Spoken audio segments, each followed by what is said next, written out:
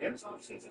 Today was supposed to be the day that they talked about A.J. Brown getting traded to the Patriots, but are there any other teams that are potentially involved? And does this mean that Stephon Diggs is probably going to end up with the Rams as well? Like, how do you kind of view, are the Rams done making moves, or do we know? This was the big swing, and I've been doing the windy fingers on every show. I've been on saying, hey, McVay and Snead are not done. Demoff is not done. Those guys don't sleep at night. If you think they was taking Ty Simpson and saying, all right, we're good to go for the start of the season, you don't know how they operate. This is cover every rock, every lead, and especially with Stafford and his window, that, hey, we're going to get him all the support. I have not heard Diggs. I have not heard, Brandon Ayuk. I have not heard Debo, all those names.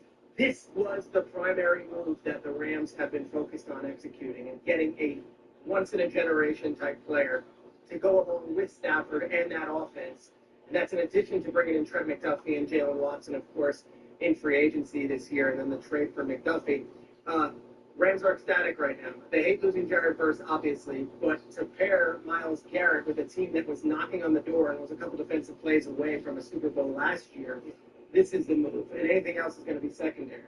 I mentioned the Stafford part of it because when you have those conversations with Stafford, he could have lost his mind when they took a quarterback in the first round. He didn't. And I think one of the assurances was, you're not only going to get paid, you're also going to get another player that's going to be a running mate that gets us over the top, or at least we hope to this offseason. Congrats to Myles Garrett getting into hopefully a championship conversation. So is he still his Halloween setup in LA? All set. Hey, they both have the best revenge. Put it away to start the game. All that is the course. This is the green terms. Looking for an alley from inside his own 10. And the return man showing great vision to be able to find some space and put his team in a much better field position. So East Carolina, the offense will go to work first. You're going to take to LA and now you're going to go back. Yeah. That did not have much more recent trade. I'm saying, not that close. He's not taking him to his knee. If he's smart, I'm so sorry. You should call Jared Goff. Lost to throw on first down. It's pretty good. Working that left side now. Great to have perfect blocking, but you can also make your own, and that's exactly what he does, getting it up to the 36.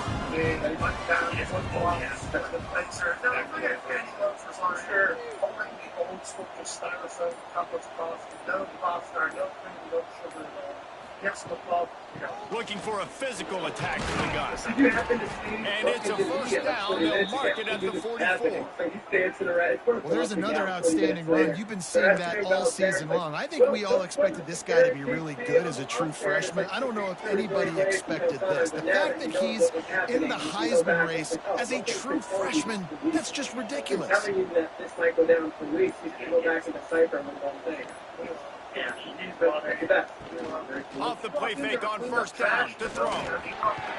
Good quickness to grab it off the balance.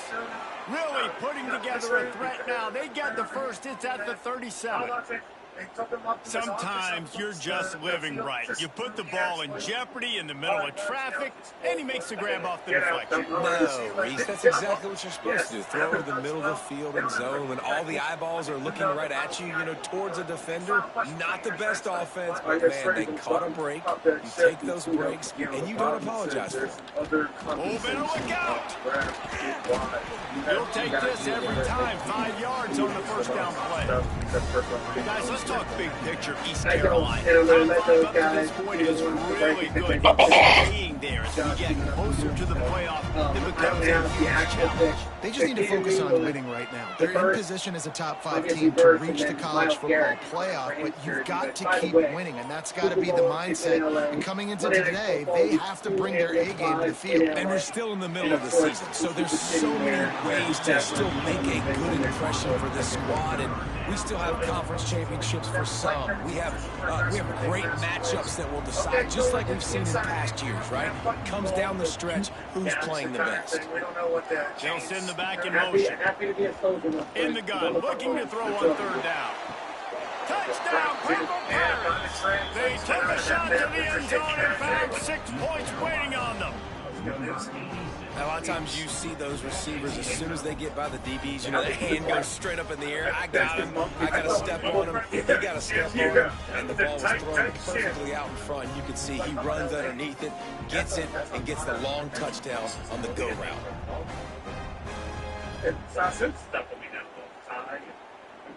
Getting set for the extra point after putting the scoreboard to work for the first time.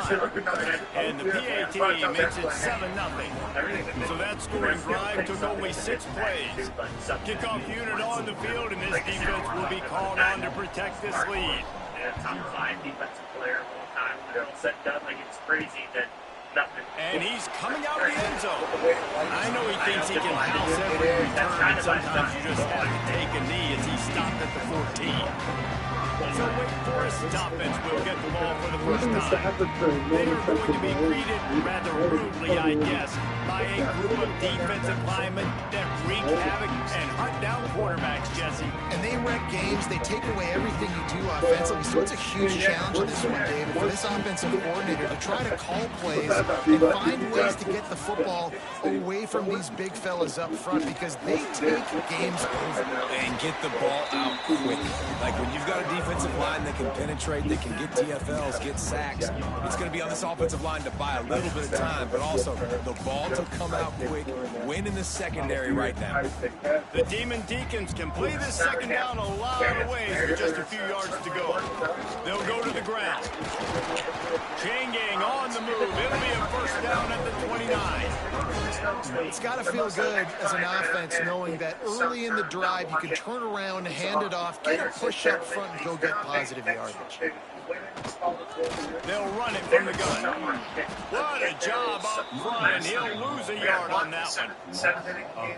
Guys, let's step back for a moment and talk a little Wake Forest. The biggest problem for schools at this level is getting enough big bodies, particularly on the offensive line, and getting a 3-star guy like this can really help them at this level, Jesse. Yeah, and when you get guys like that on your offensive line, if you can get a couple dudes like that, all of a sudden now you can hang with bigger, better competition. Games are still won and lost in the trenches. I know this is just one piece, but getting this 3-star offensive lineman who's very highly recruited, that was a massive win for this head coach. Much more manageable situation for this offense after the penalty at 2nd and 6. Gives it on the option. They stop him cold, maybe gets a yard to the 34. And, man, the big fellas up front, they don't get a lot of credit. They don't get talked about a lot unless it's negative, but they're the big component, man. They've got to get some push, to get some running lanes, get this running game going. They're the ones that make it go. They'll get it to the 48, no need to measure it to first down. Quarterbacks are just like anybody else. They get in rhythms. And to get in a rhythm early on 3rd down and have a little success here and get the sticks moving, great chance to continue to get this offense moving down the field to get some more points. And the Demon Deacons have this offense rolling. Quarterback keeps it. This freshman makes the stop after a short gain. And you can tell the QB wants to run. He's going to be a big part of the game plan. And the defense really, really understands that. I got to understand. And more importantly, when I get a lick on this cat, I got to take it. Like, not dirty, not cheap shots, but ending plays, when I can be physical and really make him feel me, I think that'll always bode well in a 4th quarter game. The Demon Deacons will line it up on 1st and 10. He'll do it himself. He's going to lose a yard on that one. It's difficult to contain athletic quarterbacks, but, man, when everybody plays their assignment, it's a beautiful thing. I understand I got to take away this. I got to keep my eyes on the quarterback, make sure he doesn't pull that football. They weren't fooled, and the quarterback had nowhere to go with it. The play-action fake. And they took a shot on that one, but couldn't make the connection. It's incomplete. Well, I like this quarterback being aggressive and taking a shot. There's a better play there by the defense. And it comes in, by the way, in the middle of an inning at 7th or 6th. Throws 3 straight balls. Variant is not it. And it's like, oh, wait, we just walk this into the bases loaded. And then 3 straight strikes. 9th play of the drive coming up, but this one will be tough. 3rd and long. And then again, the final From the gun, wants to pass. Rushes on him. And that's incomplete. A defender all over him. Knocked the ball to the ground. 4th down coming up. 3rd and long situations are really hard to convert. The defense knows it's going to be passed. The pass rushers are getting upfield. You're under pressure. You don't have timing. And as a result now, 4th down.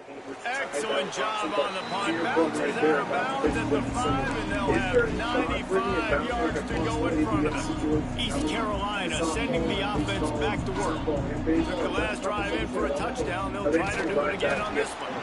That is a big win for this defense as they were right there as soon as he got the ball. He had nowhere to go and was probably fortunate to stay out of his own end zone.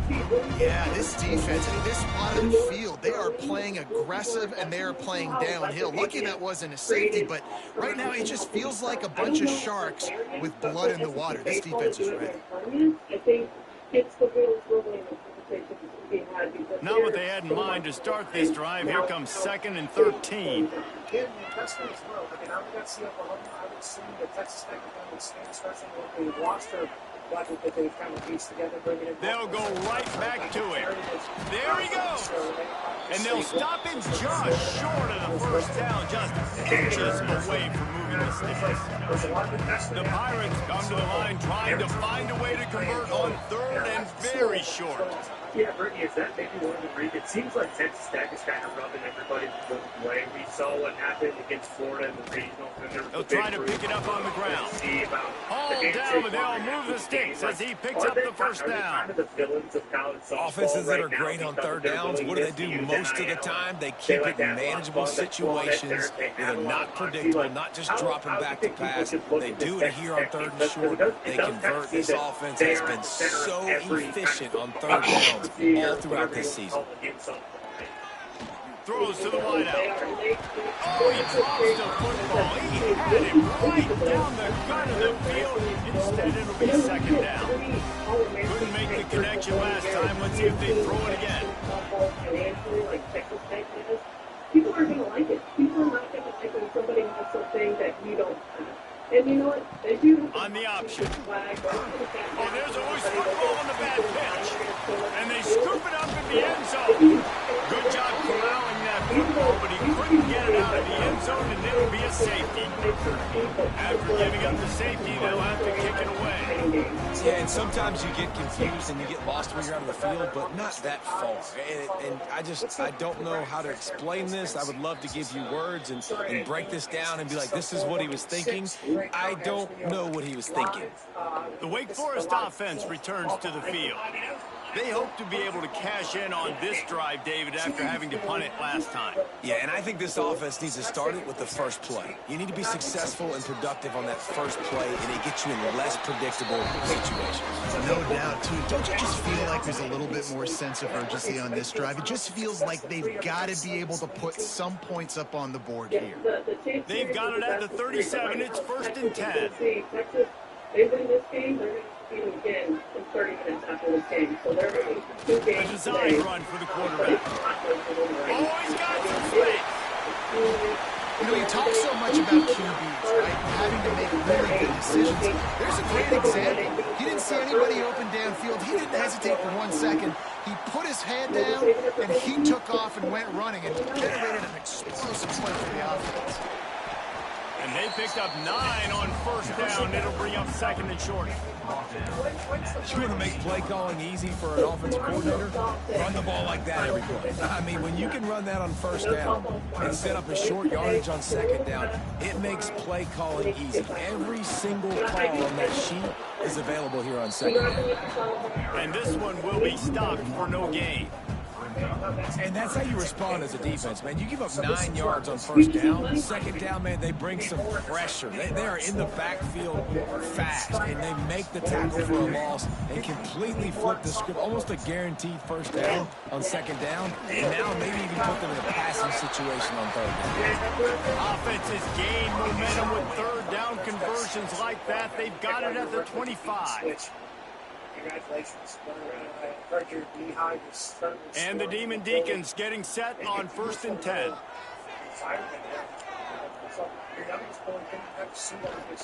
They'll give it to the back. And the defense holds firm. No pickup at all on that play.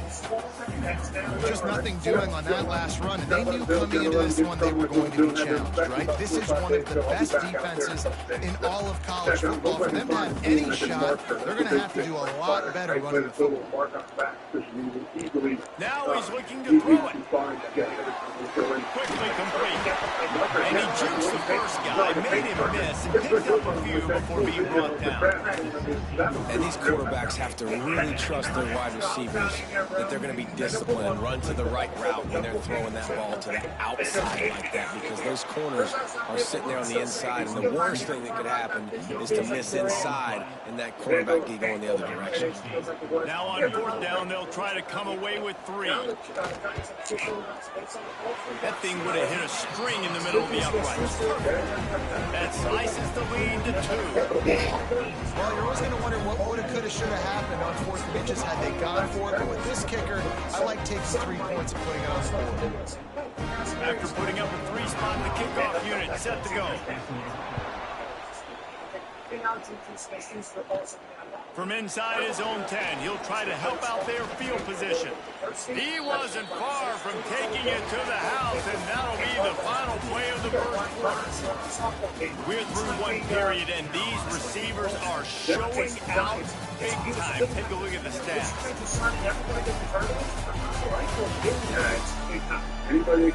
They've switched ends of the field, and we're ready to get things started here in the second. It might not start this weekend.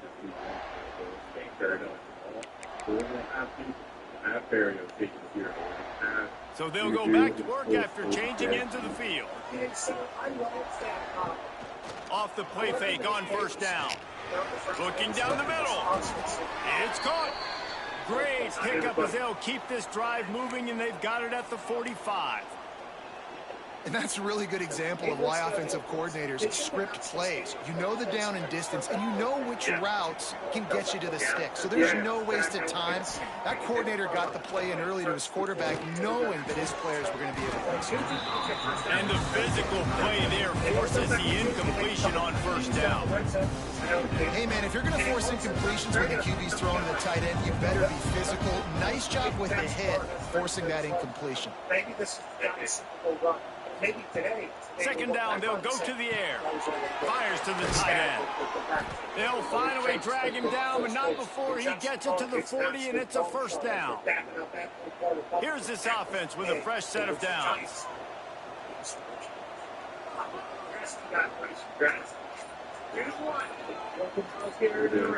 Same day as our DraftKings announcement, the Giants State. Miles Taylor. They'll run it from the gun. A most efficient pickup of 6 on first down. It's 2nd and 4.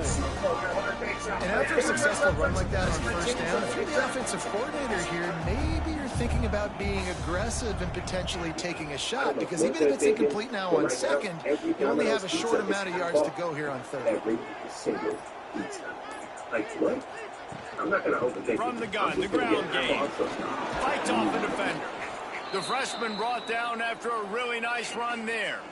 And it's runs like that, man, where he just shows you a little bit of everything that is the reason why he's in the Heisman race. Like, this dude leads the nation in rushing for a reason. They hand him the football a lot. They trust him, and he continues to deliver and make big play after big play. This dude is an absolute superstar.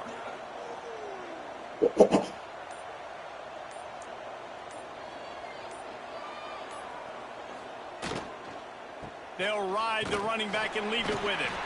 He is going nowhere. Stop at the line of scrimmage. Offense trying to go RPO, but how about the defense? Up front, their front 7, they had dudes winning, just being way more physical and able to get to that running back. Tight end in motion, see how the D reacts. Fired that thing out in a heartbeat, but it's incomplete. There's so much for a quarterback to think about. Stick it out in the belly. Do I pull it? Now when I pull it, oh, I got to get my feet set, make an accurate throw to the right guy. So a lot of things going on, and I think that he throws for the end zone. And that ball was in harm's way, and he is lucky to get that one back. And on 4th down, here comes the field goal unit. And this will be a 41-yarder coming up from the right side. He splits the uprights and puts 3 on the board. The lead now 5 here in the second. Let's go to the studio now and check in with Kevin Connors. Kevin, what do you got? Week to week, it's so tough to figure the Mountain West, which is why this one is notable. Nevada is down right now, but this young man under center today has shown some moxie. We could see a legend born today in Reno. They're trailing by just 4 to Utah State. We've got our finger on the pulse of everything in the Mountain West and all around college football. Guys? Thanks for the update on that one, Kevin. Let us know when it goes final. And maybe he'll get back to the line of scrimmage, but no more than that. Plenty of distance between them and the sticks here on second down.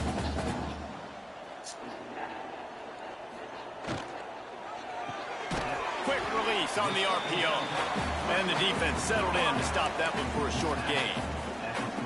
I love the defense. How about the physicality on that one? That's a tough route to defend, and he catches the football, but what does he do? He gets him on the ground right now. Good physical tackle.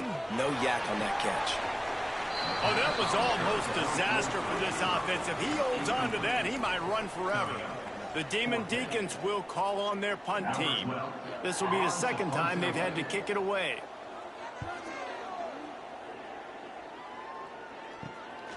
Makes the catch, and now looking for just a little bit of daylight. East Carolina has it back, and the Purple Pirate offense will go to work. They've got the lead here. Last time they settled for a field goal, but they've got to find that balance between being aggressive and careful.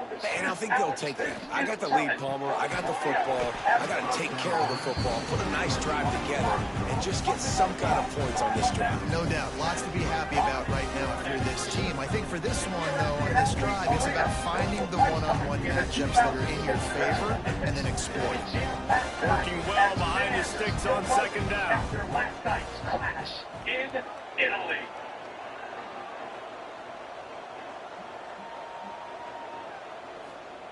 Wants to go up top. And the defense gets home and makes a play at the 37-yard line. That's one of the reasons I love this linebacker, man. He can rush the passer. He does a great job timing his blitz, and with that speed, he's able to get home quickly.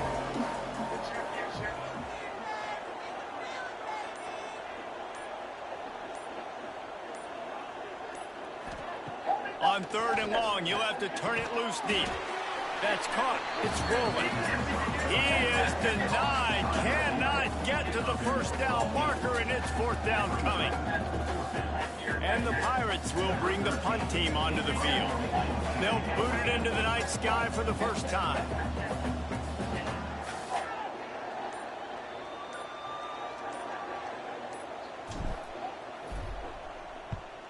Sends his first one of the day on its way, and that matches the number of appearances he had in that win last week.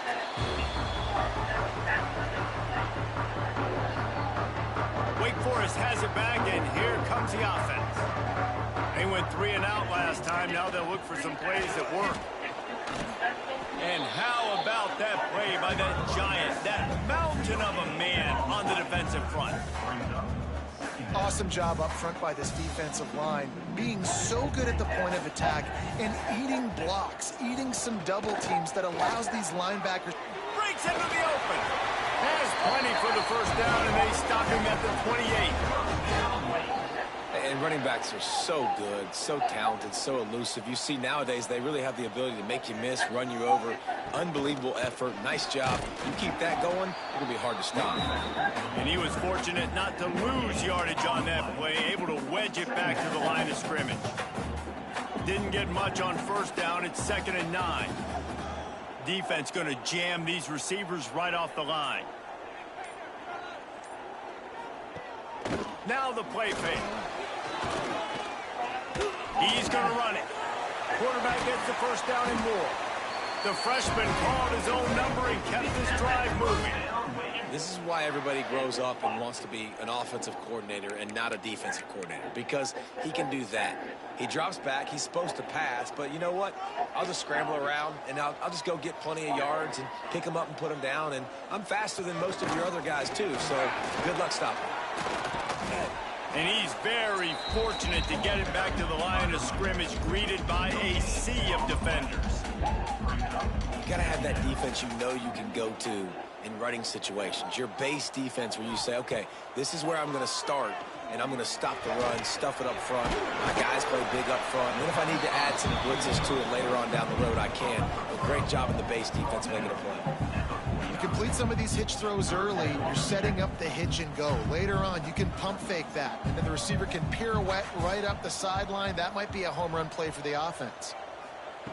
From the gun on 3rd down. Here's the heat.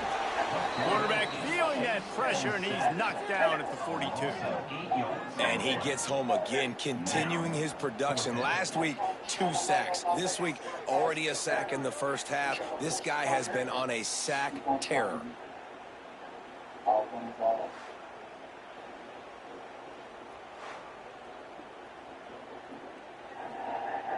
And the Demon Deacons send out the punt unit.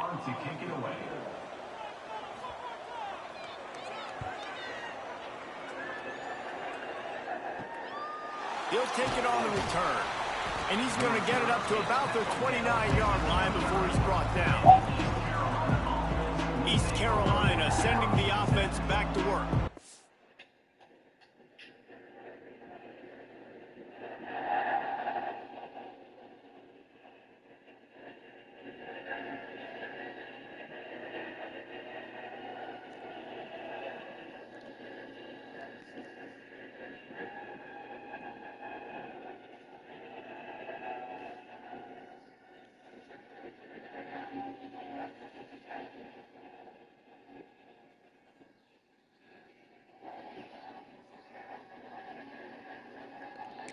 Last time they had it, didn't pick up a first down. Let's see if they can put something together here.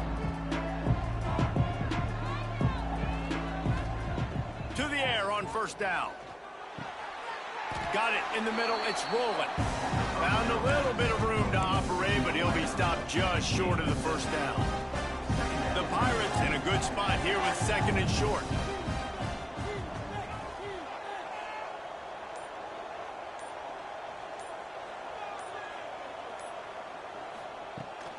From the gun, running back gets to give. Defense on skates that time. They finally drag him down at the 42. Up to 45 yards rushing in this one, and he is well on his way to a 1,500-yard season.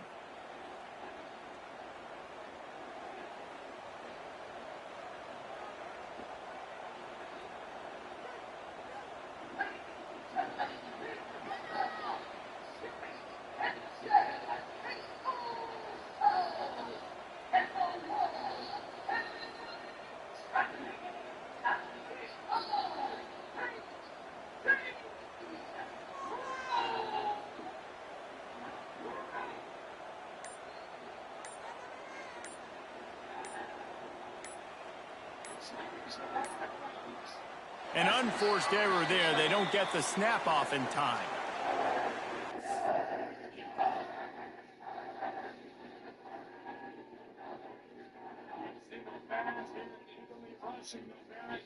Thousands upon thousands of ones in the sky for our tribal chief's arrival.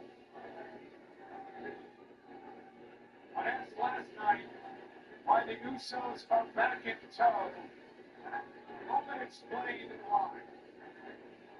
He said, I'm trying to shine a light on my legacy. But there are folks out there forcing my hand. One of those is Jake Kapatu. But the question now is tonight, Corey, will he acknowledge his hypocrisy of further rules on side of combat? That's exactly what Jake Kapatu must do tonight in Torino. Also, let's not forget the closing moments of last night. Last year, who we saw on the other side of the barricade as Roman left ringside with his cousin Jimmy and Jay. The MFP, led by Solo Takar, and Usos.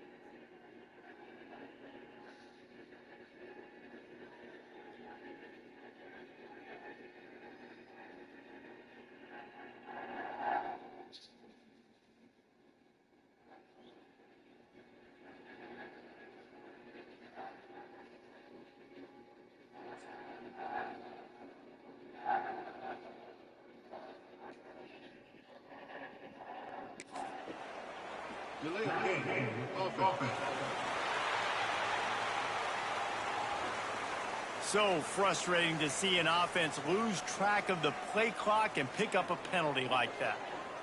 First down here for the offense.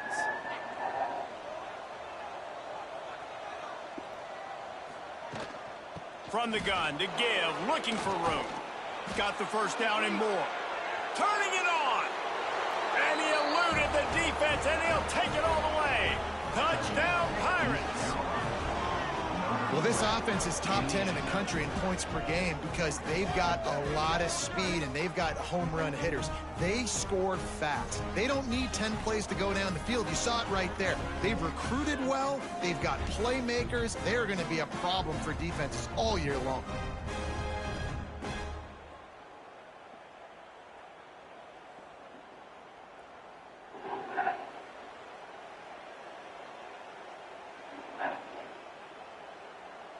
Lining up to tack one more onto that lead. And after the extra point, they're on top by 12. Quick strike offense on that three-play scoring drive. And they finish it off in style with a 47-yard touchdown run.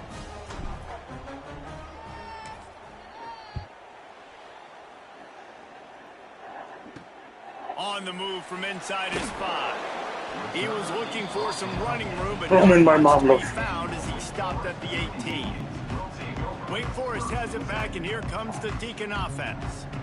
That last drive won't go on the highlight reel after ending in a punt. They'd like to be more productive this time, David. And I think this offense has to be a little bit more balanced. Find a little balance between the run, Jesse, and working in that pass. And I think, too, David, it's just going to take a spark. It just takes one play to get this thing picked up and going. Let's take a second here and talk Wake Forest. They had a win on the recruiting trail last week. 3-star linebacker giving a verbal commitment, and getting good talent like that is what a program at this level really needs to succeed. Yeah, this is the next step for this program, right? Continue to get talent and high school talent that can come in that, you know, they can compete with your roster right now. Those are the guys that really help you take that next step. That play was designed to go to the running back. They were hoping they were going to get man coverage, and one-on-one, that back is going to win that matchup every single time. So what do they have for 3rd and short from their own 23? From the gun, wants to pass. On the move and looking deep. And that one's incomplete. They weren't just trying to move the chains. They were trying to move the scoreboard. Instead, it's 4th down. You can just start to sense the frustration building for this offense after that incompletion. Right now, setting up 4th down. They haven't yet scored a touchdown. They just did. They just can't find a rhythm in this game. Obviously, the defense, the big reason for that. But if this offense wants a chance to win, they have got to start stringing some completions together and get this quarterback in a better rhythm. Plenty of time to work. Not any. I've been in this day for a long time because there is no day like acknowledgement, Dad.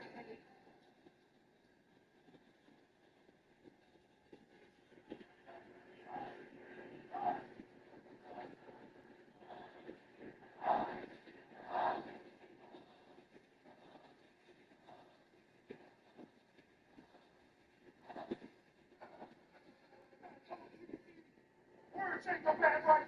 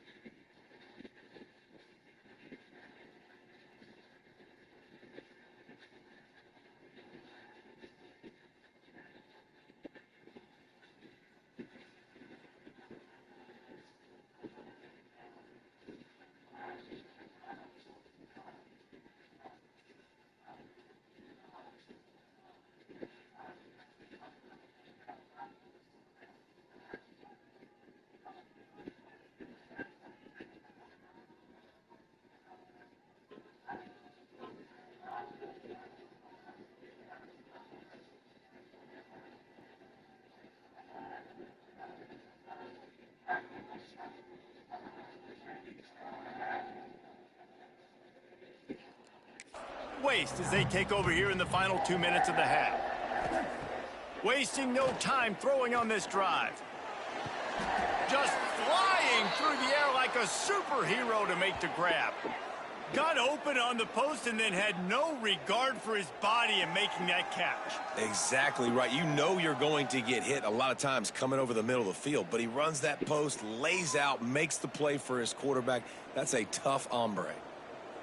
It'll be 1st and 10 from the 30.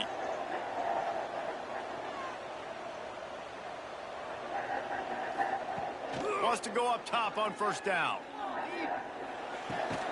Makes the grab on the left. He'll be out of bounds. They'll mark it at the 24. One of the things you love about this running back is not only can he run between the tackles, but he's also a weapon in this offense, catching the football. And the Pirates with myriad options after that big pickup on 1st down.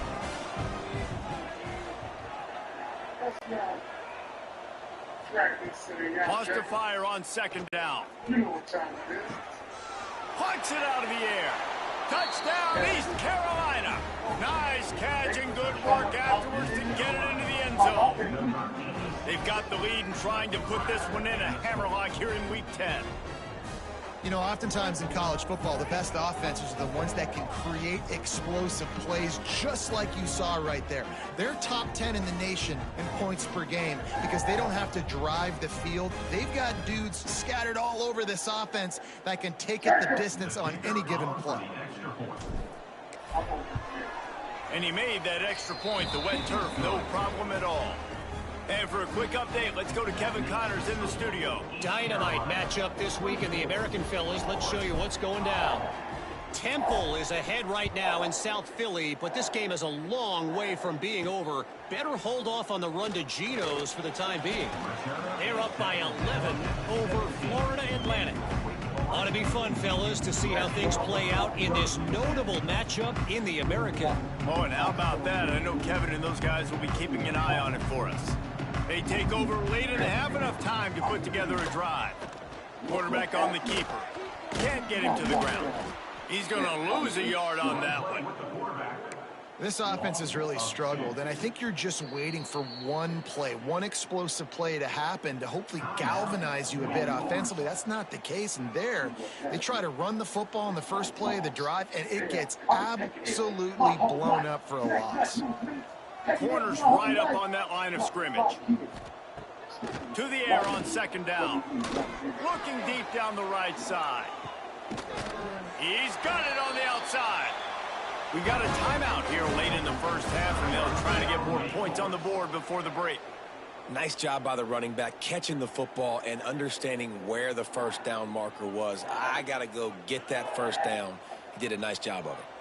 You want to talk about flipping the script. They just did that with a huge play, and now they've got it 1st and 10 in plus territory. And he does a really nice job finding open space and making a good gain before the stop is made. The Demon Deacons with a 2nd and short to keep this drive moving. The give from the gun. They'll knock him down for a loss of a couple. Yeah, you just feel like the running back's asking for redemption on that one. You know, 2nd and short, and you're giving him the football. He can't get the first himself. Now it's 3rd down. He's looking over on the sideline like, call it again, throw me the ball, I can go do this. It's never a good feeling for the running back in that situation. They'll use a timeout right before halftime. Maybe time for 1 or 2 more plays. And it's 3rd down, but they're going to go ahead and try the field goal and try to get points before the break. And he'll need to curl this one in from 44 yards out on the right hash. Right down the boulevard, it's good. I know they're trailing going into the locker room here at halftime, but kicking that field goal gives them a little bit of a jolt, a little bit of a boost of momentum that they can carry with them into the 2nd half. And there's a lot of football left to go here. I can't wait to see what happens. He'll bring it out from inside his own 10. They make the stop on the return, and that is priority 1. You don't want some big return to give up a cheap touchdown on the final play of the half. That's going to wrap up the first half here, and now we join Kevin with the halftime update. Thanks, guys. What a scene there in Winston-Salem. What a fine performance we've seen. And how can we begin our analysis of that first half without singing the praises of one of the elite backs in football? Racking up huge numbers on the ground, even throwing the occasional block. This kid is the total package. And if this defense doesn't adjust its strategy, he could be headed towards a career day. And with that, let's send it back to the guys at a Legacy Stadium. All right, Kevin, about ready to start the second half here.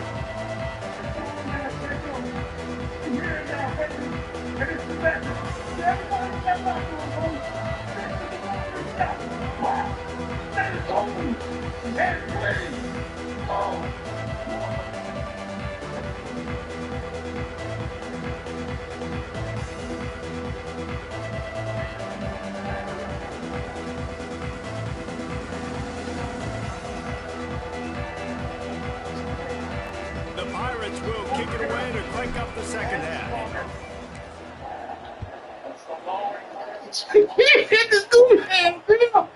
Bringing it out.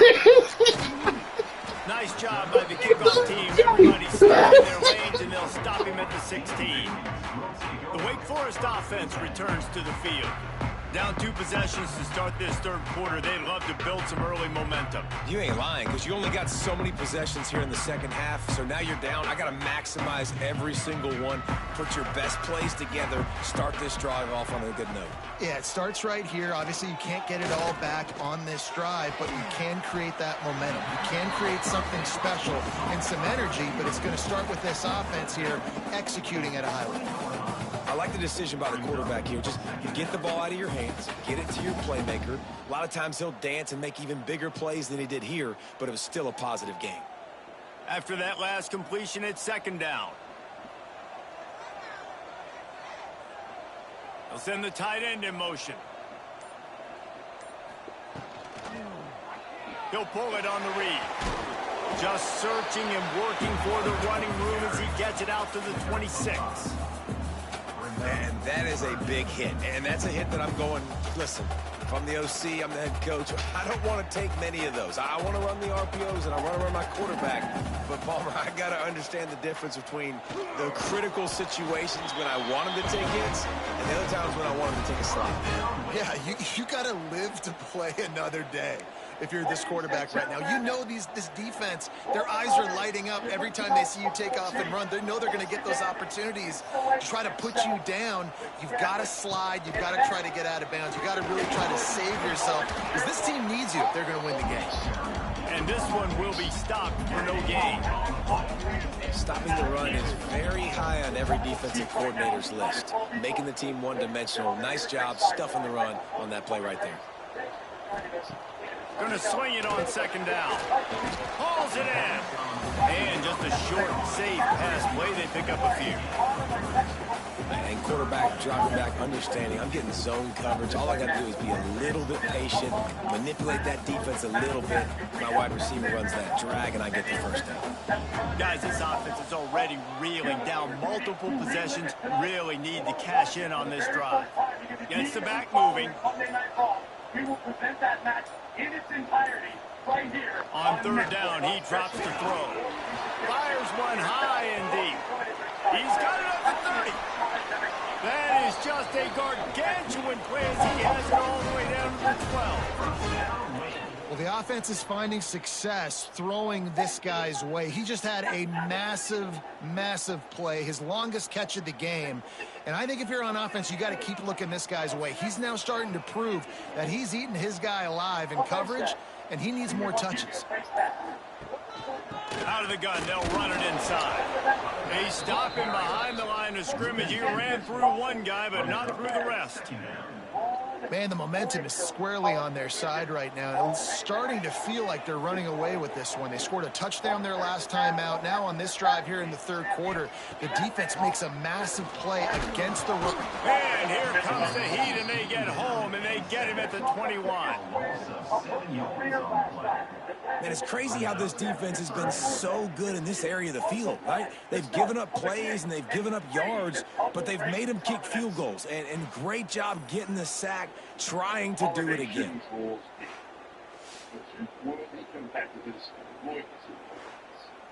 king and queen will be crowned.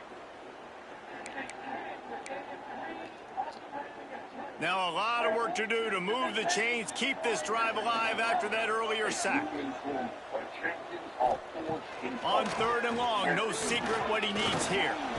And here comes the pressure, and there he goes down again. And the defense has given up some plays, some passing yards on this drive. You want to stop that? Nice job rushing the quarterback, making him feel a little bit of pressure and getting him on the ground and now getting him behind the sticks. And they'll run the field goal unit back out there. This kicker has already banged a couple through. He'll swing that big leg for 3 from 44 yards out. And this one splits the uprights. That'll cut the lead to 13. And that's not the way they wanted to end the drive, but nice job being ready and your field goal kicker coming through and putting 3 points on the board. They'll kick it away after putting up a field goal on that last drive. Here's the return from inside his 10. Needed just a little more help to turn that into a big return. They'll mark it down to the 29. East Carolina has it back, and the Purple Pirate offense will go to work. I know they put up really good numbers on offense, but David, they're starting to feel a little game pressure right now. Exactly. That scoreboard's starting to get a little bit tighter cutting into that lead. Now, you know every possession matters, Palmer. A little pressure for this offense. Yeah, and so you can't get tight, right? The best players on this offense now need to step up, and they need to start making plays. You got to identify where those one-on-ones are. That's how you come up and make plays as a defense, man. Playing physical, playing downhill. They've given him some plays today, man. He's got over 100 yards on the day. He's really had some success. But on that play, really downhill, really physical, and a nice job getting him to the ground. Let's get to that matchup right now. 2nd down, he'll throw it. Grabbed over the middle. It's rolling. Good, solid pickup on that one. They've got it out to the 40, and it's 1st down. The defense has got to be able to make a play at some point here in the second half. You're down 2 possessions. You need to steal a possession badly. You need to have a takeaway. The coverage is going to have to be way tighter than on that last throw. Otherwise, this offense is just going to go up and down the field. They weren't able to get that one off. It'll be a delay of game.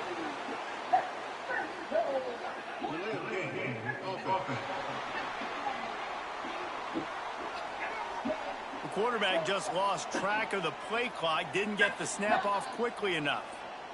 After the setback, the offense gets set for a 1st and 15.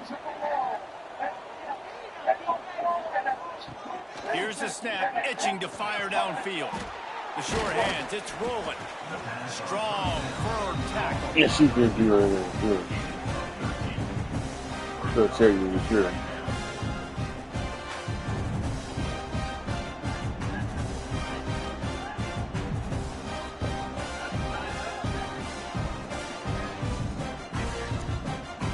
And the Pirates can really attack on this 2nd and short.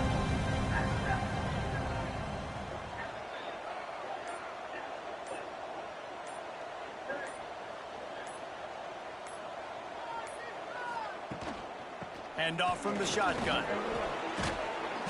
Gets it all the way down to the 39-yard line. It'll be a 1st down. He's now up to 104 yards on the ground, and he came into this game leading the nation in rushing.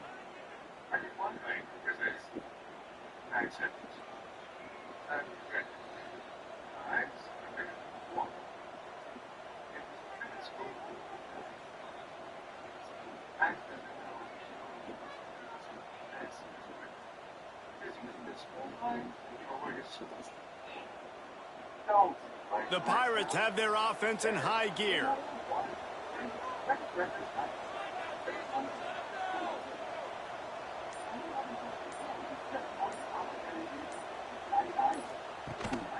Right back to the well. And the deep.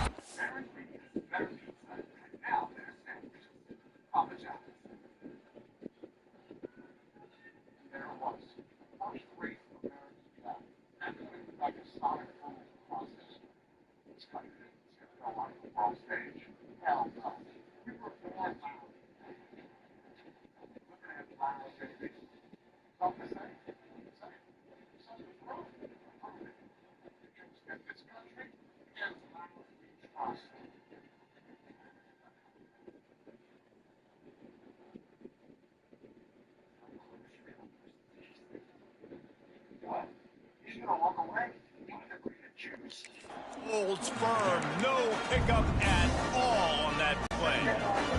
They got nothing on the last play. It's 2nd and 10.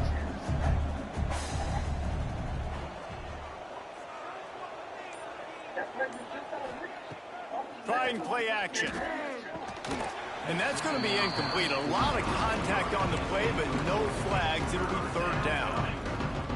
And that's your goal. Separate man from ball. Try to get your shoulder in there on the catch point and really give him something to think about. Physically jar that football and knock it out. Nice job by the defender.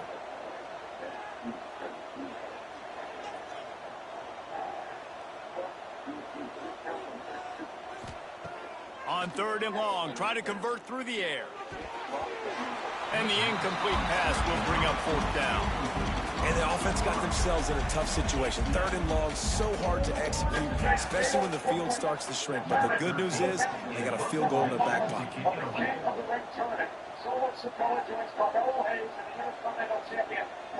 Already in the ring for this matchup. And what's interesting here, Corey, is the fact that Colin Tonga of Solo Sokoa's NFTs, which accompanied Solo Sokoa brings this for them rules of the Land West. No disqualification. We've got a timeout from the kicking team. Free to do as he so pleases. And after the closing moment of Flash Henry, one has to wonder, is Solo's master plan? And the Pirates will punt this one away.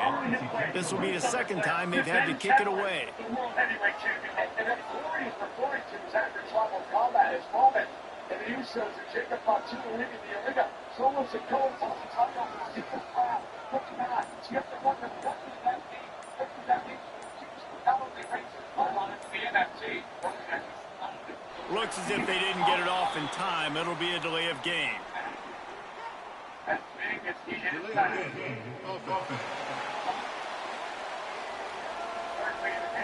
So the decision has been made, and the coach will take the penalty.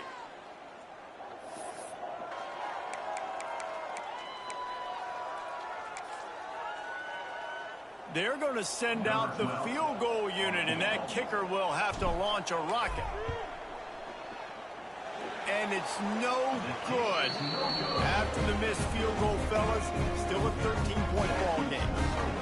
And sometimes I just feel like 4th down, man. Just go for it every time. Like, the field goal miss, make great. And listen, kickers have improved the last couple of years, but you left some points off the scoreboard there.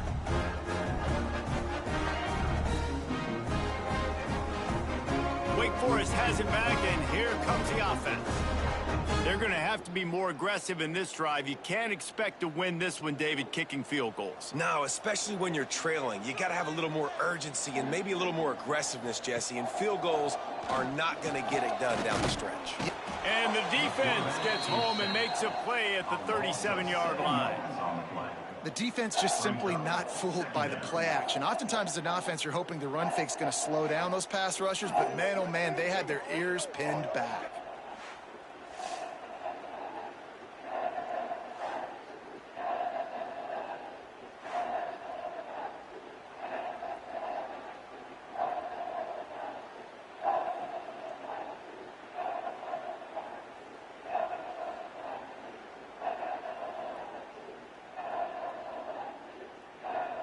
And the Demon Deacons with a long way to go after the loss on the last play.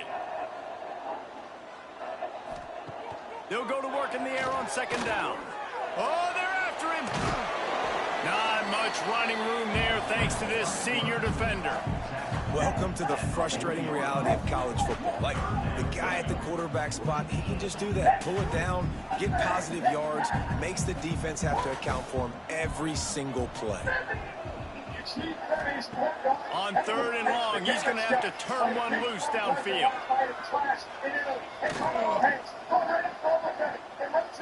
Now he's going to send this one deep to the right. He's got it along the sideline. And what a huge chunk play for this offense. Just exactly what you need to move the ball down the field. The Demon Deacons have it with a 1st and 10. Back in motion, try to clear the picture. Touch pass on the line. The defense wouldn't let him loose there, and it was a completion, but they lost yardage. Couldn't get him blocked on that last one. Now it's 2nd and 14. Looking to fire. There's the pressure. And that one sails through the back of the end zone. And how about this defense really answering the challenge so far today? This offense, you've seen like last week. I mean, they can throw for touchdowns and big yards and big chunk plays. Defense has answered the call, played the deep ball well, played discipline, making this offense really earn everything they get.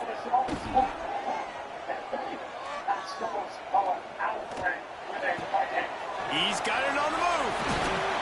He is down at the one. A terrific run after the throw and catch. Those third downs are hard to execute, and when you get in the red zone, it gets even harder, but this offense did a great job. Now, forget the three. We're leaving that behind. Now set up first and goal. Touchdown, wait! You thought they were done. They're not. They're back, baby. The defense has got to do a better job of taking the most dangerous man. That's the guy with the football in his hands. Force him to do something with it. You can't just let him keep the ball and go score.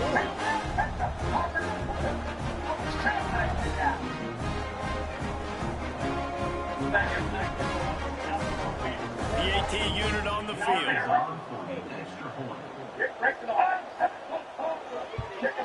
And with the extra point, every little bit counts as they get closer.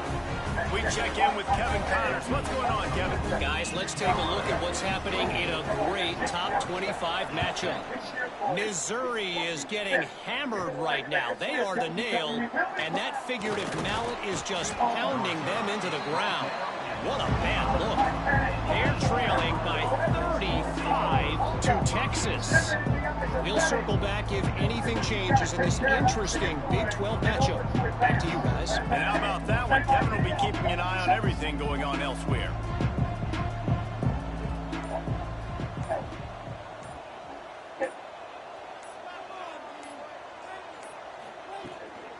From the gun, running back on the move. Got the first down and more. Really good job to pick up a chunk of yardage and get it out to the 39-yard line. Man, this guy has had a tremendous season. When you're getting mentioned for the Heisman Trophy as a true freshman running back, that is absolutely insane. And you've seen it all throughout the years, the big plays, the explosiveness, the speed. This guy has been unbelievable.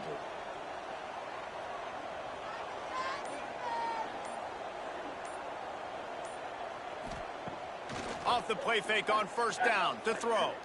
Looking for a deep man. He's got it inside the 30. And he slipped through the crowd, and he'll house it. Touchdown, ECU. Really nice rhythm that time by the play caller because he ran the football on the last play, so this time he decides to go play action just to see if he could get the defense to freeze for a split second, and that's all the target needed. Off the play fake, he's able to work the route, win his one-on-one, makes the catch, and takes it in for a score. And now they'll try to get the two-point conversion, guys.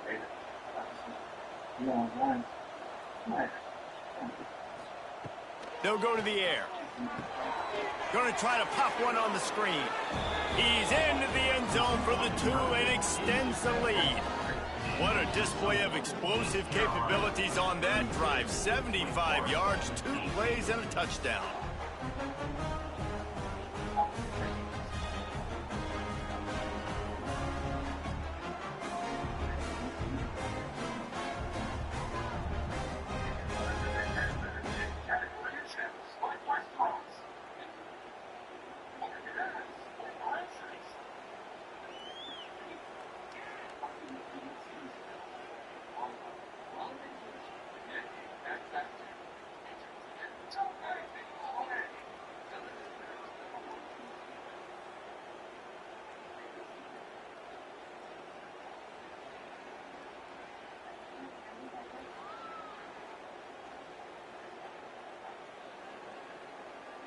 Kickoff unit on the field, and this defense will be called on to protect this lead.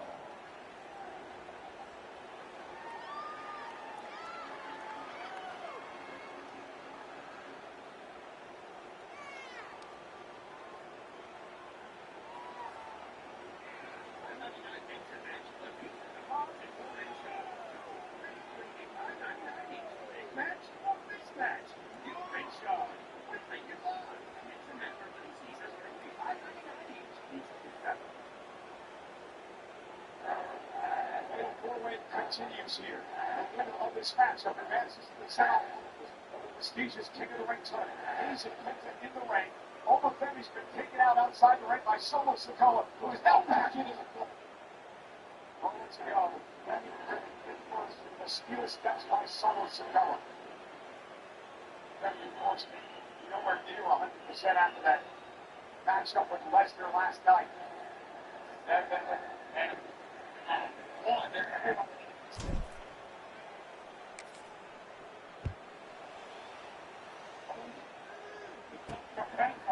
And he's going to bring it out. He's brought down at the 16. Would have been much better off to take the touchback. Wake Forest has it back, and here comes the Deacon offense. This is when the pressure can ramp up a little bit on an offense, David, when they start feeling the heat to answer a score. And I think being down 14, you can kind of feel that way. But, dude, if you put a good drive together, this is a 7-point game, so Palmer, no need to panic. I was just going to say, David, I mean, this thing can flip quick. You go down, score, all of a sudden your defense gets a stop, or who knows, better yet, gets a turnover. This game is entirely different. After getting knocked back to open this drive, it's 2nd and 12.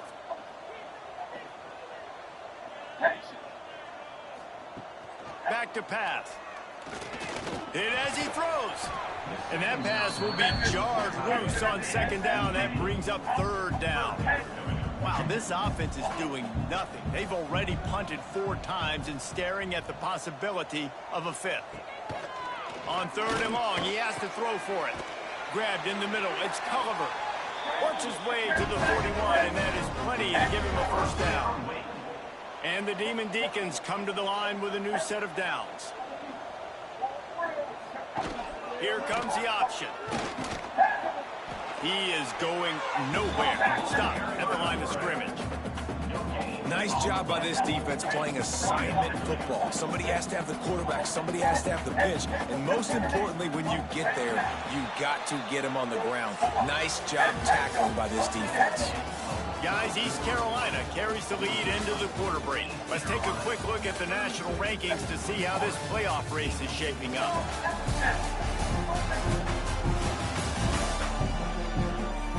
One more quarter to play, and it might be unlikely, but hey, it's college football. Comebacks happen. So the final period starts with a 2nd down play.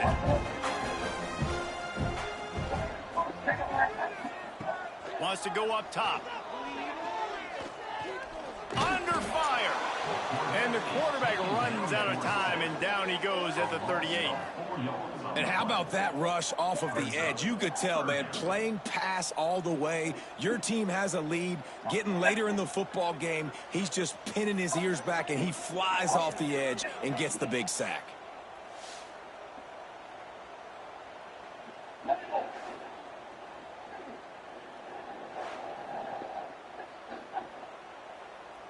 Now a lot of work to do to move the chains, keep this drive alive after that earlier sack. On 3rd and long, a check down would be the last resort. Tight coverage and an incomplete pass. The defense knocks it away and forces a 4th down. Well, they're trying to get the big fella the football in the passing game, but they haven't been able to do that yet. He is a really nice target with his size and his athleticism, but him and the QB, they just don't seem to be on the same page right now. And he is knocked down immediately after the catch. That punt coverage team had its hair on fire. East Carolina sending the offense back to work. From the shotgun, they'll run it. This junior making his presence felt and making the stop after a short gain. Picked up 2 yards on that last one. They need 8 on 2nd down. This is an area of the game on offense you've got to be able to run the football well. You've got the lead in the 4th quarter, and obviously you're in your own end here, but you want to bleed the clock. You want to stay on the field and keep getting 1st down, so you have to be able to run it. The offense lines up at the 40. They've got a 1st down. Looking to throw on 1st down. It's complete to the left. You see a lot of offenses late in the football game with a lead get conservative. I like they didn't. Like, they trusted the passing game. You're going to get looks that you know what they are. Defense has to be aggressive. You know, they have to be aggressive because they're down. They've got to get to the quarterback. They've got to get stops. Nice job throwing the football there. Making sure they have good balance, keeping it on the ground. Running through contact. Really putting together a threat now. They get the first. It's at the 37. And that play there is essentially a microcosm of why this guy's the leading rusher in the nation and why he's in contention for the Heisman Trophy. This guy's got speed, open field running ability. He can break tackles. He can just do it all.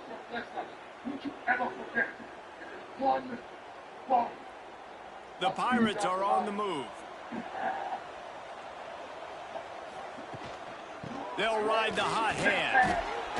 Gets it past the first down marker and still running. All down, but he has enough to move the chains. And obviously this guy's been hyped up, and we've talked about him in the Heisman race. What do you have to do? You got to finish strong. The voters are watching what you do at the end of the season. Awesome opportunity. Put together a 100-yard game last week. Put some stats up. Get a bunch of touchdowns. You know, really finish strong so you can get in that Heisman race and maybe go win that big trophy. This time they stop him behind the line of scrimmage, and boy, that has been rare in this one. It's going to be tough sledding for the offense here. They're trying to ice this game by running the football and bleeding the clock. They've got a pretty good lead here late in the game, but the defense knows the run's coming, right? So they're going to be loading the line of scrimmage, getting stops like what they just did. It'll be interesting to see what the offense does on this next one.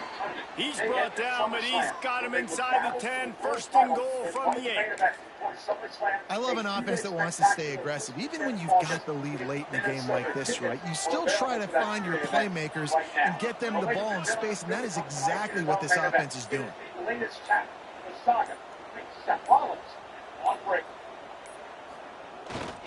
A first down run in the red zone. And he waltzes in for the score. Touchdown, Purple Pirates. They're on the board again, and it looks as if this winning streak is going to continue. I can hear the defensive coordinator in the next booth yelling, "Wrap up! You have to wrap up!" Bring your feet, 4 points of contact. You hear all those stuff from the defensive coaches. But you know what? Sometimes the guy's just better than you. He makes a play and gets in the end zone.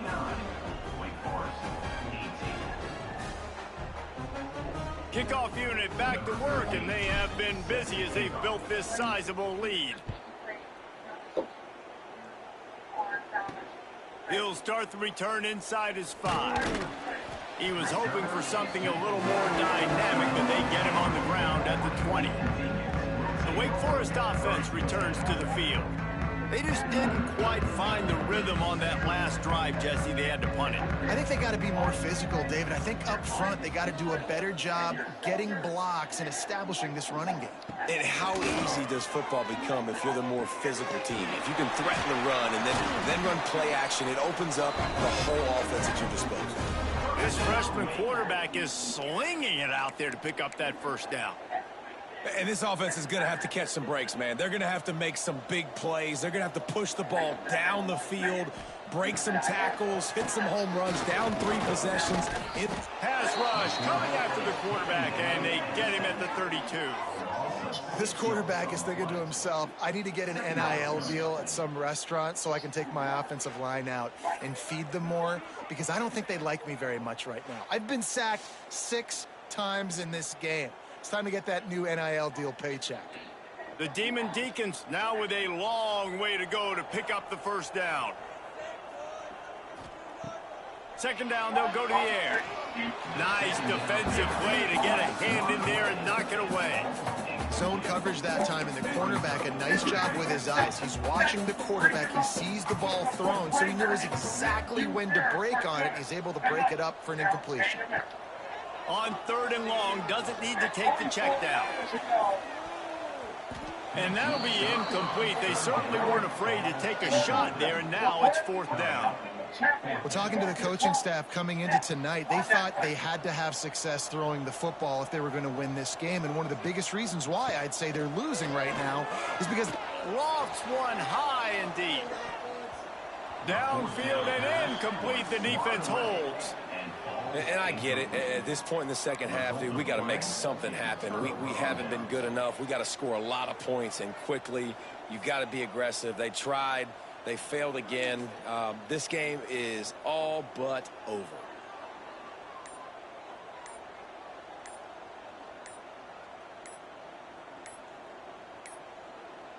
An unforced error there. They don't get the snap off in time.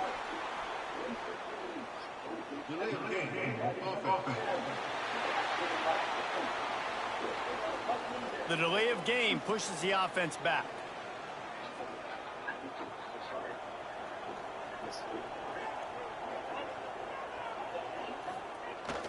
Wants to throw on first down off the play fake.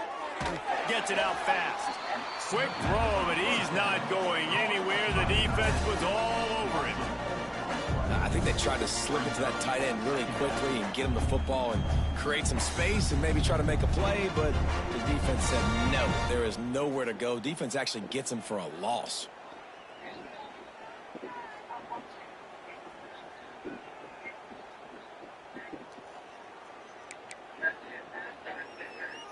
And the Pirates trying to find their way forward after the big loss on the last play. They'll run play action. Unloads to the wideout. And that's going to fall to the ground incomplete. That was a physical matchup there. Third down coming.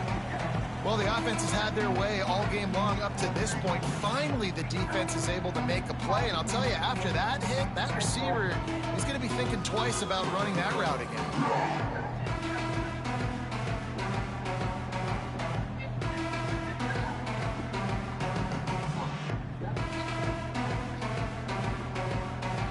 The misconnection leaves him with a third down.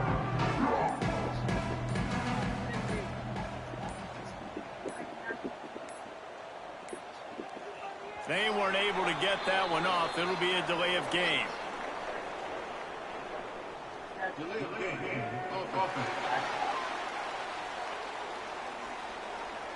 That is a completely avoidable penalty. The quarterback just went into brain lock and lost track of the play clock. They're looking for an advantage to the right.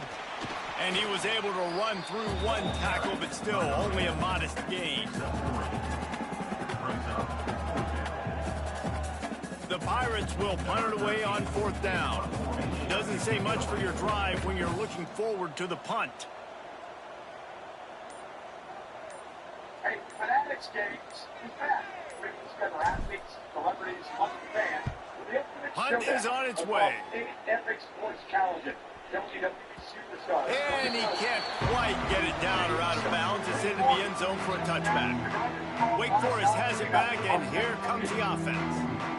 They were really aggressive going for it in their own end last time and put them in a tough spot, David. Yeah, aggressive, reckless. They got to find the balance with this offense to really be productive. And last possession, they went for it. They rolled the dice, Palmer, and it didn't work out for them. Yeah, if you're better on third down moving forward, though, you can keep yourself out of those situations. Good job to toss that ball out of bounds and avoid the loss. And it's going to be difficult for this offense, man. Just where are they going to find the plays? You can tell the defense sitting back. They're playing nickel. They're playing dime. So you need some receivers to step up, make some yards after the catch, some contested plays. This offense has got to do something, and they got to do it. Oh, it's a fumble. Defense falls on the ball. Going to be a turnover. And when you're on defense and it's wet and it's rainy, you know exactly what time it is. That ball gets a little heavier. It gets a little slicker. You're trying to get to that thing. You know you get your hand on it. There's a good chance it's coming out. Nice job by the defense forcing it with the assist from the weather. East Carolina has it back, and the Purple Pirate offense will go to work. After a punt on their last possession, they are set up in plus territory this time. And honestly, it wouldn't have mattered if they scored a touchdown their last possession. You've got to be able to turn the page and see this as a brand new opportunity to go get points. Yeah, and your defense has set you up for the position to get points right away. Now, let's get this offense back rolling again, create some momentum, just get a few first downs, and I'm in scoring position.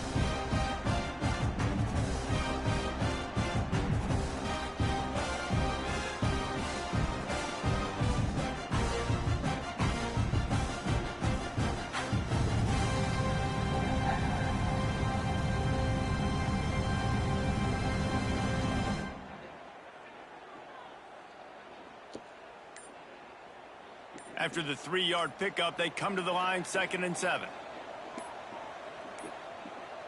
Looks as if they didn't get it off in time. It'll be a delay of game.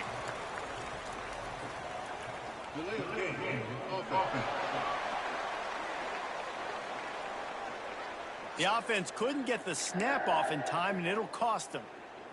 Line getting set on 2nd down.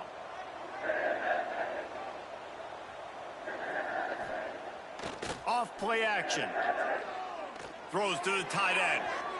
He got his hands on it, but couldn't hold on to it. And what a time that would have been for their first pick of the game.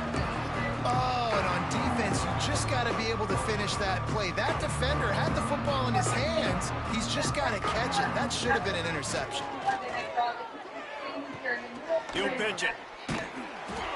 And they just didn't get anybody on that defense out of position, and they will lose yardage on that one. And the Pirates will go for it here on 4th down.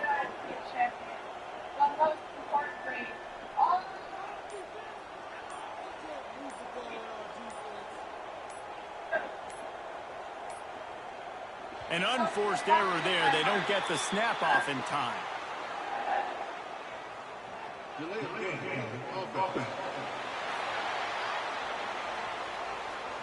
Offense took a little bit too much time at the line there.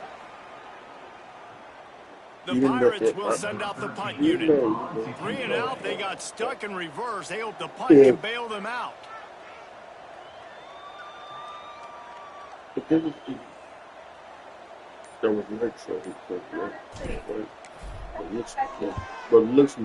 it away on 4th down. Fair catch is made at the 15-yard line, and that's where they'll start this drive. Wake Forest has it back, and here comes the Deacon offense.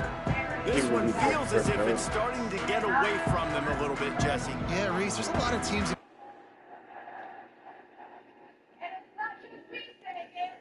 Football at this point that would just quit. So, David, we're going to find out a lot about this team right here. Yeah, just running out of opportunities. You give opportunities away like this, you're trailing. Every possession is going to be important from here on in.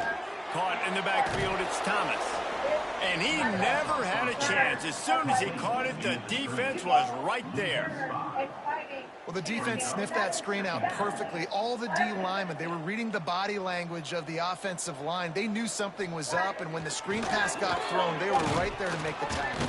And a sack all the way back at the 5. Goodness gracious, this is a master class, a clinic on how to get to the quarterback. The 7th sack of the game. Are you kidding me? That's a season for some teams. They've lived in the backfield. Why she doing her promos right there? Now 3rd and long, and trying to play catch up in more ways than one after that earlier sack. Looking downfield, and he needs a bunch. He's going to get stopped, trapped, and it'll be a safety. Oh, and how about this defense? Understanding where they are in the field. They got a chance to put points on the board, and they do. Great respect shown by our fans here champions. One night last night had class in Europe, and I want to show you something. They'll get set for the free kick after the safety. Creates a little room. The returner is brought down at the 39, and the East Carolina offense will East Carolina sending the offense back to work. They missed an opportunity to extend this lead the last time they had it, Jesse. Yeah, they got to be able to regain that momentum, right? Go back to what was working earlier on in this one. And, David, to me, that starts with being the more physical team. No, I definitely agree. Being the more physical team. You know, anyone that understands it's all about, that's what he needs to understand. Matter of fact, let me run that really quick. You've had this one, but you never tasted the other one. I need you to go in that king and bring. You take, go something and take the other. I never did that, bro. There's 2 wins of the 2. Need you to level up. No. Respect. Good job.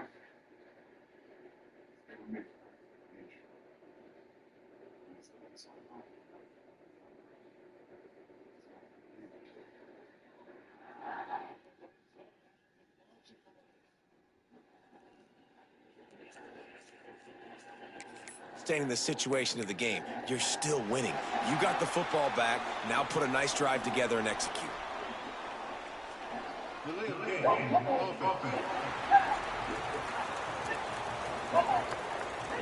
So frustrating to see an offense lose track of the play clock and pick up a penalty like that. From the gun, he'll try to throw. Got it in the middle, it's rolling. They make the stop, but not before he takes a chunk out of what they need to move the sticks. This offense knew coming into this game they wanted to try to attack the middle of the field in the passing game, and they're able to execute the in route there. Well, will they dial up on 2nd and a long way to go?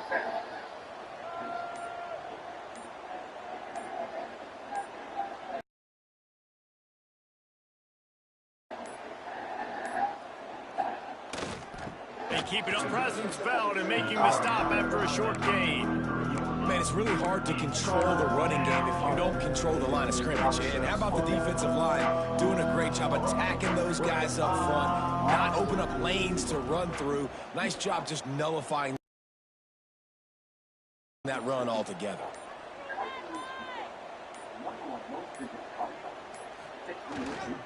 They feed him again. He's not going to make it. What a job by this defense to stop him in his tracks.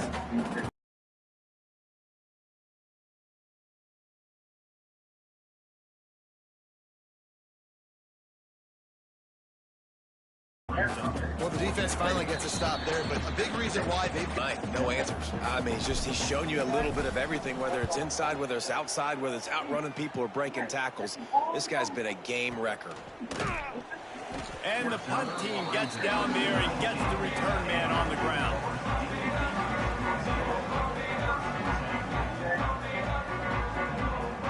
This drive will start from the 19-yard line.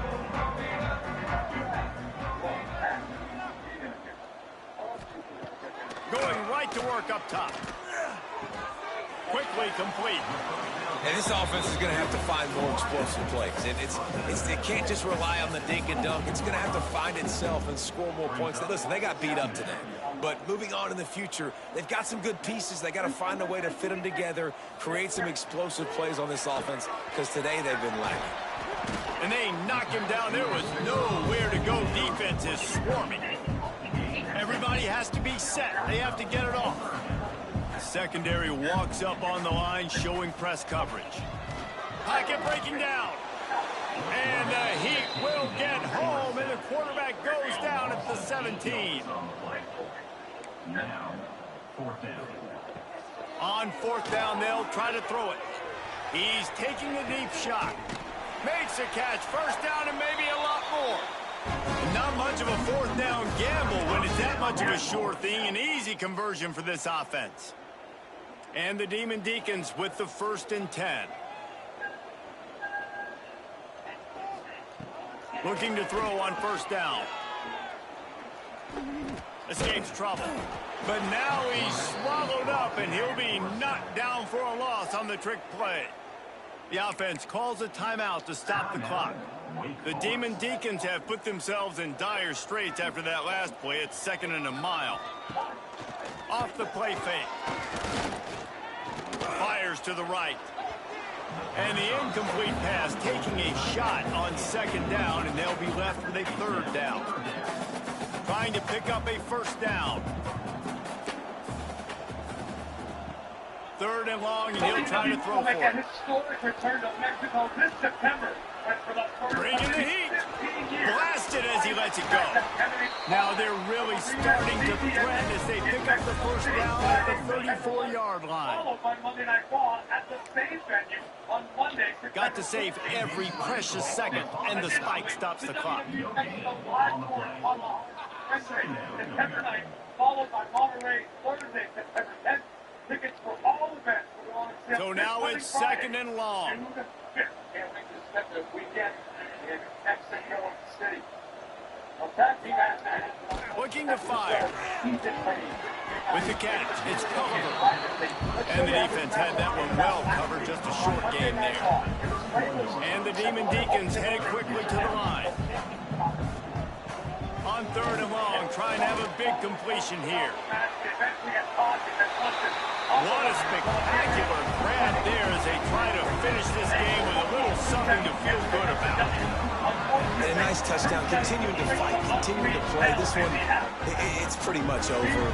Down multiple possessions this late in the football game. It would take a miracle, but nice job by this offense continuing to fight, push the ball down the field, make plays. He's got it, so they convert the 2 and keep just a flicker of 5 down 2 possessions. They're definitely up against it. Time running out, down 2 possessions. They'll try the onside kick. And this is why you put your hands team on the field most of the time, when you know it's coming, and you put those guys that are great catchers of the football. The first guys, what do? They go block. They go blow somebody up. The next guys catch the football, secure it, get your butt on the ground. And most of the time when you do this, the ball game is over. At least from a Cage's perspective, you guys are trying to undermine this seven every turn. Leaves it with the back. Not a whole lot of room there. 3 yards maybe, 2nd and 7. Defense uses a timeout quickly, trying to get that ball back and preserve time for their offense. At this point, the defense has little choice but to sell out to stop the run on 2nd and 7. Another opportunity. And maybe Rusev is trying to learn a figure what he's got made. Maybe Rusev the give to the back. Picks up the first down, still moving. All down, but he has enough to move the chains. Well, this guy's exceeded all expectations all season. We knew and we thought he would be talented. He'd leave a mark on the offense. I don't think anybody expected him to be in the Heisman race this late in the season as a true freshman. He is just special. There he goes. An explosive play in the running game as he's got the first down. His size, he is incredibly fast and even more agile. You never count Rusev on the battle, no matter the style he's forced to utilize. Winning those individual 6-second battles every play, time after time after time after time, and that leads to a victory here. And I love when teams go out and play like it's sudden death. Like if they lose the game, their entire season is over. This game wasn't for the national championship, but you wouldn't know that watching this winning team, David. Tremendous effort and tremendous execution. I love competitive people. I love competitive coaches. I love competitive teams that they know that their job is to go out and get a W no matter where you play. You want to play in the parking lot? We'll go meet you. Great job of this team being ready, getting the W. That will put the wrap on things from here. For David Pollack and Jesse Palmer, I'm Reese. Now.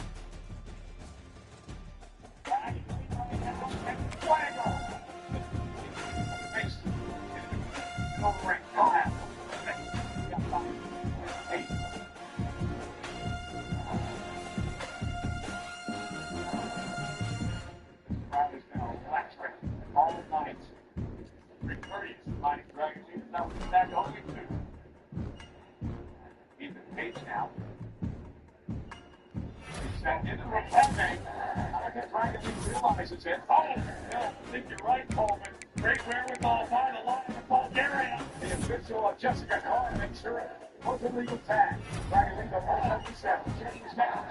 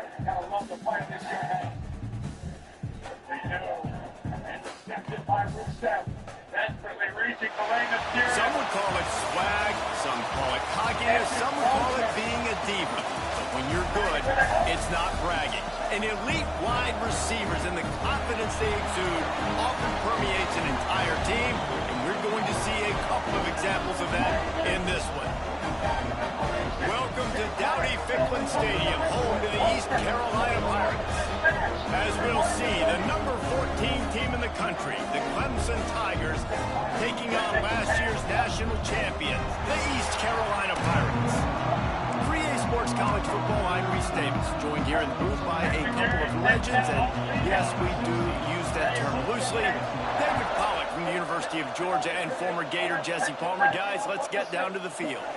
Here he comes from inside his own 5. The Pirates' offense will go on the attack first. And what a performance, an aerial show from this guy in the last game, and he has to have a ton of confidence coming into this one, David. Yeah, it was a great week. And watching that tape before this game, like you could tell, man, he was seeing it quick. The ball was coming out, just touchdowns at will, a really nice day. And I think, Jesse, you take that and you start to build on it for this offense and really continue to trust him to make plays through the air. Yeah, that's a good point. I think he really earned his offensive coordinator's trust after that performance. So I'm anticipating the playbook to expand a little bit in this game, maybe see some new schemes in the passing game just based on what this guy was able to do the last time he took the field.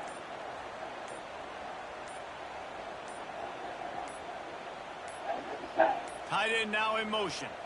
They weren't able to get that one off. It'll be a delay of game. The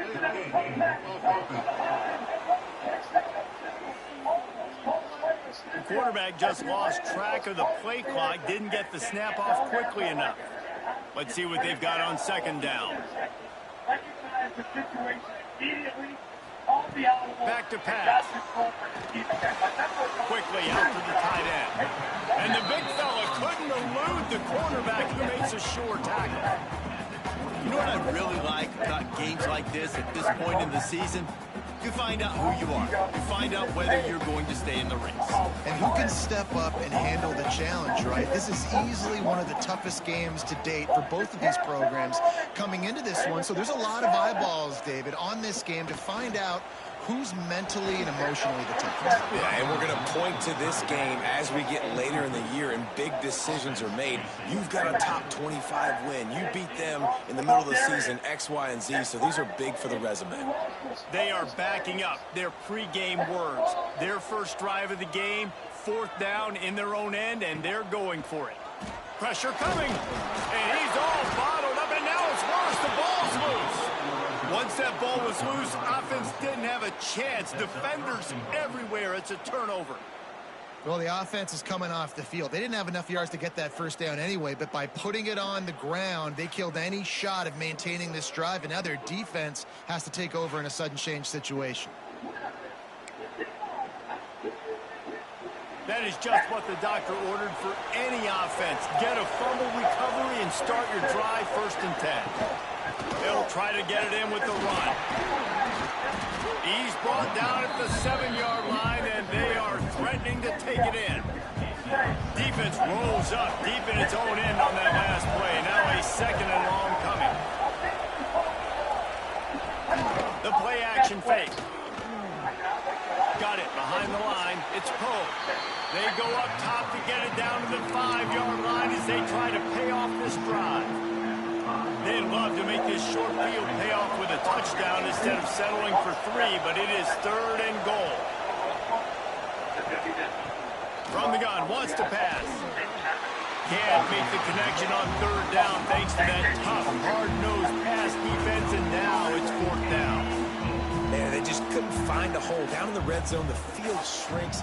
So much harder to complete those passes. But 4th and short. Now, decision time, baby. And he missed it. No good. And after the miss, guys, the score stays right where it is. And these are the ones that make me want to remove kickers from the game. I mean, this is a chip shot field goal. It should be an automatic 3. He misses. Wasted drive, wasted opportunity. East Carolina has it back, and the Purple Pirate offense will go to work. The last time they had it, they weren't secure with the football and put it on the ground, David. Yeah, and I think sometimes that will cause for you to be a little bit conservative, but keep doing you. Put that behind. It's one mistake, Jesse, move on. I've always been a fan of getting that guy who fumbled it, the ball back early. You got to let that guy turn the page. They need him to make plays if they're going to win this game.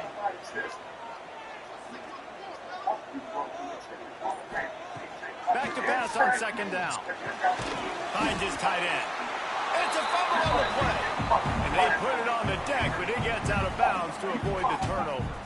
And the Pirates come to the line on 3rd and short, looking to keep this drive moving.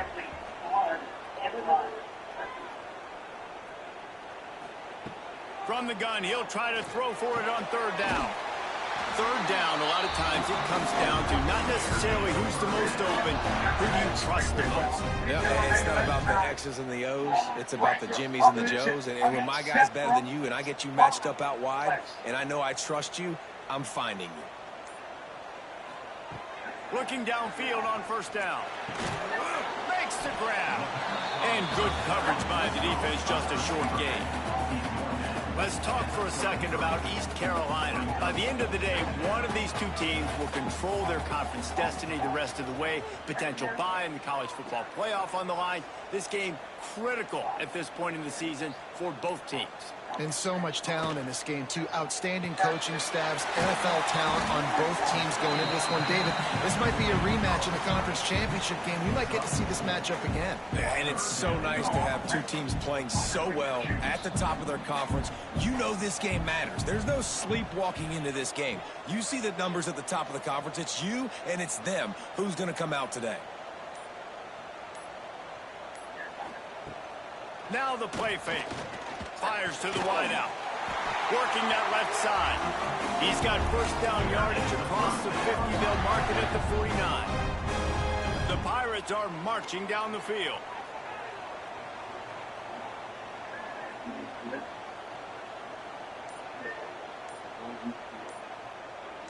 They'll move the tight end.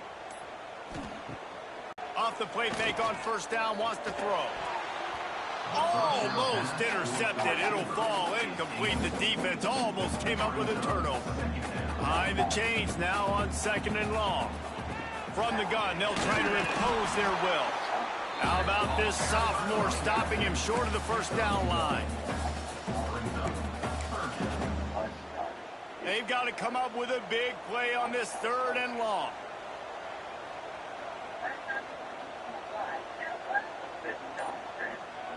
Motion from the wide receiver. The give to the back. Hard running there. That'll be enough for the first down as they mark it down at the 31-yard line.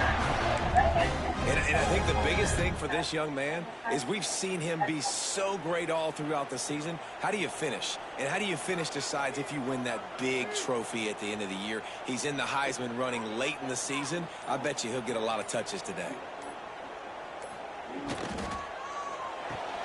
With the catch, it's rolling. Dragged down, but they'll move the sticks for a first down. And that's the danger. When you got a receiver like that, if you blitz and you're playing man coverage, he's one-on-one, and he's going to burn you if you don't get home to the quarterback. From the red zone, looking for a space. He makes a grab. And he'll step out of bounds just short of the goal line. Almost a touchdown, but not in there yet. It's great to spread the ball around and fool him, but if you've got a dude, feed him, and they are. No doubt, Reese. That guy is a problem. I mean, you got a receiver that's so talented out wide, hard to cover. Go to him once, go to him twice. Shoot, let's go to him a 3rd time.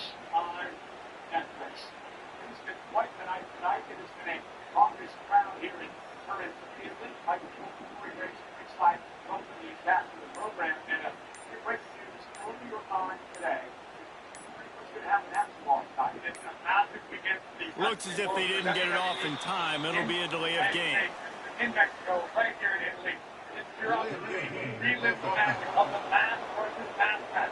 From AAA, no Canelo Grande. That is a completely avoidable penalty. The quarterback just went into brain lock and lost track of the play clock. And the Pirates will try to put one on the board on 1st and goal. They'll throw it to the back on the screen.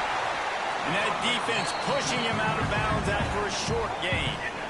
This is the area of the field defensively. It really doesn't matter what they've done to get here. You got to bow up, try to force the field goal. Nice job on 1st down and goal, getting them tackled to the ground. They've got it down to the 3. Now it's 2nd and goal.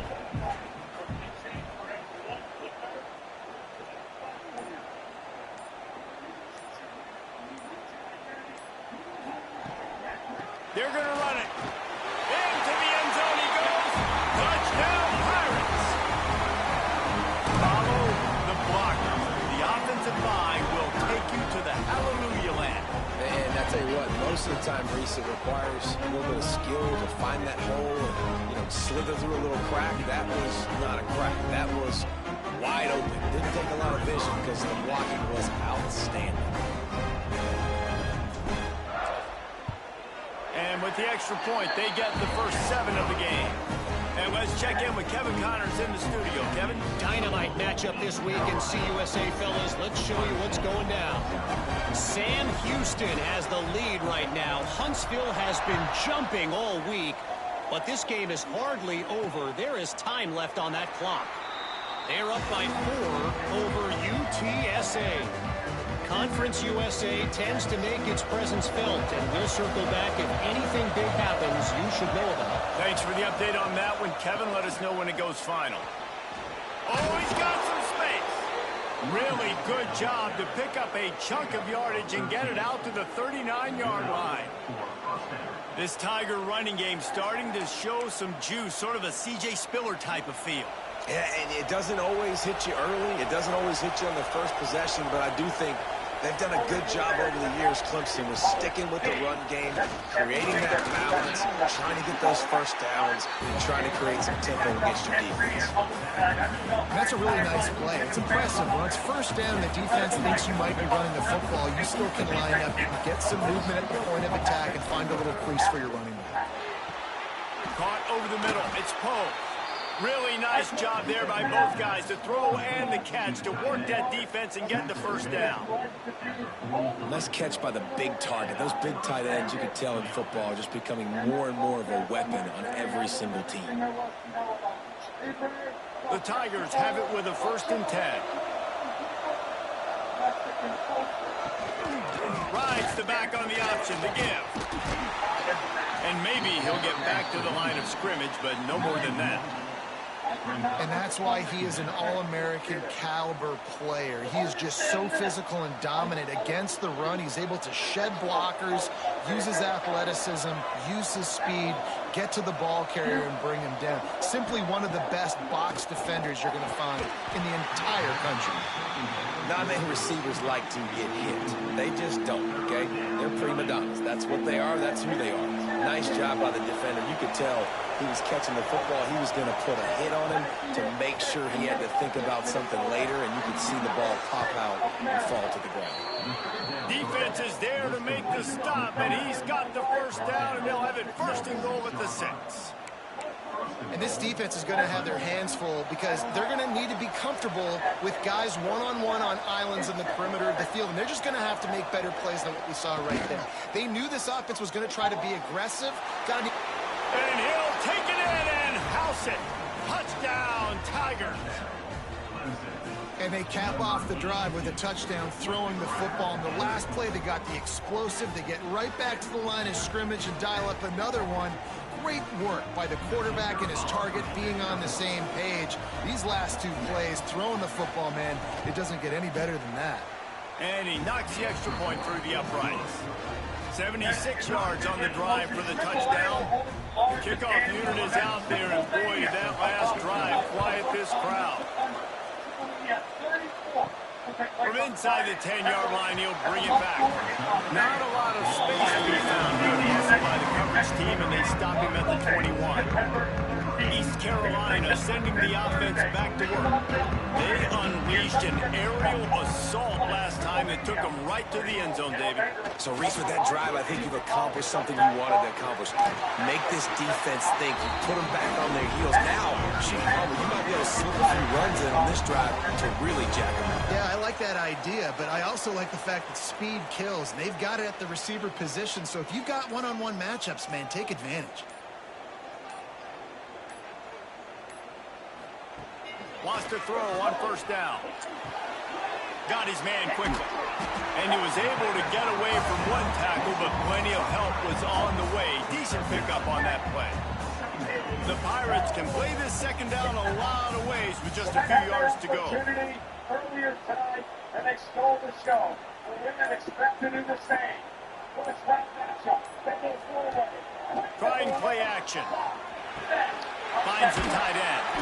They knock him down, but he's got enough to get it across the line and pick up the 1st down.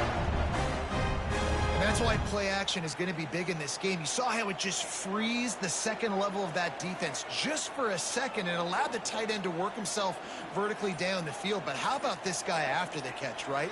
So hard to bring down. What a weapon. Going for the big play. And it was worth the gamble, but the long pass is incomplete.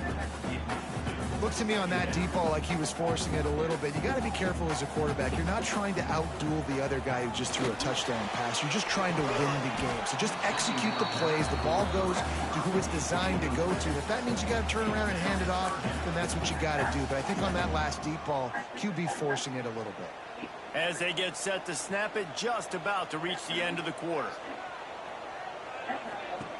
On 3rd and long, he's going to have to throw for it. Caught close to the marker, it's Coates. He's brought down, but there's a flag on the field. Let's see which way that's going to go.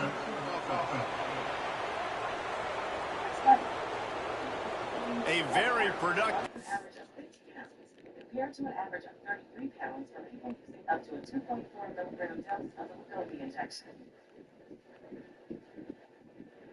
Don't share needles or pens early using.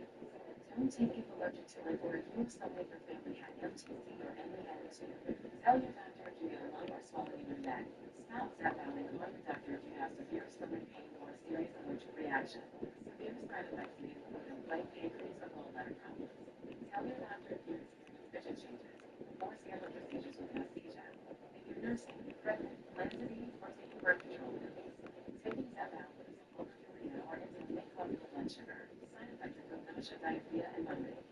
on dehydration and worsen kidney problems. Ask your doctor about Zepbound, coming soon through Medicare for $50 a month. You could probably say, thanks for going to Great Clips. They had your haircut details saved in clip notes, so stylists gave you a great low fade and a great low price. Oh yeah, this first. Take it for your hair. Take yourself to Great Clips. Hey, until it was wiped out by that penalty, and they'll go back to work.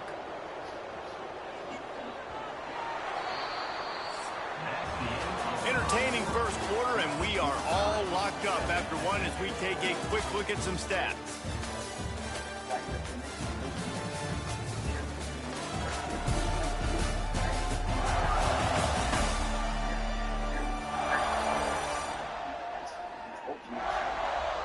We've got a good one going here, and looking forward to keep those vibes rolling here in the second. So they had a chance to talk over this third down play to open the period. Wants to throw again. Throws to the wideout. Good quickness to grab it off the deflection. Into enemy territory and out of bounds at the 41 after the good gain there. And wait just a second. The official's going to take a second look at this one.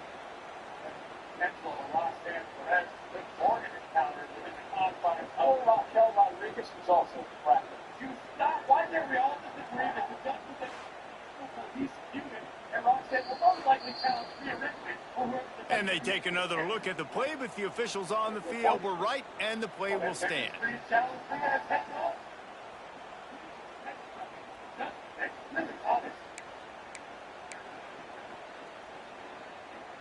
Way too close to punt, way too far for the field goal. They'll go for it on fourth down.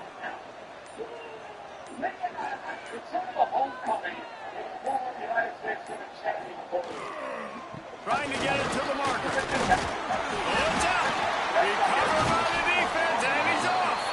They knocked him down after the takeaway, and a big play for this defense. Well, it looked like he was going to get the first down there. You're the quarterback, you're the coach, you're thinking, all right, fresh set of downs. Offensive coordinator's already looking at his play sheet, getting ready to dial up the next play, but not so fast, David. Defense comes away with a massive takeaway. Huge takeaway, and think about it. You're trying as hard as you can to get him down, stop him on this fourth down, get the ball back. He gets the first down. It's a little bit demoralizing, but because you're running to the football, you get a hand on it, you get the football out. Now you get, it's like stopping him on fourth down anyways, because you got the ball and you're getting it back to your offense. He'll keep it himself. Runs through a tackle. Breaks into the open. He gets a little bit of work done. He goes out of bounds at the 42. Really nice run there by the Tiger quarterback. And, you know, even the great passers like Trevor Lawrence, remember that great run he had in the postseason against Ohio State? That's a staple of the Tiger attack. Yeah, that was a 50-plus yard run, and they needed it the most. And that's what you've seen. When the offense doesn't have answers to a lot of other things, they always got the running quarterback. And especially in those critical situations, you see it when they get in the red zone. It's going to be a big area. On third down, when I need it, this QB can make things happen. He almost picked up the first down on that one, but he'll be just a little bit short. The Tigers are at the line looking to convert on third and short. They go to the draw. Tackle behind the line of scrimmage and one. A big fourth down stop by this defense. And you try to sneak this in here, right? Third down, kind of manageable situation. Not too far, not too short. Where maybe I can throw the football, but I sneak that draw and their defense said, no, sir, I'm ready for that. Stuffs them on the third down. Fires to the big fella. Just making a play, getting it to the 23-yard line. It'll be first down. How many times do you see receivers catch the ball and dance, and you get so annoyed because you're like, dude, do you see the yellow line? Go and get it. Really nice job by the receiver with the second effort, getting the extra yards and getting the first down. Get it out on the screen. And that did not work. Defense smelled that one out from the beginning. When they try to spit it out to the running back on the perimeter of the field, you saw the speed and recognition by the defense, though, how quickly they were able to get to the back and get him down for a big loss. Now they'll run the draw. Runs through the tackle. Didn't get much done on that line. He'll fight his way out and maybe pick up a yard. 3rd and long coming from the 27-yard line. You can make a field goal from here. Just don't take a negative play. Under fire. Time running out, and he goes down at the 34. Not a ton of play calls for 3rd and California when you're on offense. You know you're going to have your quarterback holding on to the football. You really got to think about how you're going to protect him. Offensive coordinator may want to think about using more max protect schemes, get more bodies in to give this quarterback a chance. Didn't make him sweat at all. It's good. There is a flag on the play. Now, if this is on the defense, it might not change that much. Offense has already made the long field goal. Might be the worst-case scenario for this defense. Thought they'd held them to 3. Now the offense with a chance for more. There's no real good spot on the field for a roughing the kicker penalty, but I'd say putting the offense in the red zone is extra bad. Headed to the end zone, and he cruises his way to the house. Touchdown, Tigers! And that's what I think makes this tight end so dynamic. He's so dangerous once he has the ball in his hands. There's so many tight ends out there that are just possession guys, and they usually go down right after they catch the ball. This guy has the ability to, with his speed, to make people miss, and he showed it to you right there in that touchdown catch.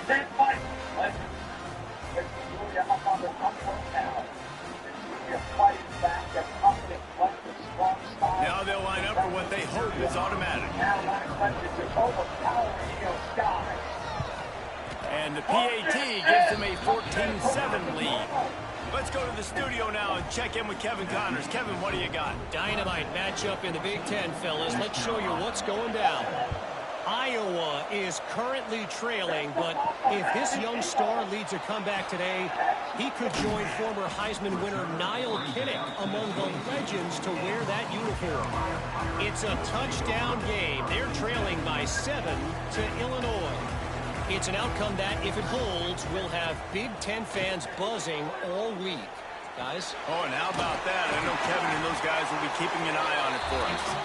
That one could really put this drive into high gear as they have a first down at the 37. Here's this offense with a fresh set of downs.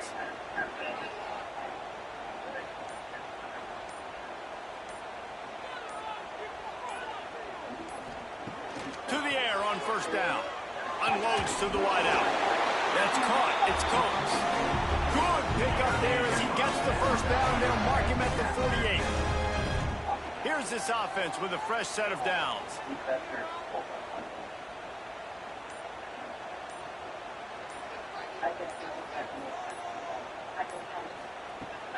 They'll keep it on the ground to the right. And he was fortunate not to lose yardage on that play, able to wedge it back to the line of scrimmage. You know, the runner just has to have a little bit more patience. He bounced that thing outside a little too early, and as a result, lost yards.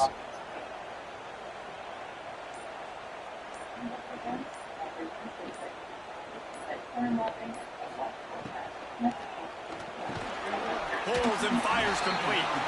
Good pickup, but a little bit short of the sticks. Great execution on the RPO, and the receiver had some time to find the soft spot in the zone and make himself open for the quarterback and make it a much easier pass. Great job. Quarterback touch pass on the jet sweep. Oh, he's got a chance. Moving deeper into enemy territory. Move the chains. It's first down at the 27. It's so important this offense is able to get this guy the ball in space, especially on the perimeter of the field. And I love that last play call because he's able to get outside and use his speed. To me, that's where this guy is his most dangerous. The option look. Now the pitch. And the fourth option there is to throw it in reverse, and that's what happened on that one. Really good job by this defense, understanding responsibility football, playing the first option, playing the second option. There was absolutely nowhere to go. Nice job being dialed in exactly where the ball was going and how to get him to the ground. An unforced error there. They don't get the snap off in time.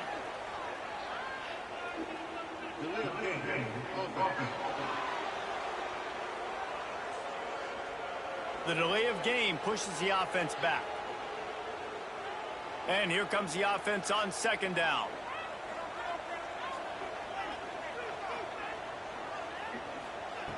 Wants to go up top.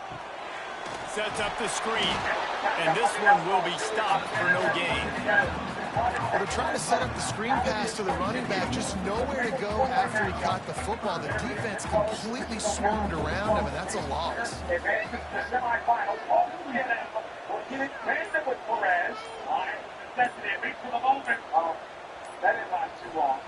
On third and long, he'll need to loosen up that arm. Finds his man. It's Davis. This defense makes a play, stopping him well short, and it'll be fourth down from the 24. And they'll send out the field goal unit. The kicker will try to punch one through from 41 yards away.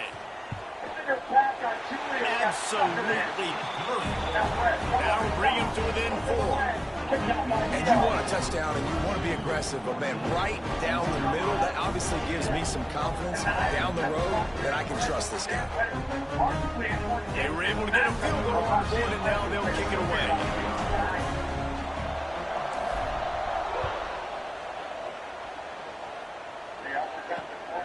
Fielded in the end zone. It's Isaac.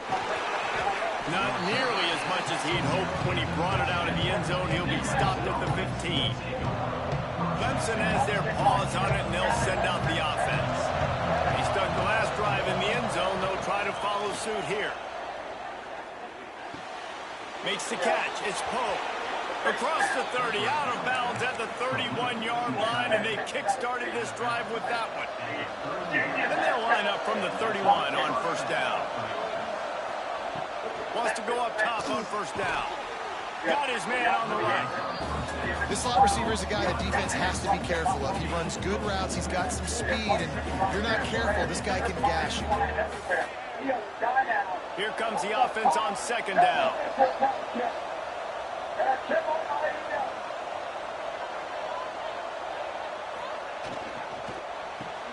Grab behind the line. It's Pope.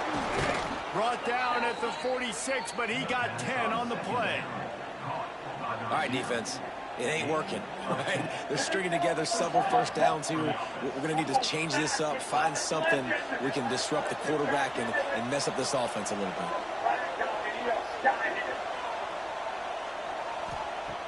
Looking to throw on first down. Snagged out of the air. They make the stop, trying to pick up just a little bit at a time to get to that first down marker. We've reached the 2-minute timeout, and they'll talk it over to see if they can build on this lead before halftime. And the Tigers in a good spot here with second and short.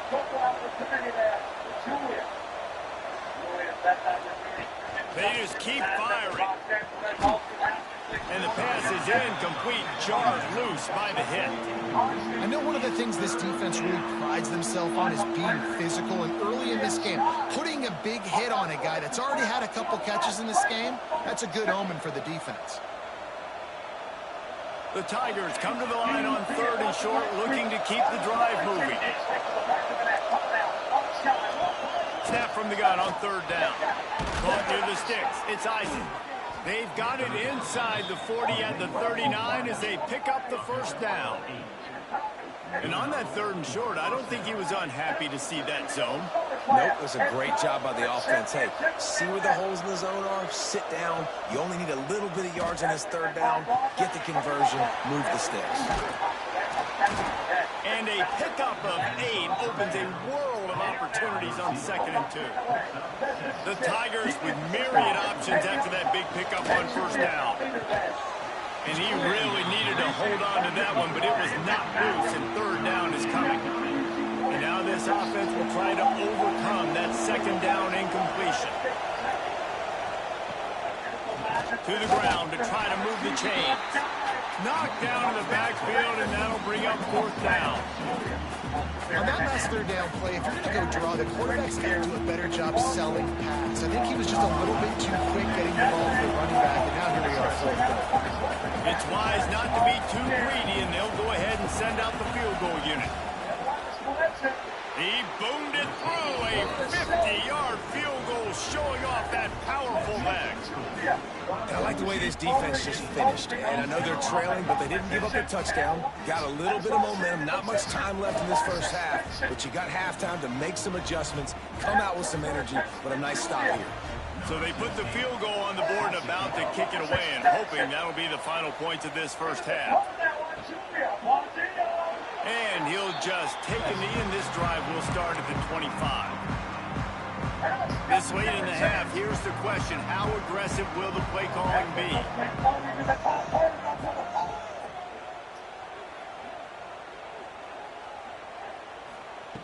Trying to start the drive with a pass. Catch in the middle, it's rolling. They get him down at the 36, it will be a first down. The magic bean is spinning out of control. Already over 200 yards in the first half. Yeah, they're being aggressive offensively, throwing the football, trying to take advantage of this defense on the back end. And they've got their quarterback right now in a groove. One snap coming before they head to the locker room. Looking to throw on first down. He lost it high and deep down the left side. He can haul it in, incomplete. They took a shot, but that's how we'll wrap up the half. First half in the books. Time now to join Kevin Connors in our halftime update. Guys, one of the best atmospheres in football, and we've got a fun one from Greenville. And we'd be remiss if we didn't start this halftime report by giving props to this superstar tight end. He's been almost, you know what, check that. He has been unguardable with that unusual blend of speed, size, hands, and route running. He is a pick-your-poison kind of player. And with that, let's send it back to the fellas at Dowdy-Ficklin Stadium. All right, Kevin about ready to get things cranked back up here. And the Pirates will boot it away to start the second half.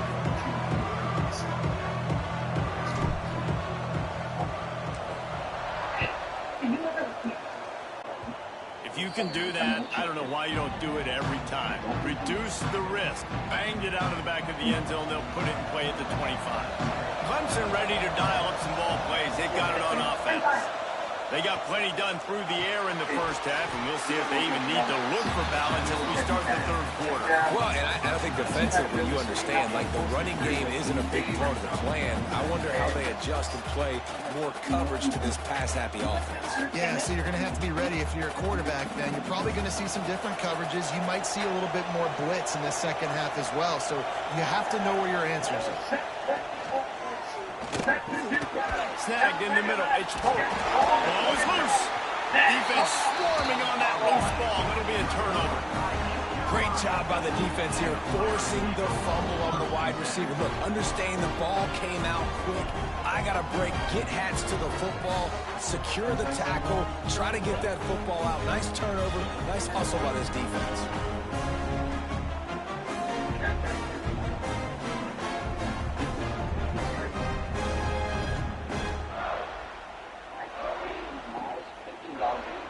East Carolina has it back, and the Purple Pirate offense will go to work.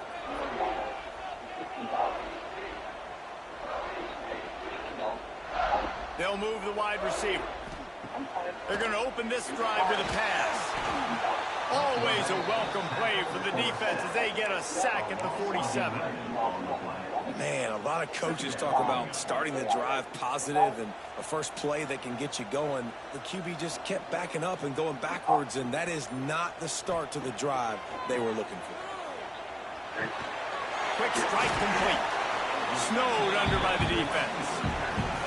Yeah, and you see running backs in today's football, they play wide receiver basically for you, but you got to find a guy that you can throw it to, and you know he's going to catch the ball consistently.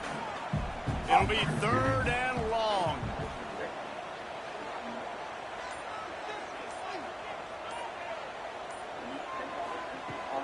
Out of the gun, the inside give. He did not make it a stone wall on third down. And they're running out the kicker to give it a try. He says he's got a big leg. He's going to have to show it from 56 yards out.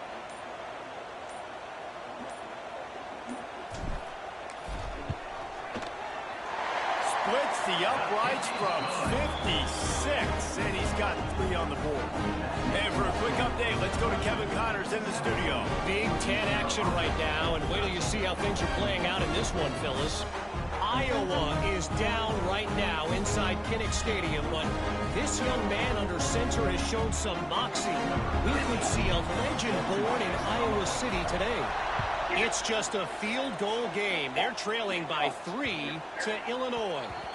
We'll let you know if anything else comes out of Big Ten country from this one, guys. And how about that one? Kevin will be keeping an eye on everything going on elsewhere.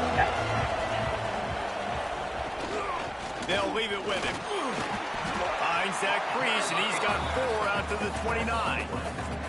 And I think this has probably been the most surprising thing of this game so far. This guy's one of the best running backs in the entire country. They just can't get him going. He's never been able to get into a rhythm. You got to give the defense so much credit because they have been able to shut this guy down. And they got to keep that up here in the second half. And there was nowhere to go, just stopped in his tracks in the backfield. Here's the thing. I know this guy's not going to win the Heisman Trophy, but he's a pretty talented football player that's made big plays for this offense in the past. They have not had any success when they've given him chances so far in this game. And in the third quarter, you're getting a little nervous. Intercepted. That is just what this defense needed. Trying to take it back. And after the interception return, he gets it down to the 32-yard line. And the defender makes a great read, breaks on the football, and makes the big interception in the back end. Here's the thing. That's number 4 this season, so he's finding the football consistently.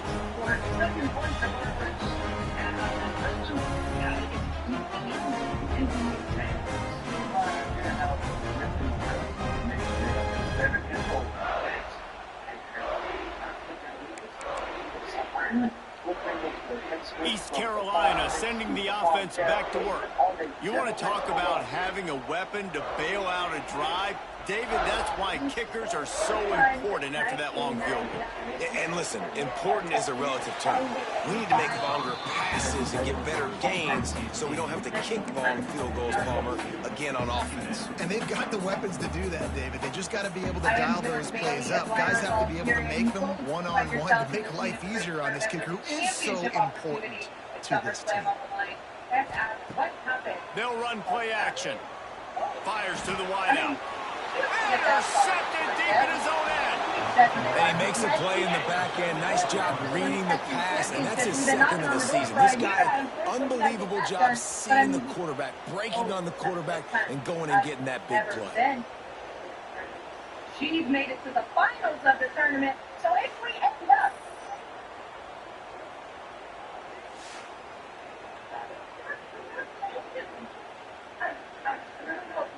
everything they were saying that Clemson has their paws on it, and they'll send out the offense.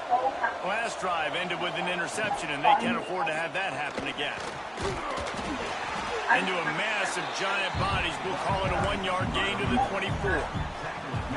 After picking up a couple at 2nd and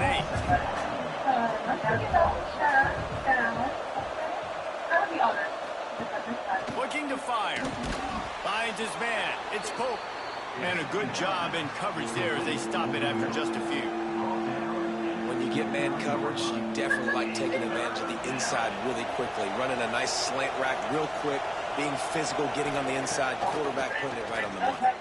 Fires to the middle. And a missed opportunity on 3rd down as the defense knocks it free, and 4th down is coming up. This game just feels so different than it did in the first half. After that incompletion, now setting up 4th down, they only have a 1-possession lead. Things were looking so much better earlier in the game. They're going to have to get it together throwing the football if they want to win this game. He'll field the punt and try to make something happen. Returns like that are why you don't settle for the fair catch if you don't have to. Picks up just a little bit of yards. And how about the O?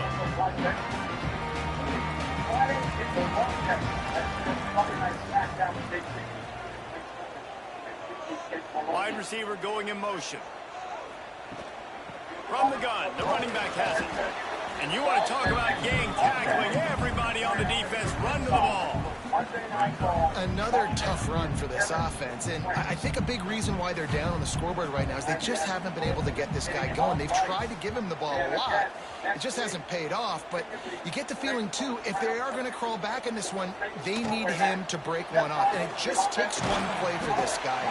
Don't be impatient. You got to keep giving him the football. My old coach said you'll never go broke taking a profit. Take what's there, take the positive yards, never complain. She demanded she be part of this tournament because she wants all of the gold. We'll have to get through the man. On 3rd and short, they'll try to pick it up on the ground here. He's got enough to move the chains, and they'll spot it at the 47. It's great awareness by the running back, understanding where the first down marker is and doing whatever it takes to get it. The Pirates will have it 1st and 10.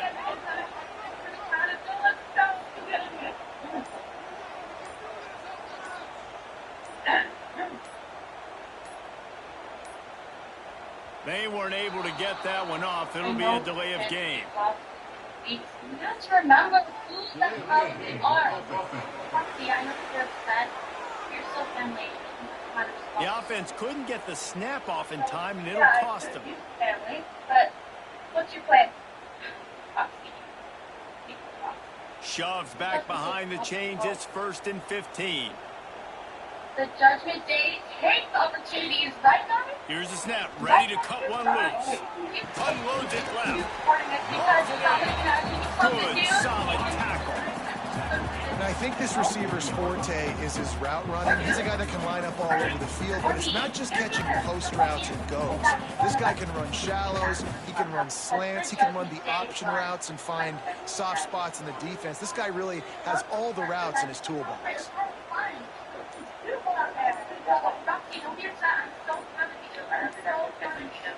2nd down, they'll go to the air. They'll run the screen. He gets it past the first down marker, and a really nice job to set up that screen and move the sticks. You know, it's a nice throw by the QB there. When you're throwing to running backs, you got to make it easy on them. So you want to put it right on their body, make the catch simple, and let them go to work like they did just there, getting that first. And the Pirates are on the move.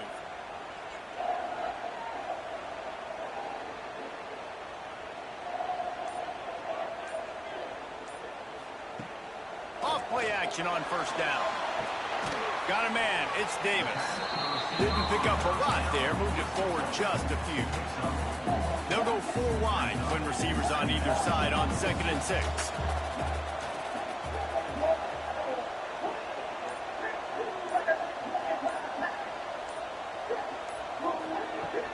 Off-play action. Catch in the middle. It's Davis. He hauled that one in and got it down to the 15-yard line. When you play zone coverage, you got a wide receiver that's a beast. It becomes very, very difficult. Got to make sure I play physical and maybe even shade the side of the wide receiver having a lot of success. All the way down to the 15-yard line. It's 1st down.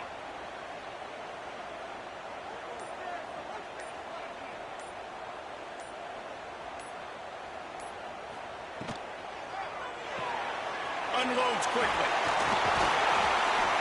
Touchdown, East Carolina. And that one will give them the lead. These two have spent plenty of time together. That was almost telepathic, David. No doubt, and quarterbacks and wide receivers throw all season to get on the same page. You can see he hits it in stride, and that's why he gets the touchdown.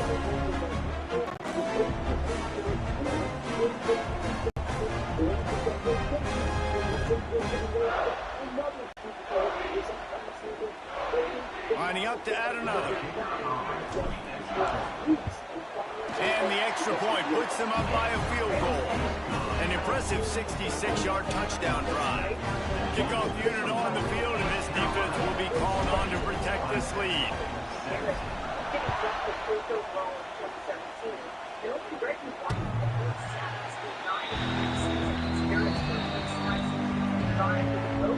Clemson ready to dial up some ball plays. They got it on offense.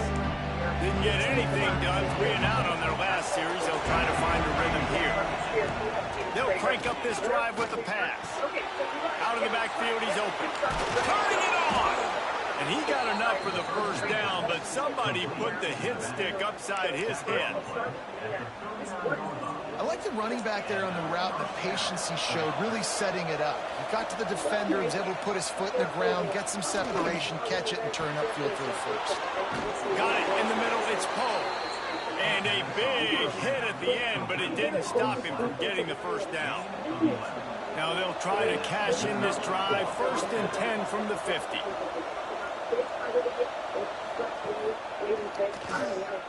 Finding open areas. Quarterbacks generally, guys, we know, they're not as big and not as physical runners as running backs, so it is going to be trickier for them to break tackles. I like the idea of getting the design quarterback run game going, but moving forward, let's see if we can get him out to the perimeter. Backed up now, here's 2nd and long.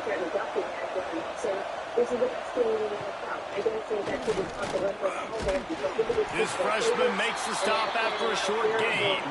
Well, they try to go quarterback design run on that play, but the defense just not buying it. Nice job, everybody playing downhill and making a tackle close to the line of scrimmage.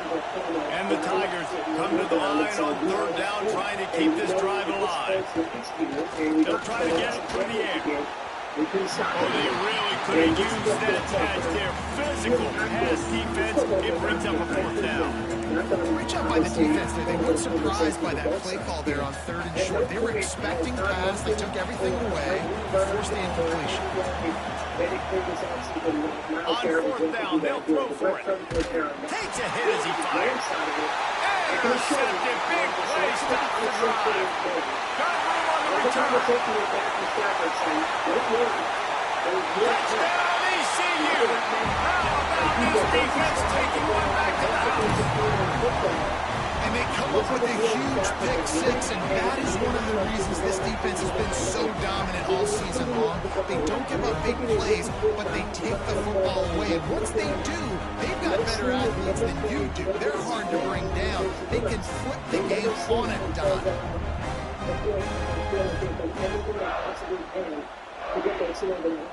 He's creating the roots for weeks. And the character of the last little thing, and after they help you up to make sure they can actually get in this game. The Blue Rams, yeah, it's still a message for the world. They're going for it, and they're going to Super Bowl in the backyard. They'll try to add another to their lead.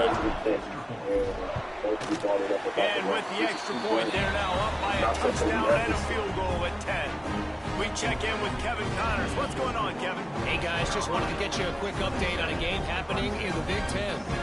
Iowa is currently trailing, but if this young star leads a comeback today, he could join former Heisman winner Niall Kinnick among the legends to wear that uniform.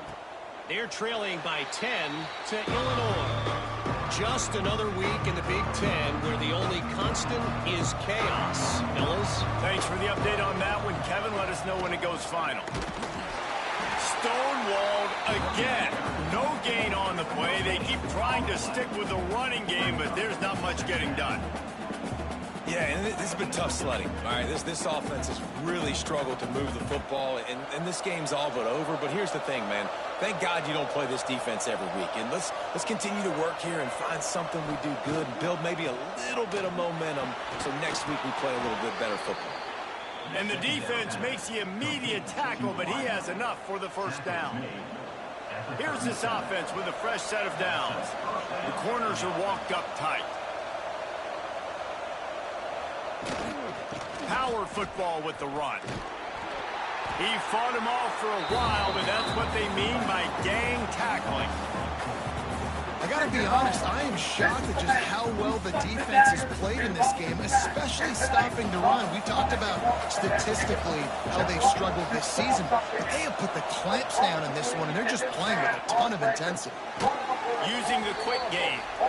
Defense makes the tackle, and that will probably be the final play of the third quarter. So we open the final period with a third down play. That's the end of the period, and East Carolina has the lead. And as we switch ends of the field, let's take a quick look at the national rankings.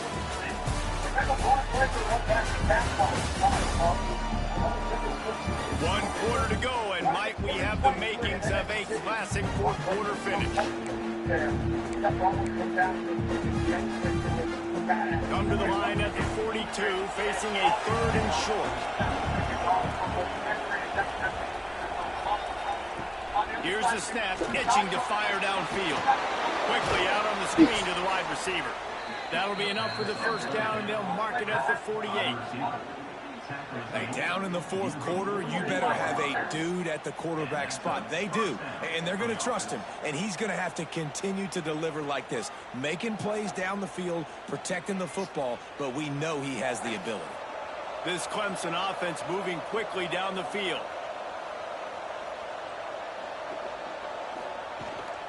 The give out of the gun. How about the job by this defense?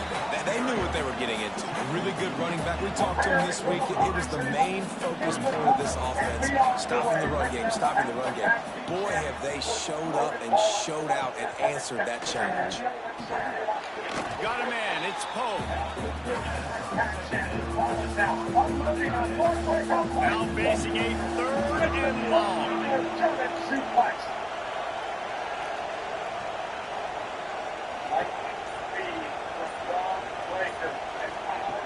The snap sets up the throw. Grabbed over the middle. It's Riggs. He gets the job done on 3rd down. They move the chains. It's at the 37. Finally, some signs of life from this offense, which has done nothing in the second half. It's 1st and 10. Out of the gun, the inside handoff, looking for a crease. They're trying to send a message with this running game. He stopped after a pickup of 4 to the 33. And I kind of like how the running back didn't mess around. Like, just get downhill when you see an opening. A lot of times they close so fast, man. Be decisive, stick your foot in the ground, pick up 3 to 4, and we are not going to complain. You got to give this defense credit because they have bottled this guy up all game long. He's one of the best running backs in all of college football. Everybody was expecting him to have a big one today. Don't tell that to this defense, though. They've played with great effort. They've gotten hats to the football, and they have been able to shut him down. A quick completion to the left, looking for the first down. Doesn't quite make it to the first down marker. He's a yard short. Oh, you know, that's one as a quarterback. You've thrown the completion, and you're like, dude, can you just turn around and make one guy miss and go get the first? Or can you just stretch out and get the first down? You need your guys to have a little bit more awareness where they are in the field on that play. And even though they got the completion, it's not enough to pick up the first. And now you're staring 4th down right in the face.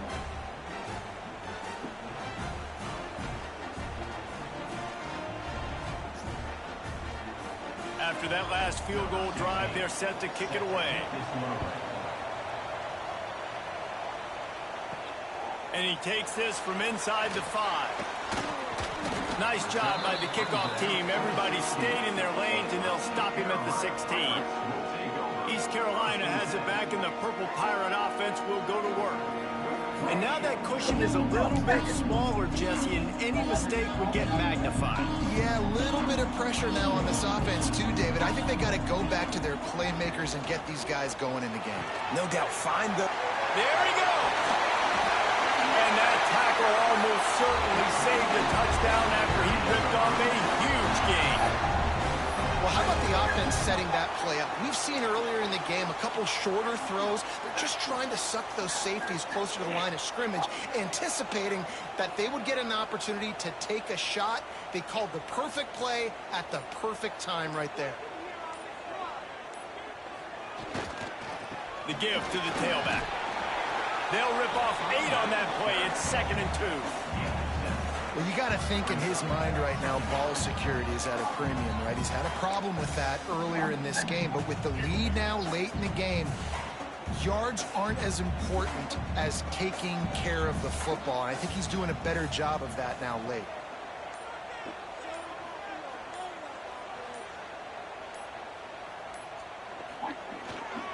Back to the ground with the running back. They make the stop, and he'll have enough yardage for a first down. And with the lead late in this football game, I expect to see more of this from this offense. And what am I telling my running back, who's already put the ball on the ground once today? 2 hands on the football. We're not fighting for all this extra yardage. Like, protect the football. We cannot put that thing on the deck.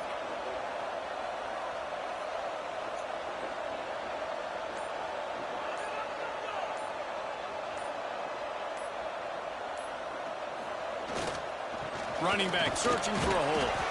Got it into the red zone, dragged down at the 18-yard line. The Pirates with a 2nd and short to keep this drive moving.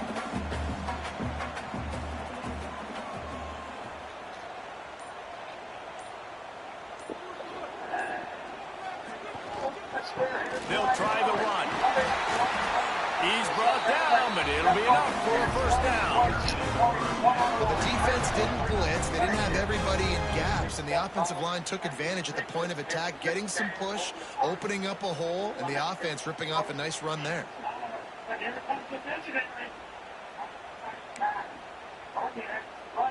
And the Pirates started this drive backed up in their own end, and now they've moved into position to score.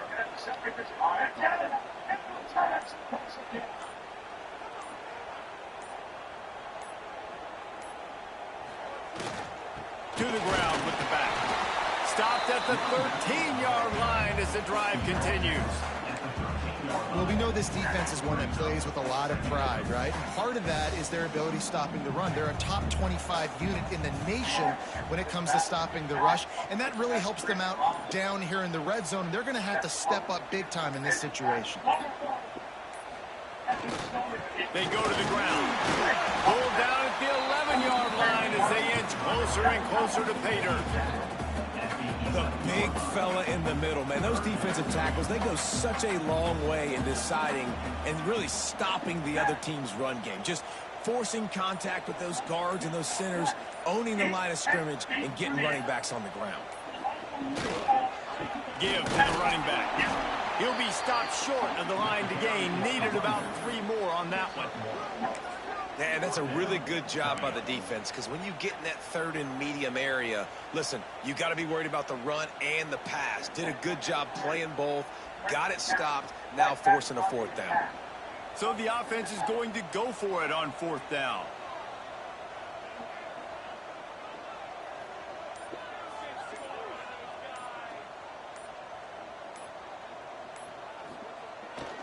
They'll run for it.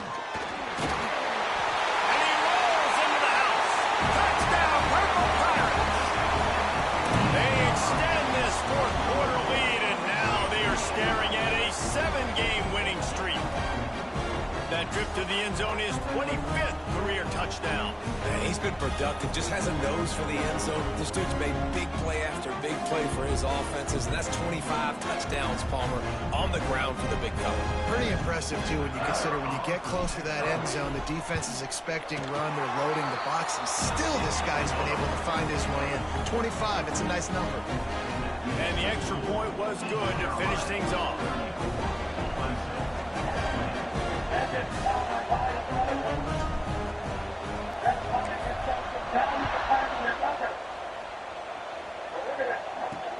He'll bring it back from inside his 5.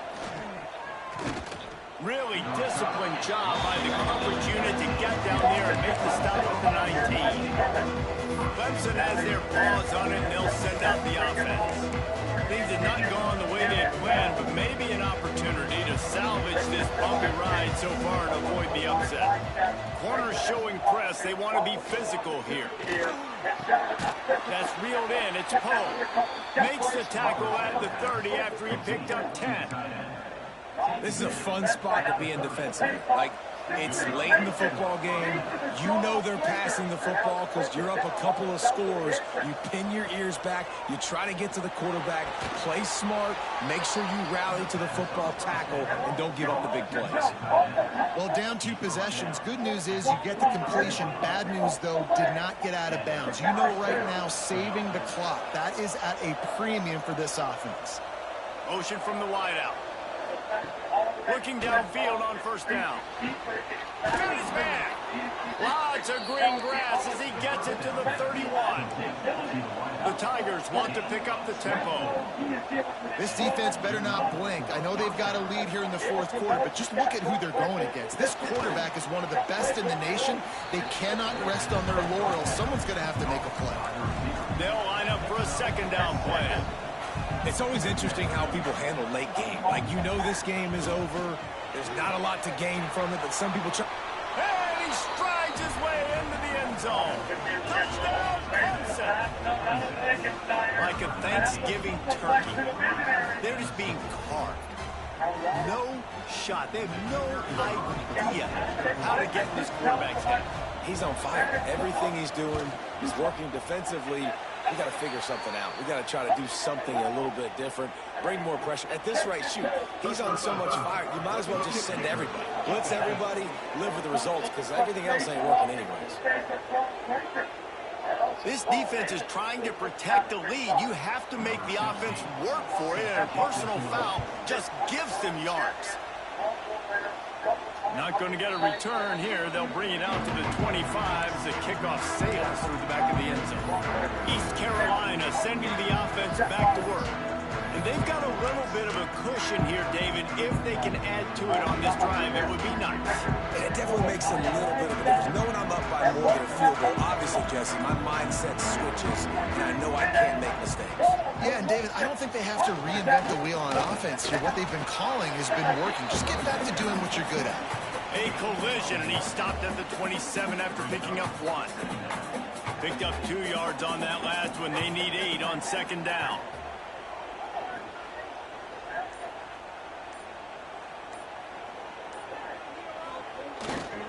They want that clock to run. Got enough for the first down. They'll mark him down at the 37. It's a 10-yard gain. Timeout called there by the defense, desperate to get the ball back and save as much time as possible. They've got it at the 37. It's 1st and 10.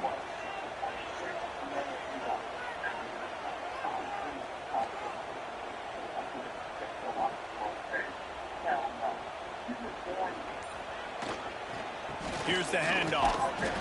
And the defense holds firm. No pickup at all on that play. Quick timeout called by the defense, stopping the clock to save as much time as possible for their offense. Didn't get much on first down. It's 2nd and 9. They're testing the right side here. Find some fresh air. He gets it out across the 45 and out of bounds at the 46. He's racked up 92 yards on the ground, and just another day at the office for the national leader in rushing. The Pirates line up trying to move the sticks on 3rd and short. They'll try to run for it. He's got first down yardage as they time out quickly, trying to get that ball back and preserve time for their offense. And the Pirates are moving quickly down the field.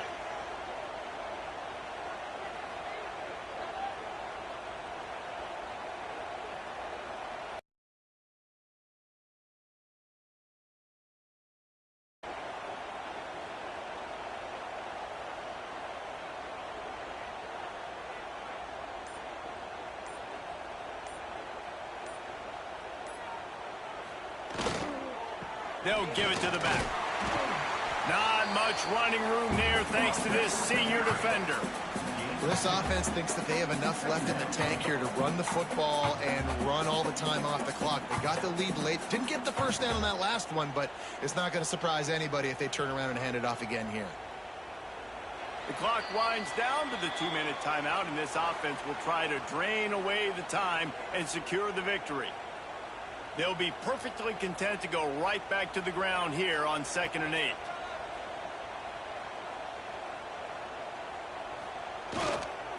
Leaves it with the running back. They bring him down, but not before he's able to pick up the first down.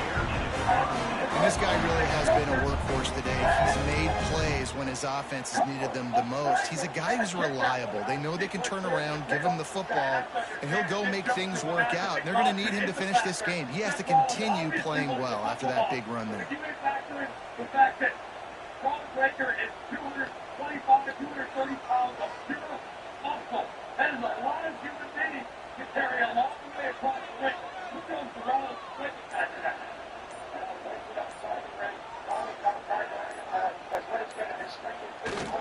They'll go to the ground.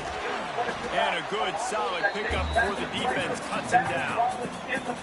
And Tony coaches this week, that's their guy. The running back is the guy they feel the most confident in. So I expect down the stretch, when you got a lead in this football game, you're going to keep hammering away with your best player. And now there in the situation, trying to figure out which option to employ next. And now with Breaker up on his shoulders, what is Rollins planning to do here? Seth Rollins trying to climb the steps with Breaker's carcass on his shoulders. And Breaker, though, driving Rollins into the floor. Leaves it with the back. And the defense snows him under after a very short gain. Really nice job stopping the run, but the problem is you have 0 timeouts left.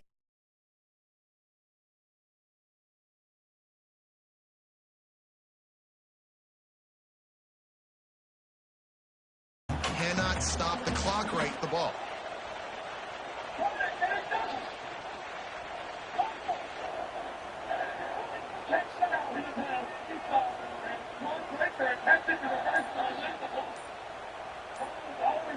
The running back here. And that is how we will wrap this one up. What a show both of these teams put on today. A couple of outstanding squads, a hotly contested battle all the way to the very end. Yeah, we came into this one expecting this to be a back-and-forth battle. We knew it was going to go down late into the fourth quarter. At the end of the day, the higher-ranked team, David, they were really able to lean on those playmakers and that leadership they've got in the locker room. Yeah, and now I think even more so, you're starting to believe in them. They're battle-tested. This team they find a way to get things done. That's why they're ranked where they're at. And I expect this team to stay in contention for the college football playoff because they're proving week in and week out they're a really good squad.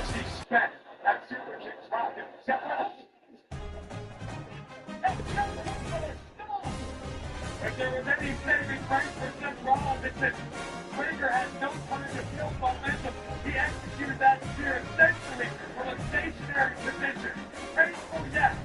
And probably not. Seth Rollins also wisely, I don't know if he said this or not, pulled out of the way to get to the Hawks' way. And then he's back in Hawks' way. Raise that Jimmy mistake.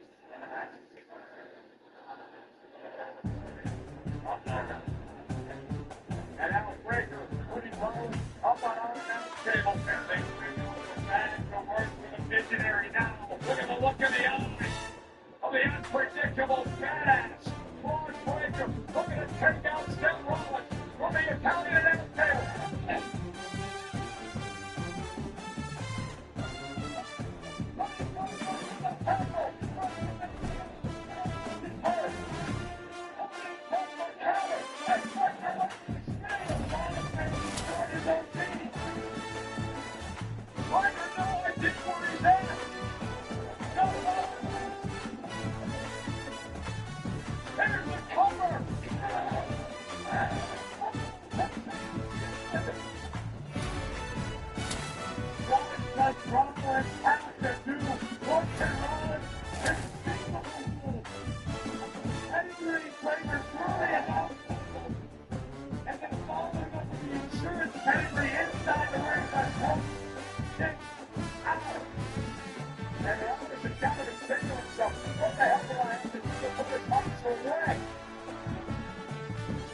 But anyone can solve the puzzle that is Ron Breaker. It's the architect. Oh no, it's Theory. Theory's out here. Breaker's tag team partner from the mission. Theory's right. Theory's been right out here in front of us. Breaker to the post. And Rollins with a clothesline. Austin Theory trying to save this matchup for his. Look at this. There is knowledge behind each and every one of those stops for Rollins. And this could be the exclamation.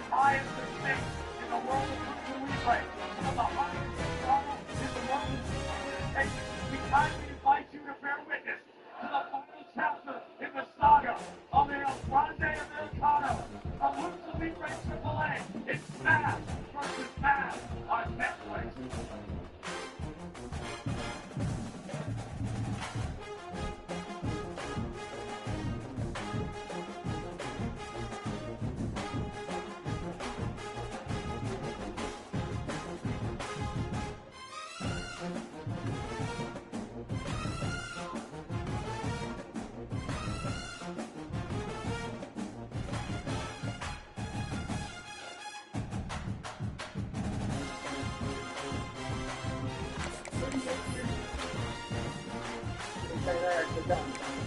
Windy fingers are not out there. Resulted in there, but 6 weeks later, I'll pat myself on the back for having seen the Rams something. But I think it's the Rams and then obviously we pat ourselves on the back for actually landing. But I think it's the best defensive player of the generation. I like that your windy fingers having more jazz than St. Windy fingers. That's basically all air stuff.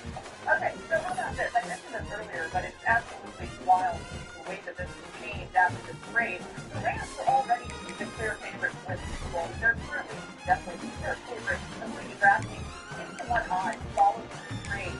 LA trying to win the Super Bowl at home for the second time. And so by stadium, how old is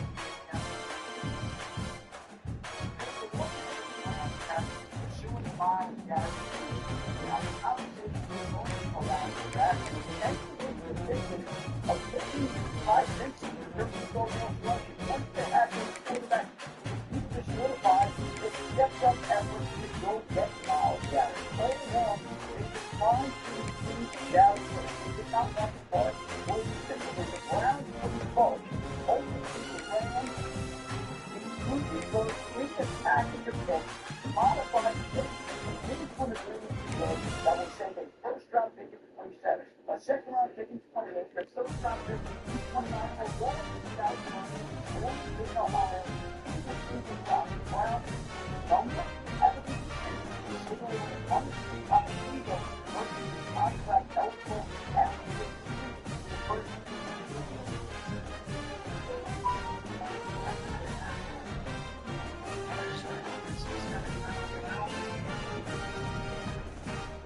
That their best effective or defensive player is Aaron Donald walked away from the game. Another strong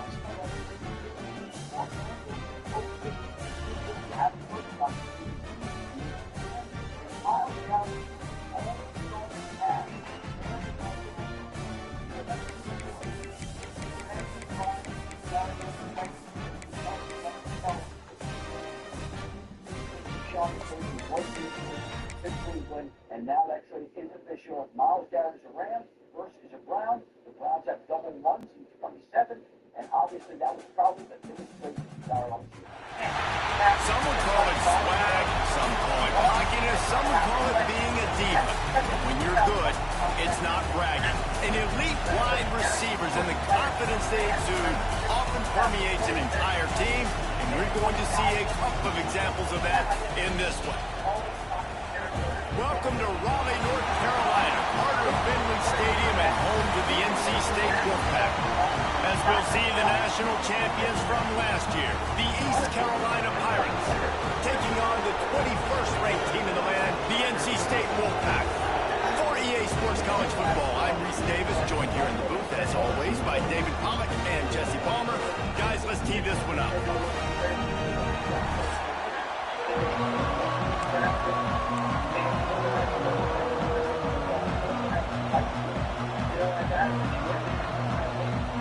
NC State will kick off, and that'll get things underway. On the run from inside his own 5.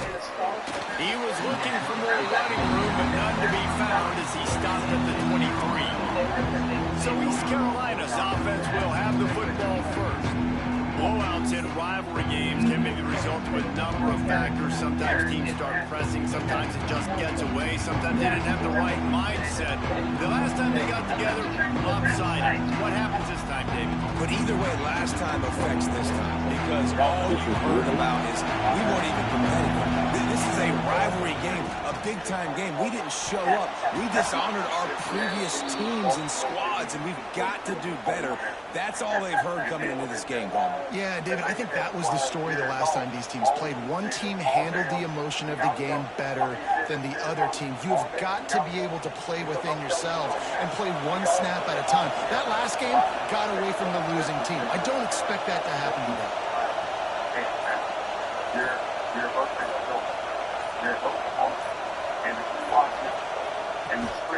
They're going to go right back to him on first down. Oh, he's got some space. Nice pickup on the ground there, and they'll move the sticks with the first down. We know this guy is in contention right now for the Heisman Trophy, and this late in the year, if you're going to bring that home, you've got to put up big stat games, right? Had over 100 rushing yards his last time out. He's doing it again today. He is turning it on late this season. The give to the running back from the shotgun. They get him on the ground at the 37, but give him 15 yards on that chunk play, and they'll move the chains. And obviously, if you're going to be in the discussion for the Heisman Trophy, you got to be putting out big stat games week in, week out. He's been doing it all season long and obviously had over 100 rushing yards his last time out. He's doing it again here today in a game where a lot of Heisman Trophy voters, they're watching this one.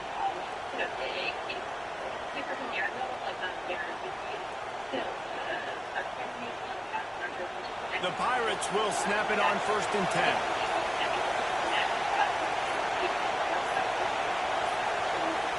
Looks as if they didn't get it off in time. It'll be a delay of game.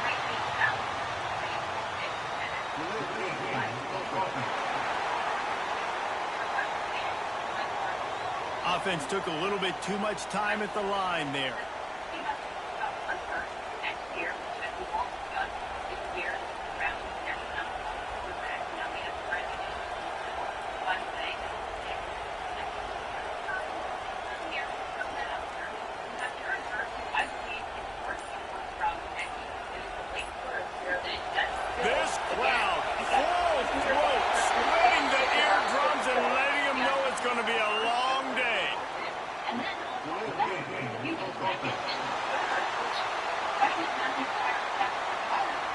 So frustrating to see an offense lose track of the play clock and pick up a penalty like that. They're just making things harder now. It's 1st and 20. Looking to throw. It's complete on the right side. And he'll be smacked to the ground. When you reach this point in the season, these types of games, top 25 matchups, really determine whether you're going to be a contender. Yeah, and really show what you're going to be the rest of the season. How are you going to finish strong throughout the season, the first part of the season, now getting to the middle of the season, Palmer, getting a chance to show what you're about so you can finish strong. It's a resume builder, no doubt about it. And really, there's been so much anticipation building up to this top 25 matchup. So which team can control their emotions, I think, goes a long way in who wins this one. And the Pirates back to the line on 1st down. Let's see if they keep leaning on this running game.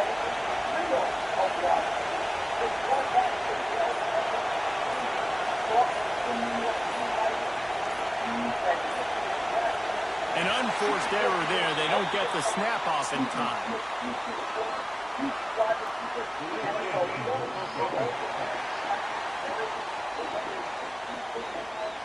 That is a completely avoidable penalty. The quarterback just went into brain lock and lost track of the play clock. A 1st down for the offense.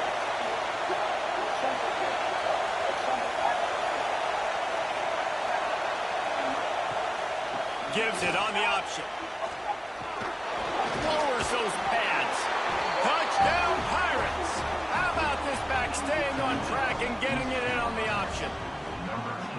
I think a lot of people probably expected to see that, right? They're playing on the road, and you know this is going to be a hostile environment, but they've got the better players, and we've seen that before. There was no hesitation. Opening drive, they go right down the field, they score a touchdown, they made a statement.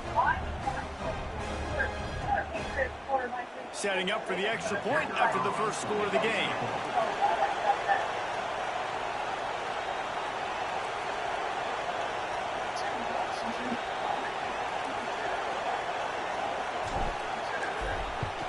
And the extra point is good, and it's 7-0. So that scoring drive took only 6 plays. And it was capped off with an impressive 18-yard touchdown run.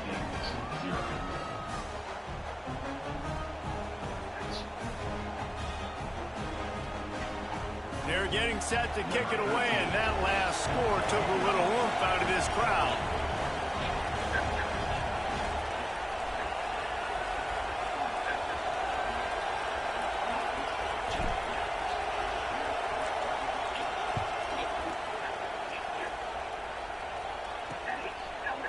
And it'll be a touchback. The ball will come out to the 25-yard line.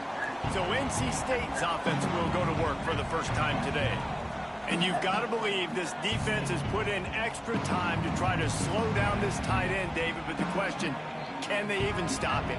It's one thing to watch it. It's another thing to stop it. And I'm just impressed with the way they move him around. They use him. Sometimes he blocks. Sometimes he's a wide receiver. Like sometimes he's a lineman. Sometimes he's a wide receiver. So tough to figure out where he's going to be to double team him. But I bet he's got the attention of this defense, Jesse. He does for sure, and because of that, David, I think it's going to open up some opportunities for maybe some of the other guys out wide. If you've got two guys covering the tight end as a quarterback, you've got to be ready to throw the football somewhere else sometimes. And so you might see a little bit more balance in the passing attack today. Wants to fire on second down. He's got him. He's brought down, but there's a flag on the field. Let's see what the call is.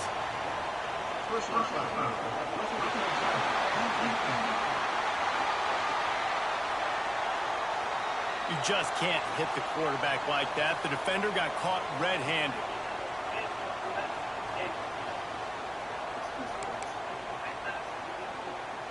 So they'll get a fresh set of downs thanks to that roughing the passer penalty. It's 1st and 10.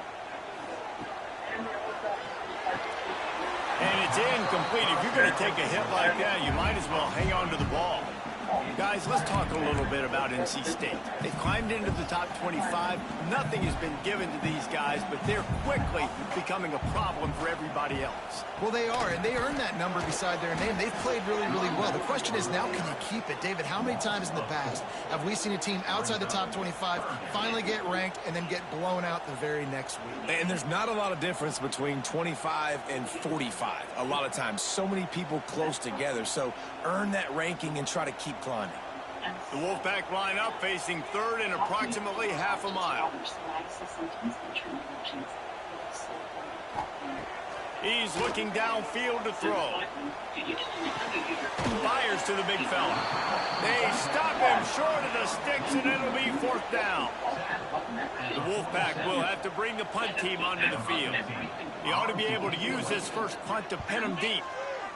Able to get the first one of the day away. They did have to send him out 3 times in that victory last week. East Carolina has it back, and the Purple Pirate offense will go to work. Already a solid start to this one. Now back to work with this 7-0 lead.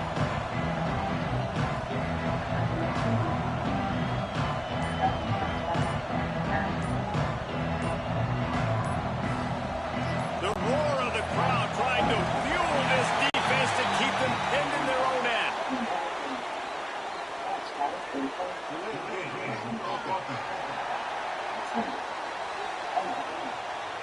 A delay of game penalty, just a mistake that you can't have happen at this point of the game and this part of the field.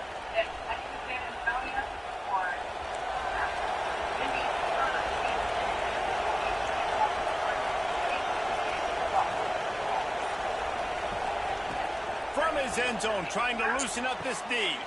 Just a short pass to the tight end. Out of bounds, stopped just short of the 20 at the 19, and now they feel like they have room to operate. And that's why QBs love their tight ends so much, right? Especially when they're athletic, because they make short throws turn into long gains. Because of his ability after the catch, it's so unique and special. He is dominant in this offense.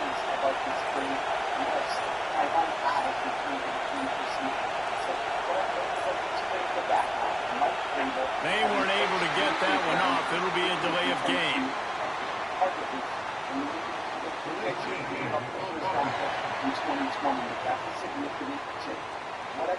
The quarterback just lost track of the play clock, didn't get the snap off quickly enough.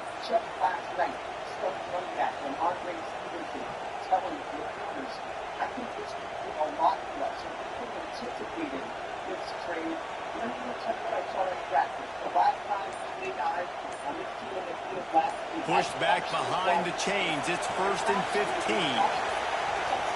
Another delay of game penalty. This is just sloppy.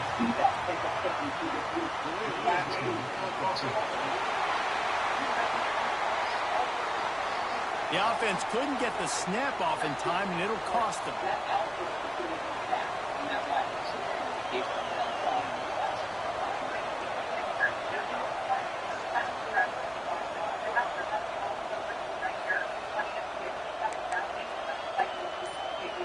After getting moved back, it's 1st and 20.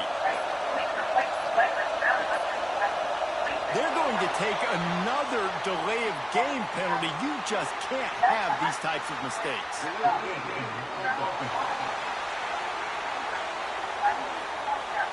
So backing up with that penalty, and they can feel their own goalpost looming over their shoulder.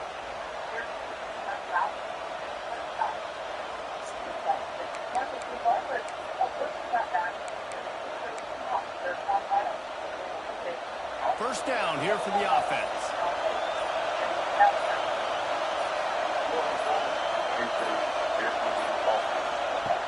Use the play fake, now to throw. Right down the middle. Wide open downfield. Several defenders there to get him on the ground. The emotions and energy figure to be high all day, guys, because of what's at stake this late in the season.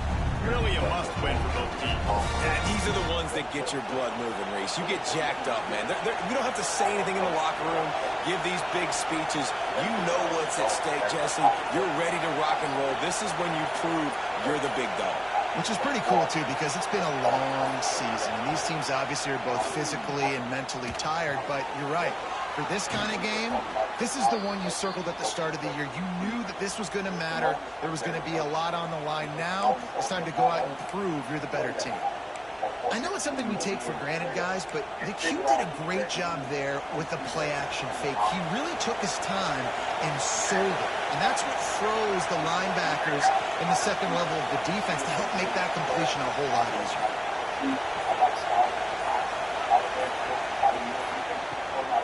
The give to the back. Slams ahead for a yard out to the 33. You definitely want to commit to the run game. You want to establish the run game. You want the defense to honor it. But if it doesn't work a little later down the road, you might think about airing that puppy out.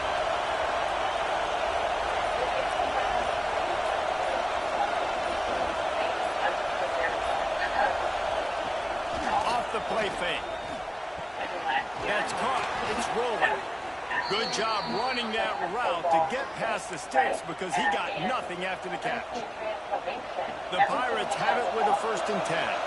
Well, this defense now is just getting gashed. And if you're a defensive coordinator, you might now want to think about being aggressive, changing up your play calls, and maybe breaking your own tendencies because you have got to stop this offense just marching down the field. Makes a connection. They've got the defense reeling right now with that big play to the 29.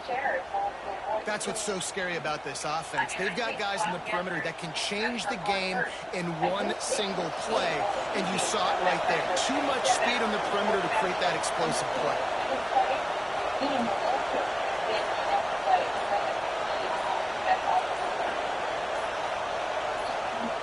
Wants to throw on 1st down. Fakes to grab. And just a short, safe pass play. They pick up a few. This quarterback right now is in a groove, and he's doing a nice job in pre-snap. He's reading the coverage, and he's getting an idea of where he wants to go with the football. That's why the ball's coming out of his hands so quickly, and that's why he seems like he's in a great rhythm. From the gun, running back gets the give. He's up to 90 yards on the ground, and he just continues to turn in productive performance after productive performance. That's how you lead the nation in rushing.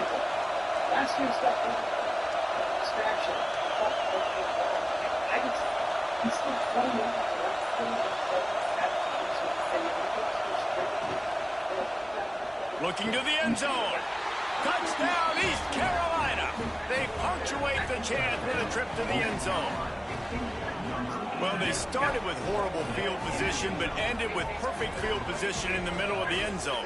It all comes down to execution, Reese. You've got to have guys going out and doing their jobs. You saw the offensive line up front. They were physical. Skill players made it happen with the ball in their hands, and the quarterback really showed command on that last drive.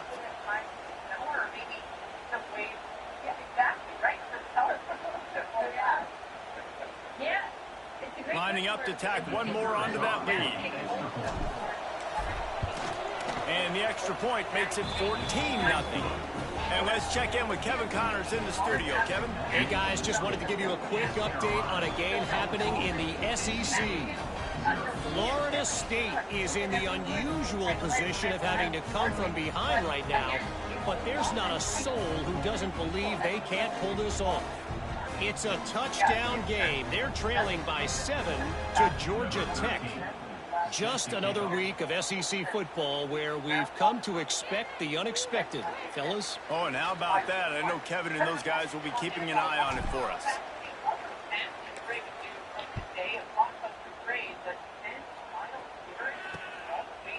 And he'll just take a knee, and this drive will start at the 25.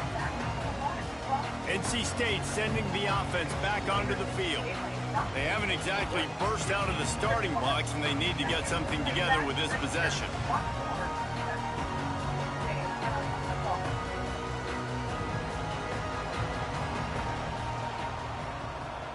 DB's right up on the receivers. And that incomplete pass caused by the big hit on first down, second down coming.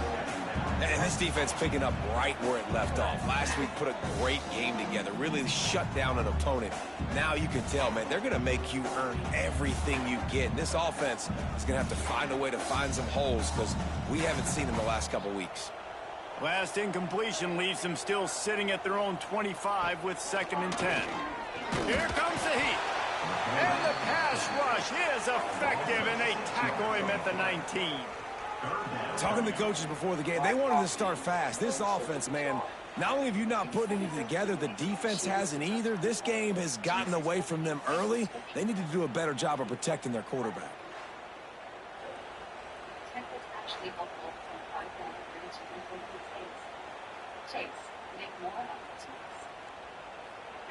Now a lot of work to do to move the chains, keep this drive alive after that earlier sack. On 3rd and long, hoping to throw beyond the sticks. And the pressure is coming in, and they get him again. On 3rd and long, the blitz pretty much puts the offense out of its misery with the sack. Yeah, and it's so tough for the offensive line when you get in these situations and you know all these fast athletes are going to be getting after the quarterback. Who's coming, who's not coming. This is why you try to stay out of 3rd and longs, because bad things happen.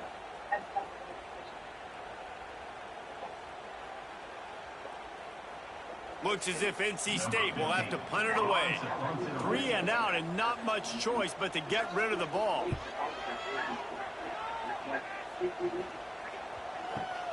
Takes it on the return. He's got great speed. The solid return there offsets some of the punt yardage and really sets up his offense nicely. East Carolina sending the offense back to work.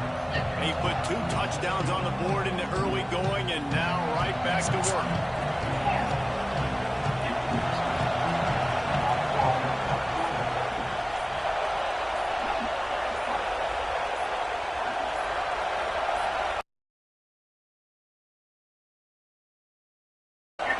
To the air on first down. He tries to take the top off. Makes the grab at the 10. He gets it all the way down to the 5-yard line. A terrific catch and run before he stopped. Well, that's a good omen if you're this offense, obviously. It's early in the game. You've got the lead, and the ball's bouncing their way. Really nice catch there, David, off the deflection. A good early omen, for sure, for this offense. Like, when you're getting deflections and you're catching those, that's a good start to this ball game. Let's get some positive juices flowing, because those are breaks that sometimes turn into interceptions, but early in this game, it turns into a big catch.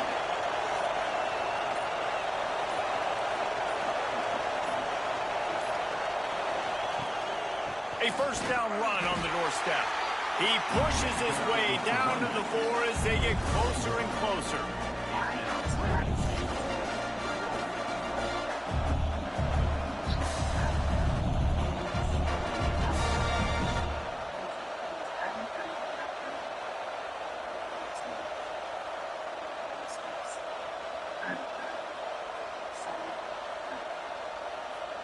Talk to your rheumatologist about your psoriasis symptoms and treatment options. Tools. Now on 2nd and goal.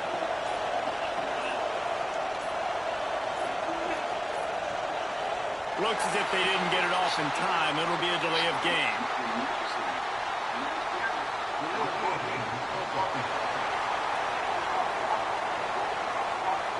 Offense took a little bit too much time at the line there.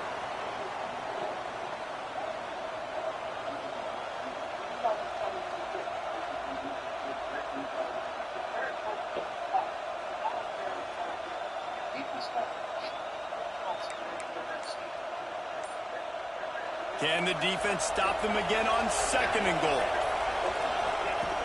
The play action fake. Wide out trying to get it in. Touchdown ECU! And they take it in for 6 more points. The mantra is always finish, and they're trying to do that here in the regular season with this Week 12 performance. That touchdown grabbed the 25th of his career. Not surprising either. When you've got this guy's ability at that position, quarterbacks are going to be looking for you. 25 touchdown catches, that's an impressive feat. Yeah, he's definitely one of those guys that have been so big time. Big time moments, clutch plays, makes those contested catches. He's a guy that can do everything, and that's why he's putting up such great stats. They're coming out to tee it up for the kickoff, and that last score was a real buzzkill for this crowd.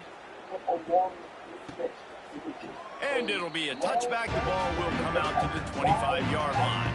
They'll put this one in play. First snap of the drive from the 25. Give to the back. He is going nowhere. Stop at the line of scrimmage.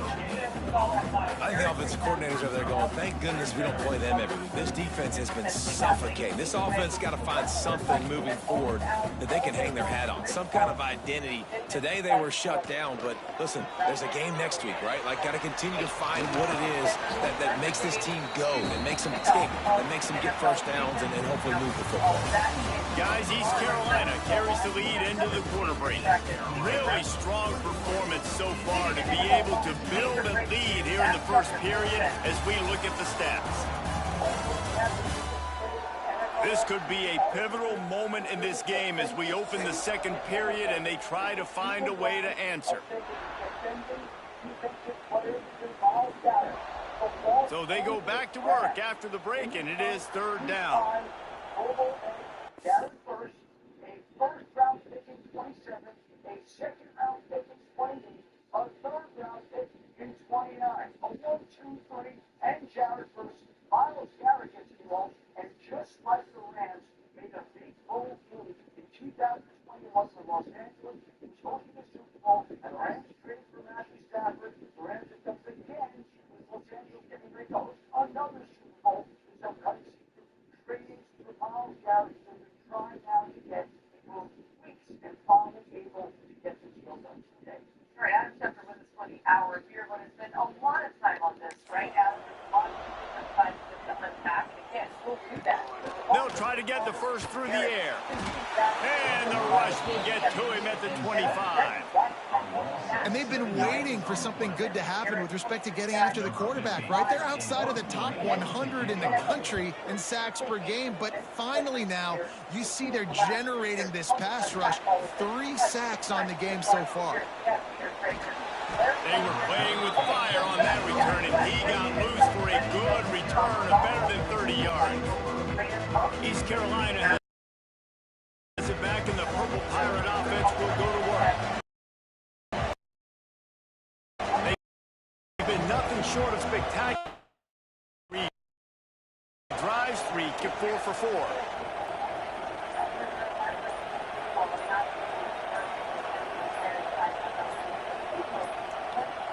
An unforced error there. They don't get the snap off in time.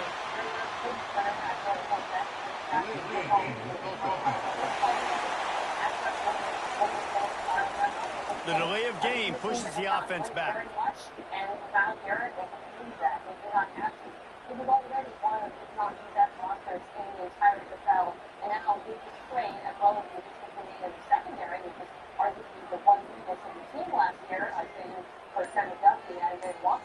This is the best team in the NFL. I don't think that should An unforced error there. They don't get the snap off in time.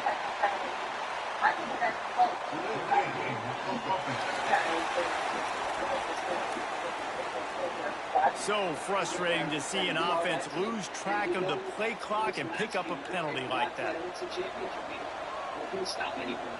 And this is what it's taken. We have practice. It's not really what happened with my team's contract. And I've done, obviously, one of the conversations on both sides here. At no point has I looked at and apparently oblivious to the concept of the play clock, it's another delay of game penalty.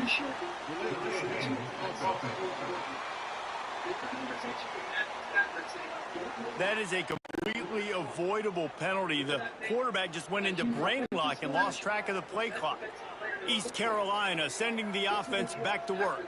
This offense has really been clicking in the game so far, Jesse. No doubt. Everything their play caller is dialing up, these guys offensively have been able to go out and execute, David. Yeah, and it's just maintaining the lead. Keep doing what you've been doing. You got a big lead. Let's just keep piling it on until they find an answer.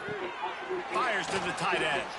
And that corner came in hot despite knowing that he was giving up some size.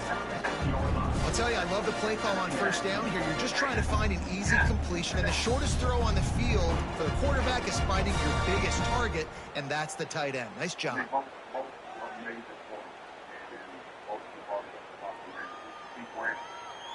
something we haven't seen before in the offensive brand.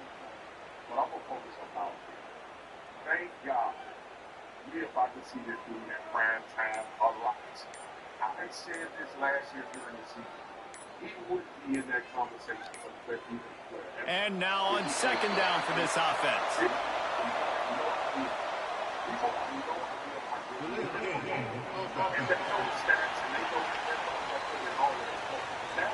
The quarterback just lost track of the play clock, didn't get the snap off quickly enough.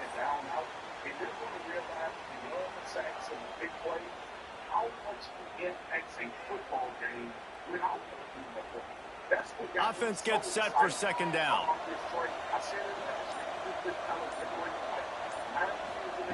Back to pass. Quickly to the tight end. And they're able to get him on the ground. Well, we knew coming into this one the tight end was a big part of this offense, and you've seen it early in this game. They've moved him around. They've thrown it to him in a lot of different ways. Defense is going to have to make some adjustments trying to stop this guy. And, guys, they really need to take advantage of this field position on third and long.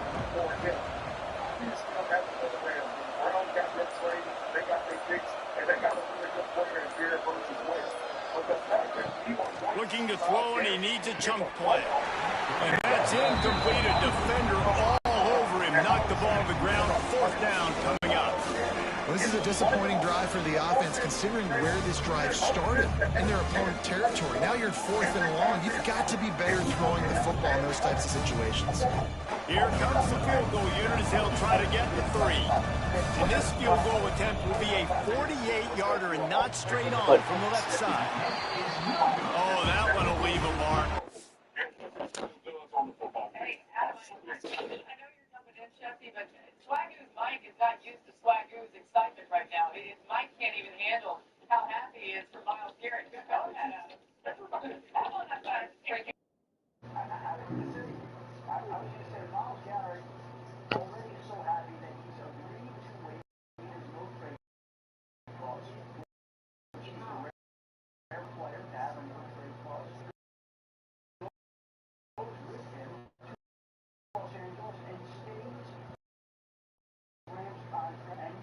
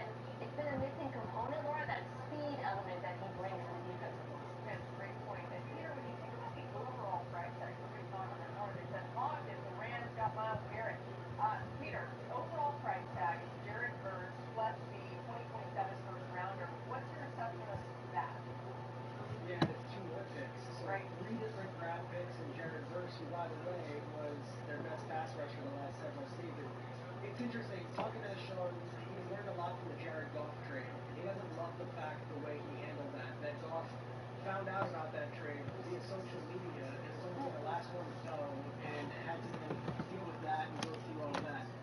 The Rams weren't going to let this thing happen until they spoke to Jared first. And they did so today, and they did so at about an hour before the trade went down. But they didn't want to trade Jared first.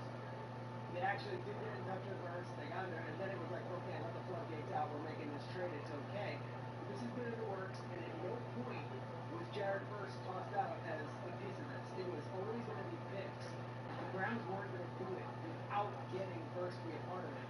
They eventually had to part with one of their favorite guys on the roster, and a team leader in a lot of ways, even as young as he is on that defense. You remember Jared Burns going around Philly and Lincoln Financial, pumping his chest and talking smack before that playoff game. He's the emotional leader of that defense. But they did get in touch with Burns, they did speak with Burns, and Adam, I think you can add color on this. Like, this is a trade that's been in the works, but it really wasn't going to happen until they had to part with one of their favorite players on the roster. They wanted to make sure they told Jared Burns, who was born in Dayton, Ohio, but had no idea today that that trade would be coming and that he would be sent back to the place in which he was born. But ultimately, that's what happened. I think when you look at the picks that the Browns are getting back, there are now two teams in the highly anticipated 2027 NFL draft that have multiple first-round picks. The New York Jets have 3 first-round picks. Next year, the Cleveland Browns have 2. And the Cleveland Browns have given themselves some added ammunition and flexibility to go out to get a quarterback if that's what they want to do in the 2027 draft. By virtue of this trade right here, the Browns now have the ammunition that they need to be able to maneuver around the draft board, not to mention the added draft capital in 28 and 29 that they've accumulated here, and they have spent the last couple of years stockpiling draft picks. They have extra picks courtesy of moving back from 2 to 5 from the Jacksonville trade. They have extra picks here courtesy of the trade for Myles Garrett. At some point in time, there's going to be a huge influx of talent to Cleveland, and there's going to be an opportunity for this franchise to come away with what it wants. Jesse, I love that you brought that point up, because sometimes you have to rip the band-aid off. You have to identify where you are, understand that with all of the excitement with Myles Garrett, that the Cleveland Browns' most important move is getting the quarterback position right, whether there's somebody there that plays themselves into that, or whether that's a draft pick that they need to use. And also, people need to realize as well, is that these draft picks at times turn into veterans like a Myles Garrett. If you get down the road and realize he's 1 or 2 players away after some rookies or some free agents show up to you well during the season. So I like what the Browns did here. Now they have to manage it the right way. We came out of the draft saying the Jets did a phenomenal job. The Jets went through this change. You have to rip the band-aid off. The worst place you can be as a football team is in the gray, just wobbling. So this is a move for the Browns. Now they have the capital and the opportunity to change the face of their team potentially. I just hope use it the right way. Again, we'll get into more on the Brown side of things later on in the show. Those quarterbacks in that 2027 class are twinning out the other big names. We'll talk about what that could look like. And we're so glad you're with us today. Lots of news flying around. There could be more, okay? When we come back, what can Brown do for you? Well, we're talking about A.J. Brown, of course, 1-4 p.m. Eastern Path. That means that this trade can happen. The expectation, of course, we're going to go to the Patriots. Will it happen in the next hour? We'll find out. NFL Live is brought to you by Fairlife. Enjoy great taste and nutrition with Fairlife Ultra Filtered Milk. We'll be right back. Don't go anywhere. Big day with lots of news around the NFL.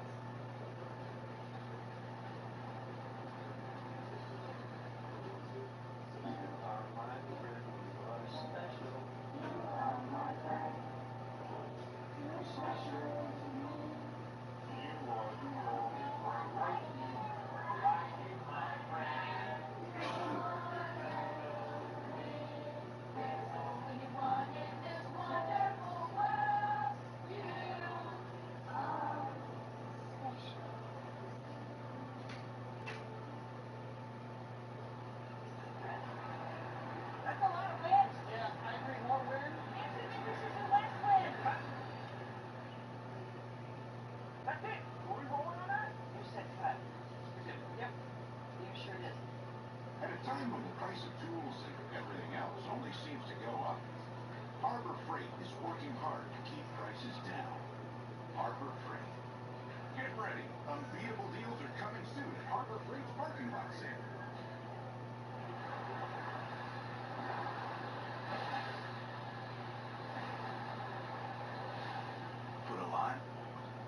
on your to-do list? Corona. La Playa awaits. Okay, stop asking for Reese's Oreo cups, because we literally made Reese's Oreo cups, and they taste, sorry, amazing. That's probably why you asked for them in the first place, huh? At Farmers, we know compromises can be compromised. How far is this line? Can you give us something a little closer? It'll be fine. It's all walking distance. Great. If we jog, we might make it in time for the encore. Sometimes saving a few bucks just isn't worth it in the long run. If it's important, it's not worth compromising. That's why with Farmers, you can get quality and unless you want to get your steps in. We are farmers. Fairlife Ultra Filtered Milk brings more goodness to every sip. With 50% more protein, 50% less sugar, and creaminess that makes smoothies even smoothier. Fairlife. Spring. It's time to run it. Run it until the grass becomes long, until the hedges stop covered. Run it again.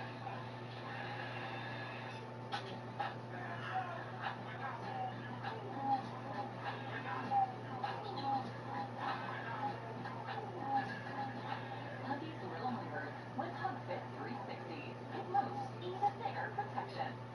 Introducing the first ever Infinity QX65.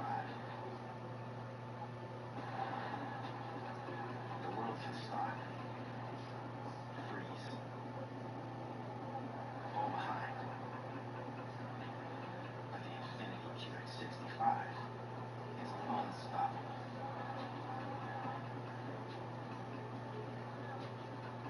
The first ever Infinity QX65.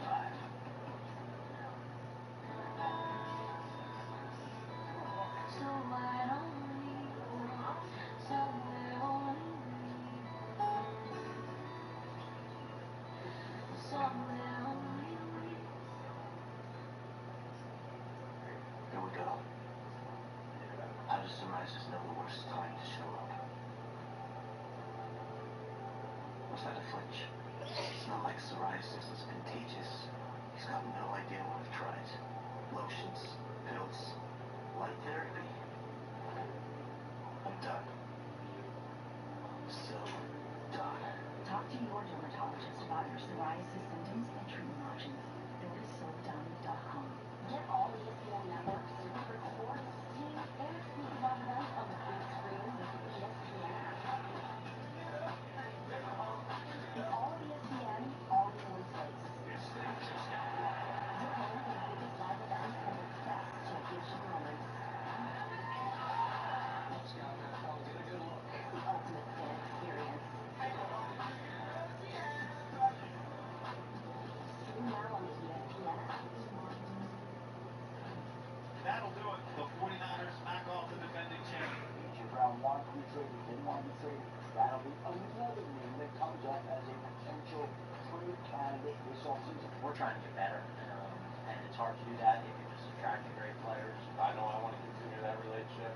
I know he wants to continue that relationship. The Eagles continue voluntary workouts today. One player not in the building, AJ Brown. My understanding is that the trade to New England is the most likely scenario likely to happen on or after June 1st. You know, if he ends up being on our team, great. What a great player. If he doesn't, so that we're guys here. The next thing is on the business that we see he does. 100 days till the Seahawks and Pats face off in the Super Bowl rematch. Could New England have A.J. Brown on the roster come week 1? June 1st is a date you've been waiting on, and we see exactly if it can end up happening. And in fact, I'm being told we do have breaking news. So right now, we go right to Adam Schefter on A.J. Brown. Adam, what's the latest? All right, Laura, the trade is in. It is official. AJ Brown is being traded to the Philadelphia Eagles. It's going to be for a 2028 first round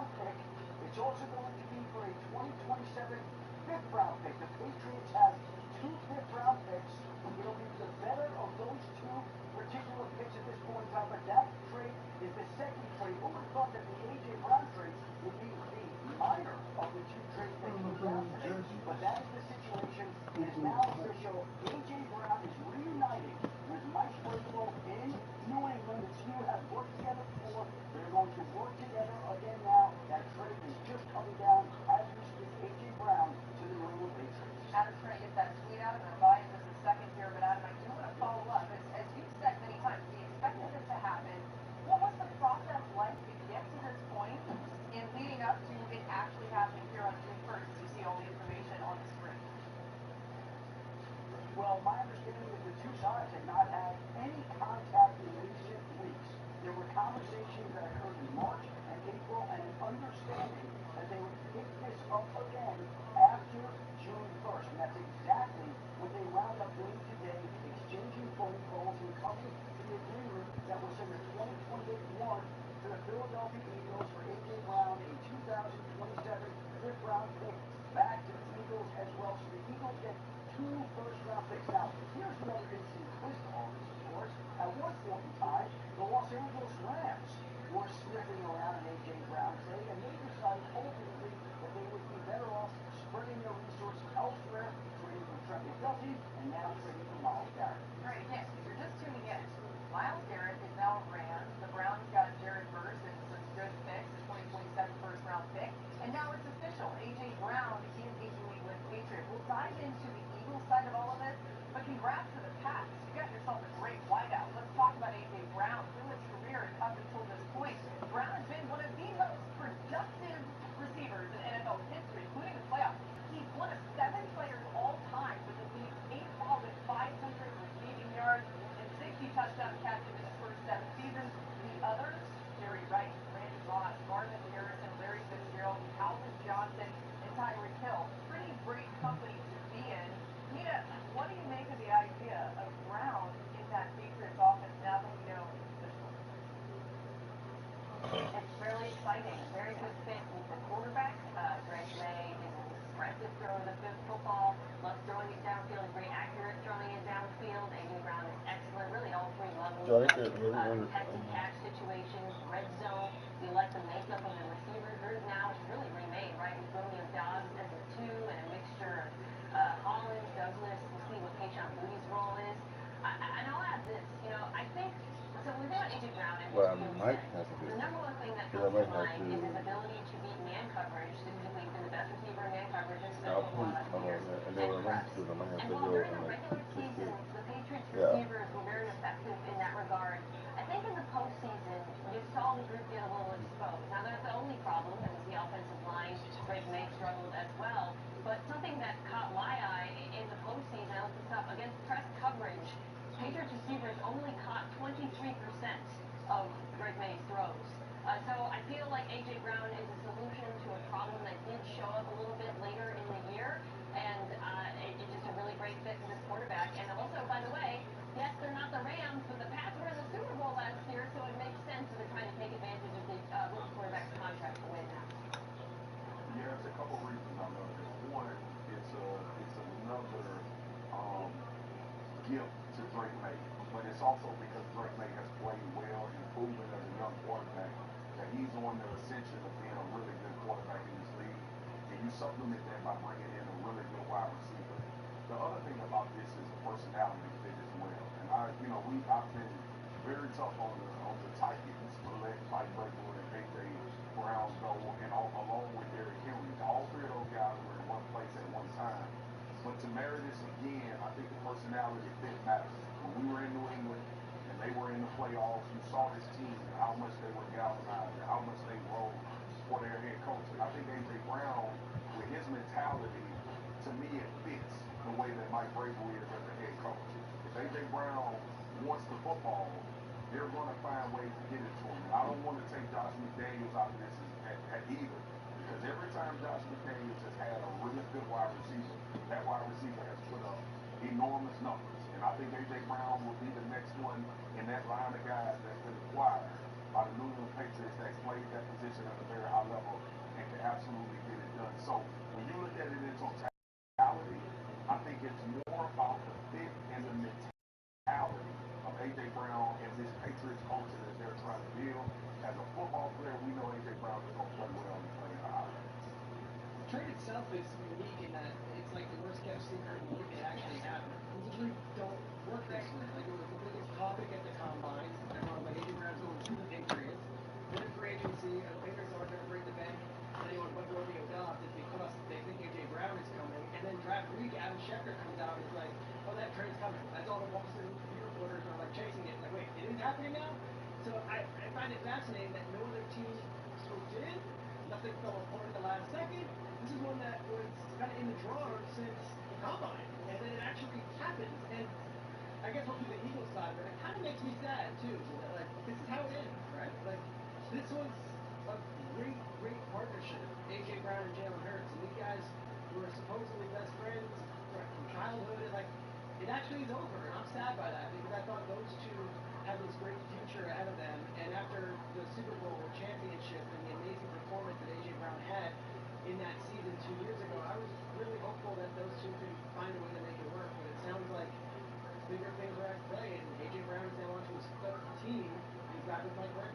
Yeah, you heard Jalen Hurts even before this breaking news actually broke on our show saying no one will ever replace how special it was what they did together, and the Eagles know how important AJ Brown has been and this new one NFL Live.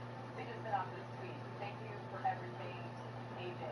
Special to see. He is now a Patriot. The Patriots, by the way, begin their season at the Seahawks home against the Steelers, at the Jaguars, and at the Bills. They'll be glad to have AJ Brown in full. So much more to come here on NFL Live. We got more of the blockbuster trade getting Myles Garrett to LA. A full reaction from our crew is coming your way right after the break. We'll get into the Brown side of it as well, and then more on AJ Brown. Massive day of news here on NFL Live.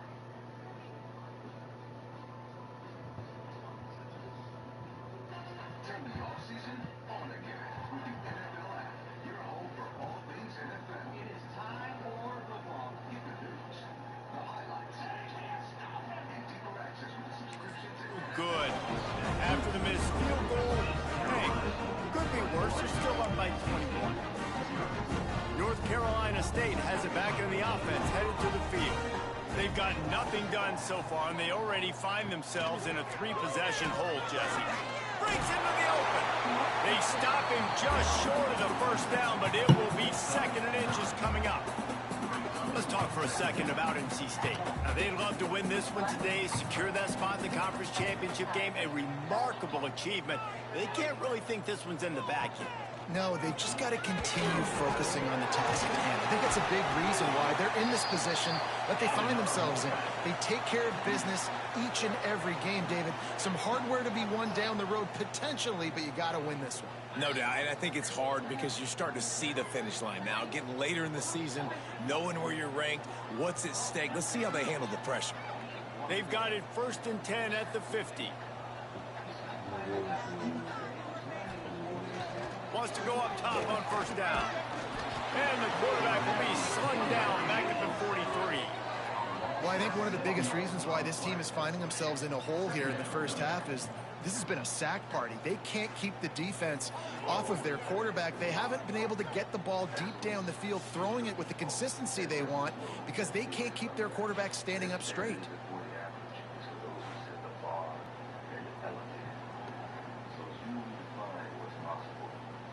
This offensive line has just been unable to keep them away from the quarterback. Now it's 2nd and long. And the pass is incomplete thanks to a big hit. And this defense, we know, they present a lot of challenges. You can see it right there, man. They shrink windows fast. They're a top 25 defense for a reason. You really better make sure you're dialed in today, or else they can make you pay in a hurry. You got to love that. On defense, one of the most critical statistics out there is how do you play on 3rd down? How do you prevent the opponent from keeping drives alive? Right there, tackling the catch. You gave up the completion. Whoop-de-doo. You set up 4th and long. You're going to get the ball back. Go get some water and celebrate. And he's going to get it up to about the 29-yard line before he's brought down. East Carolina has it back, and the Purple Pirate offense will go to work. You want to talk about taking the wind out of your sails. Drive the ball down the field and miss the field goal, David. You know what? Don't leave it up to kickers. Execute better offensively. I think you move the ball nice. You got to keep that in mind. But, Palmer, I think you got to stay aggressive and don't settle for field goals. Yeah, because you got to know there's just no margin for error right now. You just have got to be able to execute at a higher level.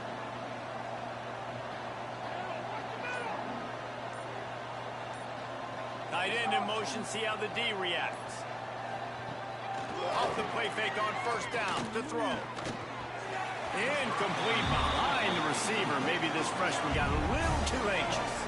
Plenty of work to do here on 2nd and long. the gun, the running back looking for room. He's got 99 yards on the ground, and he came into this game leading the nation in rushing. And the Pirates are at the line looking to convert on 3rd and short.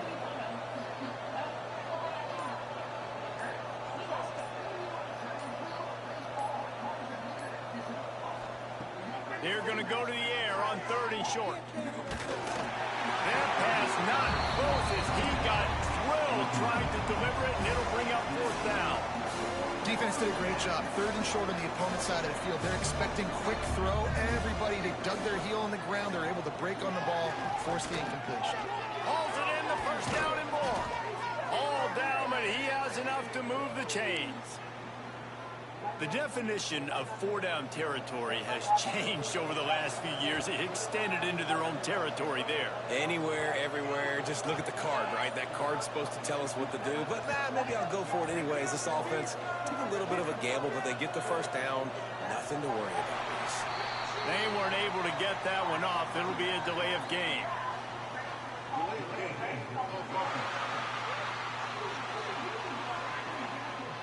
The offense couldn't get the snap off in time, and it'll cost them. The Pirates are moving quickly down the field.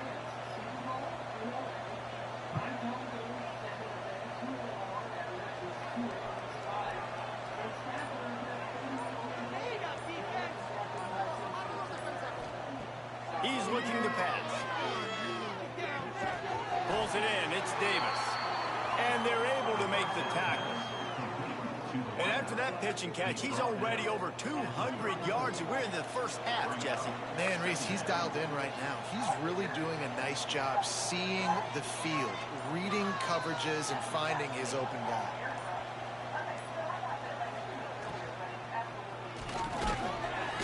And it'll be incomplete. This defense is physical and pass deep. Yeah, and you just wonder if the defense now has taken out some frustration. Obviously, they've been getting lit up all over the place. And that time, they finally gave it back to the offense there. Really nice, big, clean hit. This defense needs a little bit more of that as the game goes on. Here's the pressure. And the quarterback will be slung down back up at 43. And how about this? They're going to send the kicker out there to try to put a thunderfoot into one. Well, players don't really like kickers, but if this guy bangs through this 60-yarder, he'll be the toast of the team. Looks as if they didn't get it off in time. It'll be a delay of game.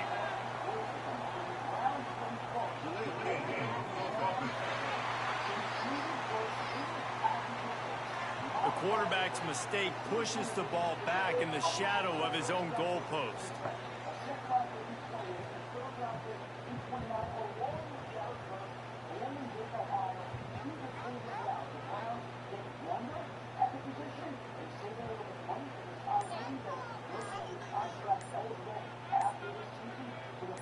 And this is some kind of belief in your kicker. They are sending him out there to try to get 3 from way downtown.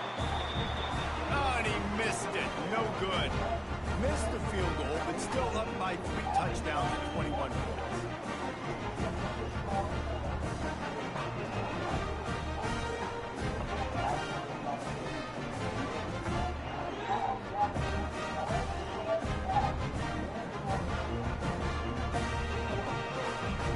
NC State sending the offense back onto the field. They just haven't been able to get anything going, and they better get started or it's going to get away from them, David. Yeah, and these are the weeks that you really wish that you were playing a video game, and you could just reset the console, start over, Jesse, and make something better happen early. They just look like they're sleepwalking in this 1st half, and it's not just one guy. They just haven't been playing collectively as a unit. And if I'm the head coach, I'm considering starting to give some other dudes some chances here.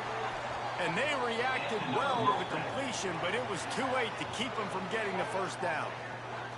They say tight ends are a quarterback's best friend in the pass game because think about it. The tight end's the guy lined up closest to the quarterback, which means generally those are the easiest throws a quarterback has. You saw it on that play. He's got it. Just what this offense was looking for. Sets him up at the 26 with the 1st down. And I love the awareness by the wide receiver on that play because I'm not sure that route was supposed to be that deep. You got to wonder if the receiver decided maybe to adjust the route a little bit to make sure that he got the first down. That's about as close as you can get to that marker, and it will be second and just a few breaths away from the first down.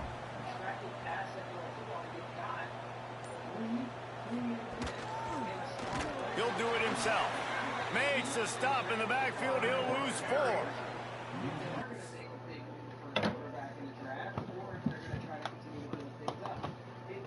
It's easy to look at it and say, well, Myles Garrett is Myles Garrett, and we're happy and we think that's a slam dunk. But if you ask people around the league today, there are many people who say, I like the trade from the Browns side too.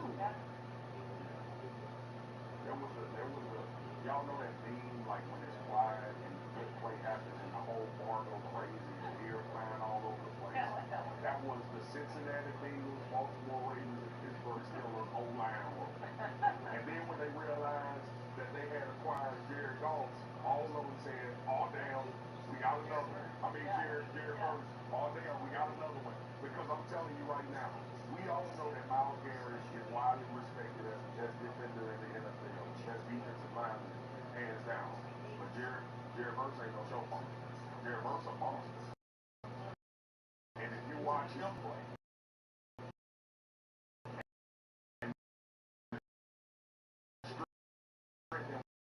which he played with, how he said game of a player, this is going to impact games for the Cleveland Browns as well. So as much as we wax poetic about what the Rams did and how good Myles Garrett is, I don't want Jared Hurts to get lost in this sauce. I know the young man. I love him tremendously as a football player. I think he has the right makeup, and like you all have said, he's playing close to home. He doesn't need motivation to play football. He's a 100% football player and loves playing the game. So the Cleveland Browns got a high-level rush in and a guy that's going to impact that defense as well as they continue to build out this football team. And Jared Hurts is a great player. I mean, Marcus said it, his game is really oriented around power and violence, which is, he's different from Garrett. He's almost like Myles Garrett, but he is still an ascending young pass rusher. He's also excellent against the run. In fact, since coming to the league, he's second only to Max Crosby in ESPN's run stop win rate metric, so he's a complete edge. And we take a step back and look at the value of the trade and the pitch, as Peter alluded to. I do think this was fair. You're comparing it to, if you're a Browns fan, the Micah Parsons trade, which was 2 firsts and Kenny Clark, and you might feel disappointed. But think about this. You got 1 first next year, which, as we've all discussed, is the year in which the Browns and everyone else wants a quarterback, and now they have more ammunition to do so. And by the way, their own pick might be a little bit more valuable without Myles Garrett, just throwing that out there. You have Jared Hurts, who I believe is worth a first-round pick, even if it is a late first. That is still, again, he's got 2 years left on his deal plus the 5th-year option. So, yes, they didn't get another first, but Hurts is worth it. And then, on top of that, the future second and the third, which, especially if Matthew Stafford retires between now and then, those picks look good. And if they're about middle of the pack, depending on which trade value chart or draft pick value chart you look at, that's kind of a late first. So, all told, it's a pretty decent haul for Cleveland, especially considering the player himself lined up. Yeah, by the way, the Rams have made 2 first-round picks in the last 10 drafts. Jared Hurts and Mike Simpson. What a day of news. Adam, fill us in on the top stories. Let's start with the latest on A.J. Brown. Well, the A.J. Brown trade officially and finally has happened as we expected it would, Laura. He winds up in New England, going to the Patriots for a 2028 first-round pick, a 2027 5th-round pick, and A.J. Brown now reunites with Mike Vrabel and Foxborough. The Patriots have moved off from Stephon Diggs, but added A.J. Brown and Romeo Doubs in free agency, so it'll be a different receiving cast for Drake May this upcoming season. And speaking of a different receiving cast, the New York Giants added a trio of wide receivers. They brought back Odell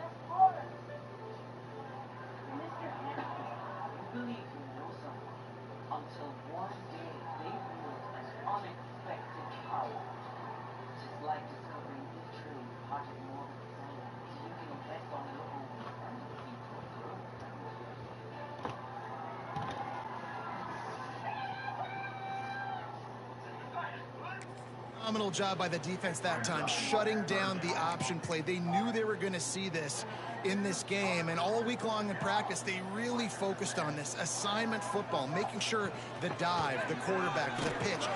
And the defense, got him at the 27. How about this defense in this game so far? Already 5 sacks, and we're only in the second quarter.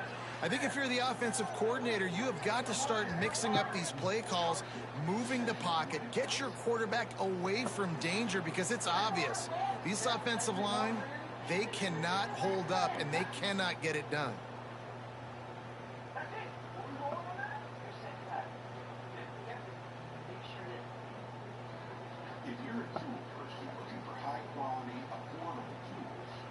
Here comes the field goal unit as they'll try to take the 3. He'll swing that big leg for 3 from 44 yards out. It's good. Let's go to the studio now and check in with Kevin Connors. Kevin, what do you got? Guys, every game in CUSA so very critical. How about this one today? Old Dominion is putting on an offensive clinic. They built a big lead, and this one is approaching blowout territory. They're up 14 over Sam Houston. We'll keep you updated as this one goes forward in a game that could shake up the CUSA race significantly. And how about that one? Kevin will be keeping an eye on everything going on elsewhere. He was looking for some running room, but not much to be found as he stopped at the 18. East Carolina sending the offense back to work. They've got a little time here to put together a productive drive late in the half. We talk about settling for points, but sometimes when you have to settle for nothing, David, it can be demoralizing. Yeah, and it can definitely be frustrating. And I think it leads you to say maybe I go for it more. But, Jesse, I think this offense just needs to put another drive together and just finish strong. Yeah, and be a little bit less predictable, too, especially as they get closer and closer down to the end zone. With a first down, they'll snap it from the 32. That wide receiver on the outside is dangerous. When you're playing zone coverage, it's really hard because you're not chasing him. You can't really get hands on him. You got to make sure you send more guys his direction. Maybe slide those linebackers toward that wide receiver so you got a little more help on the outside. Crosses the 45. They'll get him on the ground at the 46, and it'll be a first down.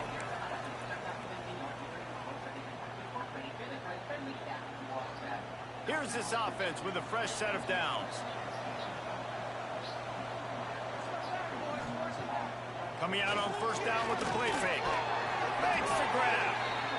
How nice is it in this offense to have your best receiver playing in the slot? You're matching him up against linebackers, against safeties, or nickel corners. Nickel corners are oftentimes the defense's third best cornerback. This guy is virtually uncoverable.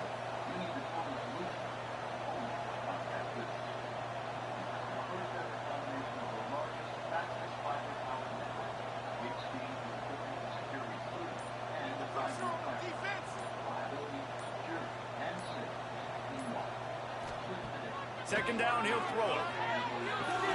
Caught near the sticks. It's Davis. Really nice pickup on that one as they get it to the 36. It'll be first down. And the Pirates come to the line with a fresh set of downs.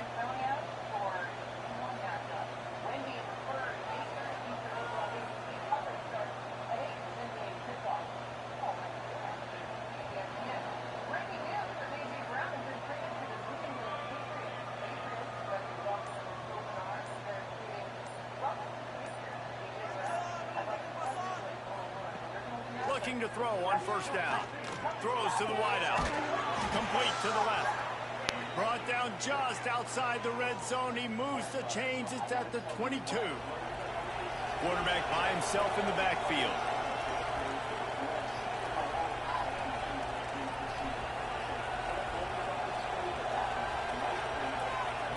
Looking to throw on first down. A shot for the end zone. And that ball was in harm's way, and he is lucky to get that one back. Running out of time here in the first half. They're going to have to be efficient to put some points on the board before the break. They'll go back to the air on second down. Pass falls incomplete, and there are still 3 seconds left. And in the closing moments of the first half, they'll try to put a 3 spot on the board. Splits the uprights right down the middle. And now the lead is extended a little further. That's going to wrap up the first half here, and now we join Kevin with the halftime update. Man, great energy in that building. There always is when these two get together. And a fun first half between these rivals. And we'd be remiss if we didn't start this halftime report by giving props to this superstar tight end. He's been almost, you know what, check that. He has been unguardable with that unusual blend of speed, size, hands, and route running. He is a pick-your-poison kind of player. That said, let's get back to the field and our guys in the booth to see who comes out on top of this rivalry contest.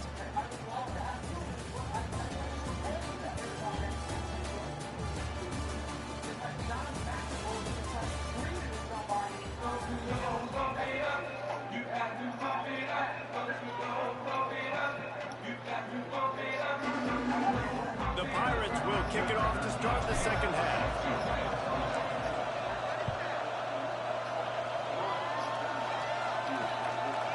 And he'll just take a knee, and this drive will start at the 25. North Carolina State has it back in the offense, headed to the field. They come into this third quarter with a lot of work they need to get done. Yeah, and it starts with this possession. And I'm going piece by piece. I know this is coach speak and very simple. I score. I got to stop. I score. I can get back in this game, but it's got to be one drive at a time. It's going to have to be, but I think the mindset offensively is we're probably...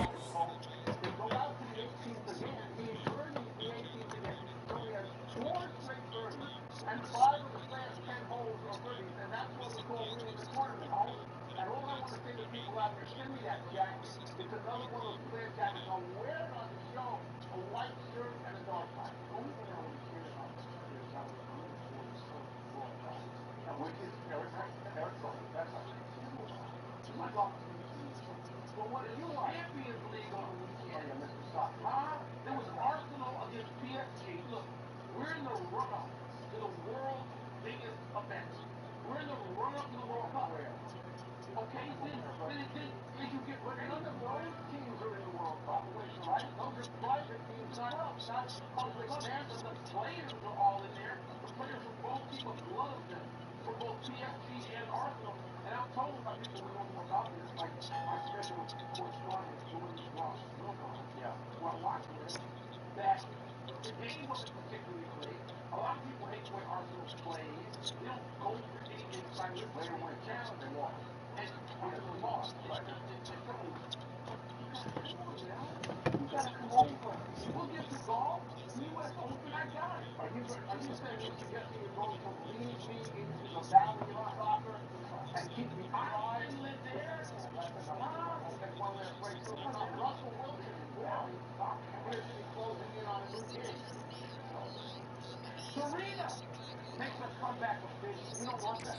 Score every time we get it because our defense has been struggling. They have not been getting a lot of stops, so this is a critical drive here for this offense. They're working that left side. NC State will pick up the first down. Yeah, you throw a little hitch route. Nice job getting the ball out of his hands quickly. Wide receiver, quarterback. Nice job being on the same page. Nice completion, nice catch. They've got it at the 36. It's a 1st and 10.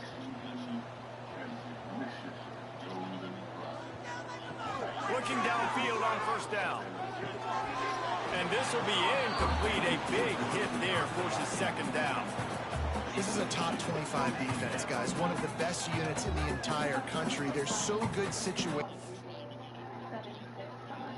6 best friends, all in about 15 great love.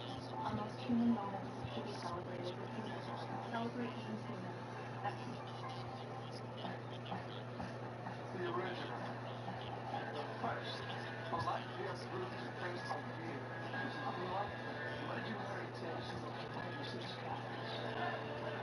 It's Miller time. To drink? And a Coke. And a Coke. And a Coke. And a Coke. And a Coke.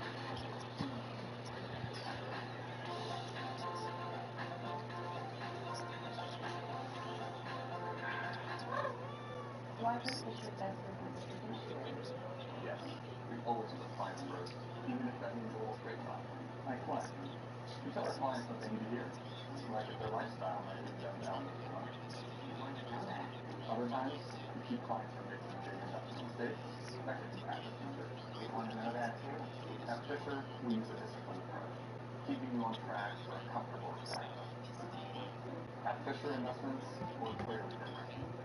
It's terrifying what happens when car warranties expire. Soon as they do, cars are quitting on the job. It's like they're possessed. Hey man, you got a little something there. And without protection, even simple repairs can cost you thousands. That's why there's Car Shield. Or don't get Car Shield and maybe get your car an exorcism instead. Someone should help her. Car Shield. Protection when it counts. Meet my dad. National University supports all his aides with flexible online courses. He can be a student and catch bad guys on the internet and teach me how to hit a curveball and serve his country. He's an end. National University supporting all your aides. I don't know what they're thinking, but right now, every Domino's pizza is half off. Every single pizza. Like, what? I'm not gonna overthink it. I'm just gonna get half off some Domino's. Exclusively on ESPN, softball kings are ready for showtime as a Generation Plus domestic legacy. The Women's College World Series continues their replay on ABC, ESPN, and the ESPN app. While the world embraced the chaos of demolition, that winner chased perfection. The permanent system. A tub or shower custom built to the millimeter. Fused to your home in a single day. We eliminated the grout, leaving only a seamless, watertight masterpiece. More than a renovation, a revolution. Back there. Billy, you want to say? We love baseball, our cars, and limited edition bobbleheads. We hate brand delays and expensive car repair. Why? Because repairs slow us down in the red, white, blue. We move fast, baby. Our repair bill can hit just like a fastball to the beat. Nobody wants that. With Car Shield, you don't pay for covered repairs. With over 20 years of experience and being America's most trusted name in auto protection, Car Shield's a lot like me. Awesome. Don't get caught looking. Call Car Shield and save. Woo! Happy time, people. Happy 65th birthday, Paul Coffey.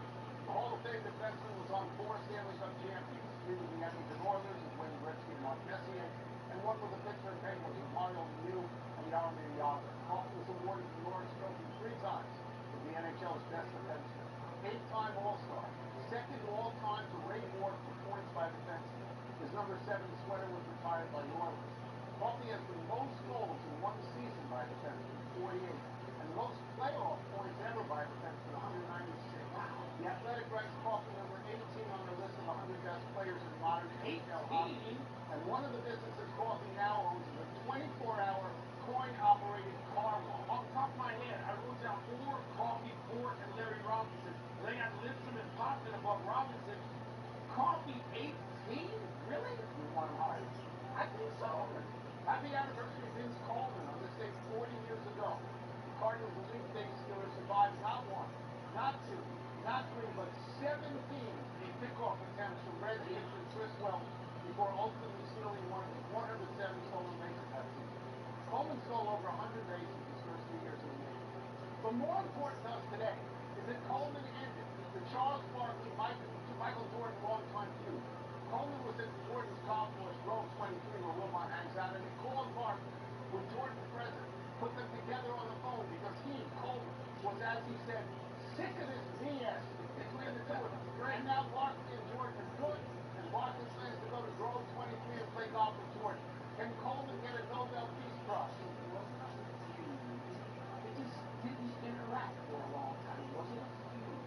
That's how it was part of the hockey. Look, standing ovens. Yes, that was just seeing enough. And a melancholy trail is Raymond Berry, the Hall of Fame receiver, has died at the age of 93. Berry led the NFL in receiving yards 3 times, winning 2 titles with the Baltimore Colts. One of those was the legendary overtime win over the Giants in 1958, in which Berry caught 12 balls from Johnny Unitas for 178 yards and a touchdown. Berry was a completely improbable star. He totaled just 33 catches for the 3 seasons at SMU. He was drafted in the 20th round. The offensive line coach of one of his teams once said, quote, "Every win can outrun him, even me." But Berry claimed to have 88 moves to shake the defender and rarely dropped the ball. He also coached the Patriots to a Super Bowl in which they got humbled by your Bears. Sorry, this is like the greatest of there.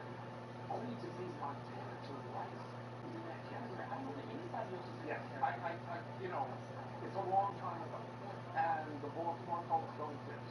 And so there's a lot of reasons not to remember this, but Unitas and Berry was the first of the great combos. Yeah, first of the great. See if we can go to the big picture. Serena Williams will return to tennis, playing doubles in next week's Queens Club tournament. Is that a big deal? Not necessarily. It's what it could lead to. Serena's thinking about coming back singles. I'm just saying, I wonder. She's Serena. U.S. Women's Soccer. U.S. Men's Soccer. Beat Senegal 3-2 in a friendly. It might be. I mean, Pulisic scored a goal. I mean, that's where it happens. So, yeah, maybe. Russell Wilson, who I know you love, I reported his finalizing a deal to become an analyst for CBS Sports. That makes sense to you? Total sense. Friendly, approachable, engaging. Yes. I can't see a quarterback. Go. The Braves, the first team to 40 win. You impressed? I am, but the Nats last week in Atlanta took 2 out of 3. They're going to drink game. Last one, number 1, Arena Sabalenka defeated number 16, who I know you love, Naomi Osaka, 7-5, 6-3 today. You disappointed. Yes, but she's the number 1 player in the world, Sabalenka. She pretty much beats everybody. So, we're out of time. Let me get my glass. We'll try to do better the next time. And Wayne Hartsbarger, shout out. I'm Mike Lobo. Same time tomorrow, knuckleheads. And now, I want to congratulate your son and graduating from Gonzaga. That's how. Welcome into Sports Center. Kevin Nagani with you on a very busy day. PTI coming right back to weigh in on a stunning Myles Garrett trade to the Rams, and we'll break down A.J. Brown getting his wish, finally going to New England. Let's start, though, with the breaking news. Garrett on his way to Hollywood. The 2-time Defensive Player of the Year with Super Bowl expectations joining a squad that is stacked. The Browns get edge rusher Jared Verse, a 2027 first-round draft pick, and a future second and third. Garrett, by the way, set the single-season sack record with 23 this past season. For much more on this blockbuster, let's bring in Adam Schefter and Louis Riddick. Shefty, what other details do you have on this trade? Kevin, what's interesting here is if we go back to the end of March, when Myles Garrett restructured his contract and pushed back the option and bonus communicate from the 15th day of the league year in mid-March to a week before the regular season. There were teams out there that maintained this was the sign that Myles Garrett was going to be traded. And it was shortly after that restructure that the Rams made their first contact with the Browns, continuing to pursue the Defensive Player of the Year. They talked with the Browns for weeks, and the Browns were unwilling to deal Garrett until they came up with the breakthrough. And the breakthrough included 2-time Pro Bowl edge rusher Jared Verse. Once the Rams agreed to include the deal, which they did not want to do all along, that clinched it for Cleveland. Verse, 1, 2, 3, and that was enough to convince the Browns to part ways with the best defensive player in football and maybe the best player in football. Yeah, think about that, Louis. The Rams were already Super Bowl favorites before acquiring Garrett. What does this move do now for this team?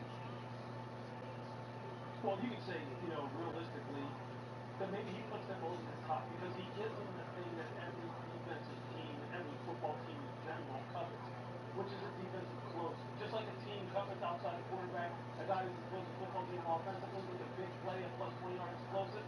This is the guy who prevents it because he hunts quarterbacks and he puts them on the back at a Hall of Fame level. He's going to walk right into the Hall of Fame when his career is over. And so I think for them, they addressed the back end early on in the free agency. They traded for Trent McDuffie, they signed Jalen Watson, and now they have a guy who up front can give them the same kind of impact not just from his own individual performance, but what he's going to do to free up the rest of the defensive line, like a young pass rusher like Byron Young, the same way Aaron Donald impacted his team the last time they won the Super Bowl on their home football field. That's the kind of impact that Myles Garrett has.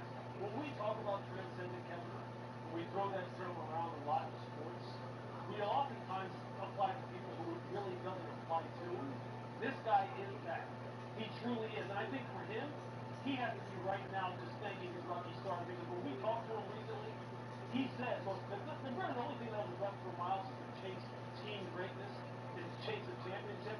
Now he's got that. And a football team that's absolutely stocked next year. 1 through 30, their top 30 players are as good, if not better, than any team in the NFL. The Rams, look, Sean McVay, Les Snead, they have to be giggling right now at the way in which this offseason has come together for them. Win now mode, especially with you bringing up the Super Bowl in LA, February 14th, right here on ESPN and ABC. Another major trade today. I've talked about it. One many were expecting from Schefter's reporting. The Eagles are sending wide receiver A.J. Brown to the Patriots. Adam Schefter and Mike Reese reporting that Philly gets a 2028 first-round pick and a 2027 fifth-rounder. Drake May gets a top target for a team that went to the Super Bowl just a few months ago. Adam, what more can you tell us about this trade? Well, this is a trade that was in the works for weeks now, Kevin, and the Eagles had to and wanted to wait until post-June 1st to split up the salary cap ramifications of trading A.J. Brown. They were able to split up $40 million, not have to take all that money as a hit in 1 year. That's why they waited until now. And when they got the office today, they called the Patriots. The two sides were able to finalize a trade that had been in the works for weeks now. And the funny part about this whole thing is that the only other team that expressed a lot of interest in A.J. Brown was the Los Angeles Rams, who at one point in time decided to allocate their resources elsewhere, and they walked away from the trade. So they didn't get a trade done for A.J. Brown, but they did get a trade done for Trevor Company, and today for Myles Garrett. So once again, all the trades were interrelated in some small way. The Patriots get a player that played for Mike Vrabel in Tennessee. He never wanted to trade him to Philadelphia in the first place, and now he's gone out and reacquired him to be their number one wide receiver in the Patriots offense that also landed Romeo Doubs during the offseason. And let's now go to the Eagles offense now without A.J. Brown. Lewis, what do you expect to see from this offense as they also have a new offensive coordinator? Yeah, a lot of moving parts, right? For your hometown team, man. A lot of moving parts. They have got some weapons. Now, they don't have any that look like A.J. Brown. A.J. Brown's one-of-one. Maybe only one guy walking, the face of the earth around in the NFL that looks like him, and that's his former teammate along with DK Metcalf. So look, I think for them, Devontae has all the skills in order to be a number one. He can play all three positions.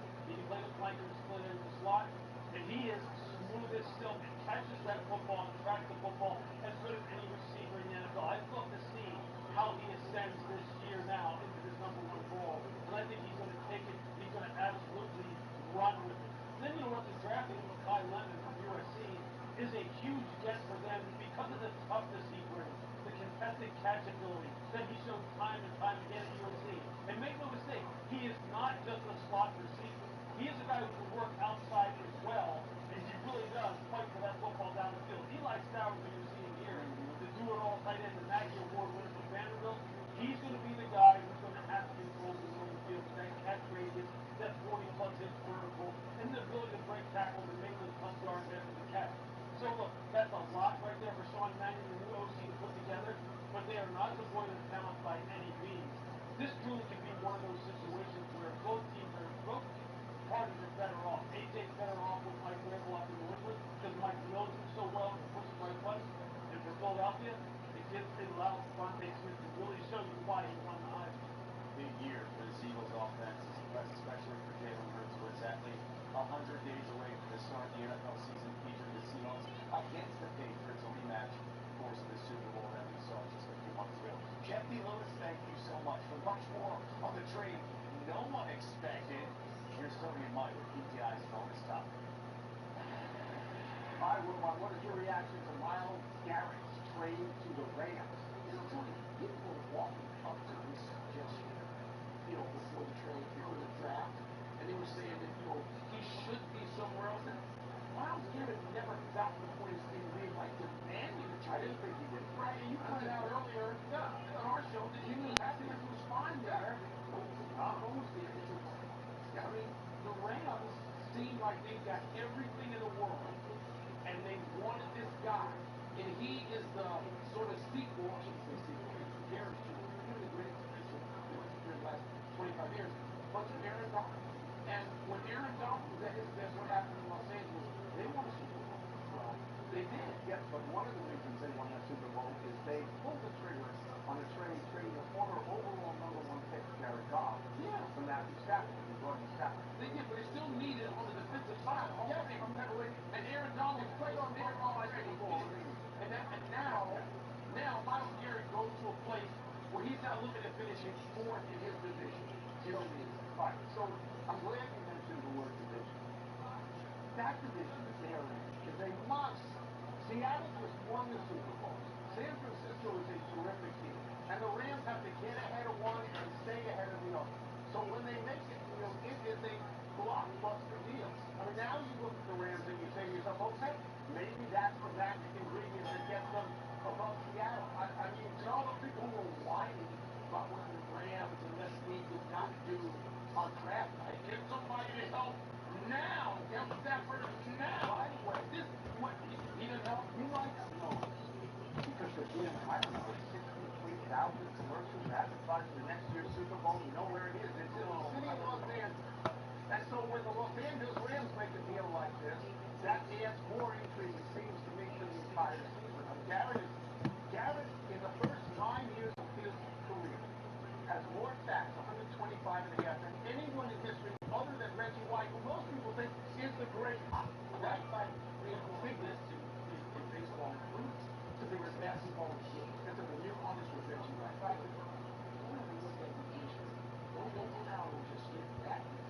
No, the Arizona Cardinals in that division. We, in the NFC Central, we don't have a weak link like that. Stop. Just stop. Saying. Tell him to stop that. I can't tell him. Hey, NBA Finals back in 1999. Think about it. The 1999 year, the Rams won the Super Bowl. Let's party like it's 1999. That's the last time the Knicks and Spurs met in the finals when the Spurs captured their first championship. San Antonio has far exceeded expectations, entering the season listed at 65-1 to win the title. Built to the second longest odds by any team to reach the finals in the last 40 seasons behind only the 2020 Heat. Including the NBA Cup, the Knicks won 2 of the 3 meetings against the Spurs this season. In their last meeting in March, the Knicks won by 25, handing the Spurs their biggest loss of the season. Karl-Anthony Towns earlier today, Soto. I think both of our teams are different than what you saw at the Cup, even though we were blessed to be able to have a chance to win it. We're not the same team that we were at the Cup, nor are they the same team that we played at the Cup. So, it's gonna take both of us to go out there and execute.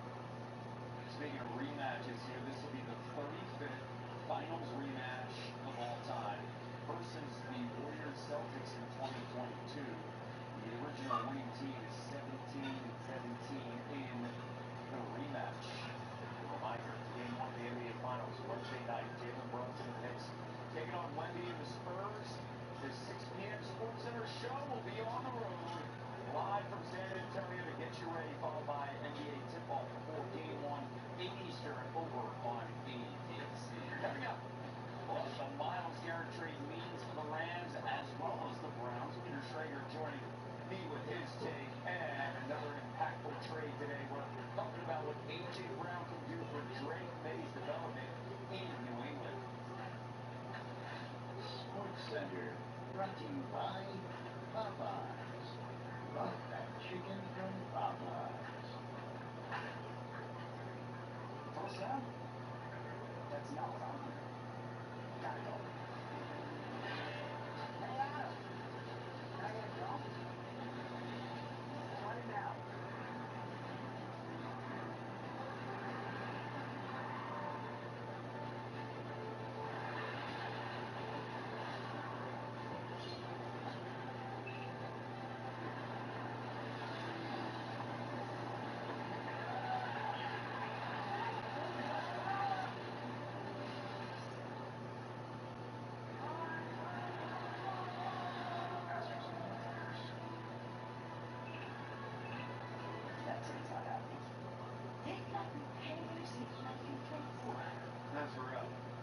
Well, you can get that fixed any way you want. Any way you want. Any way you want. That's the way you need it. Any way you want. Special chip fix while I get my hair cooled stiff. They can fix my glass while we fish for bass. If they want, they carry calibrate my safety features while I sit at home in my comfy pants. What goes around, but sure. Get it fixed any way you want at Safeway.com.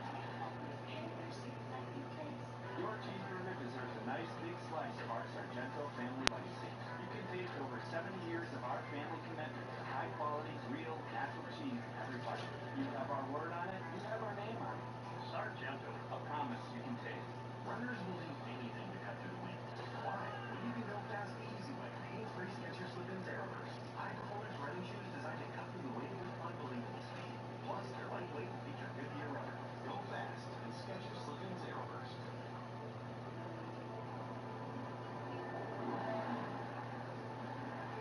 Every time we drive, we're bringing everything we love out on the road. And that's why we'll always drive a Subaru. The Subaru Outback, built to achieve the highest safety ratings possible. Love, it's what makes Subaru, Subaru. Imagine it never leaves you when you stay with the Disney Resorts Collection. It's a bird giving you extra time in any of the 4 theme parks every day and welcomes you back to create more magical moments. Start saving today. This is what everyone's talking about. Everything's on the table. This is what champions have to take. This is what everyone came to see. No duel. No second chance. No more Mr. Max Scott. This is winner take all. The NBA Finals, Knicks, Spurs, Game 1, ABC and ESPN app. Most air conditioner breakdowns are due to arrive at regular maintenance. Now is the perfect time to schedule your AC tune-up. Avoid breakdowns, lower your energy bills, and extend the lifespan of your AC. Every Four Seasons tune-up is backed by our industry-leading 1-year no-breakdown guarantee. Call Four Seasons now to get an AC tune-up for just $89.95.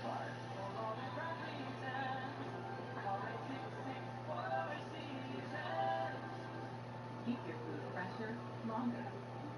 With Miele refrigerators, MasterFresh Pro creates the ideal environment for produce, meat, and a variety of other items.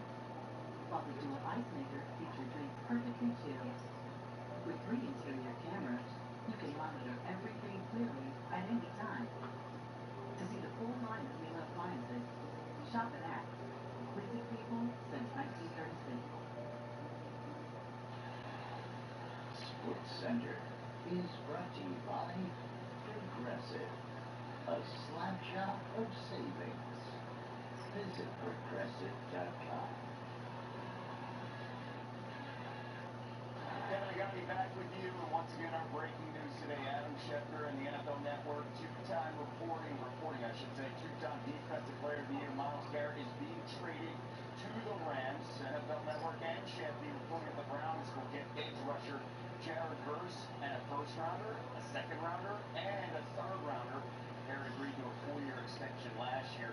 Leslie and Sean McVay continue their philosophy of FM picks. Since 2016, the Rams have made just 3 first-round selections, and 2 of those players were eventually traded, including their 2024 top pick, Jared Verse, who was dealt with their 2027 first-rounder today to bring in Myles Garrett. NFL analyst Peter Schrader joining us now. So the Rams just traded away one of their 3 first-round picks from the last decade, but they got back Planet and Myles Garrett. What's the significance of Garrett to this already loaded Rams roster? The player itself is obviously an incredible addition. What I think is interesting and what insight I've gotten over the last few hours is how many weeks and months this has been in the works. Now, they selected Ty Simpson with the first-round pick, and that caused a great brouhaha. Well, in doing so, they told Matthew Stafford that, hey, we're taking Simpson, we're letting you know so you don't find out online or on Twitter or you find out when we say the name. They told him that day. They also told him we are relentlessly going to attack this offseason to get you more weapons, and weapons that might be offense or defense. Myles Garrett is the best defensive player on the planet. So in drafting Ty Simpson, they did not put up the white flag and say we're already moving for the future. If anything, it was a package deal. It was we're drafting Ty Simpson, but in doing that, we are going to get Myles Garrett. Remember, Kevin, defense is what let them down in the NFC Championship game. They scored all the points, and Stafford did everything he could, but they could not stop Seattle. The hope is the addition of Myles Garrett gets them one step closer to tasting a Super Bowl victory yet again. And keep in mind, too, where the Rams are picking, they won't have a top 20 pick down the road. Keep that in mind as they pursue this Super Bowl championship with Matthew Stafford. Let's talk about the other team in this trade. The Browns get Burst and multiple picks. How do you see this playing out in Cleveland long term?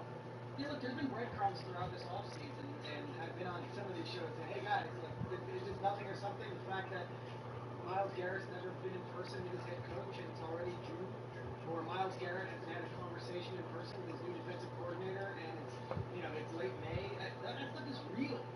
This deal has been in the works, and Myles Garrett is now going to a place where he's going to be able to pursue a championship, and in return, the Browns get a 26-year-old soul-crushing, intensity, locker room leader in Jared Verse. And Kevin, as someone who grew up in the Philadelphia area, you know that walking around Lincoln Financial before that snow game 2 years ago in the playoffs, there was Jared Verse talking smack to all the fans, saying how much he loves this moment.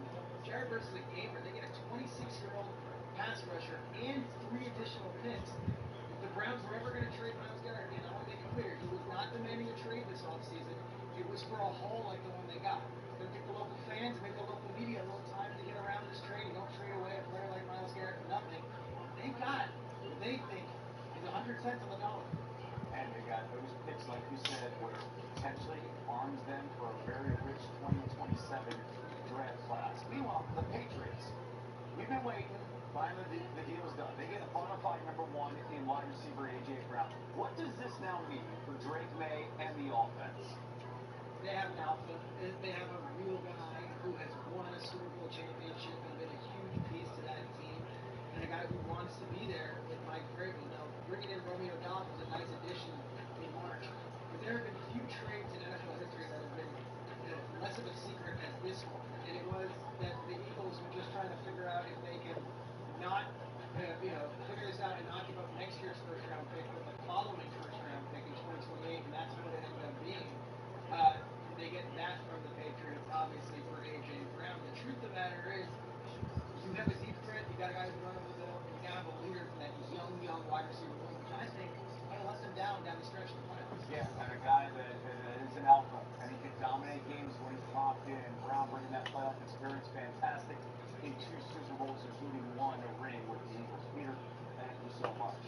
Let's stay with football and more breaking news. This just into Sports Center. The Giants remaking their receivers room, bringing back 33-year-old Odell Beckham Jr. and signing Juju Smith-Schuster and Braxton Berrios.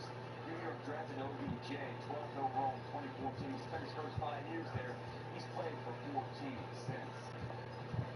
Okay. Stanley Cup final right around the corner. It's tomorrow, game 1, 8 Eastern on ABC, featuring the Canes and the Golden Knights. Carolina going for its first title since 2006 when current head coach Rob Brimwell was the captain. Vegas won the cup in 2023, making their 3rd final appearance in its 9 years of existence. Talk about beginner's luck. It's rolling for Vegas. Emily Kaplan is in Raleigh with much more. Kevin, the Vegas Golden Knights are in their 3rd Stanley Cup final in just 9 years of existence. How do you explain it? Well, a couple of the players told me today it was an athlete's dream to play for an organization like this that makes such bold moves to go for it every year. But their boldest move might have come with 8 games left in their regular season when they fired coach Bruce Cassidy and hired John Tortorella. Here's their star, Jack Eichel, on that impact. It was great. He was very black and white, and honest from the start, and that was his first message. When he came in, his first meeting with the team, just kind of relayed the fact that he was going to be very honest with the group, and sometimes it was going to be good, sometimes it wasn't going to be good, but he was here to coached with us, and you know that he had a lot of respect for our group, and he wasn't going to make too many, you know, X's and O's changes, but that you know, there was a few things that he wanted to see us do differently, and I think since then he's really just done a great job relaying his message and connecting with the guys and pushing us to play well every night. I also spoke to John Tortorella today, who told me at this stage of his career, he's so much more interested in what having a captain's mind is like rather than the X's and O's. It has been 22 years since he was last in the Stanley Cup Finals. No, he did not think it would take him that long to get back, but he said the Stanley Cup is so famous, and this is an example of why it's just so hard to win. Kevin? Ellie, thank you. We have more news coming in. How about this surprise? Serena Williams is returning to professional tennis at the age of 44 after nearly 4 years away from the game. She's accepted a wild card invitation to play doubles in next week's HSBC Championships in London. Williams hasn't said what other tournaments she may play. Then we got the Women's College World Series, number 1 Alabama taking on number 11 Texas semifinals. Red Raiders have to beat the Crimson Tide twice tonight to advance in the championship finals against Texas. Normally, you would see a lot of warm-ups just stretching right now. The reason why, the heat index is currently 101 degrees in Oklahoma City. Hot. I was paralyzed. They started to move my body in a way I couldn't do before. The dream is to show that no matter what age you are, your dreams can still happen. America's Got Talent returns Tuesday on NBC and Peacock. Mom, I got it.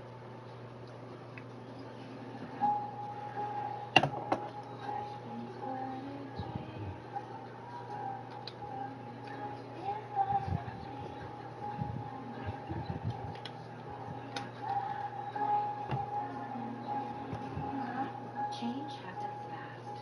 That's why we're giving you our best price on gig Wi-Fi. Just $50 a month for 5 years with same-day Wi-Fi. Xfinity. Imagine that. Get the #1 ultra soft tissue that's allergist approved. Because allergies might test you more for finals. For whatever happens next. Grab Kleenex. When your teeth are sensitive, even water breaks can hurt. What if I told you Sensodyne has a fast and easy solution? New Sensodyne Clinical Repair creates a protective shield over those exposed areas that can help repair sensitive areas of teeth after 60 seconds and get you back in the game sensitivity-free. Moderate to severe eczema with that unbearable itch. When it's uncontrolled, despite topical treatment, relieve itch fast with clearer skin that lasts. Nemluvio blocks the signaling from IL-31, a switch that triggers key symptoms of eczema. Do not take if allergic to Nemluvio. Serious reactions may occur, some severe. Tell your doctor about any medicines you take if you experience hives or plan to receive a live vaccine. The most common side effects are headache, joint pain, hives, and muscle aches. Ask about Nemluvio today. This is the biggest stage in the world. That was brilliant! This is what AJT is all about. That was a gold medal performance. America's Got Talent returns Tuesday on NBC and Peacock. Fantasy team is cooked. Guess I'm out for the season. Hey, been waiting all year. It's crazy. For prospects, you can pick more or less of your favorite players whenever you want. Ready. I locked in my picks before the game last night and cashed it in. Sweet. Did you get new kicks? Nah, damn, why not? New users download the PrizePicks app and get $50 instantly when you play your first $5 round. People are going to want to see you fall when you get to the top. And such high expectations. And you put them into this role. You lose, you lose, and I.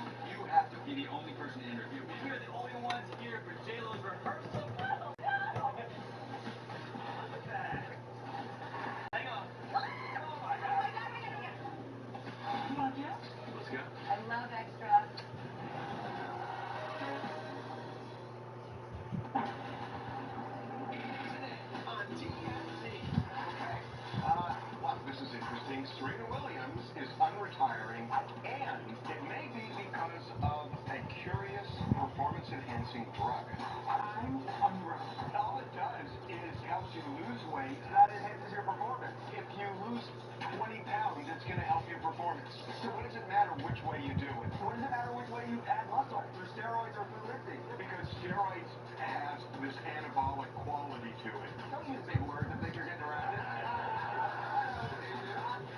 Morgan Wallen had a major kissy fit on stage because he couldn't hear his piano. So he gets up, runs over, and shoves the piano, knocks it over, and breaks it.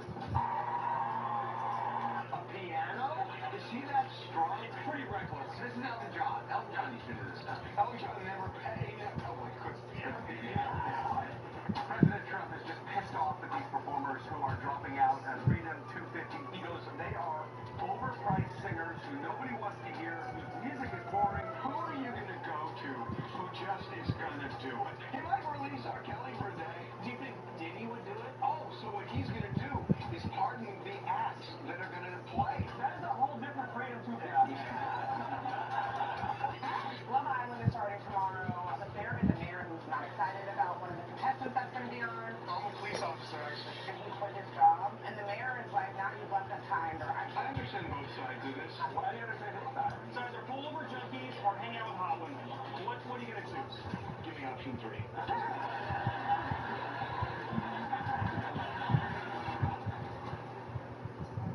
TMZ Pop Quiz. What does Serena Williams have in common with records, film photography, and the no longer endangered Arabian oryx? Answer: they all make comebacks, baby! So Serena Williams, 44 years old, has announced that she is back. She did it in a new Nike ad. Serena Williams last played professional tennis in 2022, so some time has passed here. But what caused Serena to unretire? I gotta say that the most interesting thing I have heard in the last 2 months is what Javon told me right before we started. My whole theory is just she lost like a lot of weight. I've been listening to podcasts about her, and she said it like reduced inflammation and it helps her joints, and she can like move her body better. In tennis, you're moving a lot, you're jumping, You're lunging. and if you're able to be less, if you have less mass, you're going to be able to move quicker. Makes sense. But then would the GLP-1 that Serena used to lose weight be considered a performance-enhancing drug? It's on a list of watch drugs because they believe that it could help. Yeah, it helps. Guess what else helps? Just don't eat as much. Well, wait a minute. That's like saying steroids help, but you can also just lose weight. Steroids has this anabolic quality to it. Don't use big words and think you're getting around it. I'll try that with me, dude. So congrats on the comeback, Serena Williams. What's next? Pet rocks? Fax machines? Simple political discourse? Yeah, probably not that last one, but pet rocks will be fun. Let's go, baby!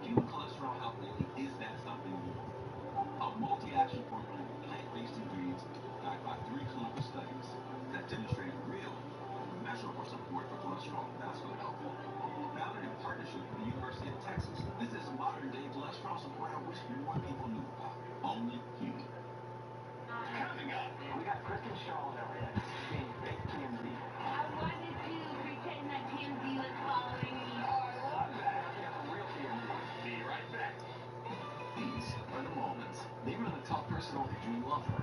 And there is Chicago as a hot dog. All the ingredients are here. Like 30 years of experience and hundreds of millions of dollars won for auto accident victims. Plus pickles, relish, mustard, but never ketchup. What? So sue me. Just kidding. We never put ketchup on a hot dog, and we never let you settle for less than the best. We know Chicago, and we know what matters most. Malden Law. Attention! Do you live with chronic knee pain? Is climbing the stairs, even standing up, frustrating and painful? Please note that knee replacement surgery is not your only option. A treatment is now available that is so effective, Medicare fully approved it, and it's not surgery.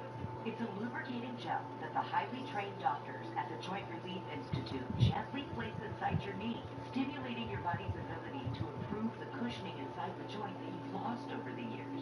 We've treated over 20,000 patients, resulting in thousands of 5-star Google reviews. People don't understand pain unless they really live with it. And the relief that these shots have given me is unbelievable. I've received treatment, walked out pain-free. It was quite awesome. Stop living in pain. Appointments are filling up fast, and the call is 100% free. Call today, 800-253-6891. That's 800-253-6891. If you've been looking for affordable auto insurance in Chicagoland, I bet one name keeps popping up again and again and again. Because everyone knows you can save big on auto insurance with Insured on the Spot. See for yourself. Get a free quote in just 2 minutes and drive away with insurance guaranteed. Call Chicagoland's #1 auto insurance agency at 773-202-5060 or visit insureonthespot.com.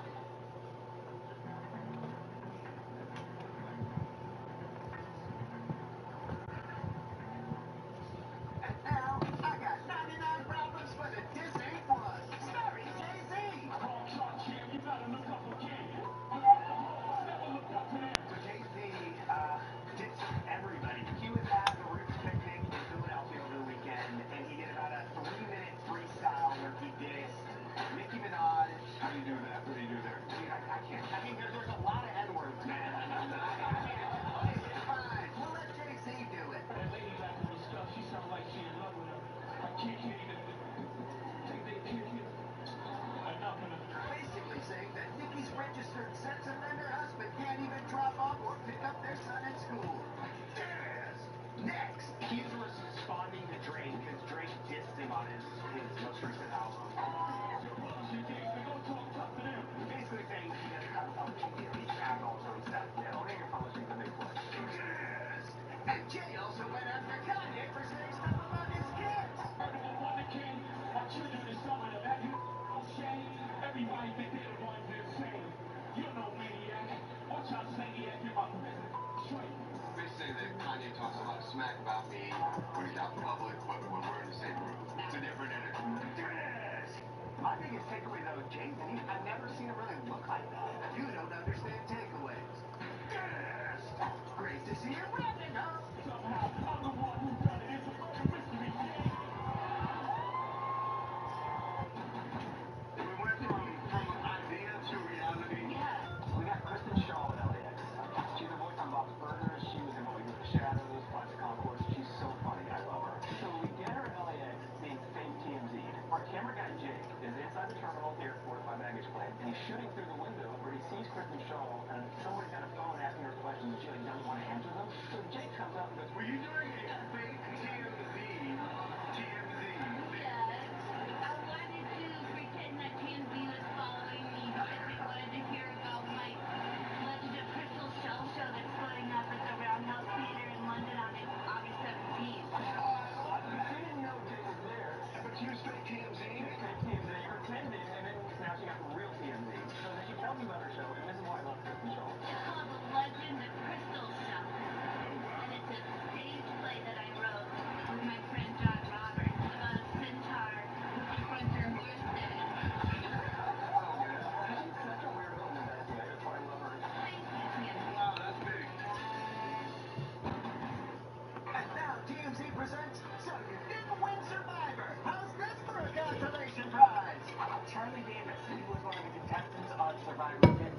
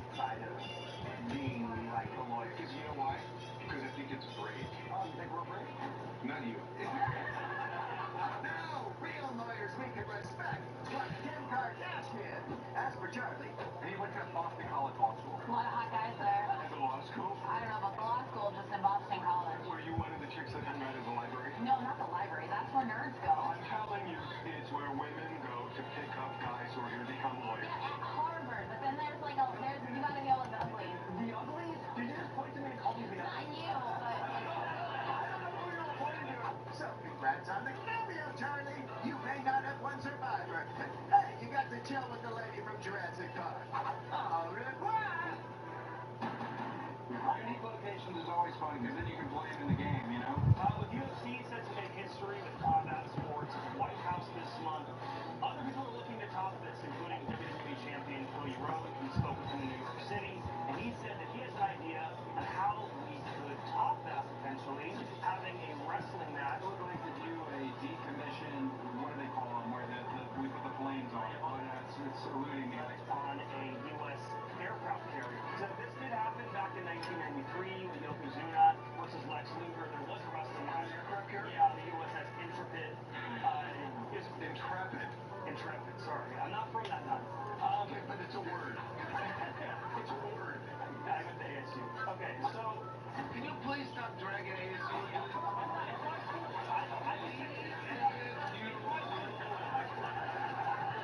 Luger did the slam on Yokozuna on the Intrepid. Brandy Glanville. She's very open now about talking Real Housewives. So we asked her, would you ever go back? I would not go back. I feel like there's so many other shows to do that I love game shows. What game shows do you want to be on? Maybe you should keep your eyes on the road, Janice. I have to be able to see first flow. Take driving very seriously. Yeah, well, that's what Progressive Snapshot is for. Personalized discounts so that safe drivers don't have to make the bad driver's mistakes. Are you saying I'm a bad driver? I'm a great driver. This isn't Mom's house. I have a date. We're celebrating your birthday. Oh, I love that for you. When something's wrong, you turn to family first. In our family, we hear each other. We empathize. We help. And that's how people feel when they call the Lockers. When you call us after an accident, that's what you're going to get. You're still getting a powerhouse, hard-fighting, hard-negotiating legal team. But it starts with truly hearing and truly caring. We want to help. Call us and tell us what happened to you. If you've been hurt, call us. We're the Law Brothers. I'm Jonathan Lawson, here to tell you about life insurance through the Colonial Penn program. If you're age 50 to 85 and looking to buy life insurance on a fixed budget, remember the 3 Ps. The 3 what? 3 Ps. What are the 3 Ps? The 3 Ps of life insurance on a fixed budget are price, price, and price. A price you can afford, a price that can't increase, and a price that fits your budget. I'm 54 and was a smoker, but quit. What's my price? You can get coverage for $9.95 a month. I'm 65, retired, and take medications. What's my price? Also $9.95 a month. I just turned 80 and I'm on a fixed income. What's my price? $9.95 a month for you too. If you're age 50 to 85, call now about the #1 most popular whole life insurance plan available through the Colonial Penn program. Options start at $9.95 a month. That's less than 35 cents a day. You cannot be turned down because of your health. No medical exam, no health questions. Your acceptance is guaranteed. And this plan has a guaranteed lifetime rate lock, so your rate can never go up for any reason. Options start at $9.95 a month. Plus, you get a 30-day money-back guarantee. So call now for free information, and you'll also get this free beneficiary plan. Use this valuable guide to record your important information and give helpful directions to your loved ones with your final wishes. And it's yours free, just for calling. So call now for free information. Call 1-800-207-0646 for your free information and your free gift. That's 1-800-207-0646. There's no risk or obligation. 1-800-207-0646. Call now. Closed captioning and other consideration for TMZ provided by... No matter what kind of teeth you got brushed, Oral-B Electric cleans better with one simple touch. Oral-B is dentist-inspired brand brushes, hugs them, cleans them, and gets in between them for 100% cleaner teeth. Your perfect clean starts with Oral-B. Most people have no idea just how filthy their shower water is. We didn't either until we tested ours and found out it was full of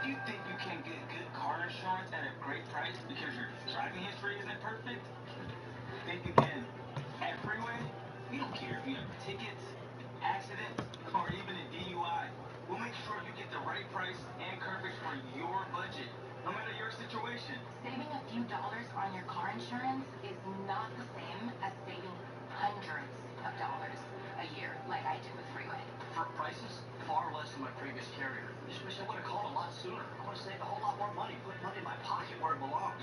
Freeway has the options to meet your needs with plans from $1 a day. So if you're looking for a savings and a coverage you can count on, today's your lucky day.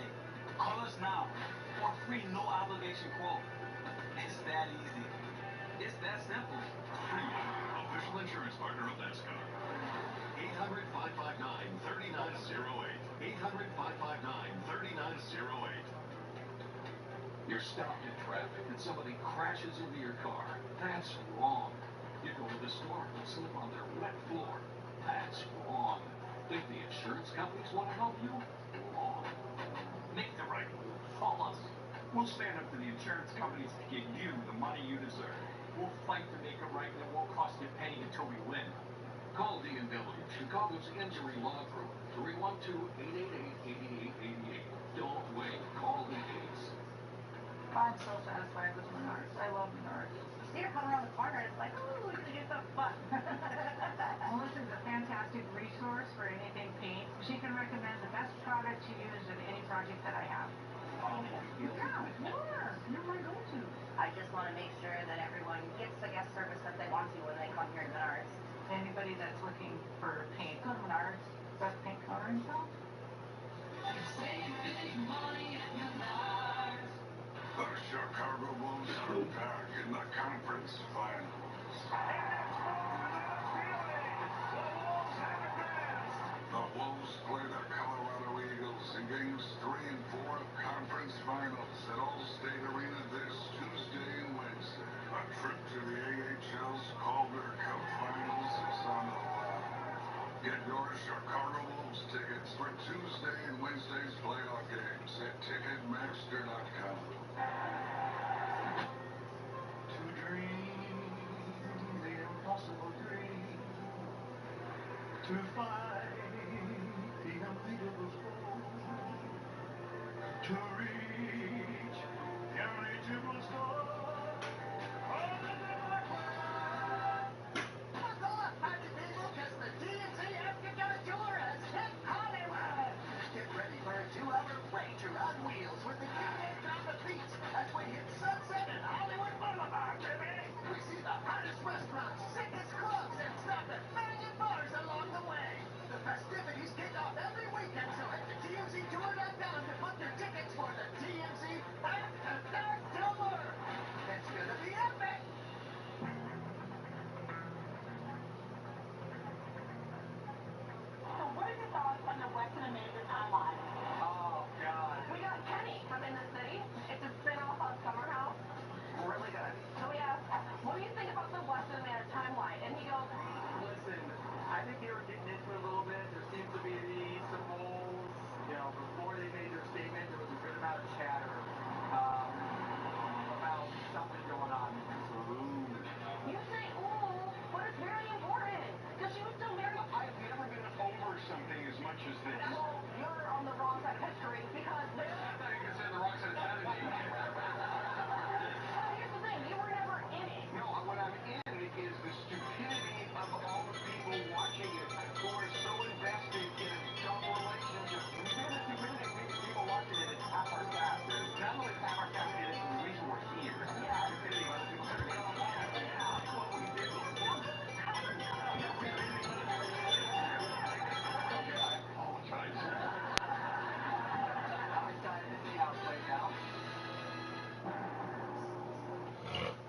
From Fox 32 Chicago Sports, this is Chicago Sports Tonight. About the stadium in Arlington Heights, do you view that as the sole focus of the organization right now? Yes, that's the sole focus right now. As opposed to any of the other? 100%. Our focus is still on the museum campus. Right now, we're continually working on that. Remain steadfast that the goal is to make sure that we have shovels in the ground in 2025. I'll tell you, the focus now is downtown campus. We are still extremely focused on Arlington Heights. Arlington is not certain. The concern is that delay means greater expense. You just heard there from George McCaskey and World Bears team president and CEO Kevin Warren. Shovels in the ground in 2025,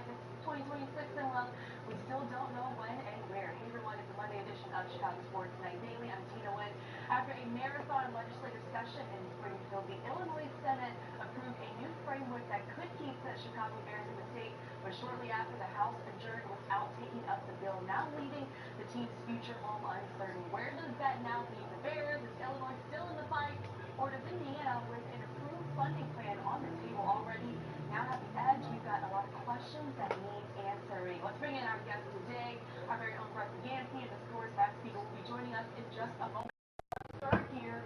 Why did this bill not pass last night? Well, it's funny. I was reminded of the show Curb Your Enthusiasm because Governor J.B. Pritzker said today there were a lot of things that were foisted on us during the last minute here. And in that episode of Curb Your Enthusiasm, basically Larry David's assistant is incompetent and they're basically just trying to get her away and have her work with somebody else. A lot can be said with what some people would describe as the dysfunction going on in Illinois politics, whether it be Democrats not reaching across the aisle for Republicans to try and get them to work together, or it's just the House and Senate and the governor working together to get this across the finish line. Keep in mind, this has been going on for years and years now, and when we were here not too long ago, Cena, there was a completely different bill written which had to do with this stadium authority, which allowed Arlington Heights and potentially even Chicago, even though the Bears had said there's only two options at this point, or Arlington Heights and Hammond, Indiana, they created something that they thought somebody could work with, but in the end, the Senate passed it, the House wasn't going to be happy with it, and we heard from House Speaker Chris Walsh today say, look, it was 145 pages, my members didn't have enough time to read it, and he is one of those people who is not going to put anything on the House floor if they have the votes necessary. And at this point, they didn't have the votes necessary for it. Let's bring in the Scores Matt Spiegel here with us. Please join us weekly here on our show. And a lot of people think Hammond, Indiana is a bluff, but with an approved funding plan already on the table here, is Hammond a legitimate favorite right now? I think we will find out in the next couple of months. I still don't buy it. I still think George McCaskey does not want to be the McCaskey that took the Bears out of the state. I also still think that Governor Pritzker wants to be the guy that bridges the gap in a tremendously bipartisan issue and finds a way to thread the deal and get this done. And I'm still counting on it. But this would be the moment when the Bears can say to everybody, yeah, we told you we'd go if we don't get what we want. So now here we go. We'll see. I don't believe it's going to happen, but I know some people actually do. And the other thing is that there still is possibility they could go into special session. Governor Pritzker left it up to House and Senate leadership saying, well, that's really not my call, even though the governor can call a special session. And it's up to one of the three of them.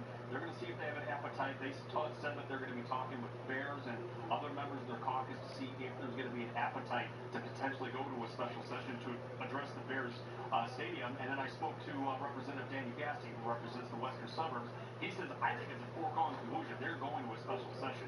The problem is they felt like the Democrats didn't need their help, and this is what they got because they didn't work across the aisle. That's one criticism about what happened. So here's what I had learned earlier in the day and was able to report on the Spiegel and Holmes show today, that the Bears are, quote, from somebody close to the team, not going to wait until November, unquote. That they're not going to wait. So, look, they're still trying to drum up this idea of the leverage. We thought if they don't get what they want in this session, then they have to go to Indiana or else they've lost the leverage. They're still saying that they're going to go and they won't wait until November. So maybe that's to put a little pressure on this idea of the special session and make it happen. There will be one, but don't you think, Brad? I think so. I think so, too. Representative Gassie says, I think that's a foregone conclusion. Another interesting little nugget here is I asked him about the Bears today. I said there was always this feeling that they were not being forthcoming and that they weren't being fair with the negotiations. They weren't being transparent on everything. And he told me, I think the Bears could have done a better job of getting the messaging across and actually going to Springfield and to say, this is why we need this mega projects legislation. And even Governor Pritzker said today, look, I know this is kind of a foreign thought here, but there are 38 other states across the country that have pilot legislation. Illinois is falling behind with this whole thing. Speaking of messaging, the Bears released this statement earlier today saying, quote, we will finalize our evaluation of both Arlington Heights and Hammond and remain on the late spring, early summer timeline that we have previously communicated. We will provide an update when we have a decision to share. Brett, how much leverage did Illinois lose with the Bears here? It's going to be really hard to say because if you're playing poker and those are your two options, they kind of put themselves in this situation where they said it's either going to be Arlington Heights or Hammond. So now it's going to be, all right, are you going to Hammond, Indiana? The other little Tom McDermott said the Bears are going to give them their answer within 30 days. I don't know where he's getting that, if he just feels that's the case, or if the Bears indicated to him that, but we're going to find out because there's still questions about the viability of the Hammond site, whether or not they've done a traffic study, but there's also environmental concerns with the site, so those are other questions of, all right, is this the Bears' only option? We're going to see, because they still have a lot of decisions to make, and they still own the former Arlington Park racetrack. What are they going to do with that? They spent $197.3 million on that. I am now a land prospector. I am a tax law analyst. I am a musician as well. Don't forget about that. Yeah, but Tina, like being a poli-sci expert now as well, and like asking around, when can the legislature meet next? These are my least favorite things I've ever been as a sports talk show host. But this story's not going anywhere until we get some resolution here. I think what's clear is that Kevin Warren and the Bears, if Illinois is the goal, if Arlington Heights is the goal, and one must assume that it has been because they bought the land 3 years ago, I wonder what would have happened if they'd actually gone directly to Springfield themselves, not just sent Scott Hagel, but had Kevin Warren go, George McCaskey go, and at the beginning and said, hey, we want to be in Illinois. We want to make this work. We're not going to play the game of going to find leverage and inventing leverage. How can we work together to make this happen? Of course we will put in money, but how much infrastructure can we get? If they've been above board and direct and clear, would we still be nowhere 3 years later? I think the answer is no. I want to read to what Arlington Heights Mayor Jim Sinaglia released this statement earlier today. Quote, the village of Arlington Heights has spent the last 5 years working diligently to prepare for the redevelopment of Arlington Park. We are truly disappointed with the outcome from the spring legislative session yet again. This is clearly a fumble for the state of Illinois. Brett, is this frustration a sign that Arlington Heights leaders believe that the Bears could choose in the end? I think there was some real frustration here, not only for Mayor Sinaglia and the Bears potentially going to Arlington Heights here, but we were talking about potential pilot legislation.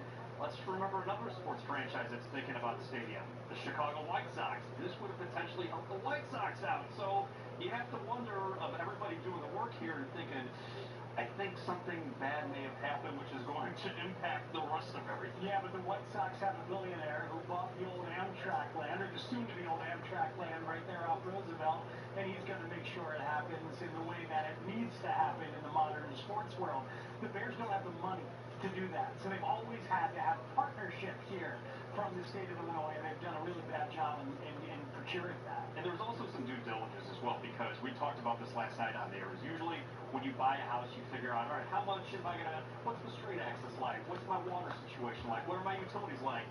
The most important thing, what's my property tax bill gonna be? The Bears just went and bought the land, and then there was this question about property tax fairness and freezing the assessments, and that's what this whole hang-up's been, is about property tax fairness and assessment and certainty, and the legislature just didn't have the appetite of doing that. If you're a Bears fan this morning, you're waking up seeing all this news here, should you feel confident that they're staying in Illinois or really potentially headed to Indiana? I think you've got to assume that you might be in trouble and that you're kind of on pins and needles. I think this is what the vibe has been with the score listeners certainly today is that, you know, all right, so the bluff has been called. You gonna go or not? What you got? Let's see. And that has only stayed relevant all during the course of the day. And similar to what Representative Gasty told me today, where he felt like the Bears could have been better on the messaging of this whole thing. When they bought the land, it was, all right, we're going to Arlington Heights, and then there was a problem with the property tax, and then, all right, we're going to open it up again. The lakefront was going to be their main priority. Then it was back to Arlington Heights. Then it was, we're going to open it up again. Maybe we're going to go to Northwest Indiana. So it's been, the messaging has been all over the place, and even just the beginning of when we opened up the show, of all the different times that Kevin Warren said, this is our main priority, this is our main priority. Shovels in the ground in 2025? December 2025, that didn't happen. So now it's, to Matt's point, your move. What are you going to do? A lot is up in the air here. We'll continue to monitor it here on Fox Chicago. For JP, thanks so much for your time here. My pleasure. All right, Bears, they are busy off the field and on the field. OTA set to race up again later this week at Hallis Hall. But let's continue here with some huge news out of the NFL earlier today. A blockbuster trade. How about the Rams acquiring all-pro defensive end Myles Garrett from the Browns in exchange for linebacker Jared Verse, a 2027 first-round pick, 2028 second-round selection, and a 2029 third-round pick. Speaks. Did the Rams just make the biggest win-now move, or did they mortgage too much for their future? No, they don't like first-round picks. They give up on them. Sometimes they'll draft one and trade, like they drafted Jared Goff and have ended up trading him for Matthew Stafford. They did draft Jared Verse in the first round, but now they trade him for Myles Garrett. It's an unbelievable move. It's an incredibly exciting move for Rams fans. It's a dispiriting move for some Bears fans. Look, I have gone through the mental gymnastics that it takes to say that the Bears can be a good defense without having upgraded at defensive end. And there are ways that they can do that, and we can talk about them, we have talked about them, and we will. But the easiest way to get better at pass rush is to go get a guy who stacks 20 quarterbacks a year, and that's who Myles Garrett is. It's the kind of move that a team that believes their winning moment is right now makes, and Bears fans want to believe that's the way that their front office feels. Myles Garrett career high last season, 23 sacks. He's got 125 and a half sacks here on his entire career, 9 years in the NFL. With adding of Myles Garrett to this roster, does this make the Rams a team to beat here in the NFC? I think so. I mean, their division rival, the Seattle Seahawks, are awfully good, obviously, and they won the Super Bowl last year. But the Rams with Stafford and that wide receiving core and that offense and the brilliant Sean McVay now add this guy. And it should be said, the last time they won the Super Bowl, they had a defensive closer in Aaron Donald and another one of sorts in Jalen Ramsey. Sometimes it takes a superstar just to know you have that guy. Maybe he makes the play, or maybe he makes everyone else a little more comfortable and they can step up. Myles Garrett is just phenomenal. And so it is a really powerful move, and I think you'd have to call them the front runner in the NFC. Yeah, no doubt about that. You can just mention it a little bit here, but we obviously know Bears, they need some help on this D-line. They need some pass rush help here, and I'm sure for Bears fans, you're looking at this being like, you're so heartbroken, but is there any realistic chance that the Bears could have matched the Rams' offer? I don't believe so, Tina. Yeah. I don't think they had a player as young and cheap and good as Jared Verse that they could have offered. Maybe they would have had to up the draft capital. You want to give up 2 1s and a 2 and a 3. The Rams gave up a 1, a 2, and a 3. Do you want to give up all of that and a player like Montez Sweat? Do you want to do all of that for Myles Garrett? I'm sure fans would be excited, but I'm not sure I want to do all of that. So I don't think it was a realistic option, unfortunately. Speaking of Sweat, though, Ben Johnson has been pretty high on him. By the way, Patriots acquired wide receiver A.J. Brown from the Eagles for a 2028 first-round draft pick and a 2027 fifth-round pick as well. Is A.J. Brown the missing piece here for Drake May? Number one? It's going to be pretty fascinating. A.J. Brown is not a great personality as a teammate in the NFL, but he is a great wide receiver. He's a truly great wide receiver, and he'll be something that Patriots fans have not seen a lot of, and that's somebody who's big and tall and fast. He's the full package of wide receiver. I'm sure he's going to be a help to them, at least for a year or two, if Mike Vrabel can keep him in mind. Yeah, all right, we need to take our first time out here on TNT Daily. Up next, White Sox have been red hot. Are they legit playoff contenders, though? Plus, after a rough month of May, can the Cubs bounce back in June? We'll talk about it next. I'm John Morgan of Morgan & Morgan. If you've been injured in a car accident, call America's largest injury law firm. For over 35 years, my mission has been to deliver more for our clients. They understand the importance of getting leads early, making the offense predictable, having to throw in these types of situations so they can adjust accordingly, and that's what they're doing right now. Their coverage is being dictated by the scoreboard. They're going to make it really, really hard on this quarterback here in the second half to throw any completions. A lot of times you're throwing these slants to the big body guys because they're so physical and they can win with physicality, but when you throw it to a little guy like this, I just know he's going to win with his speed. He's got that much quicks. He's going to win, and I'm going to force feed him the ball, let him make plays. Just keep swinging it. Grab near the sticks. It's French. He'll step out of bounds just short of midfield. They'll mark it at the 49 after a good pickup on that play. North Carolina State defining efficiency on this drive.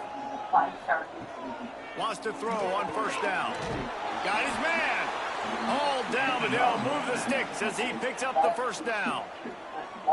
Love the location of the throw on that slant pass. Put it out in front of the receiver, put it on his face mask so he can catch it and try to advance. In search of their first touchdown of the game, they are on the move with a 1st and 10. To the air on first down. Using the back as a receiver on the screen. Down to the 26-yard line before they ride him out of bounds, and this defense is on its heels. Well, it looks to me like the offense made some adjustments at halftime. Only 3 points in the first half. But here we go in the first drive of this third quarter. This quarterback looks locked in. Really nice throw there to pick up the first down. NC State with the 1st and 10 here. Wants to go up top on first down. Quickly after the tight end. Found a little bit of room to operate, but he'll be stopped just short of the first down. Well, I know the tight end did some good things after the catch, but got to give the quarterback credit, too, for the location of the throw. Because he put it out in front of his big man, he was able to make the catch and accelerate, creating some distance there between him and the defense. To the air on second down. Back open in the middle. He hauled that one in and got it down to the 15-yard line. The offense really struggled in the first half of this game, so it was important coming out of halftime they were able to generate some momentum and get some rhythm offensively. And right now they look like they have it on this drive. Great news to see the quarterback make that last throw there to pick up the first down. They need him to play great in the second half. Rushes on him. Pressure all over the quarterback, and down he goes at the 24. And if your job is to irritate, to confuse, to hit, to make quarterbacks feel very uncomfortable, this defense is definitely doing their job. 6 sacks, that's the way to make the quarterback feel like he's having a hard day. He's had no response. This offensive line has no response, just a sack party. Team with that vibe, great chemistry, and an aggression that I think is going to pay off for them as time. What do you think has been the biggest reason for this turnaround? Their development, coaching, front office moves? What do you chalk that up to? The Wolfpack put themselves in a hole here on second down. Wants to go up top. Fires to the tight end. He goes out of bounds right at the 15-yard line. You know, David, this is really what game managing is.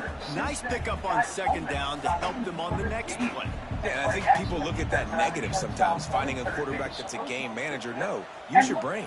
Set up good situations. I'm way more successful when I can keep those sticks in a more manageable situation, and I'm not as predictable on a third down. Trailing by multiple possessions into third and desperately needing a score, they'll go for it on fourth down. He'll try to throw and pick up the first down.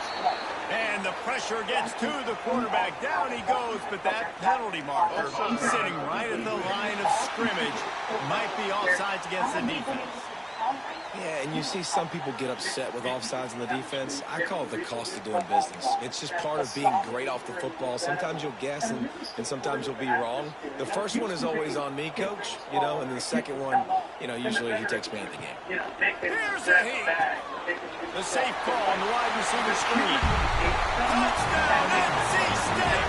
A great catch and a run for 6. Great example of how a second half can really change everything for a team. No doubt. First half looked bad. It looked like it was bleak. It looked like it was ugly. But now you're starting to get it turned around.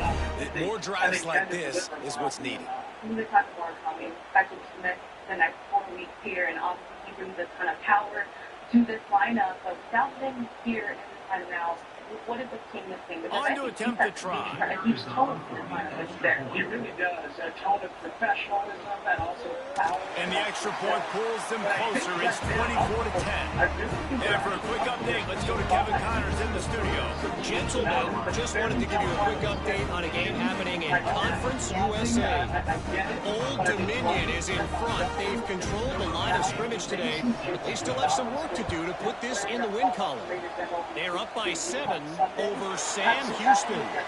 Implications galore inside CUSA, and we'll circle back should anything big happen. Thanks for the update on that one, Kevin. Let us know when it goes final. East Carolina has it back, and the Purple Pirate offense will go to work. Their lead now down to 14. Might feel a little game pressure on this drive.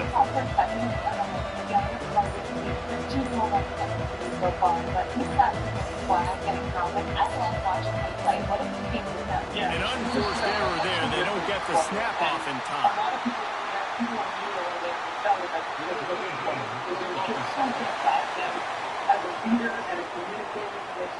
Offense took a little bit too much time at the line there.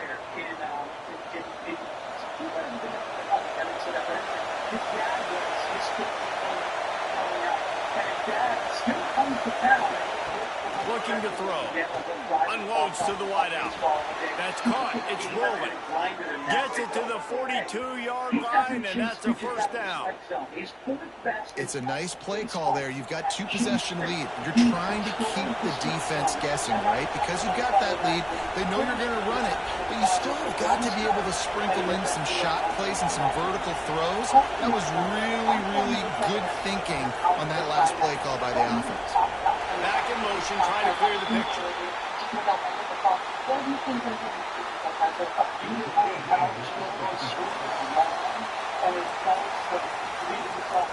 The delay of game pushes the offense back.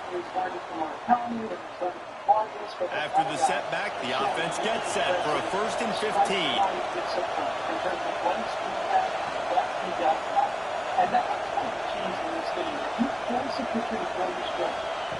From the gun. Finds his tight end. He steps out of bounds right at the 45-yard line, and now they're starting to put things together. Man, these plays are really, really simple. Really easy to run. I like it. Just drop back as a quarterback, see the big fella, wait for him to get open, hit him, get a nice positive game. Plenty of distance between them and the sticks here on 2nd down.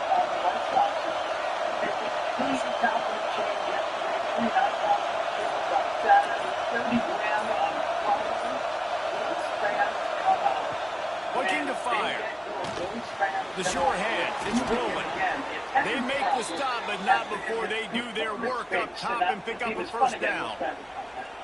When your best is demanded on a big stage like this against a rival, he has delivered, cracking the 150-yard mark. No doubt about it. What do we say? Big-time players make big plays in big games. The games don't get bigger than this for this team right here, and this guy, David, has shown up today. And it's so nice as a coach to have that dude that you know you can count on. He'll put up big numbers, and he's been carrying this offense. And the Pirates can really attack on this 2nd and short.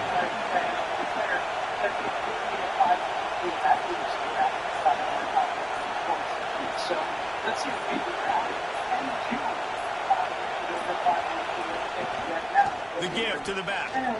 Look out, he's got room.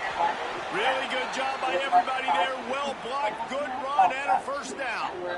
How about the defense trying to slow this dude down? He's a Heisman contender for a reason. He's so difficult to tackle, and what a challenge. All week long, they knew that they had to key on this guy and really try to at least limit him if they were going to win.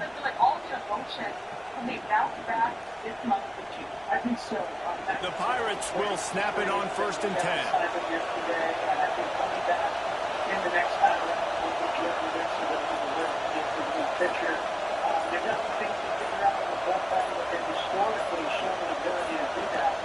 Looking to pass inside the red zone. That one takes it down to the 13-yard line. That's a great example of the defense there tackling the catch. As soon as the big fella caught the ball, down he went, not picking up the first. Operating in the red zone here on 2nd down.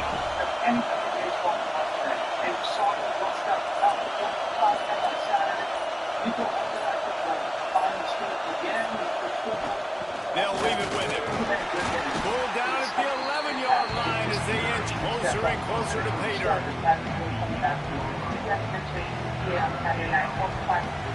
going to keep him finding 15, right? Yeah, absolutely.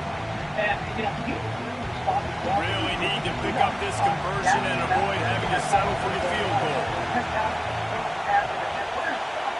The tendency to fashion nothing matters they do something different. They keep the lead off that. On 3rd and short, they'll try to convert through the air. Makes the catch. And he was pushing for that goal line, but the D stopped him at the 2. Well, the field goal kicker can step away from the net and go sit down, grab some water. They're not going to need him just quite yet. That was a great play call. Throwing the ball on 3rd and short in field goal range. They get the completion, now setting up 1st and goal.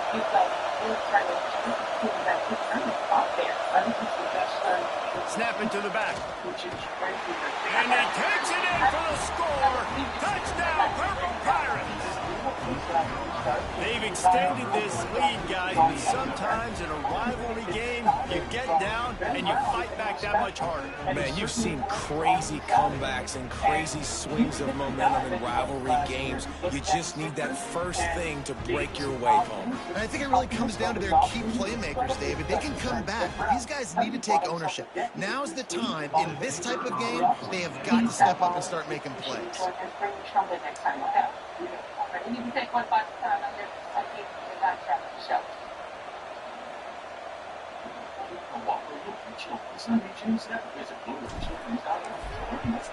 And the extra point is true, and the lead balloons to 21.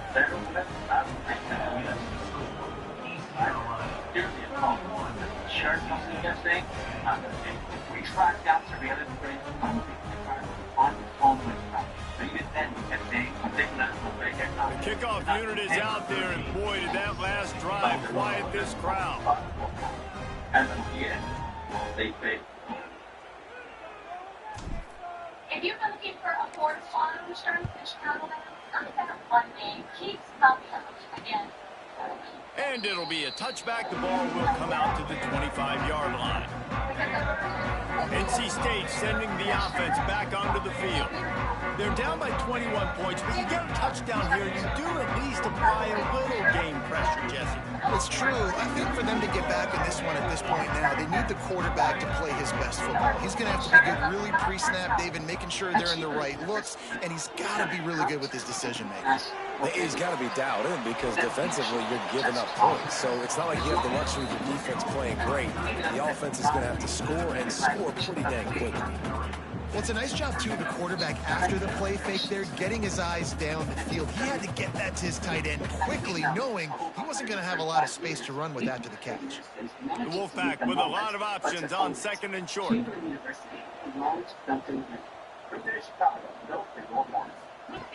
Back to pass. Grab near the marker. It's French. Stopped at the 44, but he got 10 on the play. Now they'll line it up from the 44 on 1st and 10. Use the play fake, now to throw. Fires it beautifully in on the crosser. And that's just a timing right. And if I'm a quarterback and they're going to sit back in zone, when I run those crossers, I just wait for that zone window to open up, anticipate it a little bit, chunk that thing, and let my receiver do the rest of it. Wolfpack will get the first down. All right, nothing flashy there. He just did what it took to get the first down. Now they've got it at the 44 on 1st and 10.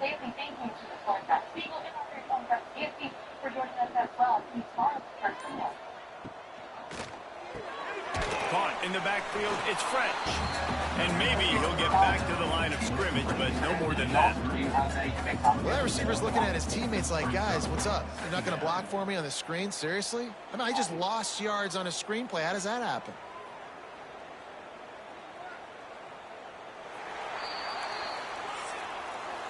That's the end of the period, and East Carolina has the lead. Let's take a quick look at the national rankings to see how this playoff race is shaping up.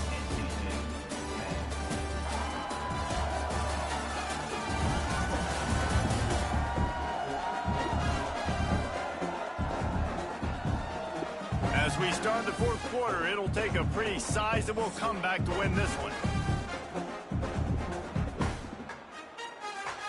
And a chance to mull things over. Let's see how they start the final period here on 2nd down. Wants to go up top. They've got the screen set up. Makes one man miss. He's out of bounds at the 38-yard line. Well, a nice gainer on that running back screen. How about the offensive line getting downfield and getting blocks to really help out the back, find some space to go to work. Shotgun snap, wants to throw it on third. Grabbed in the middle, it's French. Just making a play, getting it to the 23-yard line. It'll be first down. The offense has struggled. They're not going to win this game, but trust me, this coaching staff is still trying to find things to build off of for next week. And after an explosive play like that, maybe they can generate just a little bit of momentum and gain a little bit of confidence that they can keep coaching up heading into their next game. And the physical play there forces the incompletion on first down. The offense came into this game knowing that for them to win, they were going to have to make some big plays throwing the football. That just has not been the case. Here in the fourth quarter, they've been held to less than 200 passing yards, and that's really the story of the game, guys. He'll grab the throw to the sideline and step out of bounds after picking up a few.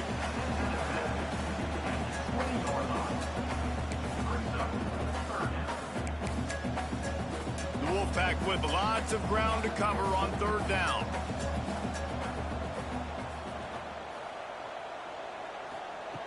Wants to throw it.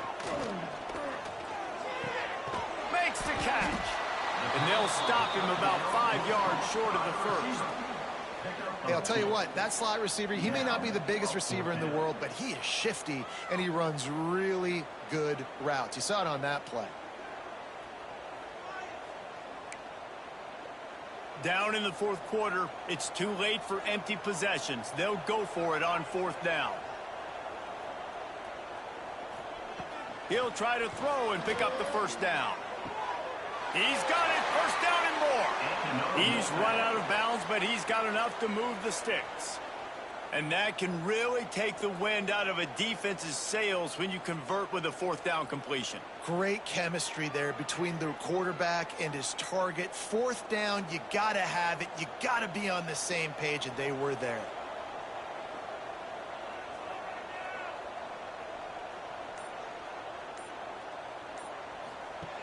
Looking to throw on first down. Takes the easy throw in the flat. He is stopped behind the line of scrimmage. They'll lose yards on that one. You know, you got to be careful as a QB throwing to your running back in man coverage. If there's a linebacker draped all over him, then that ball's not going anywhere. And you just saw it right there. Better play by the defense. Going to swing it on second down. Got the back over the middle. That completion will take it inside the 4, and the offense is threatening. These third downs are so critical in deciding the outcomes of football games, especially when you start to get closer to the end zone. You drill it, you practice it. This offense needs to be dialed in, needs to be in rhythm, and needs to execute on this third down. Boy, they'd love to pick up this conversion and go to work with a first and goal. He's looking to throw on third and short. Zings it complete to the right. They'll make the stop about a yard short of the first down. They were really hopeful he could make a guy or two miss and pick up the first down, but he comes up a little short. Yeah, and it's great defense. It's defense understanding where the sticks are, not missing tackles, getting the guy on the ground quickly. Really nice job by the defense understanding the situation. On fourth down, looking to pass. Big man has it. It's a first down and more. Give him 6. Touchdown, Wolfpack. Field shrinks. Tight end grows. Big targets, big results. I've never heard it put that way, but you're dang right. That guy is so big. A lot of times you get a DB matched up on him. He can just post him up. A linebacker, he can run by him. So that's why these tight ends are so dangerous down here in this red zone.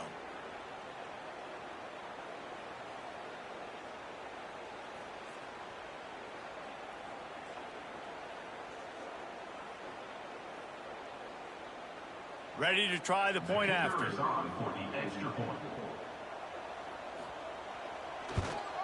And with the extra point, they're now down 31-17. We check in with Kevin Connors. What's going on, Kevin? Hey, guys, just wanted to give you a quick update on a game happening in the Big 12. Missouri has the lead right now. Columbia has just been jumping all week, but this game is hardly over. There is time left on that clock. They're up by 7 over Nebraska. For now, it's back to you fellas, but of course, if anything changes from Big 12 country, you'll hear about it here. Oh, and how about that? I know Kevin and those guys will be keeping an eye on it for us.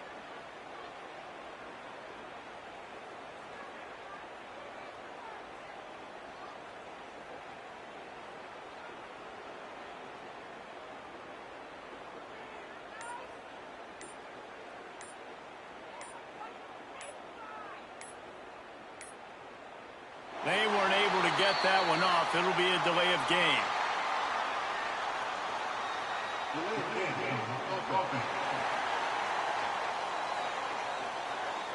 So frustrating to see an offense lose track of the play clock and pick up a penalty like that.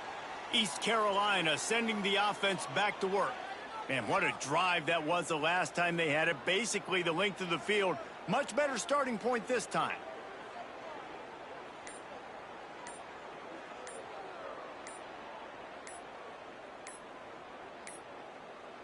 Looks as if they didn't get it off in time. It'll be a delay of game.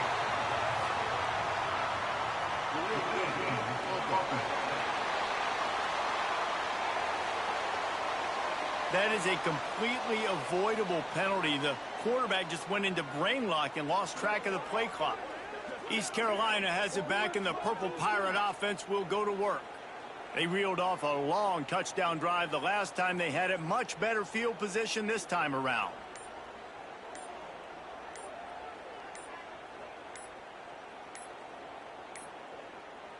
An unforced error there. They don't get the snap off in time.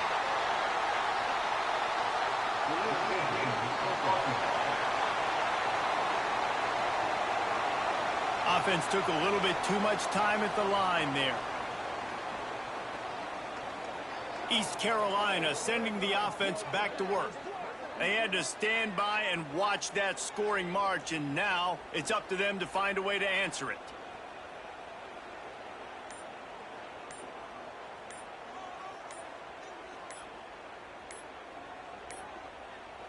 They weren't able to get that one off. It'll be a delay of game.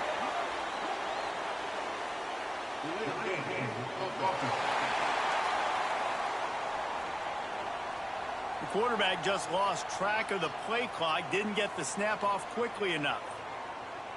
East Carolina has it back, and the Purple Pirate offense will go to work. They saw what happened on that last scoring drive, and now probably feeling a little bit of heat to answer.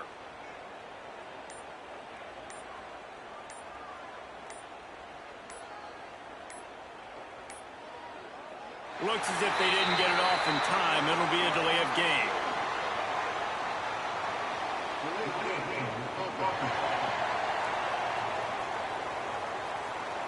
The offense couldn't get the snap off in time, and it'll cost them. East Carolina sending the offense back to work.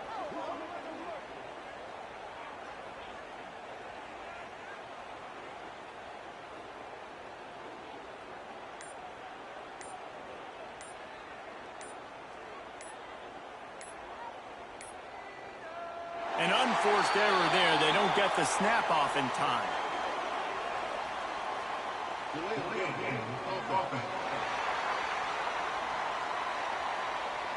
The delay of game pushes the offense back. East Carolina has it back, and the Purple Pirate offense will go to work.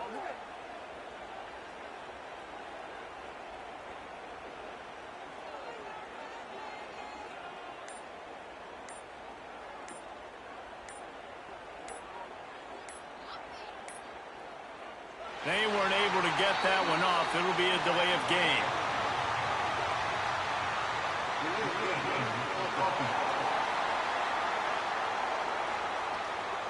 So frustrating to see an offense lose track of the play clock and pick up a penalty like that. East Carolina sending the offense back to work.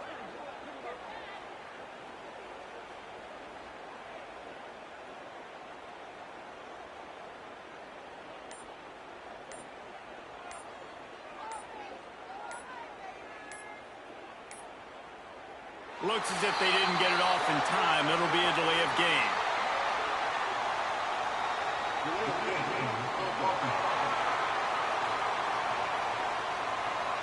That is a completely avoidable penalty. The quarterback just went into brain lock and lost track of the play clock. East Carolina has it back, and the Purple Pirate offense will go to work.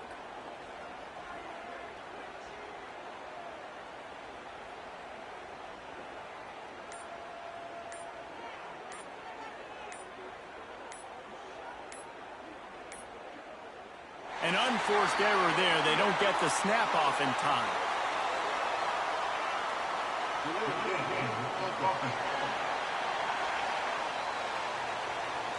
Offense took a little bit too much time at the line there. East Carolina sending the offense back to work.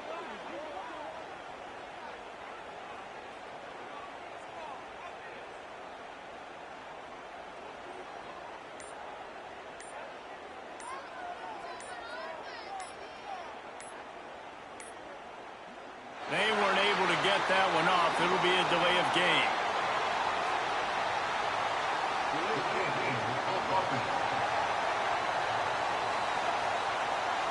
The quarterback just lost track of the play clock, didn't get the snap off quickly enough. East Carolina has it back, and the Purple Pirate offense will go to work.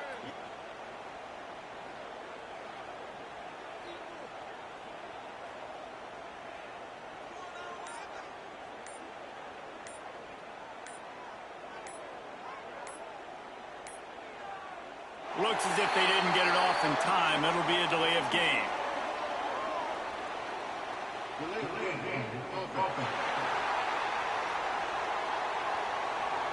The offense couldn't get the snap off in time, and it'll cost them.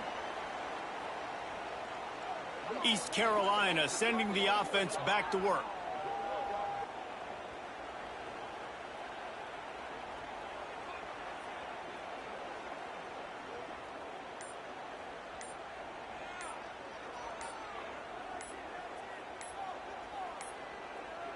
An unforced error there. They don't get the snap off in time.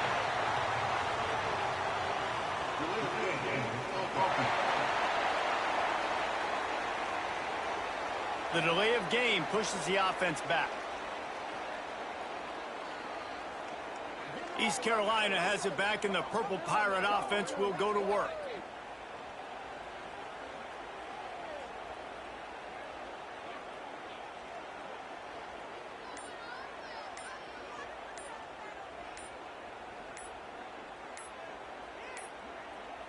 They weren't able to get that one off. It'll be a delay of game.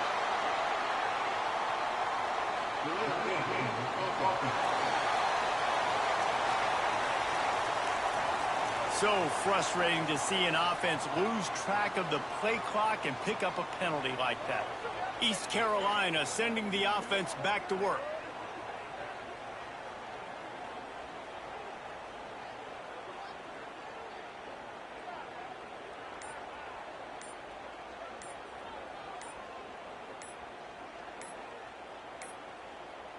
Looks as if they didn't get it off in time. It'll be a delay of game.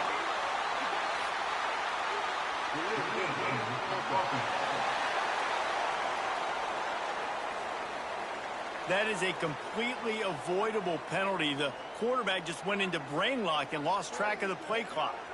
East Carolina has it back, and the Purple Pirate offense will go to work.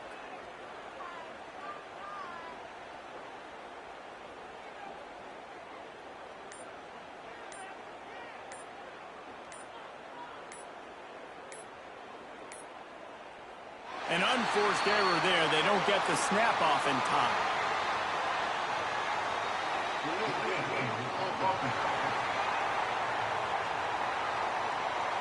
Offense took a little bit too much time at the line there. East Carolina sending the offense back to work.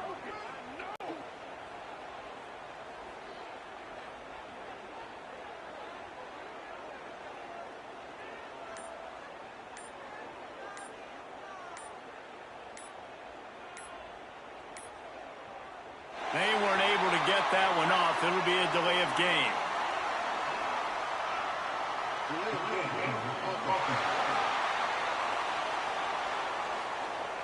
The quarterback just lost track of the play clock, didn't get the snap off quickly enough. East Carolina has it back, and the Purple Pirate offense will go to work.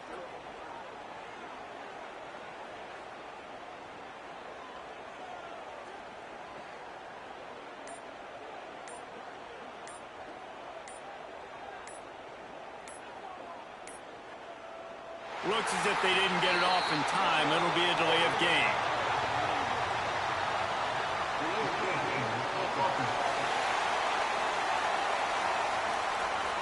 The offense couldn't get the snap off in time, and it'll cost them.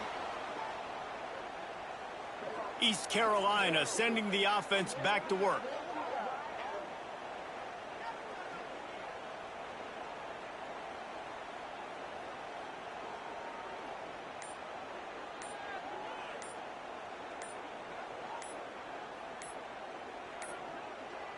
An unforced error there. They don't get the snap off in time.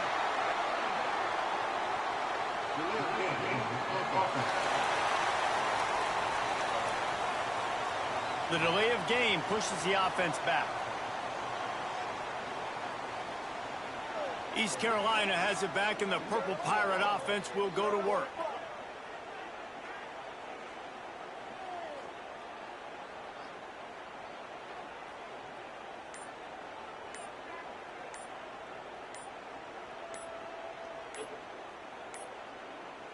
They weren't able to get that one off. It'll be a delay of game.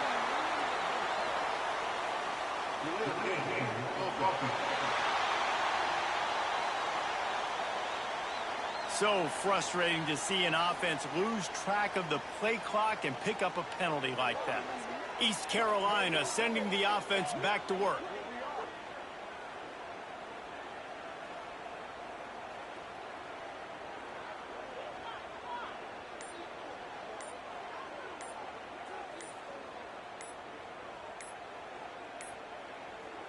Looks as if they didn't get it off in time. It'll be a delay of game.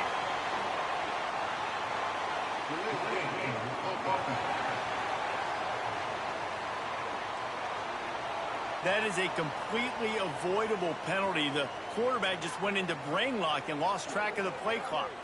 East Carolina has it back, and the Purple Pirate offense will go to work.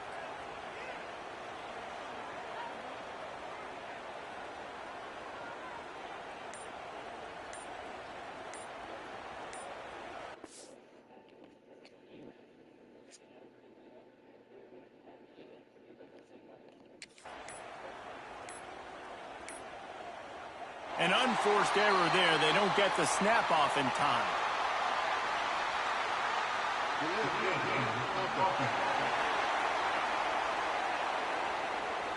Offense took a little bit too much time at the line there. East Carolina sending the offense back to work.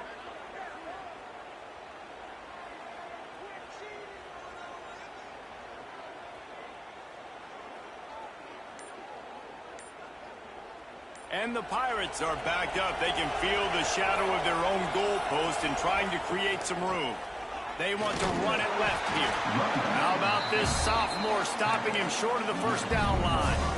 That's exactly the start you want when you're on offense. In this situation, 4-minute offense, I'm not worried about scoring. I'm not worried about getting a bunch of first downs. I need two. I need 2 first downs, and I'm going to let that clock tick, and I walk out of here with the W. They weren't able to get that one off. It'll be a delay of game.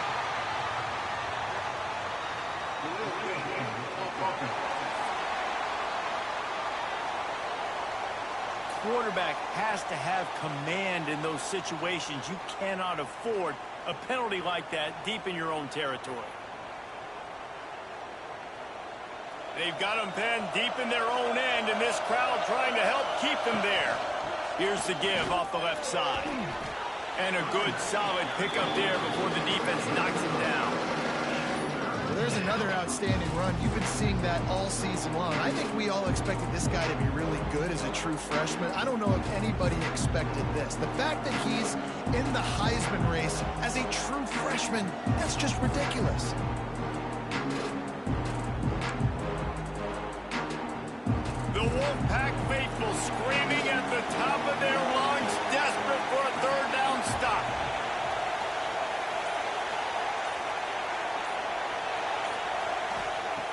Looking to throw, and he needs a bunch. Fires to the middle. Complete downfield. They stop him short, and we'll have a big 4th down coming. Defense just hasn't had an answer for this guy. He has been on point. This is about as good as I've seen him play at the quarterback position. And here in the 4th quarter with a big lead, he's still taking shots. Kicks it high, and it's just hanging there as if it has helium in it and floating down toward the earth. Really nice job there by the punter on that one, getting a lot of hang time and allowing the gunners to get down the field so they could play it off the bounce, down it. Nice coffin corner kick.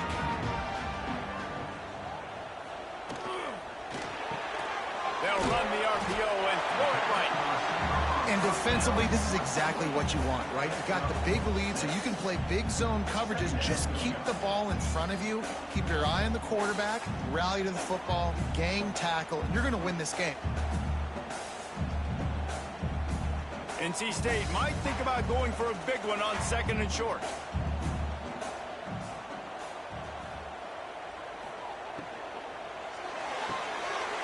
Grab near the marker. It's French. Brought down at the 26 after a 15-yard pickup. They'll snap it from the 26 on 1st down.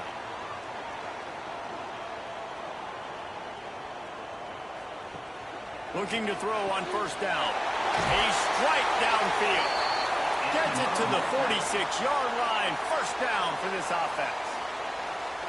And these are these moments, man, when you're trailing by a couple possessions, you've got to put it together. Your quarterback has to come through. I mean, it's not a surprise. It's going to be passes. He's got to be smart. He's got to be quick with his decision-making, and they kind of got to be up near the line of scrimmage and be in a little bit of a hurry. Looking downfield on 1st down.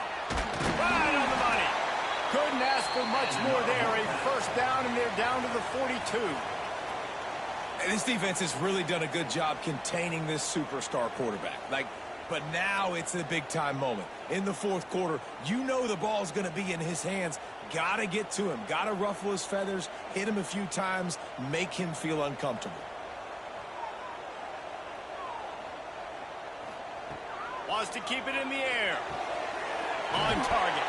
Well, here's the problem offensively. Because you're trailing by so much so late in the game, the defense now is going to be playing big zone coverages, and they're going to allow you to throw the ball underneath in the middle of the field, rally to make a tackle, and bleed the clock. It's going to be hard now for this offense to claw their way back in this one.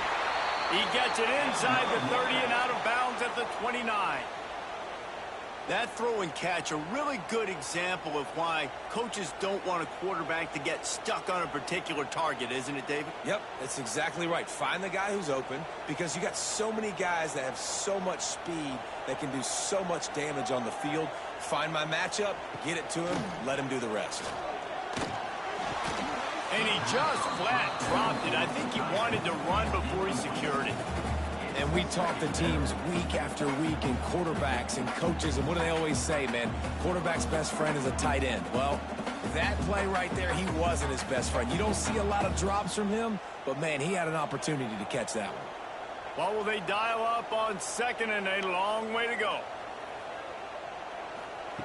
Misfired on the last play. They'll go back to the air. Got it in the middle. It's Callaway.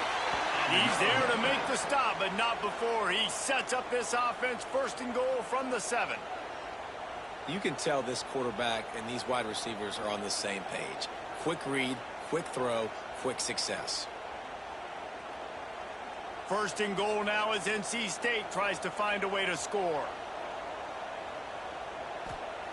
Wants to pass. Pocket breaking down. And the pass rush is effective, and they tackle him at the 19. Defense rose up deep in its own end on that last play. Now a 2nd and long coming. Fires to the wideout. Looking to get it in. And they'll get him down inside the 5, but this offense powering toward a score.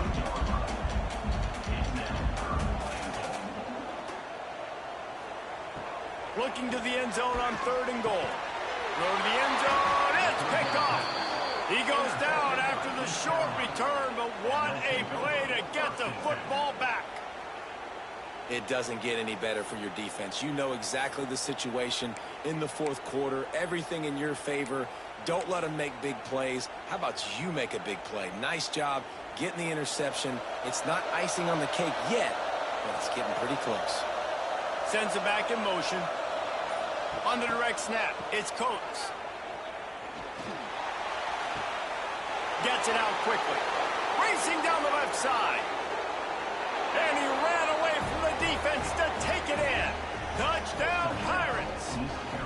They tack on another score, and how about the way this team has responded to a loss and now about to move to 9-1. And this offense continuing to put up points. This game's out of reach. You know you're going to win, but still throwing the football, still finding that connection. I imagine there'll be some salty handshakes at the end of this game.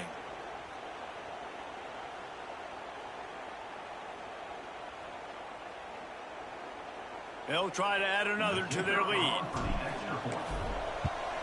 And the extra point splits the uprights, and they're up a full 3 touchdowns, a 21-point cushion in the fourth.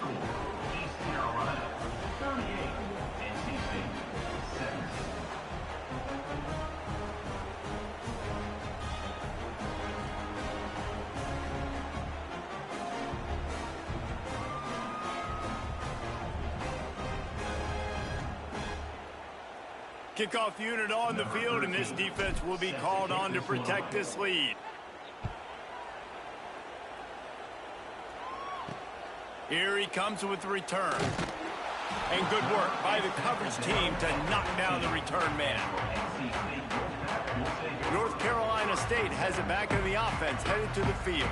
Weeks like this are tricky, but you have to respond better than they have, and I would expect they'll take a major hit in the rankings next week.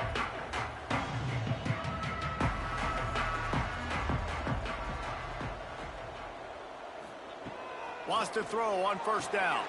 Gets it to him on the screen. And the defense had that one well covered, just a short gain there. NC State quick to the line. Back to pass on second down. Finds his big tight end. They're able to get him stopped just shy of the first down marker. The Wolfpack line up, trying to forge ahead for a few inches. On third and short, they'll try to pick it up with the pass. Caught over the middle. It's French. They'll get him on the ground at the 46, and it'll be a first down. I'll tell you, you cannot count this team out because of who's playing quarterback. When this guy's in the game, it's never over. Yeah, they're trailing here in the fourth quarter, but this dude can put up points quickly. Throws for the tight end. He's got him wide open. And they got the defense on that one, and they get it to the 29-yard line. This is an offense that has skill, and they've got speed, and because of that, this defense, they can't lull themselves to sleep. They've got a big lead here late, but they've now given up back-to-back big plays. They got to put the clamps down. The tackle is made, but he's got it first and goal from the 6.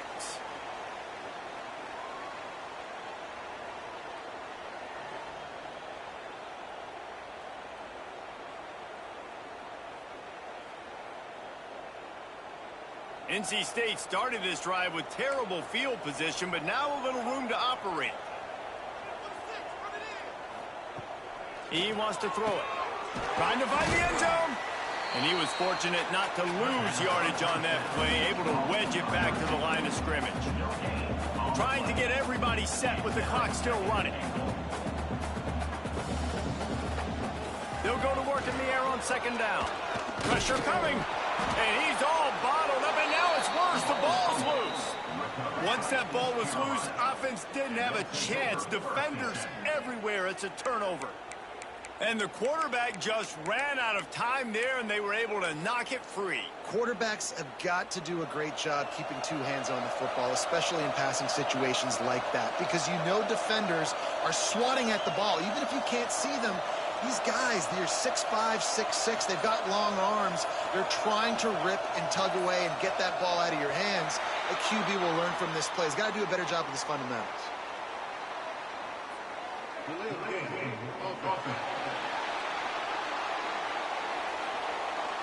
quarterback just lost track of the play clock, didn't get the snap off quickly enough.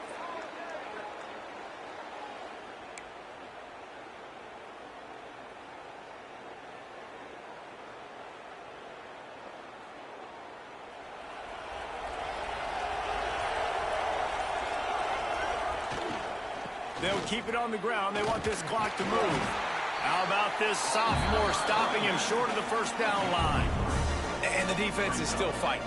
They haven't had the day that they dreamed of. You know, talking to the coaches coming into the game, like they thought they had a good plan. They'd be ready to attack and limit some of the damage this offense has done. They haven't done it today, though. They got to go back to the drawing board, figure some things out, because this wasn't a great day. They're dealing with a 2nd and long.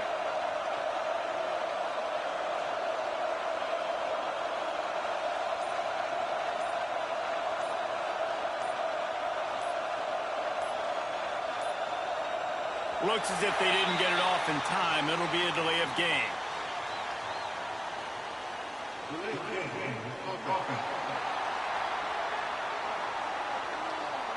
The offense couldn't get the snap off in time, and it'll cost them.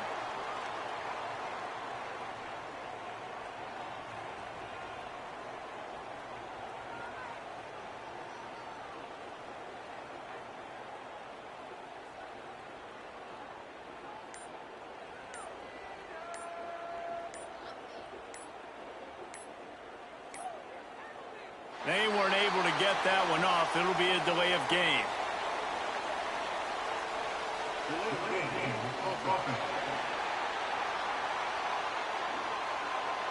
So frustrating to see an offense lose track of the play clock and pick up a penalty like that. Line getting set on 2nd down.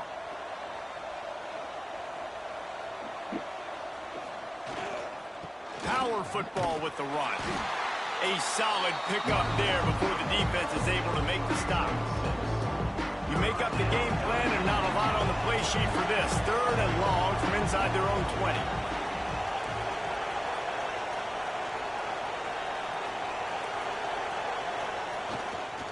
The give to the tailback. Bring it on! Got enough for the first down and wants more. Gets the job done on 3rd down as he gets it to the 25 before he's brought down. So they're closing in on a solid top 25 win for the resume, in addition to holding off any thoughts of an upset. Well, they were very anxious and eager, too, to make a statement to the entire country just how dominant they were. They have so much confidence in themselves, but they wanted to prove it to everybody else. They wanted to prove it to their opponent here today. They dominated in all 3 phases. And now they put the college football world on notice. That was a nice win. You get these top 25 wins, they're big for your resume, big for your confidence, and everybody else starts to look at you a little bit more seriously.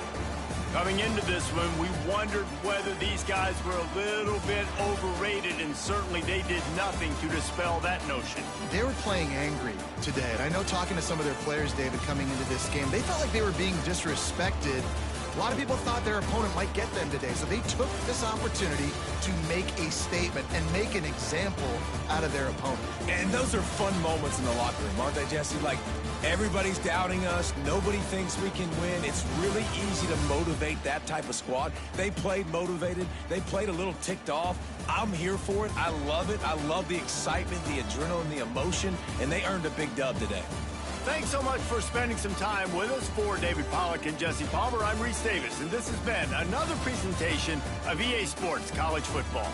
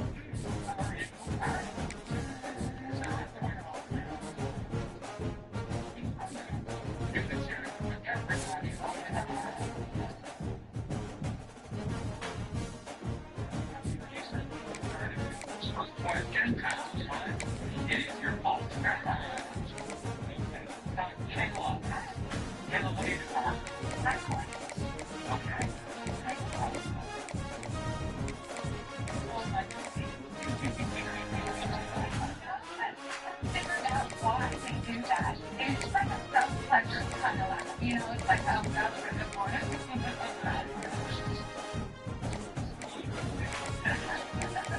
that what it sounds like?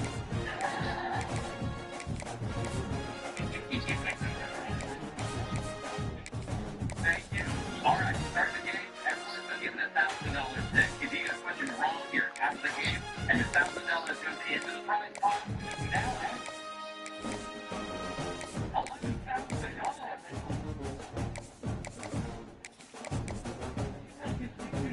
Well, others fail. That's how others enter and prize pots work. Here is your 80% question. All the vowels and spaces have been removed from this headline. The sentence uses the same vowel on its own. What is the missing vowel? Your first vowel.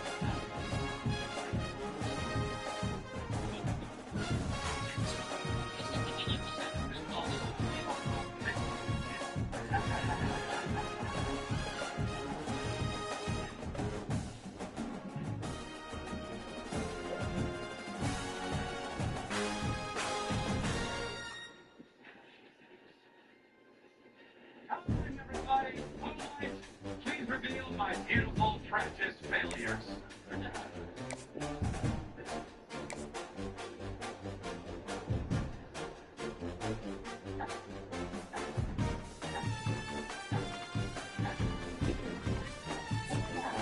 Next question, which means we have 85 of you left.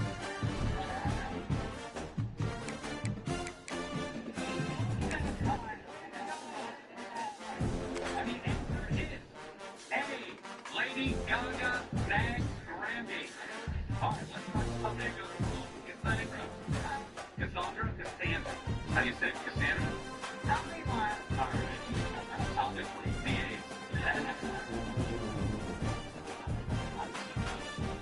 What did you put? Okay, so my fingers went crazy. I knew the answer, and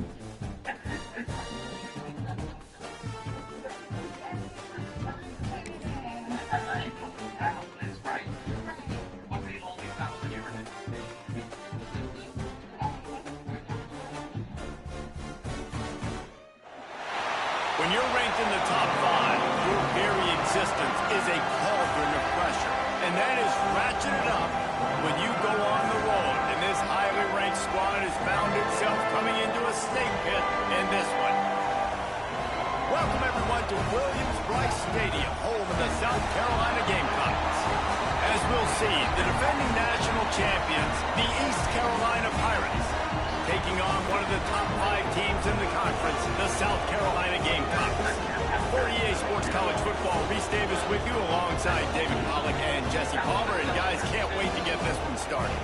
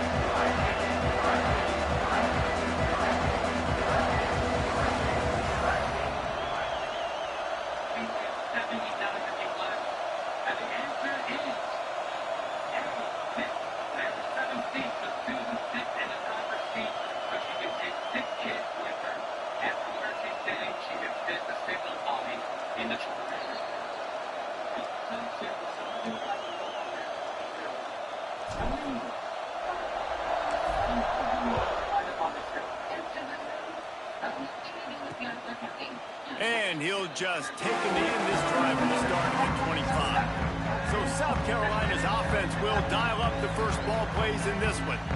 And it was a rough showing last week, and it all started with the quarterback, Jesse. Yeah, he looked lost in that last game out. I thought the defense did a really good job of confusing him, mixing up their looks and their pressure. So no different today. The defense obviously watched the film, and they're going to come out and they're going to try to do the exact same thing and get this guy rattled. So this quarterback, he has to know what to expect early in this one, David. If I'm his offensive coordinator, I want to get started off on the right foot, man. Get the ground game going. Make it easy, because last week was such a disaster. We want to turn the page. We need some confidence. We need some good mojo. First drive, we need something good to happen early so we can forget about that last week. And this one will be stopped for no gain. Stopping the run is about physicality. It's about I'm bigger than you, I'm stronger than you up front. Really nice job by the defense, showing their strength, bowing up, stuffing the run. They've got to come up with a big play on this 3rd and long. Wants to go up top. Going to try to pop one on the screen. Crosses the 35. Love to see these 3rd down conversions on offense, and they're out to their own 39-yard line. And the Gamecocks come to the line with a new set of downs. Quarterback on the keeper. And a nice run there before the defense finally makes the stop. And you're seeing his dynamic ability to run the football that time on the option play. I know he doesn't pick up the 1st down, but that's still a good chunk of yardage, and the defense wasn't ready for it. Moving forward, expect the offense to go back to the option play again and see if some... Nowhere to go with the ball and down. He goes at the 39. That inside linebacker is a freak of nature for multiple reasons, and it's hard for a lot of these smaller running backs to have to pick him up in pass pro, not just because of his speed, but he's also big and strong. 3rd and long, and he'll try to throw for it. And he feels the heat coming, and it burns him up. Another sack. Man, you talk all week about setting the tone, quieting this crowd. Don't let him get involved. You know how you do that? Get a sack and force a punt on the first possession of the football game. That's a heck of a start for this defense. The gas can be heard saying audible. The answer is D. The Pelicans had extra pieces that the Gamecocks send out the punt unit. They'll boot it away for the first time tonight. Gets the first one of the day off, and hoping he's not as busy as he was in that loss last week when he kicked it 4 times. They'll get him down at the 21-yard line. The coverage team able to stop him right there. So East Carolina's offense will go to work for the first time. They got an incredibly efficient performance from this guy last time out. Now, Jesse, it's about making that a consistent thing. Yeah, I think the most impressive thing watching that tape back from his last game is the ball never touched the ground, David. It was amazing. And it wasn't that he was so accurate throwing the ball deep down the field. It's just that the ball was always going to the open guy. He did a really good job checking it down, taking the profit when it wasn't open downfield. That kept the offense on schedule. That's really important for this offense today. And when you're watching it as a defensive player and coming to this football game, man, you know this is going to be a challenge. I better get pressure on this guy. If I let him feel comfortable, you'll see another day like last week. I mean, that dude was accurate. Almost every ball was caught. They were in rhythm. They have to find some creative ways to get him off the spots and make him feel uncomfortable.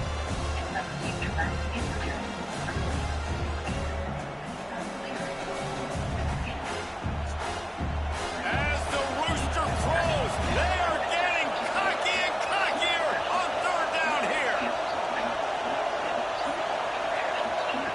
From the gun, wants to pass. Makes the grab, it's rolling. That's the kind of play that can really get you going as they get it out to the 36.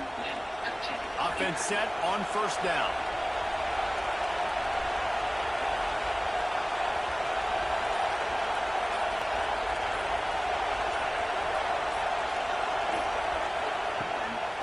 Running back searching for a hole. And you want to run the football. I mean, that's okay. You'll take some of these. But if they start to add them down the road, obviously, you might want to think about airing out a little bit. This crowd going to try to make life miserable for these guys.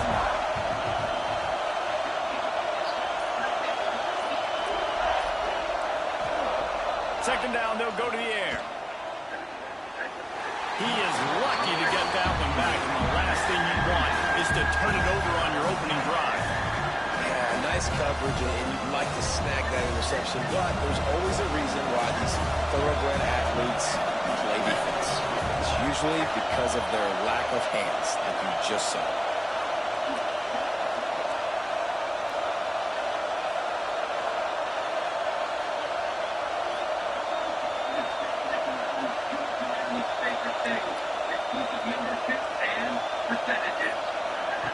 Trying to move the sticks on third down through the air. And that one's incomplete. They weren't just trying to move the chains. They were trying to move the scoreboard. Instead, it's fourth down. And the Pirates line up to punt it away. They'll have to boot it away for the first time tonight. Fair catch is made inside his own 20 at the 17-yard line. And the South Carolina offense is back on the field. That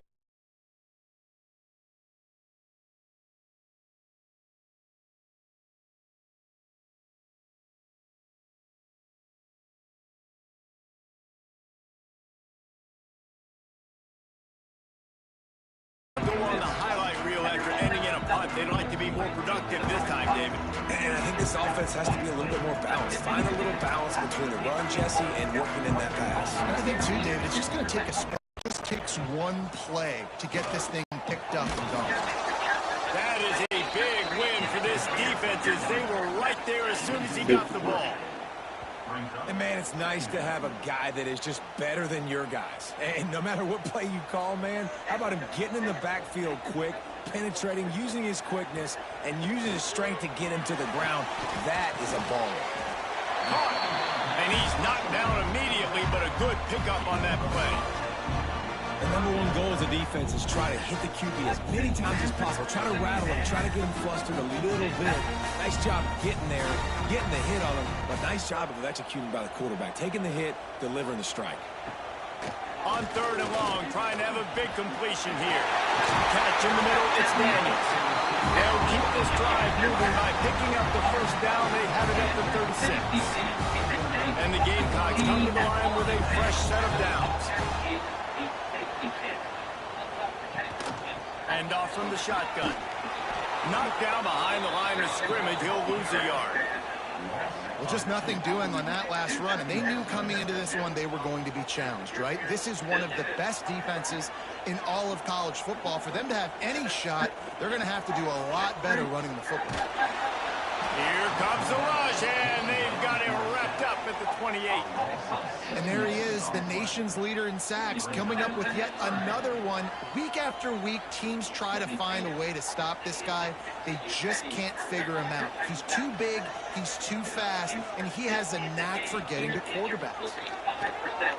Throws to the wideout. He's got it. Defense grabs the football, and there he goes. Well, the quarterback got it to his receiver quickly and gave him an opportunity to make a few moves after the catch, but he's got to do a better job with ball security that time. That is a costly fumble.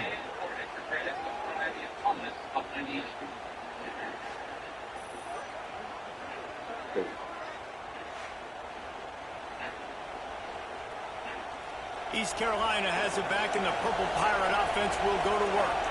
They had to punt it away on their last possession, but, man, what great field position this time. I mean, this is awesome. Like, last possession didn't go great. Now you're set up in an opportunity to get some points. Start thinking about what plays I like, Jesse, as I cross the 50.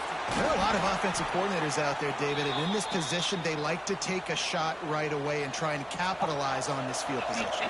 Now on 1st and 10 from the 26.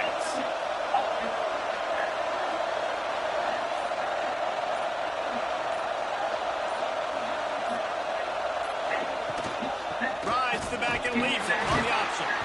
Finds a little bit of room. Give him a couple down to the 23. Got 3 on first down. It's 2nd and 7.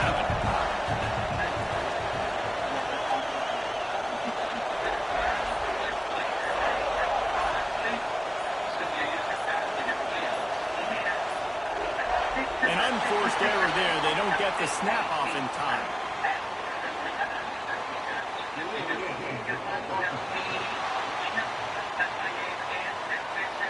The delay of game pushes the offense back.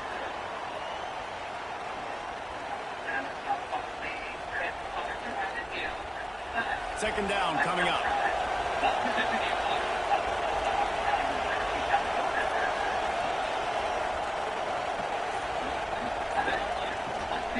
Right back to the well. There he goes. An explosive play in the running game as he's got the first down. The Pirates have taken it inside the 20. Give me closing for that question.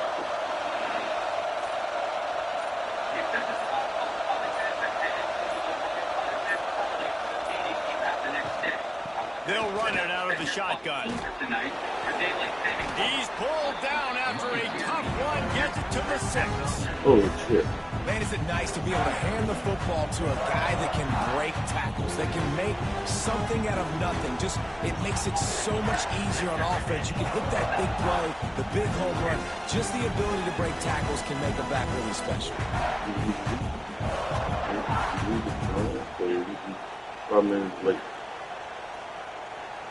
Going to work on second down in the red zone, and still some ground to cover to pick up that first down. They'll try the run. And the defense holds firm. No pickup at all on that play. Defense is about firing off, hitting offensive guys and staying in their gaps. Everybody knowing where they're supposed to be. You could tell the defense, everyone was right where they're supposed to be, nowhere to run.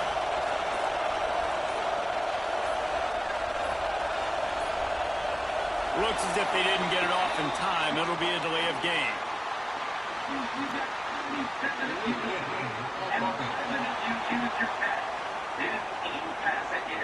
That is a completely avoidable penalty. The quarterback just went into brain lock and lost track of the play clock. It's as if you're engulfed in a space odyssey. Williams Bryce alive on third down. Some hard running there, but just too many defenders as he stopped for a loss. Really good third down defense. Nice job playing the option. Responsibility football, but still aggressive downhill, ready for the pitch. Great job getting the guy, getting to him, and getting him on the ground. Now on fourth down, they'll send out the field goal unit. This whole place going to see if this kicker can operate in a sea of noise.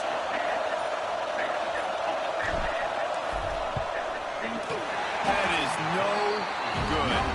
And the score will stay right where it is after that miss.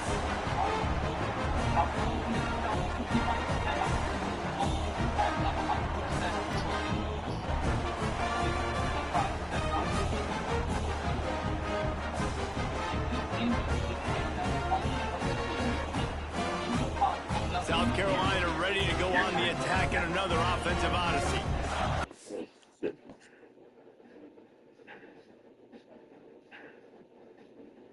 If you know the answer, log on to www.howmanyws.w. And they had it, they put it on the deck. The football was not riveted to their ribcage, Jesse. Need 5 points of pressure moving forward, no doubt. And I'll tell you, they knew coming into this game that turnovers were going to be critical. Oh, he's got some space. And he got enough for the first down, but somebody put the hit stick upside his head. Defense is going to have their hands full trying to get this guy on the ground, man. He's got some serious moves once he has the ball in his hands. With the first down, they'll put it in play from the 33. Defense in press coverage. Might as well give it to him again. Just willed his way for a couple out to the 35. That's a fantastic play by the linebacker. He has such tremendous instincts. As soon as he sees run, he's coming downhill. He's got great speed. He gets you on the ground. That's why he's one of the best linebackers in the entire country. He's brought down quickly. Minimal gain there. Still a bit short of the first down. The thing I like about this slot receiver, he's really intentional in his route run. The quarterback always knows exactly where he's going to be on the field. They've got great chemistry together. Passing game very effective on second down. What about here on third? From the gun, wants to pass. Unloads to the wideout. He's got an open man. They finally get him on the ground, and that's the kind of play that will carry momentum into the second quarter. Defense has dominated the early part of this game, and the stats point that out emphatically.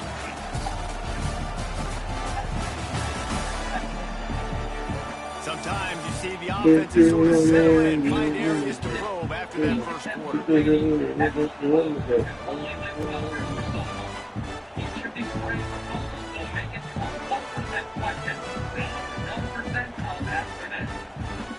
They've got a first down here to open the period.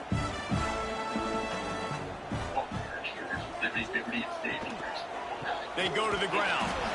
He is going nowhere. Stopped at the line of scrimmage. And this guy has been a dominant force early in this game. We're still in the first half. He already has a sack. He gets a tackle for loss there. He's playing so well with his eyes right now. He's reading his keys, and he's letting his God-given ability put him in the backfield to make these plays. Trying play action. They stop him almost immediately. Short gain there, and still a little ground cover to pick up the first. They'll need to get this one to the 31 here on third down. Motion from the back. On third down, he drops to throw. Makes the grab. Offenses gain momentum with third down conversions like that. They've got it at the 25. There's a reason third down is called the money down. What a great find by the quarterback.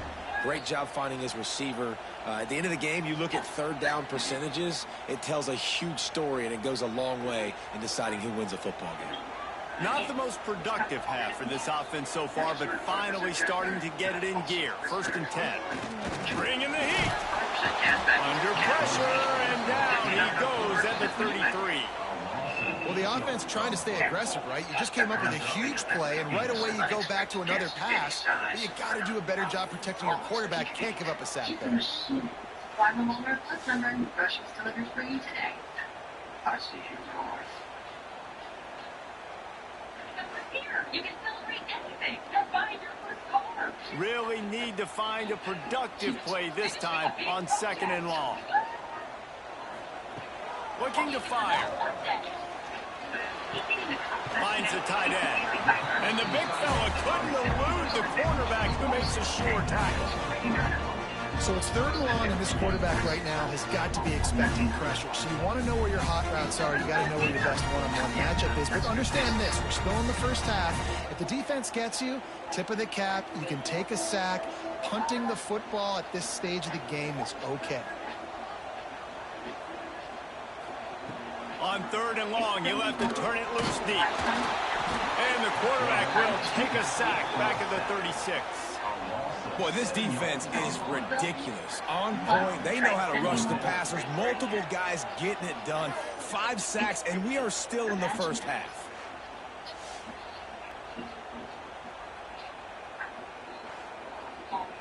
Find me a large 4-bedroom with a garage near a good elementary school. Here are 5 homes, all of elementary schools rated B+ or higher in each. Hey. Show me the first one. And now on 4th down, they'll try a field goal. And he's going to have to get into this football. This is a 53-yard attempt. Just drives it between the uprights. And with that, they break the seal on the scoring. It's 3-0. And let's check in with Kevin Connors in the studio. Kevin? A lot of eyeballs on your game, guys, and a few on this interesting matchup as well. Cincinnati is down, but not out of it. Not in Nippert Stadium. One of the best home field advantages in all of college football. They're trailing by just 4 to Boise State. Your boy KC has you covered here in studio, guys, in case anything changes in this one. And how about that one? Kevin will be keeping an eye on everything going on elsewhere. East Carolina sending the offense back to work. They're looking for any type of offense to try to get this thing going down 3-0. Hey, you don't believe in miracles?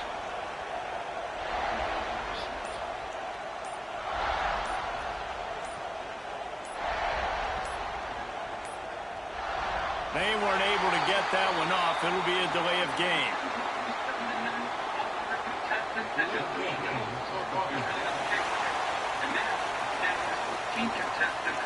Offense took a little bit too much time at the line there.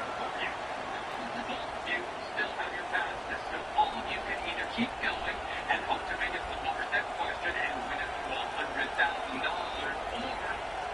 take home a guaranteed $1,000 right now and leave the shoot. Please make your decision now. An unforced error there. They don't get the snap off in time.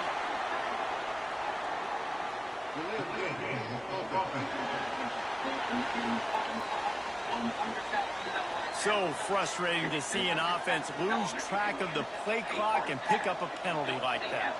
East Carolina has it back, and the Purple Pirate offense will go to work.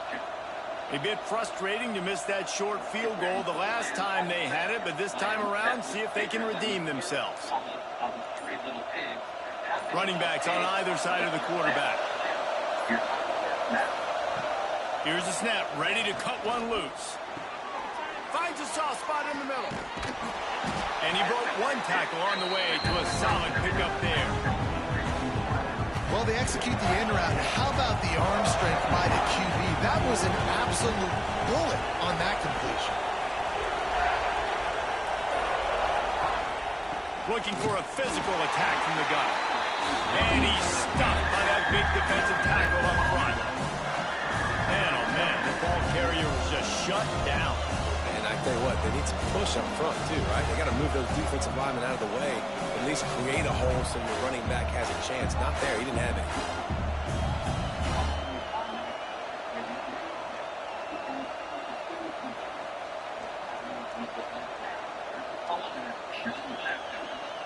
As the rooster crows, they are getting cocky and cockier on third down here. From the gun, wants to pass. Fires to the big fella. They'll mark him out of bounds at about the 29-yard line. Man, wow, what a catch by the big fella. And when he's not open, he's open. So nice to have a big target that can make those type of catches. I imagine they'll keep throwing him the football.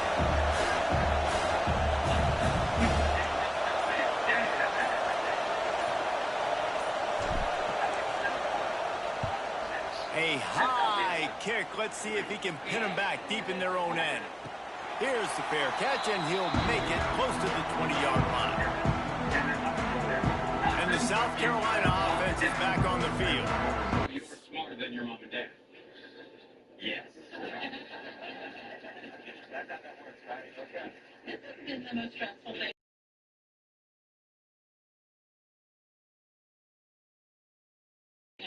A field goal, but hoping to get things cooking here.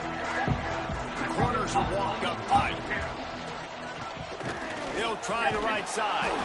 And he never had a chance. Just stopped cold as soon as he got it.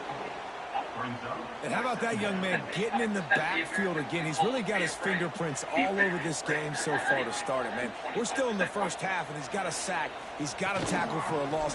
These are the kind of plays that really help your defense push these offenses behind the sticks. Well, you live by the blitz, you die by the blitz. That time the defense called it at the perfect time. The linebacker able to make the stop on a short game.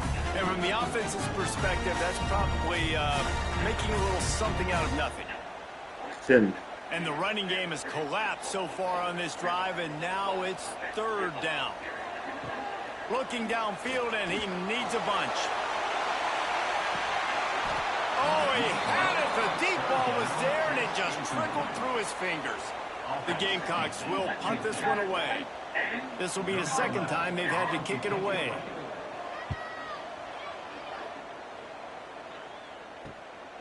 He'll field the punt and take it back. He was able to get that ball up to the 48-yard line before he stopped on the return.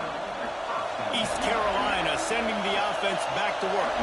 We'll see if they can be a little more productive this time around. A 3-and-out the last time they had the ball. And he finds some solid space, makes a nice game before the defense is able to stop it. And this guy has had a tremendous season. When you're getting mentioned for the Heisman Trophy as a true freshman running back, that is absolutely insane. And you've seen it all throughout the years, the big plays, the explosiveness, the speed. This guy has been unbelievable. Looks as if they didn't get it off in time. It'll be a delay of game.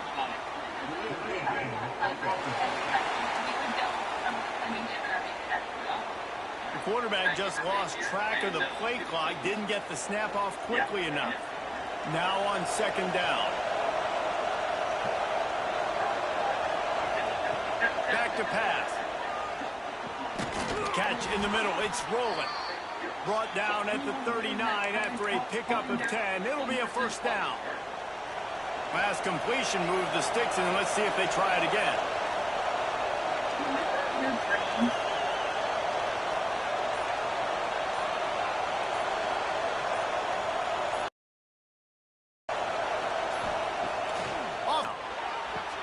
Got his man on the right. They get him corralled, but not until he's in the red zone. They'll mark it at the 14. I love when you sell the run like that quarterback did right there. Stuck it in the belly of the running back, pulls it out, runs the play action. Great job of confusing the defense a little bit, making them honor the run, and then throwing the ball in the lanes right behind it.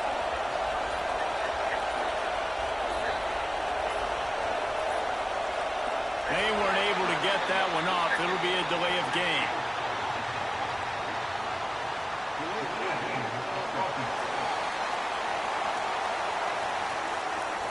The offense couldn't get the snap off in time, and it'll cost them.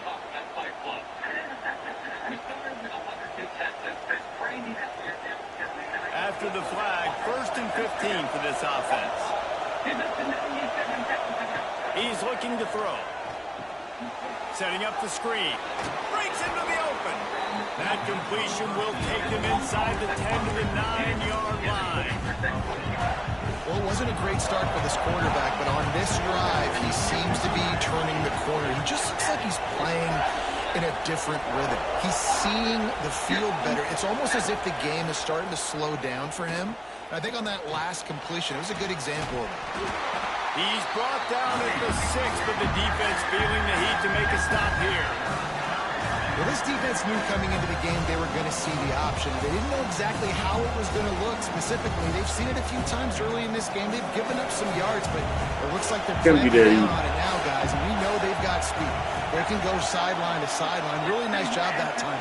Getting hats over to the football, getting to the pitch man in the perimeter of the field, and getting him down on the ground. Muscling ahead on 3rd and short. Can White cross the plane to get the 6, but they'll have the first down. And the Pirates kept this drive moving on the ground. Now back to work.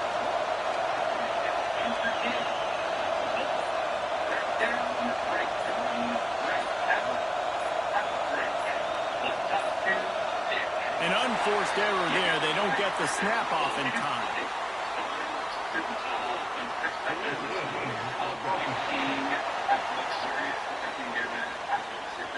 The delay of game pushes the offense back. The Pirates will try to put one on the board on 1st and goal.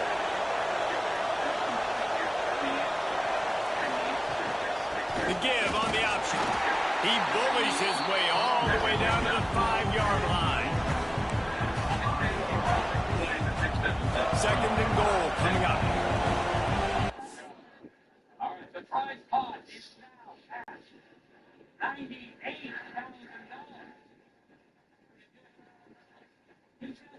85% of the people we called answered this wrong, but don't let that shake your confidence. That's my job. Here is your 15% question. What are the 2 letters that appear right next to each other in the same order most often in this question? Your time starts now.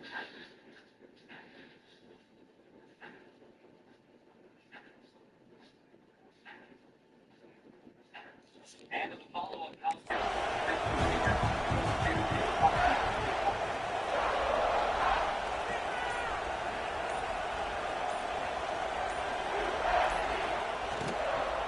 The run up the middle, trying to power to the goal line. He's going to lose a yard on that one. On 3rd and goal, you can't hear yourself thinking here.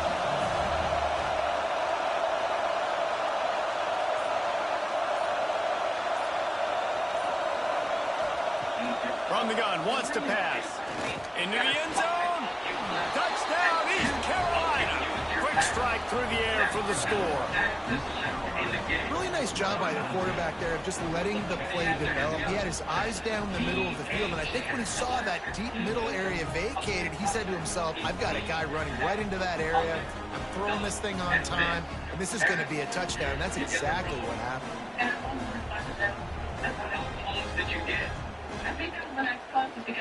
Getting set for the point after.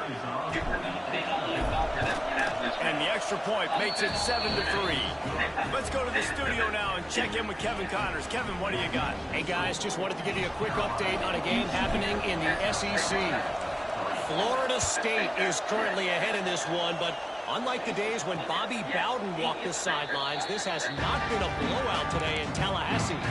They're up by 11 over Tennessee. Week in and week out in the SEC, it's a battle of attrition, and if anything big changes, you'll hear about it here. Thanks for the update on that one, Kevin. Let us know when it goes final. Works ahead for a couple. They'll stop him at the 27. They have just not been able to get this guy into a rhythm so far in this game. I know it's still the first half, but there's been nothing going for him like you just saw in that last run. He's an outstanding talent. You may have to start thinking about throwing him the football, getting him out in the perimeter in space to let him go to work. He's got to touch the ball for you to come back in this game. Right now, running it, though, very difficult.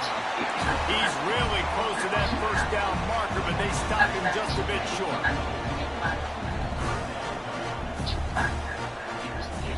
Wants to throw on third down.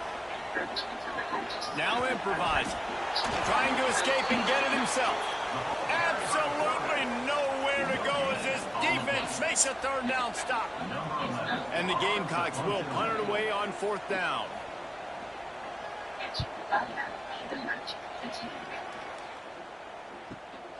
Catch is made at the 15.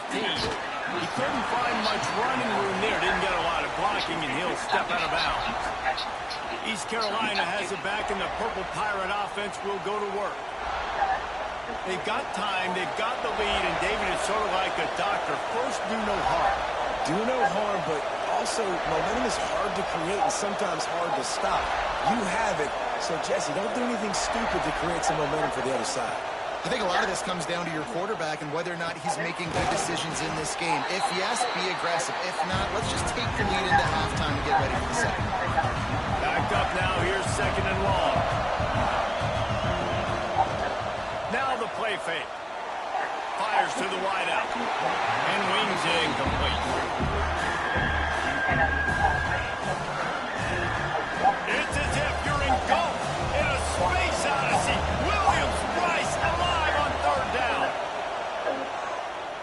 Throws to the wideout. Complete to the right. They get him on the ground late in the half. They have the first down at the 41. The offense calls a timeout to stop the clock. And the Pirates will have it 1st and 10.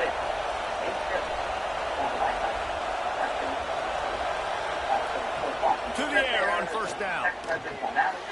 Using the quick game. Didn't pick up a lot there. Moving forward just a few.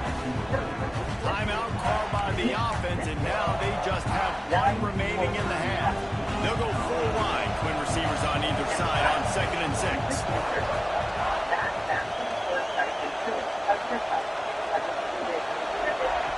Wants to throw. They'll have to be efficient against the clock. Unloads to the wideout.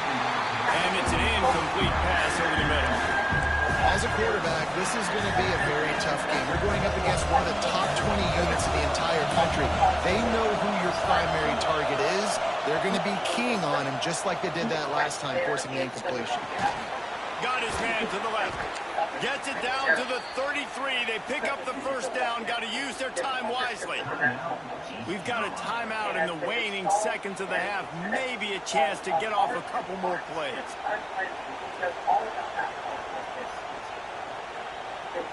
And for the second time tonight, they'll trot out the field goal kicker.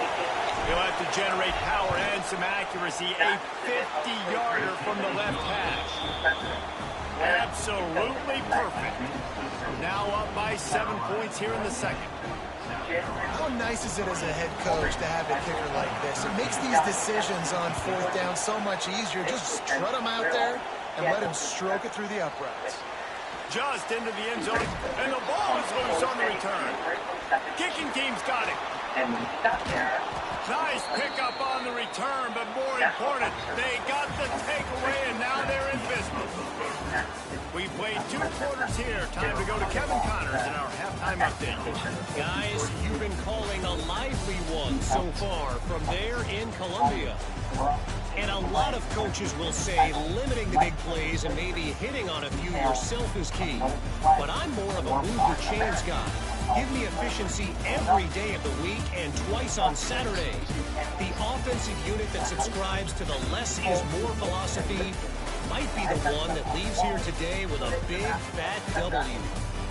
And with that, let's send it back to the guys on the corner of George Rogers Boulevard and Bluff Road, Williams-Brice Stadium.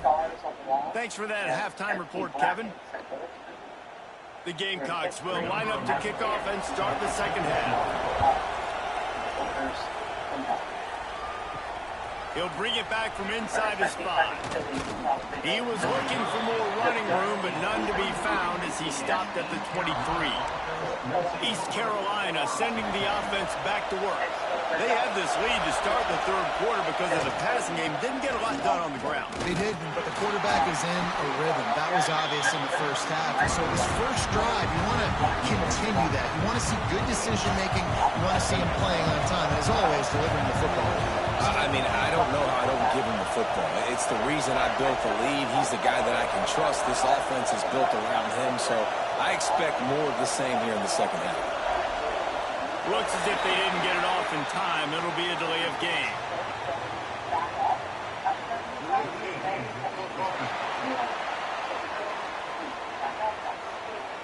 That is a completely avoidable penalty. The quarterback just went into brain lock and lost track of the play clock.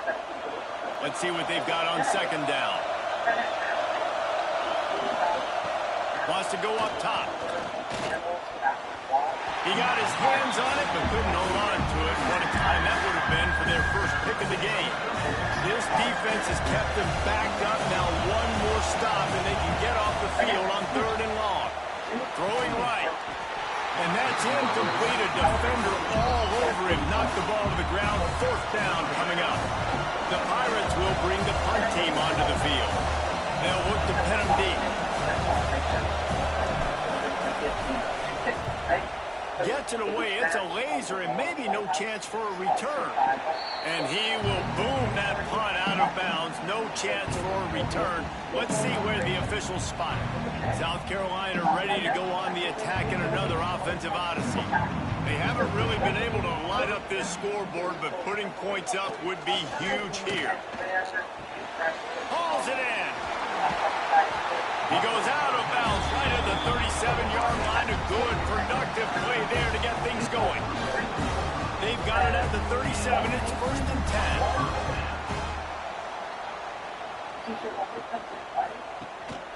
A design run for the quarterback. And how about that play by that giant, that mountain of a man on the defensive front. Working well behind the sticks on second down. He'll pull it on the read. Breaks into the open. They got him free for a big gainer to the 43. Here's an opportunity for this offense in search of its first touchdown. It's 1st and 10. Wide receiver comes in motion. From the shotgun, the handoff to the back. He's stopped again, and he's had a busy night, if not necessarily a productive one so far. And yeah, that's kind of surprising. We talked about this before the game. One of the big matchups. Run the football against a defense that's been susceptible against the run throughout the season. But this offense just can't find a way to get it going. And I'm surprised, but it's a bummer on the play. How in the world did the offense retain possession? And let's hold on just a minute here as the officials are going to have a second look.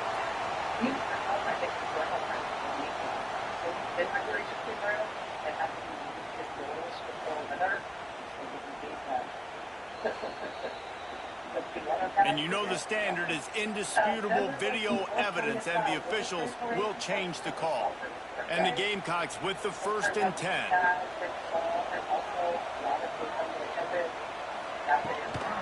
From the gun, running back on the move. Knocked down after a 3-yard gain to the 25. big fellas up front, they don't get a lot of credit. They don't get talked about a lot unless it's negative, but they're the big component, man. They've got to get some push, to get some running lanes, get this running game going. They're the ones that make it go. They'll make the stop, but not before they use the screen beautifully and pick up the first down. Well, it's a nice play design there. You're getting the running back involved in the pass game. Quarterback gives it to him early so he can go to work upfield and get the first down. They'll throw it from the red zone. They're setting up the screen. They'll spot the ball at the 12 after that completion. It'll be second down, and remember, they can pick up a first without scoring. What's there? This half there, not there. It's complete to the left. They'll get it down to the 8-yard line on that throw and catch, and the defense is backed up against the wall. Tight quarters deep in the red zone, but they can pick up a first down without scoring. Third down. And David, on 3rd and inches right there, that's often a decision the quarterback predetermines. Who's my best guard? That's the guy I'm going to try to get. And I know that defensively too, but I'm just trying to dive and create a pile, but it's so hard to stop that play. That's why you see it ran so successful. Off the play fake on first down to throw. And it's incomplete. If you're going to take a hit like that, you might as well hang on to the ball. A lot of times when you go back and you revisit these games, who takes advantage of these opportunities in the red zone, in these goal-to-go situations? Bad job on first down by this offense. Off the bootleg to buy a little space. And finds a soft spot. He's all the way down to the 2-yard line. Just spectacular execution there. Finding it tough to make positive yardage. Now 3rd and goal from the 2. Slams ahead. He's not going to make it. What a job by this defense to stop him in his tracks. Man, it has been a long drive offensively. I just feel like you got to pay this off and be aggressive. You're down close. Punch it in for a touchdown here, Pollard. Yeah, and inside the 3-yard line, I think I might try to finish this off with a touchdown. I ate up a ton of clock, wore these guys out. Now they'd have to go the length of the field if I missed. They thought they had a good plan, but it did not work. Coming out on first down with the play fake. Got it in the middle. It's Davis. And he'll get it up to the 38. It'll be a first down. Man, this offense is so dangerous, Reese. They've got dudes all over the field that can make plays. There's a big gainer in the pass game. You get a chunk of yards like that, now the defense is really on its heels.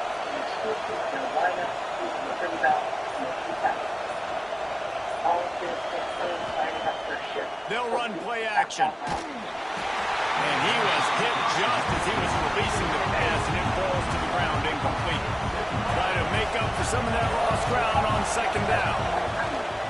The give to the back. Gets it past the first down marker and still running. He stopped at the 48, a pickup of 10 on the play. They'll line up right at the 48-yard line on 1st and 10.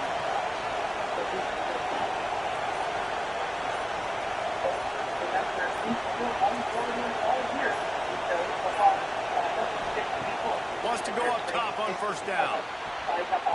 Got rid of it in a hurry, but he couldn't find his man. It's incomplete.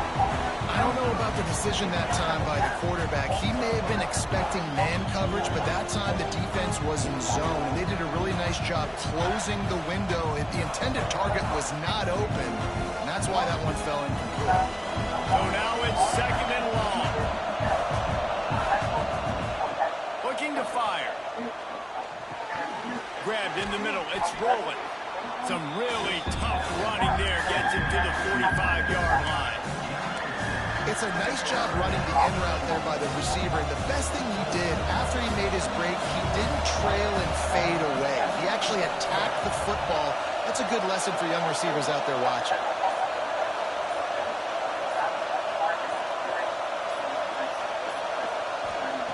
Wants to throw on 3rd. Almost intercepted, and what a momentum swing that could have been, but they still force a 4th down. So look at this, they're sending out the kicker to try along. This crowd trying to do its part to get inside the kicker's head. Somebody better check that dude's foot and see if it's juice. Man, oh man, from outside 60, he sails it through. Man, so many more times we're going to say, go for it, be aggressive. Nice to have a guy you can depend on, and you know you're putting 3 on the board. Nice kick, nice job. So they're lining up to kick it off. And now the defense will try to shut them down. These folks are going as part of their efforts to oppose equal arch for himself to other stuff in Washington. They've been protesting already. They are against the arch. They democracy do not vote for Warren's living presidents. The Trump has been trying to ram this ridiculous dictator arch thing through. Amen. So third act is trying to make that public opposition to the arch as loud, visible, and as present at every meeting as possible. And so at that open meeting on Thursday, they're going to be talking to the House meeting, another meeting, and try to stop that meeting. You probably also heard about the ongoing protests and confrontations outside the Lane Hall prison in Newark, New Jersey. We're going to talk with New Jersey U.S. Senator Andy Kim about that tonight at the show. But you should also know that it's not just at Delaney Hall. In Ohio this weekend, there were vigils and protests and prayer services all across the state of Ohio against the prisons and jails where the Trump administration is holding inmates in Ohio. At the end of this week on Saturday, there'll be another day of nationwide protests, particularly in the Northeast, against Citizens Bank for their role in bankrolling folks in immigrant prisons, including one at Delaney Hall. Citizens Bank, for its part, they say they follow the law, they apply their standards consistently to all their clients, but the faith-based groups that have been pressing Citizens Bank on this say that the bank's CEO has dismissed concerns about the conditions of folks in prisons, and they say he has refused to meet with them. As they have tried to push him on this matter, faith-based groups have pulled millions of dollars out of Citizens Bank already. We're told to expect this week that they will be pulling out millions more, with more faith groups, more churches and mosques and synagogues joining that effort also. Pushback against Donald Trump and the Trump administration comes in all kinds of forms. It can be suing. It can be protesting against them in the streets. It can be pressuring the companies and public figures to collaborate with them in an aid. It can be giving public comment and showing up at otherwise boring meetings where they're trying to ram through one or another of their bad decisions. It could be volunteering for a candidate or a poster, or picketing the office of an office holder who votes a poster. In Philadelphia, it might mean standing up outside the walls of the president's house, National Historic Site, reading the words out loud about George Washington's slaves, the words that Donald Trump tried to throw into the truck. Your CBS News correspondent Scott Pelley apparently means mocking the sweet Jesus out of the oligarch sock puppets sent in to destroy 6 Minutes as a favorite for the Mad King. God bless you, Scott. Long may you live. In this time, in this moment, American pushback comes in all kinds of forms. And we don't always know what effect each act of pushback is going to have. In the moment, we don't know if it's going to work now or ever. We don't know what backlash it might entail. We don't know what it might cause to happen differently than what's otherwise going to happen had we not pushed back. But in the year and a half so far, adding it all up, collectively, all of these different kinds of pushback, all in all, it's made this president radically and historically unpopular. And that has made him profoundly historically weak. And that means that over time, the effort that it takes to get him to fail and to fade gets more easier. Because he's weaker as part of this. And as more and more Americans see through the same methods. Tonight, after what is being, I think, sort of widely described as backlash, Trump's attempts for this slush fund, Trump's attempt to back up a truck to the Treasury to take nearly $2 billion to use as a slush fund. The White House tonight is reporting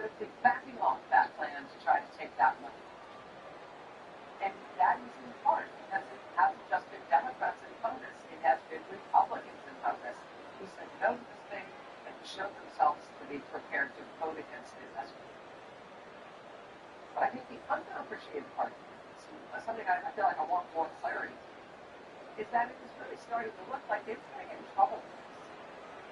There was that one court ruling on Friday that ordered some not to start out the fund or make any disbursements from it.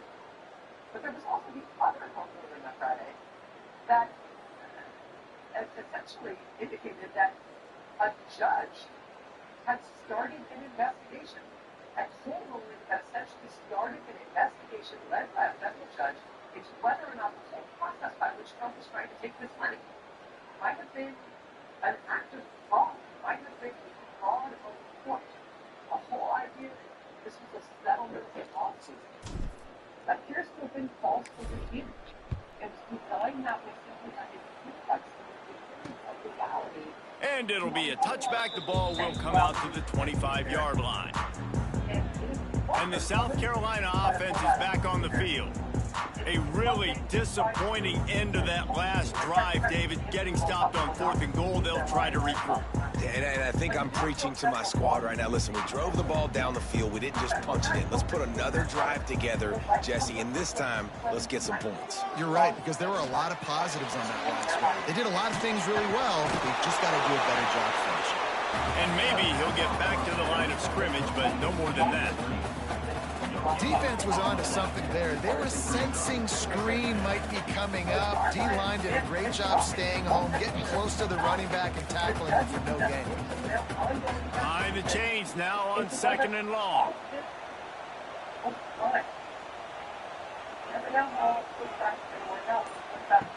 Back to pass. Firing to the right, complete. And the defense settled in to stop that one for a short gain.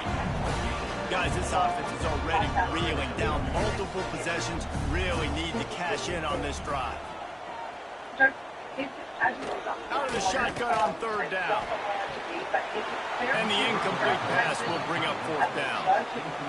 Well, after struggling so much in the first half, you thought they would have made some adjustments here at halftime to see if they can open up this passing game. But early on in the second half, they're just not really able to get that done. Incompletion on 3rd down in your own end, you're expecting them to punt.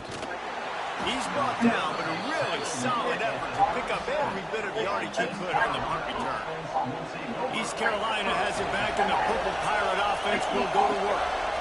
Man, how comforting is it to know that even if your offense stalls out a little, Jesse, that field goal kicker can knock it in from a long way out. Well, he's one of the best in the country, Reese, no doubt. But this offense would like him and prefer for him to kick an extra point on this drive. And to do that, David, they've got to have more rhythm on offense. Yeah, create some more rhythm, create some more explosive plays, and maybe some more balance. And listen, it's nice to have that weapon and kick long field goals. If you kick too many field goals, you don't get very many W's. And he fires over the middle. It's incomplete.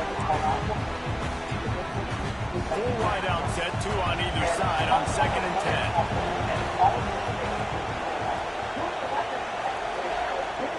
Off play action. Fires to the wide out. He almost had the pick, and that could have given them a boost. Instead, it'll be 3rd down. We'll see if the offense can move the chains after that incompletion.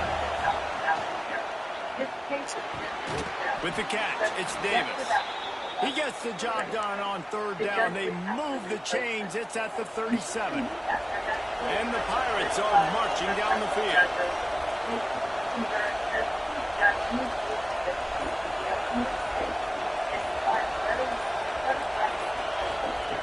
Off the play fake on 1st down. Got his man downfield. And he'll haul it in and take it to the end zone. Touchdown, ECU.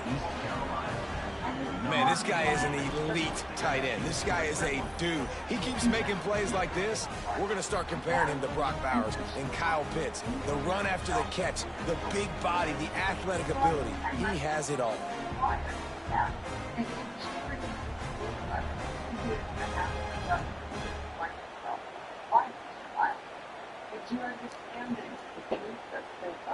Lining up to tack one more onto that lead. And the point after is good. And for a quick update, let's go to Kevin Connors in the studio. Dynamite matchup today, fellas. Let's show you what's going down. Cincinnati is trailing right now, but let's be honest. The program that turned out Desmond Ritter should never be counted out of any game. They're trailing by just 4 to Boise State. We promise to keep you posted on what goes down in this exciting college football matchup. Oh, and how about that? I know Kevin and those guys will be keeping an eye on it for us. From the gun, the running back looking for room. Turning it on! And he was able to get away from one tackle, but plenty of help was on the way. Decent pickup on that play. The Gamecocks in a good spot here with 2nd and short.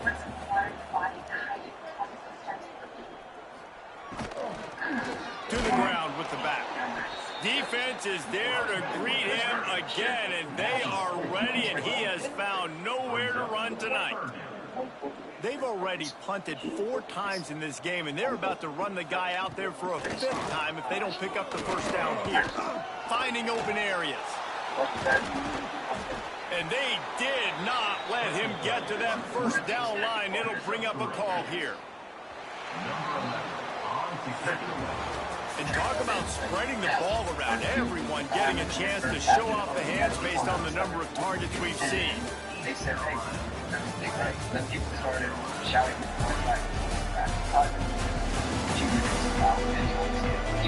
One more period to go, and we'll see just how much fight they've got left in them. She did it again. A few seconds later, and the ambulance would not have been there had the East Carolina down by. When curiosity strikes about the everyday lives of your family, we're here with answers only your ancestors can provide. See their stories and ancestry. Hey, let's order in tonight. What should we get? Yeah, we don't miss it. What about Greek?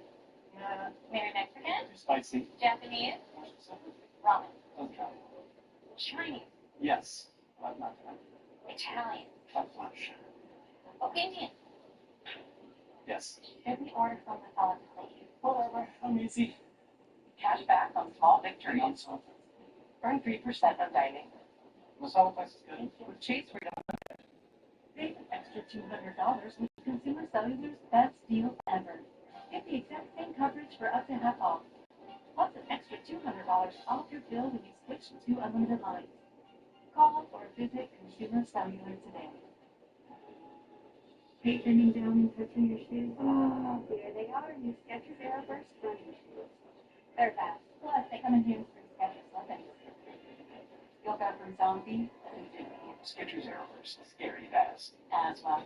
Does it have you missing out on what you love? Get back to better breathing with Fasenra, an add-on treatment for eosinophilic asthma. Fasenra is not for sudden breathing problems. Serious allergic reactions, including anaphylaxis, may occur. Get help right away for swelling of your face, mouth, tongue, or trouble breathing. Don't stop asthma treatments, including oral steroids, without talking with your doctor. Tell your doctor if your asthma worsens or you have a parasitic infection. Headache and sore throat may occur. Ask your doctor if Fasenra is right for you. Hi, I'm Jay Jackson. For almost 20 years, Abacus Life has been purchasing life insurance policies for seniors. And in just seconds, you can use the free calculator at abacuspace.com to learn what your policy might be worth. For many of my clients, selling their life insurance to Abacus was right for them and their estate plan.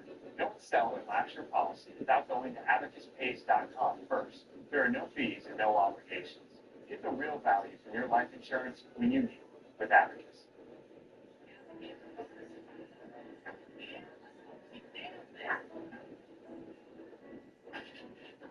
A connection you can count on from just about anywhere.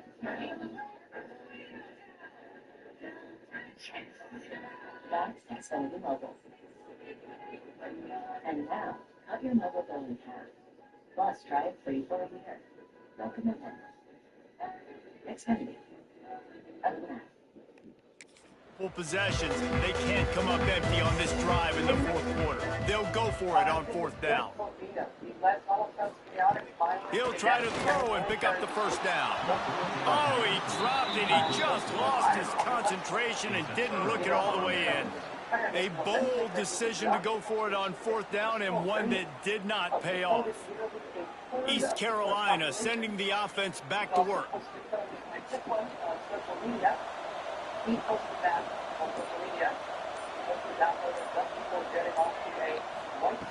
Looking to throw on first down. Grabbed over the middle. It's Roman.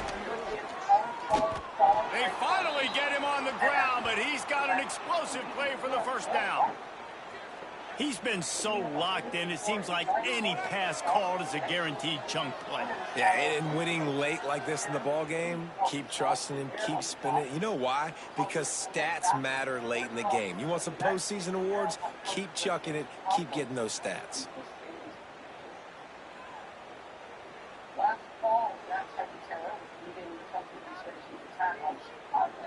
Special prosecutors remember it charged the local Chicago prosecutor with plotting to kill Brent Hughes. Prosecutor James said that this man had put out a hit on Greg's email and offered cash to anybody who would kill him. Zeno said it was just more evidence of how terrible things are in terrible Chicago and they weren't able to get that one off. It'll be a delay of game.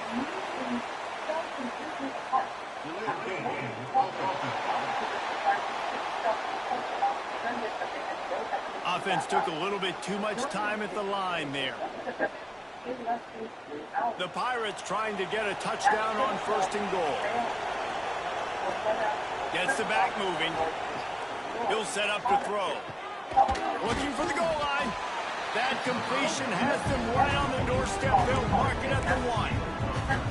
Well, I tell you, man, this guy's been putting on a show all game long. We've seen his decision-making. We've seen his athleticism. Because of him, they've got this huge lead in the fourth quarter. So why stop throwing it? Just keep it going when the going's good. An unforced error there. They don't get the snap off in time.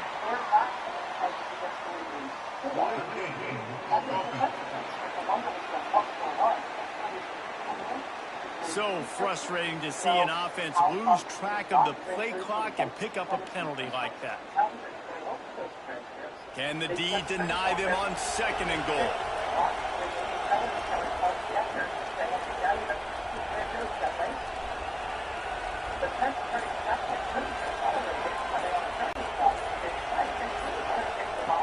Wants to go up top.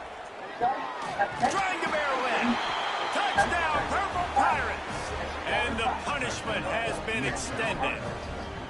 They put another one on the board here in the fourth quarter. And how about this team? Just a lone blemish on the resume and about to go to 10-1. It's another good decision by the quarterback. You've got to be impressed here. On that one, he finds his tight end. But all game long, whether it's receivers or running backs or tight ends, wherever the best one-on-one matchup has been, he's been able to take advantage of it, and that's why they've been able to score so many points.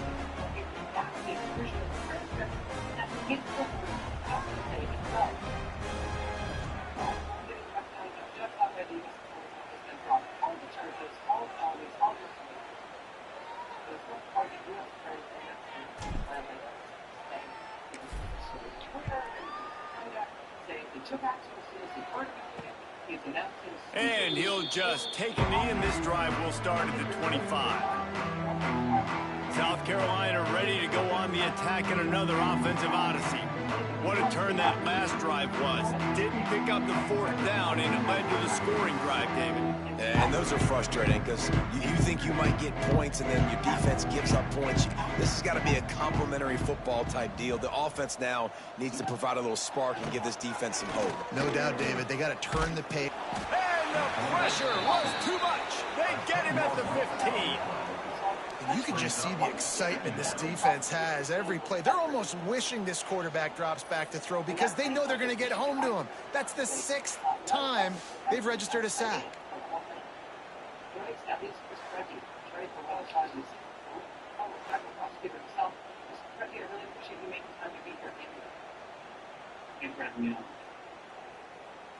So this case is not over, despite the fact that all the charges against replying laws and defendants have been dismissed. We're continuing to push on this issue. And the Gamecocks have put themselves in dire straits after that last play. It's 2nd and a mile. Looking to fire. Snags it over the middle. And they get to him and knock him down to prevent a big gain. This offense has their work cut out for them, man, because the coverage has been so tight. And if you're not throwing to the sideline or you're not getting past the sticks, this defense is going to tackle you inbounds like they just did on that last play and bleed the clock. It'll be 3rd and long. Looking to throw, and he needs a bunch. Trying to make magic with his feet. He's out past the 35. Gets it to the 46-yard line. 1st down for this offense. You got to be impressed with the quarterback on that last play because he's already been sacked a ton of times in this game. He knows he does not have a lot of time to survey the field, get through his progression. So as soon as he feels a lane to take off and run, he's going to take it. A really nice job that time, showing off the athleticism and picking up the 1st down. From the gun to give, looking for room. And a pickup of 8 opens a world of opportunities on 2nd and 2. Coaches always harp about staying ahead of the chains, and when you can run with that type of efficiency on 1st down, man, you are doing just that. Here's the handoff. They went right back to him, and this time the defense was all over him. Nothing to show for that run. I don't like the play call. You're down this much against the best run defense in the entire country. You're just smashing your face against the wall. You're not going to get it done. To win this game, you're going to have to throw the ball to get back in it. They thought they could just run it on 3rd and short, but this defense was there to make the stop. Man, I think back in the day, this is a no-brainer. You're punting the football and believing your defense, but analytics all the time now telling you to be aggressive. I'm interested to watch this play. Obviously, if you're aggressive, you might could run the... He lost one down the sideline. He's got it in more than enough for a 1st down. Well, they just drained all the suspense out of the 4th down conversion, moving the chains easily. After that huge gain, now a chance to cash it in from just outside the 5. Off the play fake on 1st down to throw. Touchdown, South Carolina! The offense puts up 6 for that trip to the end zone. And the passing game paying dividends right now for this offense. They just had a big play through the air to get him down in this situation. So let the quarterback deal. Great job reading coverage. Found his open target. Accurate throw. And 2 plays through the air. And they've got 6 points on the board.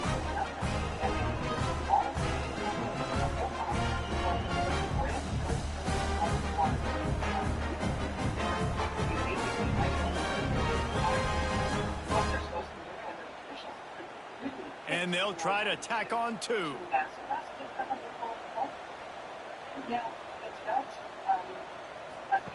They'll go to the air. Dumps it off in the flats. He'll make his way in for the 2, and now they're down by 16.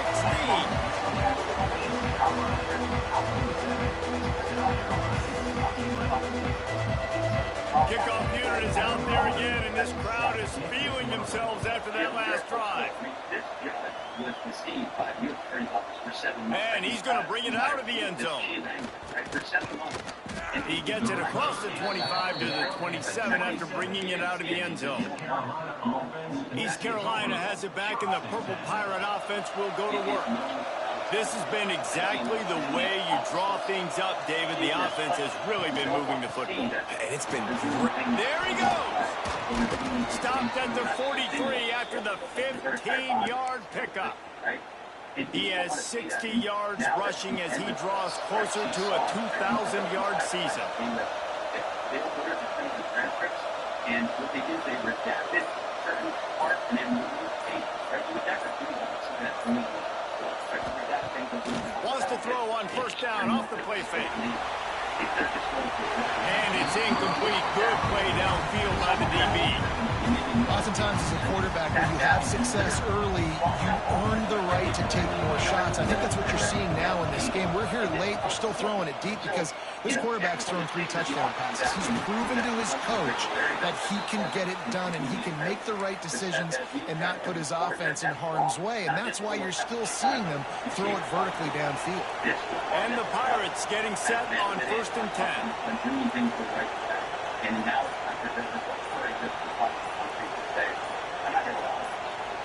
we have now seen what you're doing behind Leaves it with the back. And a good, solid pickup before the defense cuts him down.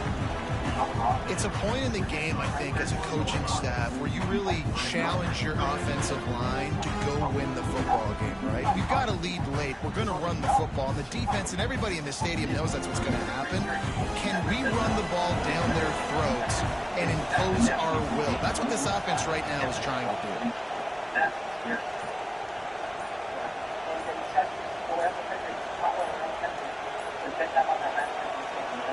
Looks as if they didn't get it off in time. It'll be a delay of game.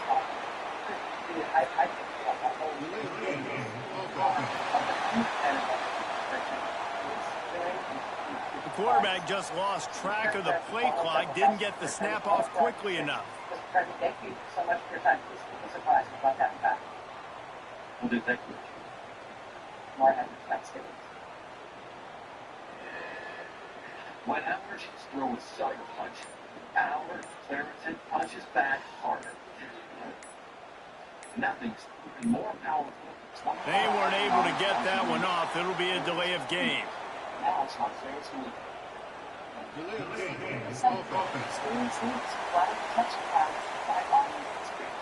The offense couldn't get the snap off in time, and it'll cost them. 25% less often than points. Try only the street. It's designed to protect. Okay, in multiple spots like here, here, or here. The Pirates trying to find their way forward after the big loss on the last play.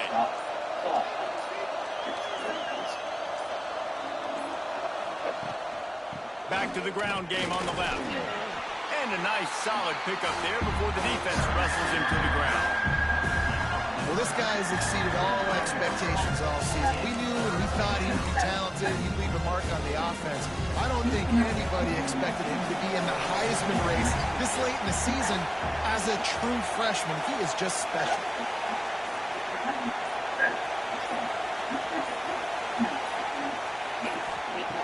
On third down, he'll try to pick it up through the air. Just flying through the air like a superhero to make the grab. Well, this guy's been a go-to guy for this offense all game long. We've seen that. And here on a critical third down late in the game with the lead, guess who shows up with another big one? That guy. They'll move the tight end. Off the play fake on first down, wants to throw. Pulls it in, it's rolling. Just making a play, getting it to the 23-yard line. It'll be first down. He just keeps piling up numbers with completion after completion in this standout performance. And I think some people might say late in the game, we got the win, everything's in hand, be a little bit conservative, or you just say, I'm just going to keep doing me. And what I do with this offense is throw the football all over the yard, and I'm going to try to win me a big trophy at the end of the year. He now has 80 yards rushing. He continues to impress as he leads the nation in rushing. I think you have to like what you see if you're the coaching staff here. Your offense is on the field, and it looks like you got a pretty good drive going. And you're just going to try and keep this thing marching, keep the clock ticking. You've got a really nice lead here late. You just want to find ways to keep the chains moving. They're doing it. Second down coming up on this red zone opportunity.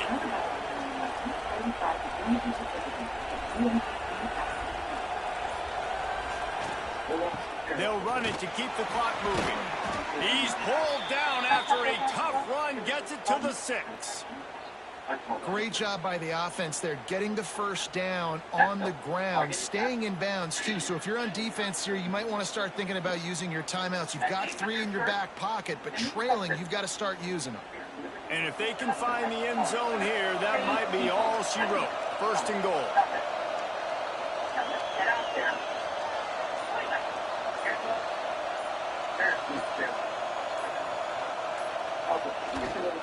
They'll try to get it in with the run. Touchdown, Pirates! And the route is on. They put another one on the board here in the fourth quarter. And how about this team? Just a lone blemish on the resume and about to go to 10-1. Precision blocking up front. Created the open lane and the running back followed it beautifully. Yeah, it's pretty easy to follow an offensive line that makes those holes and just gives you a caravan all the way to the end zone. What an unbelievable job blocking up front. That's why. PAT unit on the field. And the extra point will tack another one onto this lead. We check in with Kevin Connors. What's going on, Kevin? A bit of an under-the-radar game this week, guys, but take a look at this. Cincinnati is just getting blown off the field right now. I mean, like them or hate them, I think anyone would agree this is tough to watch. They're trailing by 21 to Boise State. Just another week of college football where we've come to expect the unexpected, fellas. And how about that one? Kevin will be keeping an eye on everything going on elsewhere. And the South Carolina offense is back on the field.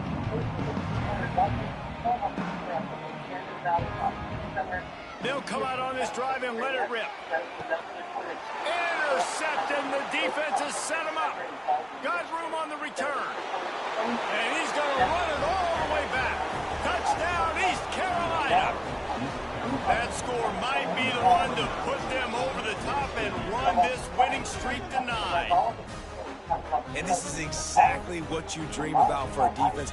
Forcing the big turnover, making the pick, and then putting points on the board yourself. Great play by the defense. Inhumane conditions, inedible food, a lack of access to them. And we've seen demonstrations outside all of these facilities all across the country. But the epicenter of these protests right now is outside Delaney Hall in New York. They'll try to add another to their lead.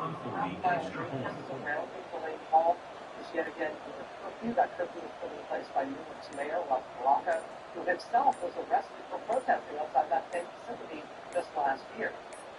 An unforced error there. They don't get the snap off in time.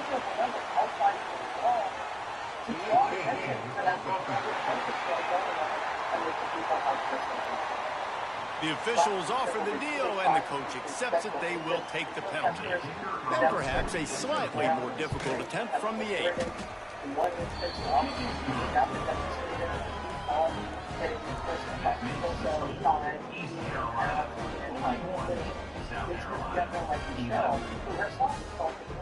Shut down. So there's the police. In order to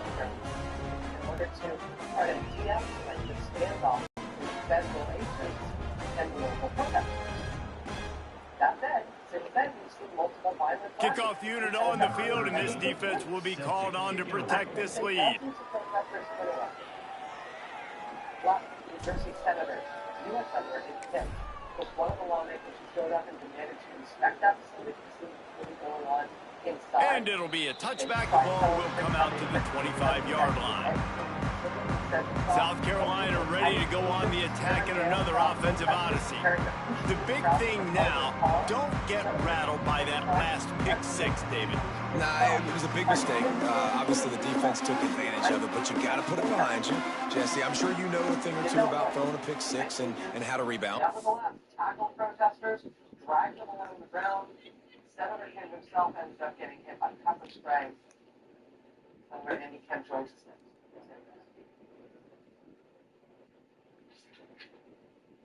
My name is Karen, and I'm a head pharmacist in Corvallis Drive. This pharmacy has actually been here for over 100 years. I love the fact that I know all of my customers by name. We'll get customers come in and they're looking for a brain supplement, and Prevagen is the one I recommend. My husband, I put him on it about 6 months ago, and he's noticed a difference. I've noticed a difference in him. It's just a product that I believe in. Prevagen has been the #1 selling brain supplement nationwide for over 10 years.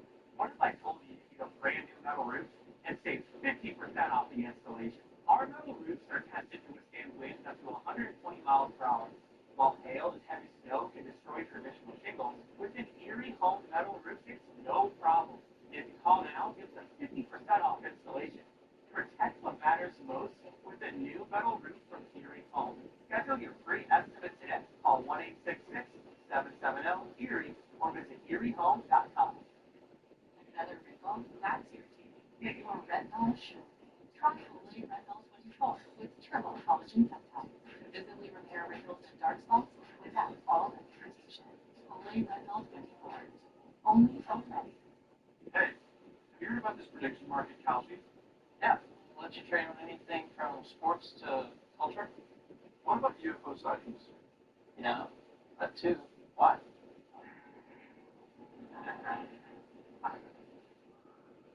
Just leave them with that.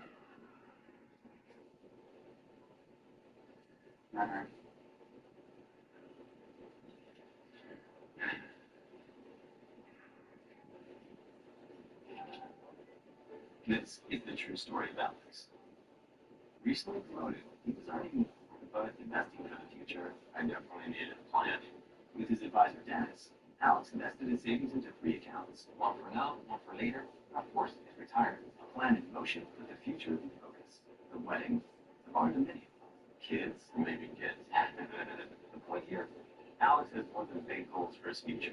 He's got a plan to get there. JP Morgan Wealth Management. Okay, it's just Alex. How scary can it be? Honey, relax. It's Miralax. It works with the water in your body, protects the belly.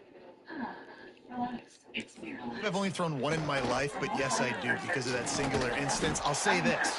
You can't let that play beat you twice. You got to go out, not try to get it all back here in one play. Just execute the offense. After the 3-yard pickup, they come to the line 2nd and 7. Give to the running back. They make the stop after a gain of 3 to the 31. And that run really didn't go anywhere. And a lot of times we don't focus on it enough. But how important those 5 guys are up front. To get on those defensive linemen, to try to move them out of the way, to get a run game going, it squarely falls on the shoulder of those 5 offensive linemen. The Gamecocks are at the line trying to move the sticks on 3rd and short. Here's a throw downfield late. And they can't hook up on the big play, and that brings up a 4th down. Well, at this point, you're still trying to throw stuff up against the blackboard and see if it sticks. You're down by a lot of points, so why not try it, right? And give the offense credit. You know, you're not just going to run the football. You're not just going to take a knee and go into the locker room with your tail between your legs. I like the fighting spirit, just not enough of that today. Can't complete the long throw, and the defense gets off the field on 4th down. East Carolina sending the offense back to work. What a feeling this has to be, David, in complete control and headed toward victory formation. Yeah, no stress, under a couple minutes left in the ball game, well in hand. These are the ones, Jesse, you like to just run the clock, take a knee, whatever you want. No doubt. They're going to love watching this game film, too. There's just so many positives to take away from this, and this is the kind of performance today that is really going to help this offense's confidence. After the productive 1st down play, it's 2nd and 6.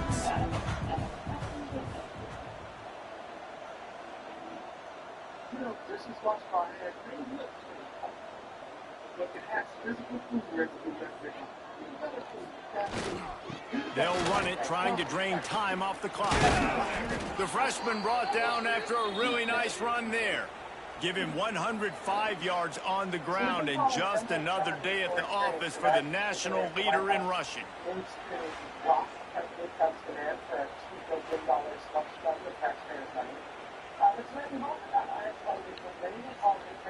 On 1st down from the 13-yard line. Leaves it with the running back. Relentless, tough running gets it down to the 4. How good does that feel, right? You've got the lead in the 4th quarter. The defense knows you're going to try to run the ball to ice the game, and you rip off an 8-yard run. They know it's coming, and they still can't stop it. Yeah, thanks for having me. The Department of Homeland Security says there's no hunger strike happening at all. They'll give it to the back. And they're going to put another one into the end zone as they just keep piling points on the scoreboard. And they just keep piling on the points. We've seen in big moments in this game, they have been able to step up and deliver, particularly on offense. Very impressive performance.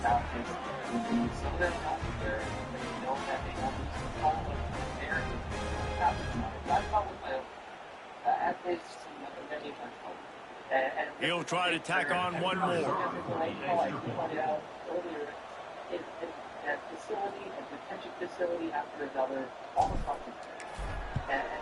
And with the extra point, the lead is even bigger. Quick work on that scoring drive, just 4 plays. They're coming out to tee it up for the kickoff, and that last score was a real buzzkill for this crowd. of the situations that are good. They're not the worst of the worst. They aren't these violent criminals that... And he'll just take a knee, and this drive will start at the 25. The drive starts from their own 25-yard line. This is where billions of dollars are. Looking to throw on first down. Shows him the stiff arm. And he was able to run through one tackle, but still only a modest gain. This is what an elite team does. They know they're better. They go out, they take the figurative sledgehammer and hit them right between the eyes. And they just look good in every phase of the game. If I'm on the coaching staff, I don't know what you could ask for your guys to do better. I think the challenge now for this team is going out next week and trying to play with the same type of intensity and the same level of execution. Well, Jesse, it's easy to look good on the field when you look that good in your unit. Like when you look that good coming off the bus. Those dudes are good. This is a great team, and they proved it. Just domination from start to finish. That's going to do it from here. For David Pollack and Jesse Palmer, I'm Reese Davis, and you've been watching another presentation of EA Sports College Football. He was there for well over a decade, working a lot there, and now he's the head of one starting. I would actually say that his job is probably exactly the same, because what we see here again, just this revolving door, moments of work in the field before, now it's at the White House doing this, and they are profiting off of the misery that they're doing it. But you know what else there? And one doctor, about 800 people, and we've heard so many reports of the congenital work out there in the world, so many people. Gyms could hire more doctors if they wanted to, but then that's going to be less profit for them. You know, they just made 800% increase in profit this past year as opposed to the year before. You know, this is their golden age, as Trump said during his inauguration, and it's something that's coming at the expense of the American people, as well as just making these types of conditions at facilities all over the place. And I will say, Lake Hall is not just some one single bad apple. You know, this is a systemic failure, and a systemic failure across the entire business system that is doing exactly what it's intended to do, which is making profit for the corporation that donated the Trump campaign and its inauguration, and creating just incremental chaos in the rest of the country. Jersey U.S. Hungarian Kim, I'm sorry that you got pepper sprayed like you were there. I'm sorry that happened to you, that it's happened to other courthouses there. But I thank you for the thank you, Madam Chair, tonight. Thank you for it. Yeah, thanks for shining more. All right, well, right. Early birds get the vacation rental. Then you only have to stay early on for a and save over $135. Virgo. Right now, I think.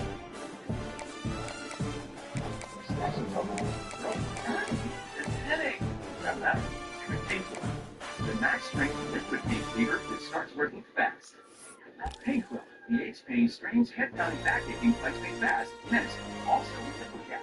Hi, biggest save of the year has been extended. Save up to 30% on moving and storage until June 8th, and see why 5 is the #1 container moving company.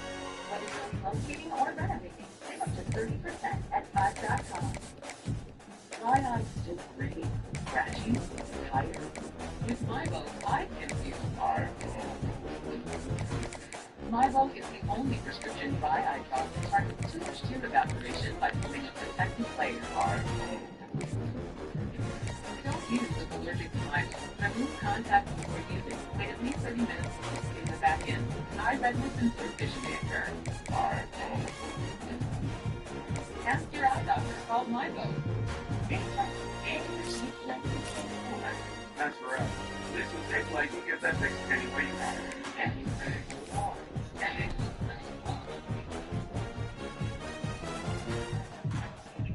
That's all you need here.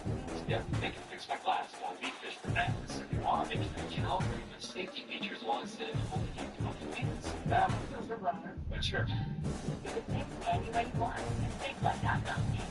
Yes. For ready to cut your bill? We're ready to help. Supersonic gives you the same fast, reliable nationwide coverage brought to you the cost of big wireless. Call now and get $200 off the bill when you sign up for 2 lines with code SAVE200. Here's one for line and for taking the bill. It's 37% more weight than you still helping habit. Deal you want to keep starting weight loss? Big in line. Get started now for $79. Yes, that's great.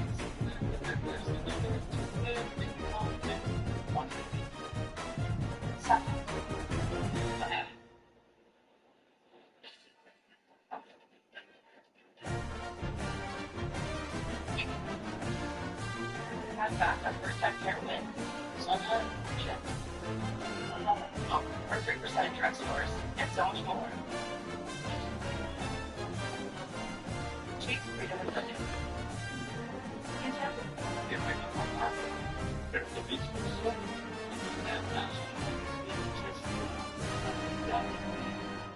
not. It first well, that's no easy. Do you suffer in pain? Are you stiff, tense, less active than before? Introducing the Easy Well Method Massage System that combines the incredible effects of vibrational therapy, targeted deep tissue shiatsu massage, plus a triple fusion of therapeutic experiences. Full body vibrational therapy increases blood circulation, reduces inflammation, lubricates pain, powerful vibrational arms. Little fingers. Penetrates deep to reduce pain, soothe and relax. Ultra Shiatsu pillow with 6 infrared heated nodes mimics a professional massage. Plus, it's detachable for deep relief anywhere you need. Experience the true remedy of your pain and stiffness. Calm down.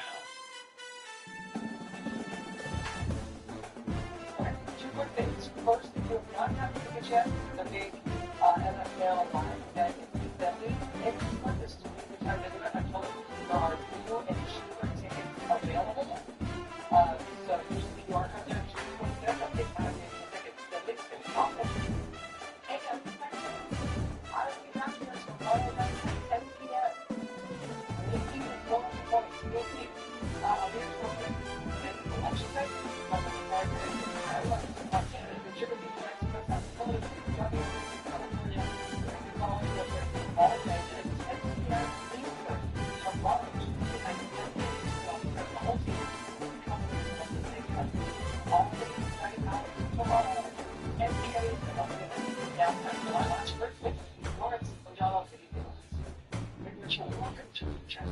going to start with tomorrow night.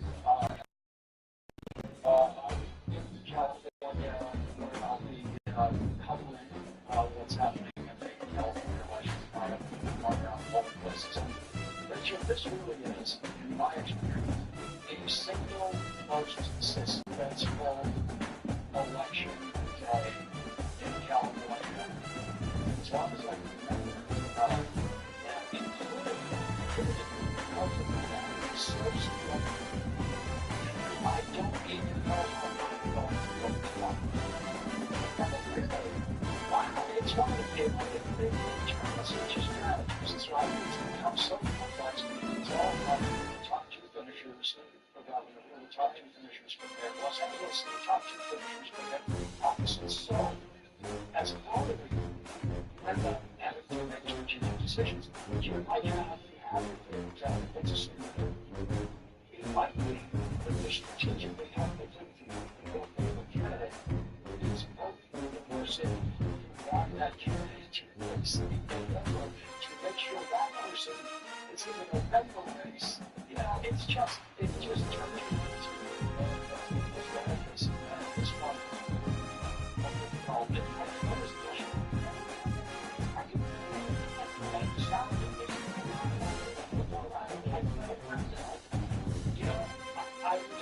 I resist as a voting to a politician, and this is one of those times where I do believe tomorrow I'm just just going to cast my vote for the candidate who I think is the best candidate. I think we're going to go with the simplest possible approach.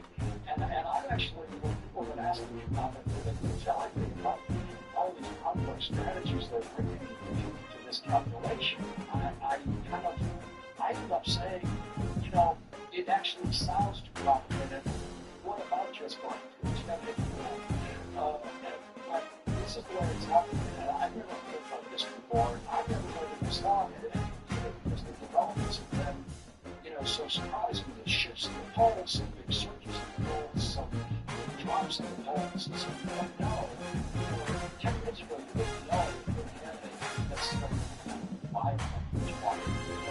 And so, you know, there's time to the college level primary like this case, it actually is one of the general fight. Like it just like all you can hear is like shrieking noises and struggling, but you can't quite find it. It's gonna get out. At the end of it, it's gonna be about taking the camera and not like 700 pages of stuff that reads about it that well covered story. I just because I think what I marked up this is obsolete. Yes, that's the way it's going. The most suspenseful California election that I've ever witnessed, especially about my own life. I'm being impressed. Feel like this. Come on, let's make your life. Okay.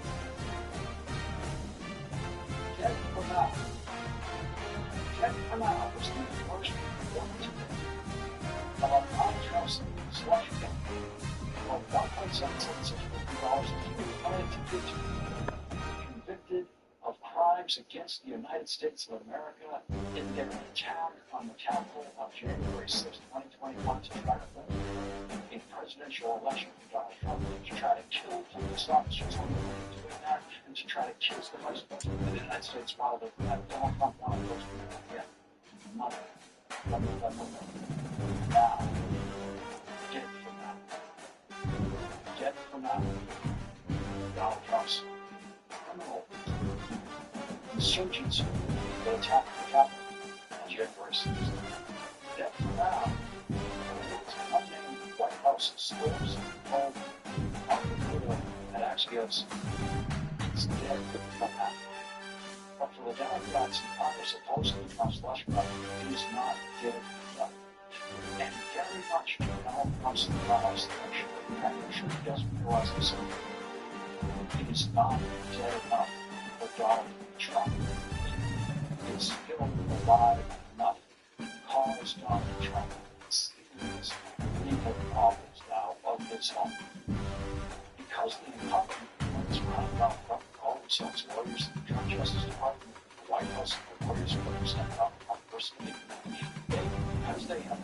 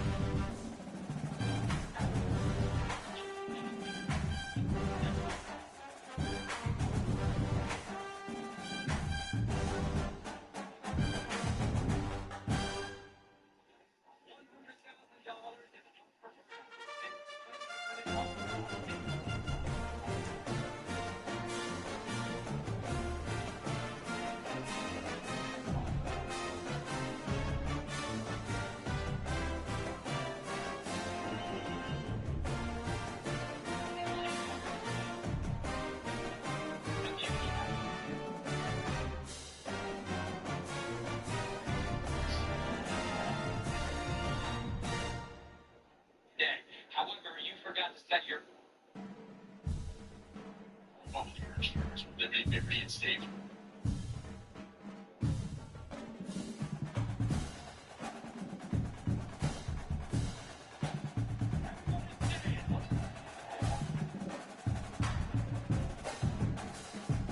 When that prize pod falling down,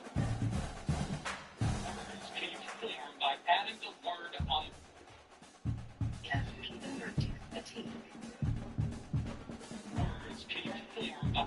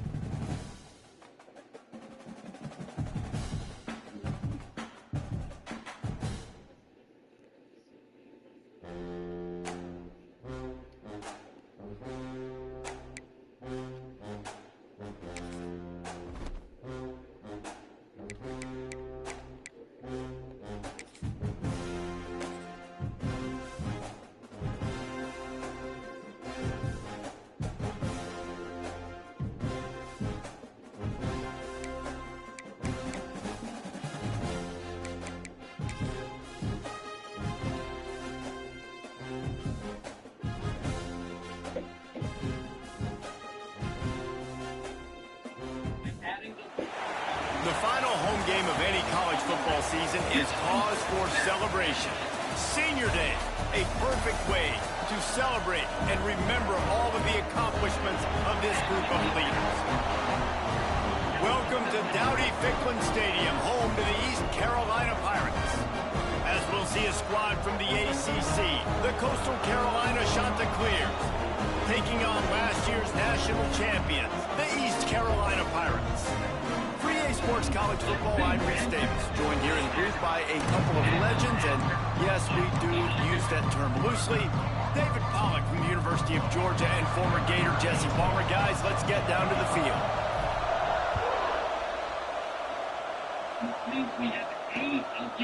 And it'll be a touchback. The ball will come out to the 25-yard line. So Coastal Carolina's offense will have first crack at this one.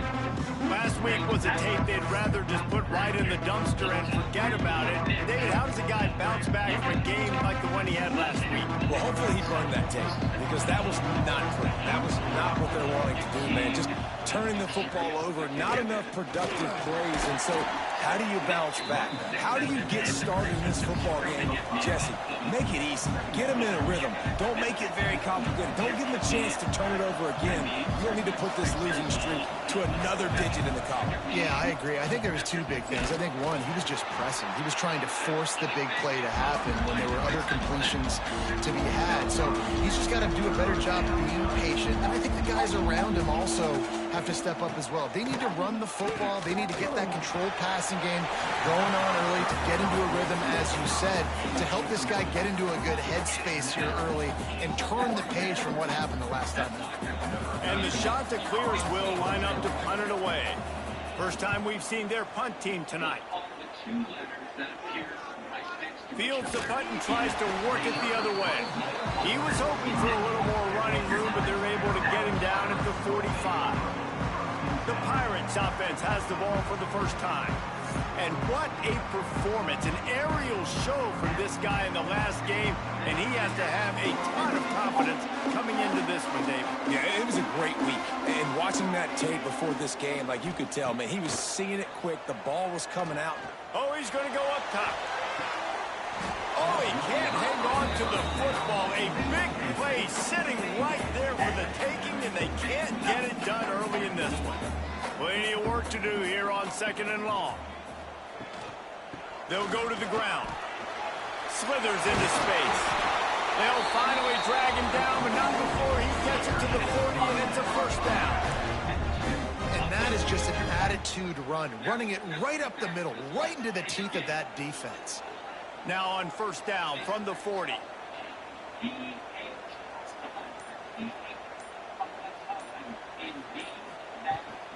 To the ground, he's got it again. And there was nowhere to go, just stopped in his tracks in the backfield. That play had zero shot. They got to do a better job up front, creating some running lanes. The running back, before he could go anywhere, getting tackled, nowhere to go.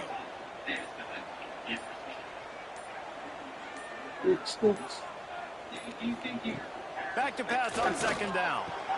Caught over the middle. It's rolling. We've seen this from this sophomore, so dangerous after he makes the grab. Looks as if we have an injury on that last play, and we'll take a break to check him out.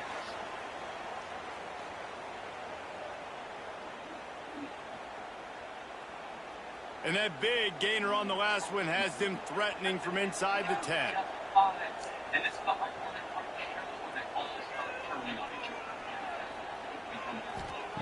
Here's the snap, looking to throw. And the Heat will get home, and the quarterback goes down at the 17. Quarterback just has to be more aware of the situation. First down, goal-to-go situation. You cannot take a sack. So the QB, if no one's open, you got to make sure you're throwing that ball out of the end zone and helping your offense out. Second down, he'll throw. Close on that one as he got drilled trying to deliver the football, and now they face third down. Sometimes it takes quarterbacks a few plays to really get into the rhythm of the game and not force things. I think the quarterback that time was really trying to force the ball to his wide receiver, but against man coverage, there were other guys on that play that were open that could have had a chance. So this quarterback just needs to settle down a little bit. He won't be throwing as many incompletions if he just lets the coverage tell him where to go with the ball. On third and long, a check down would be the last resort. It's complete to the right. And the defense had that one well covered, just a short gain there. Nice job by the defense there. They knew coming into this one, this running back was dangerous catching the football, so really good job getting him down on the ground, now setting up 4th and goal.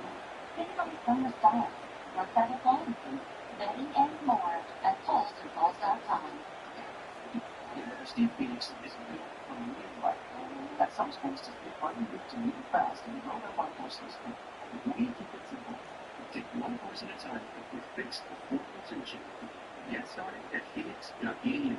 Another wrinkle? That's irritating. Wrinkle retinal shrinking. They'll try to salvage a field goal on this drive. And the try is no good. And guys, after the miss, no change in the score.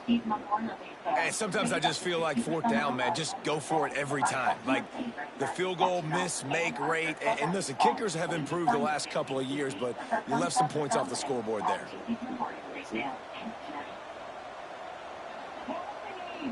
Coastal Carolina has it. The Chanticleer offense headed back to the field. They went 3 and out on their first possession, now to see if they can be more productive this time around.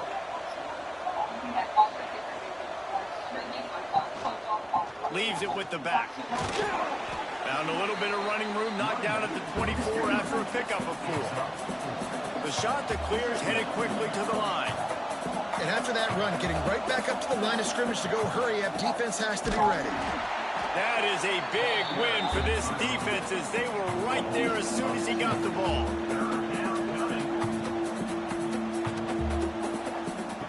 On third and long, try to convert through the air. Oh, they really could have used that catch there. Physical pass defense. It brings up a 4th down.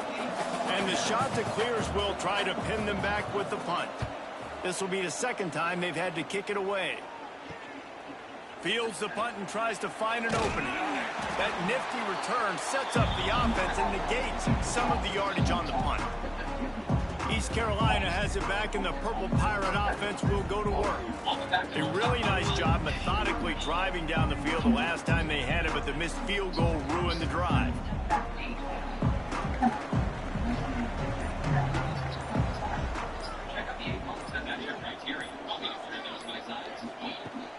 Use the play fake, now to throw.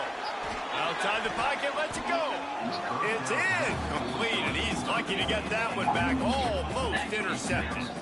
Yeah, I don't know if the quarterback got confused on 1st down. He might have thought the defense was going to be in man coverage that time, but they were in zone. They fooled him and just didn't seem like he had his eyes in the right place, was forcing that ball to his intended target. The window way too small. The guy was not open, so that didn't have that chance to be complete.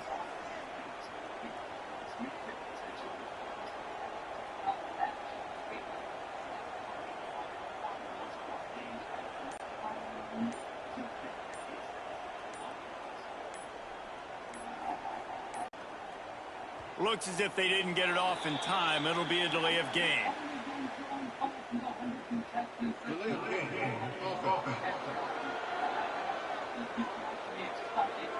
That is a completely avoidable penalty. The quarterback just went into brain lock and lost track of the play clock. And here comes the offense on 2nd down. We just maxed out at $100,000.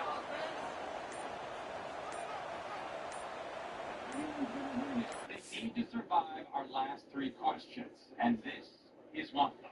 A question so tough, I chipped my tooth on it during rehearsal. Here is your 10% question. The frog needs to reach the lily pad in the top right corner by jumping from lily pad to lily pad. It can jump either 2 2 spaces horizontally or vertically, or 1 space diagonally. What is the smallest number of jumps the frog will need to get there? Your time starts now.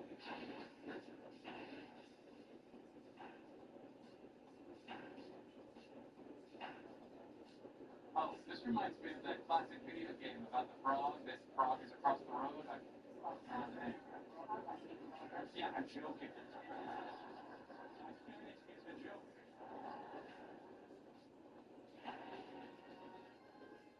Time, everybody. Let's see who is still in the game.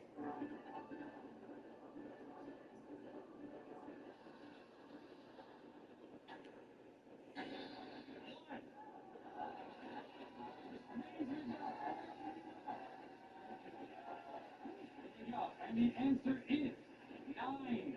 That is the shortest path to get to the end. Yeah, what the frog is doing, see? Let's look at that prize pot. Guess what it is? $100,000.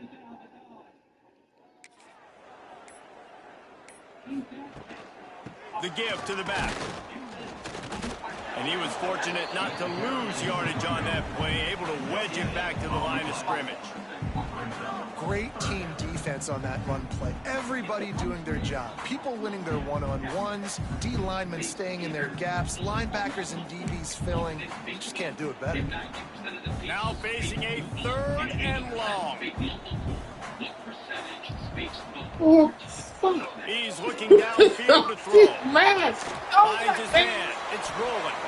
He's brought down at the 44-yard line, and the defense making a play on 3rd down. And I love the discipline on defense right there. Big 3rd down. So everyone keeping their eyes on the quarterback, rallying to the ball, making a tackle. Great team defense. As someone once said, from way downtown, bang, outside of 60 yards. Now look, you don't see kickers on highlight tapes too often.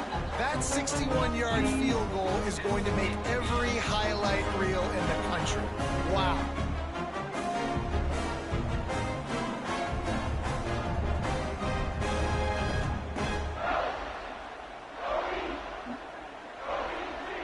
So the kickoff team is out there ready to boot it away after putting up a field goal. Let's see what the defense can do. And he'll just take a knee, and this drive will start at the 25. Coastal Carolina takes over, and here comes the offense. They didn't get much done the last time they had it, and to punt it away from deep in their own territory, hoping this drive will be more productive. They'll run this play from the pistol. They'll leave it with him. And he fights his way forward, gets away from one, but not much doing on that one. The shot that clears, moving quickly to the line. He'll keep it himself. It's runs like that can really help your field position as they're up at the 35. These are the types of plays where offenses impose their will. 3rd and short from the 45. They'll try to get it through the air. Quick strike complete. And he's down at the 41. That's a 1st down. And the shot to clear has come to the line with a new set of downs.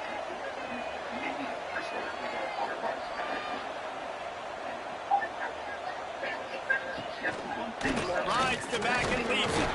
How about this sophomore stopping him short of the 1st down line? Got 3 on 1st down at 2nd and 7. And that wasn't a big gain, but look at the offense. Right back on the ball, ready to call a play, ready to go fast. Got his man on the right. And a good job in coverage there as they stop it after just a few.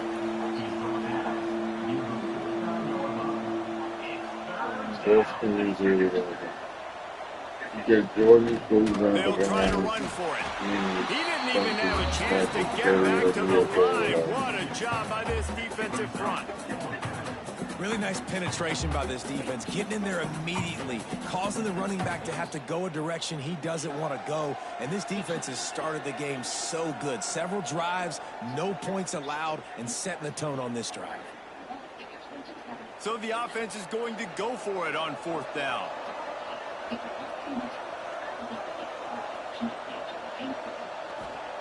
He'll He'll try to throw and pick up the first down. It's dropped, and oh, what a tough way to end this drive. The decision to go for it does not pan out.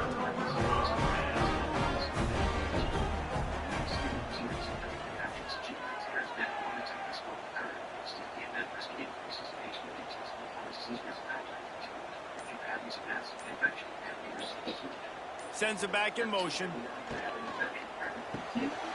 Floats it out in space. He just slips and slides his way down to the 42. And this offense, I think, will do a good job in this game divvying up the football and distributing it to different guys in the passing game. It won't just be receivers. It's not going to be tight ends. This running back, he's a weapon, too, after he catches it. You saw it right there. Power football with the run. Good, solid pickup there. Now they can start to smell it with a first down at the 31. You know, good running backs are the ones that can make things happen in small spaces. That running back there found his lane, he found his crease, and there was no hesitation. He got north right away and was able to make a big-time play. On the option.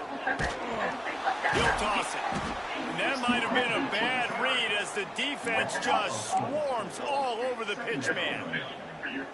Really good job by this defense, understanding responsibility football, playing the first option, playing the second option. There was absolutely nowhere to go. Nice job being dialed in exactly where the ball was going and how to get him to the ground. And he's able to find a little bit of running room before they get him down.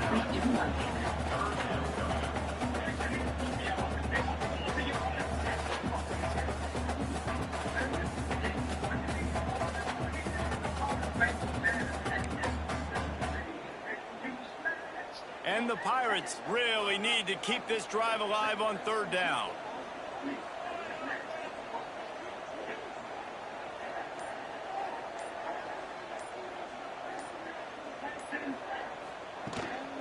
The give to the tailback. And they're able to get a third down stop here. See if they go for it on fourth. Keep the foot on the pedal if you're on offense here. You got that yardage. Yeah, you didn't get the first down, but you've set yourself up now to go for it here and keep this drive alive. They're in field goal range here on fourth down, but they're going to keep this offense on the field.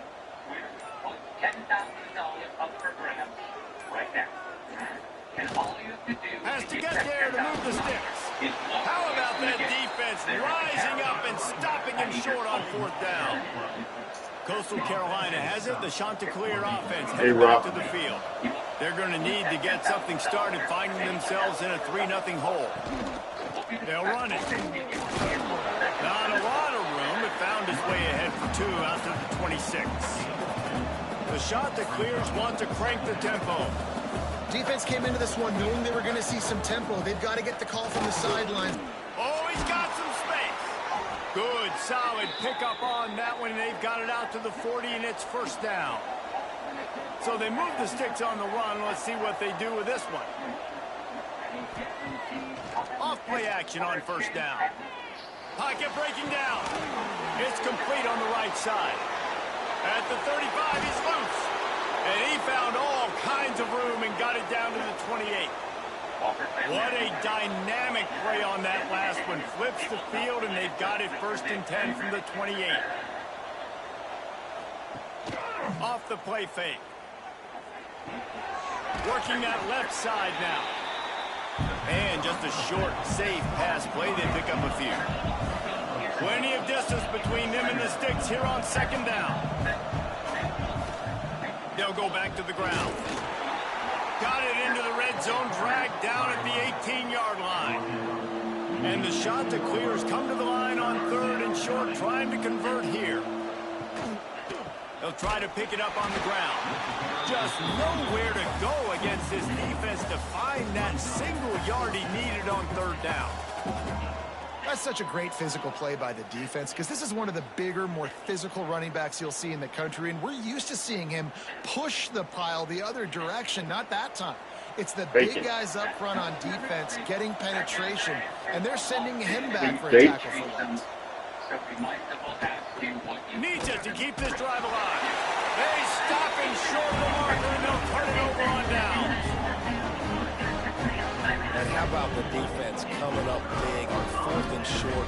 You know they're going to run the football. Great job stacking the box, getting the big side. East Carolina sending the offense back to work. Boy, that last drive, they had a chance to put 3 on the board and passed. This one needs to be productive, David.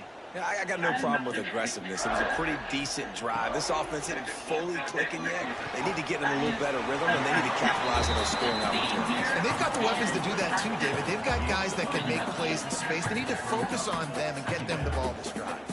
The Pirates have their whole playbook open here on 2nd and inches. Back to pass. Snagged in the middle. It's Davis. Brought down at the 45 after a 15-yard pickup. Get the big-time receiver involved early in the game. That's a huge key for this offense, no matter who they're playing against. But you can see, with his size, with his ability after the catch, this guy is a weapon, and he's putting this defense on alert early. Now a first down from the 45-yard line. The answer is feedback. They weren't able to get that one off. It'll be a delay of game.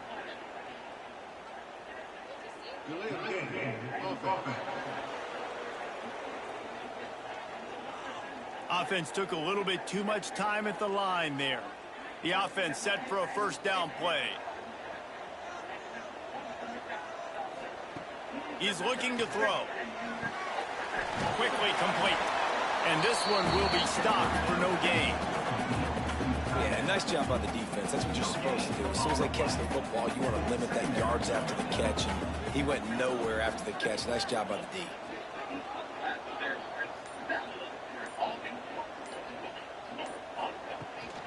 Rides the back on the option, the give. And he'll find enough running room to get it just short of midfield at the 49. And a nice job by the running back, finding space, getting downhill, making the good run. Great job finishing with his pads.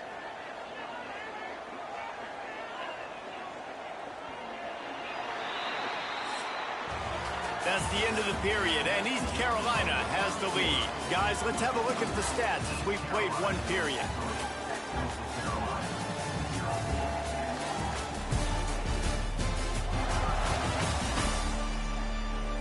Now to see if these guys can get back in the game as we open the second quarter.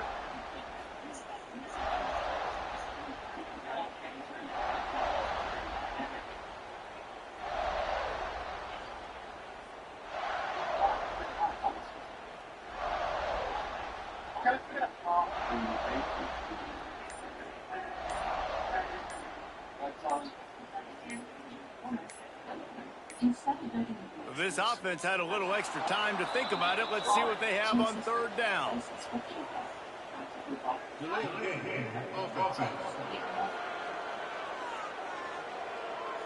The delay of game pushes the offense back. A chance to sort of put the defense on its heels if you convert a 3rd and long. This one from the 44. From the gun, wants to pass. Fires left. Can't make the connection on 3rd down thanks to that tough, hard-nosed pass defense, and now it's 4th down.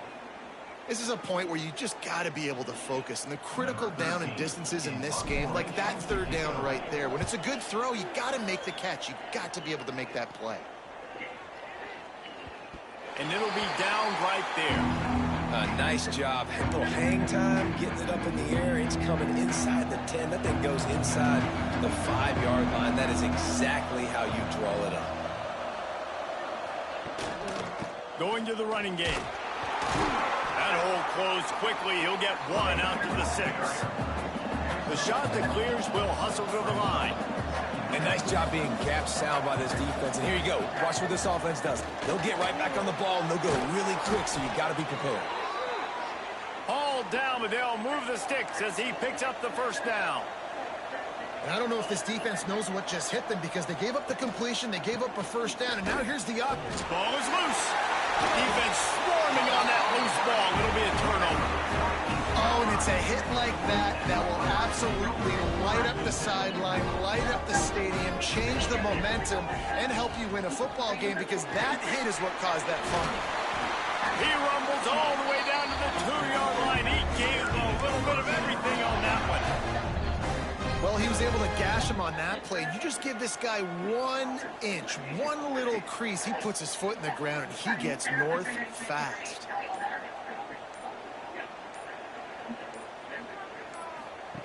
Here comes the option. Now the pitch. And the fourth option there is to throw it in reverse, and that's what happened on that one. And that just looked off. The timing, the rhythm, I don't know what it was, but usually that option, man, it's so precise, right? Like, really quickly making a read, and you could tell they weren't on the same page. It went absolutely nowhere. Defense won that rep. Looking to get it in. Touchdown, ECU! They get it into the end zone and pay off that opportunity. The offense did exactly what it's supposed to do with a start like that one. When you're set up with that field position, you're thinking touchdowns. You're not thinking field goals. It's exactly what the offense does. Takes advantage of great field position.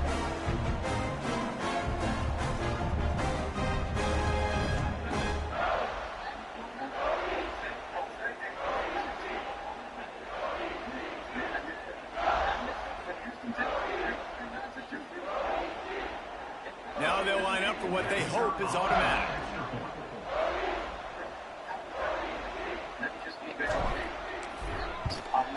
And with the extra point, they push the lead out a little further. Quick strike offense on that 3-play scoring drive. And they close the deal with the 7-yarder for the score.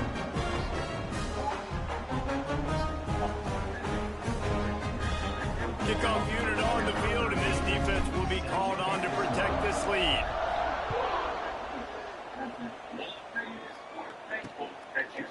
And it'll be a touchback. The ball will come out to the 25-yard line.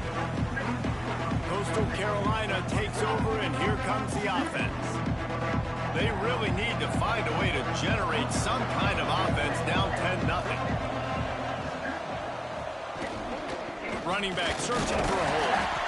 And the defense holds firm. No pickup at all on that play. And the shot to clear is racing to the line in a hurry up. He'll do it himself. Breaks into the open. Got to be smart, patient, great vision. Uses all of that to get to the 29. On 3rd and long, he has to throw for it. Complete to the left. Sprinting away. Smashes through the tackle. And he slipped through the crowd, and he'll house it. Touchdown, shot to clear. Quarterback's abilities to read the field is huge, and also the anticipation, the timing. To be able to throw the football, Jesse, and hit a guy in stride so he can get run after the catch and get in the end zone, that was a nice job by the quarterback. Yeah, it's critical, David. Listen, a lot of times touchdown passes aren't thrown into the end zone. You've got to read the coverage, hit the open guy, and let him do the rest. Lining up to add another.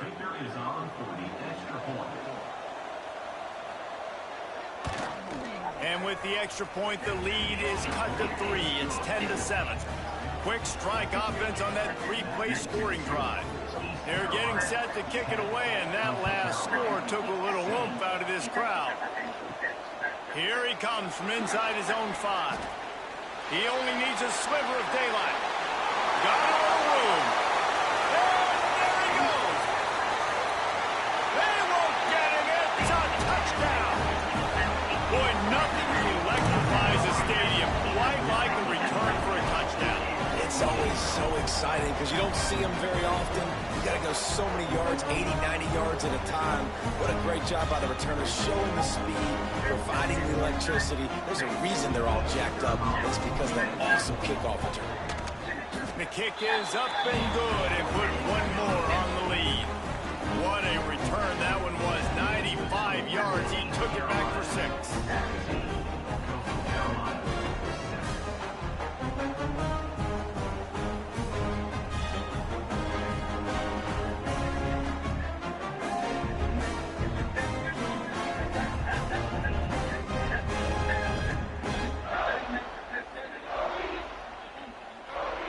set to kick it off. You think this crowd's going to get loud when their defense comes on the field?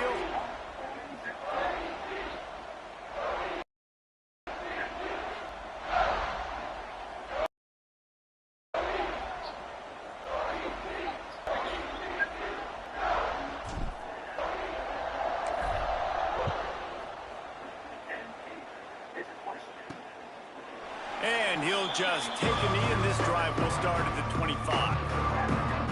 Coastal Carolina has it. The shot to clear offense headed back to the field. That deficit has now grown to double digits, down 17-7 as they start this drive. And he never had a chance, just stopped cold as soon as he got it. The shot that clears come to the line in the hurry up. And that's exactly what you want to do as a defense, man. You want to get penetration and not let that tank get downhill. Because when he gets downhill with that weight and that size, it could be a problem for your defense. Get him before he gets started. All season long, we've been watching this defense dominate against the run. They're the #1 rush defense in the entire country. With a big lead in this game, you cannot run the ball and expect to win and get back in it. On 3rd and long, no secret what he needs here. And that's incomplete. A defender all over him. Knocked the ball to the ground. 4th down coming up. And the shot that clears will send out the punt unit.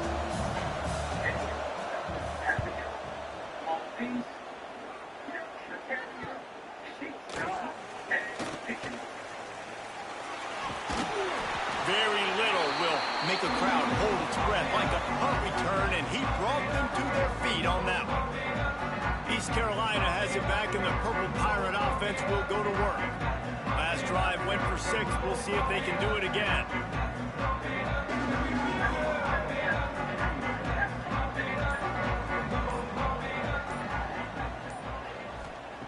Looking downfield on 1st down. Fired that thing out in a heartbeat, but it's incomplete. And sometimes the quarterback grabs the football so quick and tries to get out of his hand, rushes it a little bit on these quick throws. Sometimes they don't even grab the laces, and you could tell he just grabbed it, threw it a little bit too quick, and missed behind the wide receiver. Incomplete. And man, is he lucky to get that one back. Defense that close to an interception. And that's why these guys played defense. If that were an offensive player or receiver, that would have easily have been a catch. Come on, man. You got to catch that and make that a pick. The short hands, it's Coates. He gets it so close to the 1st down marker, but I think he's going to be a touch short. I'm not sure this was ever a real decision. They'll go for it on 4th and inches.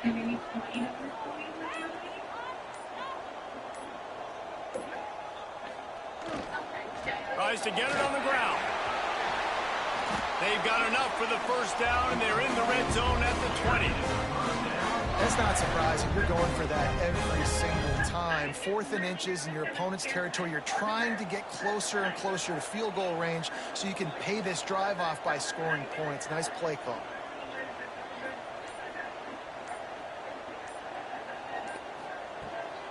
They're going to go right back to him on 1st down. Doing damage on the ground as he runs it down to the 11-yard line. Going to work in the red zone. They can't pick up the 1st down without getting it into the end zone.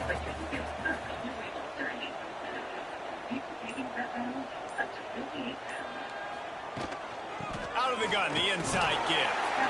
They get him stopped, but those feet kept moving until he was down to the 5. This is an offense that really relies on its running game on that 2nd down call, giving it to the back, letting him find a way to go get a first.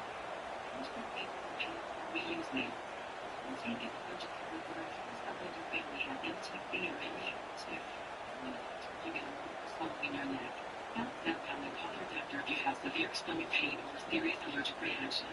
Famous side effects may include inflamed pancreas or gallbladder problems. And the Pirates look to keep this drive humming. An unforced error there. They don't get the snap off in time.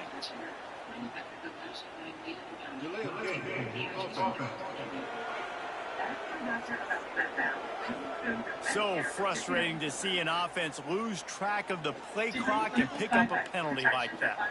The Pirates will try to punch it in on 1st and goal. Wants to throw on 1st down. Wide out trying to get it in. They'll mark him down at the 2. The excellent execution on that throw and catch. A very productive play on first down has now set us up with his 2nd and goal.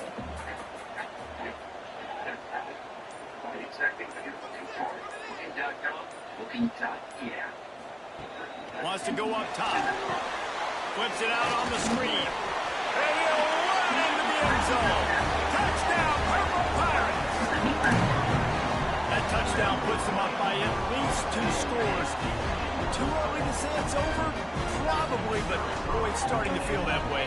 It might not be over, but you're in trouble, and you better find some answers really, really quickly. This team is putting everything together, and right now you got nothing going. Come on, give me something.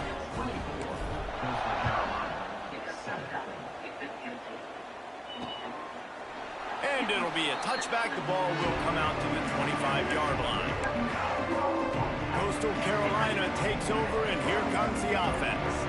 After giving up that score, now it's incumbent on this offense to kind of get a back and forth going, Jesse, in this game. They got to put some points on the board here. There's obviously a lot of football to go, so it's not necessarily panic time just yet, but I'm getting the ball into the hands of my best playmakers on this drive. I hear you, Jesse, but not panic time. Have you seen my defense? I mean, I'm not trusting them to get a lot of stops, so it puts a lot of pressure on this offense. Grabbed in the backfield. It's Hawkins. He is going nowhere. Stop at the line of scrimmage.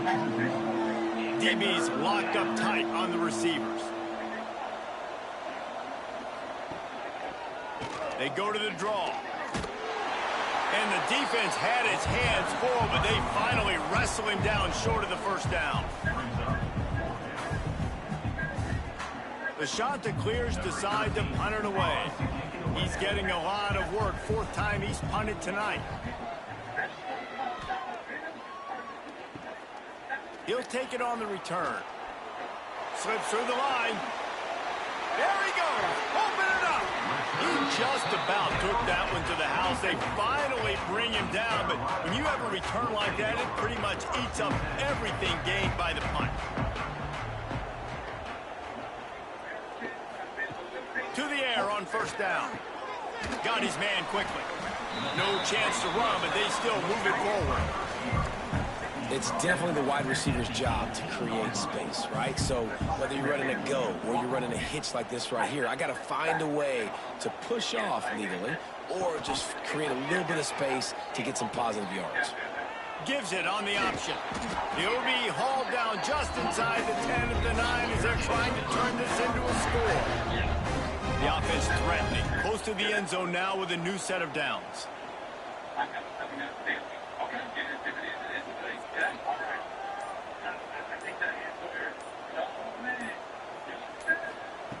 Looking to throw. Swings it out to the flat. They've got it down to the 3-yard line. Really well done on that throw and catch. This is the area of the field defensively. It really doesn't matter what they've done to get here. You got to bow up, try to force the field goal. Nice job on first down and goal, getting them tackled to the ground.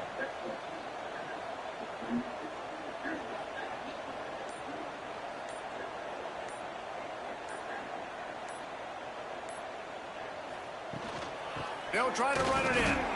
And they didn't get it forward an inch. Defense wins the battle up front. And with the stuff there, Jesse, on second down, this little third to mid-range, you got 2 downs. What are you thinking here? Maybe getting your quarterback out on the perimeter and giving him a run-pass option. See if you can get the defense in a bind.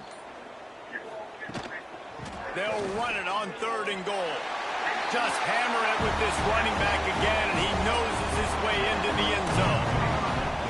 The offense did exactly what it needed to do, getting the ball in field position like that. It's that killer mentality. You step on their throat, you keep your foot down. When you get opportunities like that, they are golden chances to put touchdowns on the board. The offense took care of business. They'll try to tack one more on their score. And the extra point will tack another one onto this lead. A very efficient 5-play scoring drive. Kickoff unit getting some extra work as this lead has really grown.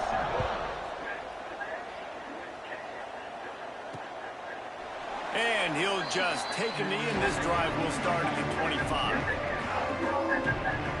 Coastal Carolina has it. The Chanticleer offense headed back to the field. They face a pretty tall mountain here, Jesse, down 24, but if they're going to climb it, this is a good time to start. Sense of urgency's got to be big right here. You just get the feeling at this point of the game, David, they've got to score on this drive. Obviously, their defense needs to get stops, but at this point, offensively, they've got to execute much better. They got to be super aggressive. Down 24, you're going to need 3 touchdowns, 3 two-point conversions, everything to kind of go your way. So fast and throwing the football. And he really needed to hold on to that one, but it was knocked loose, and third down is coming. 4 punts already, and they've got to convert here to avoid a 5th. On 3rd and long, he's going to have to throw for it. Snags it down the right side. And that tackle almost certainly saved a touchdown after he ripped off a huge gain. And the Chanticleers have it with a 1st and 10. We've reached the 2-minute timeout, and a score on this drive would do wonders for their confidence. Just inside the 30 at the 29, it's 1st and 10.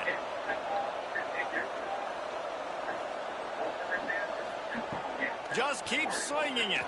Receiver wasn't ready for the throw, incomplete. The offense just has not been able to find a way to get their rhythm going here in the first half. We just haven't seen it in the passing game. That was a really good example of it again. If they're going to score more points in the second half, they've got to make some adjustments here at halftime. Run out of bounds, they'll spot him at the 24. One of the things you love about this running back is not only can he run between the tackles, but he's also a weapon in this offense catching the football. This 3rd down play more than manageable from the 24. Can the defense stand tall? From the gun, wants to pass. Just too much heat that time, and they knock him down at the 31. And how about the defense getting home with the pass rush? Playing man coverage in the back end. You need to win up front. Those guys got to get to the quarterback. Do a great job rushing the passer. I can play man when I got a pass rush like that.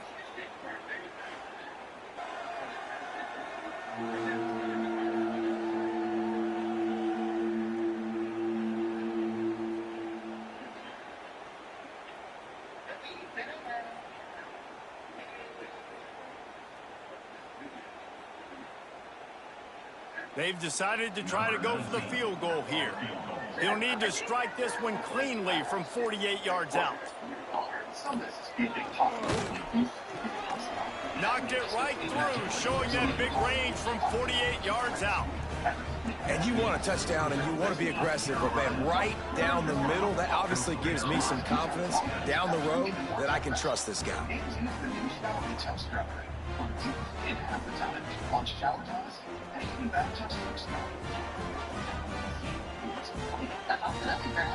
So after the last drive ended with a field goal, the kickoff team out there to send it away. On the move from inside his 5. Just never had a chance to shake loose, and he'll be brought down at the 24. East Carolina sending the offense back to work. What a good mix of plays, keeping that defense off balance last time, David. And Reese, they don't know if it's run or if it's pass. They got them right where they want it. This defense doesn't know how to react from getting punched in the mouth on that last drive. So in this next drive, David, I think you keep running the football because that sets up the play action, it sets up the RPO game, and then you keep this defense guessing. You know, as a defense, you can have the right call and the right guy in the right spot, but that guy's just too good. And how about the running back on that play? Just making it happen, breaking off the huge gain. It's tough to get these guys on the ground. Might as well run him until they stop him. He's got it again. Good pickup there as he gets the 1st down. They'll mark him at the 48. He now has 80 yards rushing, and this guy's just having a tremendous season, leading the country in rushing.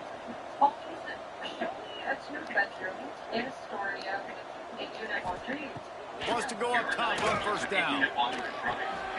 Zings it complete to the right. And he runs through one tackle and picks up a few. The offense will stop the clock and use one of its timeouts. Man, this guy's going to need some water when he gets to the sidelines. They've been putting him to work on this drive, right? You've seen him toting the rock with success. Now you're seeing him get involved in the passing game, too. They are highlighting his versatility here on this drive. Almost a D lineman's dream, but he couldn't hang on. It'll be third down. Well, things have mostly been going right for this offense in this game so far. That's why they have the lead they have. But that time, a little bit of a mental error. That should have been intercepted. Don't love the decision by the quarterback. Yeah, and third and short, they choose not to run, throw the football, and I think a lot of that has to do with they know they're in field goal range. They can take the 3 points on the board. Trying to keep this drive alive. The freshman brought down after a really nice run there.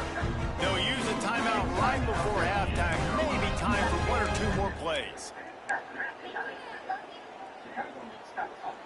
Just a few seconds remaining here as they try to put something up before halftime. Looking to throw on first down. The pass is incomplete and the clock will stop with 5 seconds left. On second down, they'll try the field goal to get the points before halftime. It's good, and that was dead solid perfect. And they'll push that lead out a little further. And listen, y'all know in the booth and everywhere how I feel about kickers. Don't always love leaving it on their foot, so to speak, but nice job executing. He keeps doing stuff like that. I'll keep trying him out.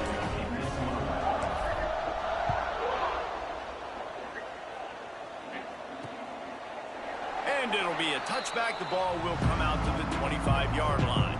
And the offense will play it safe, take a knee, and head to halftime. That's the end of the second quarter. That means it's time to join Kevin and our halftime update. Guys, one of the best atmospheres in football, and we've got a fun one from Greenville. And talk about a first half for the dude in that backfield. That coaching staff has been giving rave reviews on a weekly basis. And through 2 quarters today, he's been a complete game changer. He's breaking the will of this defense, and that's something that's just very tough to quantify. And with that, let's send it back to the fellas at Dowdy-Ficklin Stadium.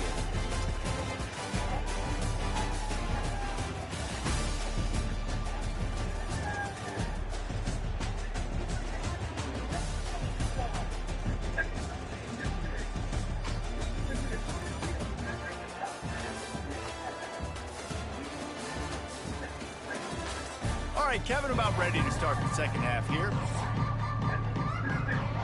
The shot that clears will try to kick this one deep to get things underway in the second half. He'll start the return inside his 5. Couldn't find a way to create that broken field as he stopped at the 25. East Carolina has it back, and the Purple Pirate offense will go to work. Not sure they had to make many adjustments at halftime as they try to build on this lead here in the third. Got it in the middle, it's rolling. That's the kind of play that can really get you going as they get it out to the 36. Passing game kept the drive moving. Here's first down.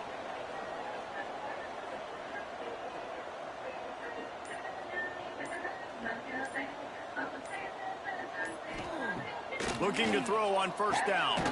Just a short pass to the tight end. And an absolutely fearless tackle, giving up size, still got him on the turf.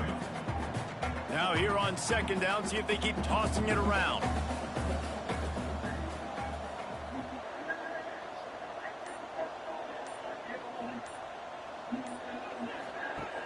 The play action fake.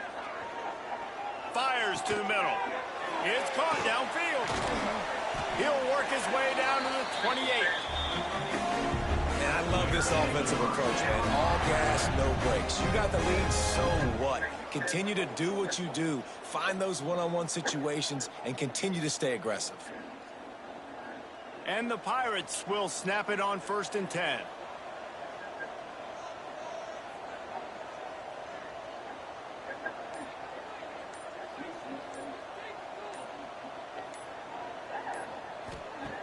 Looking to throw again.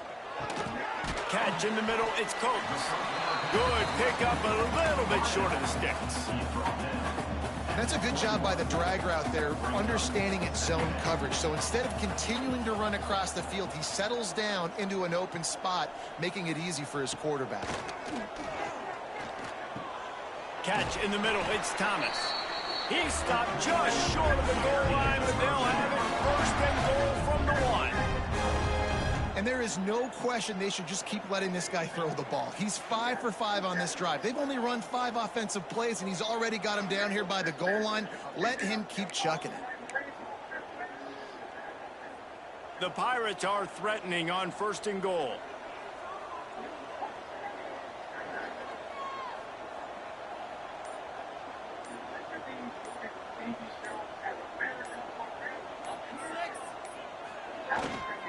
Trying to slam it. And he takes it in for a score. Touchdown, Pirates.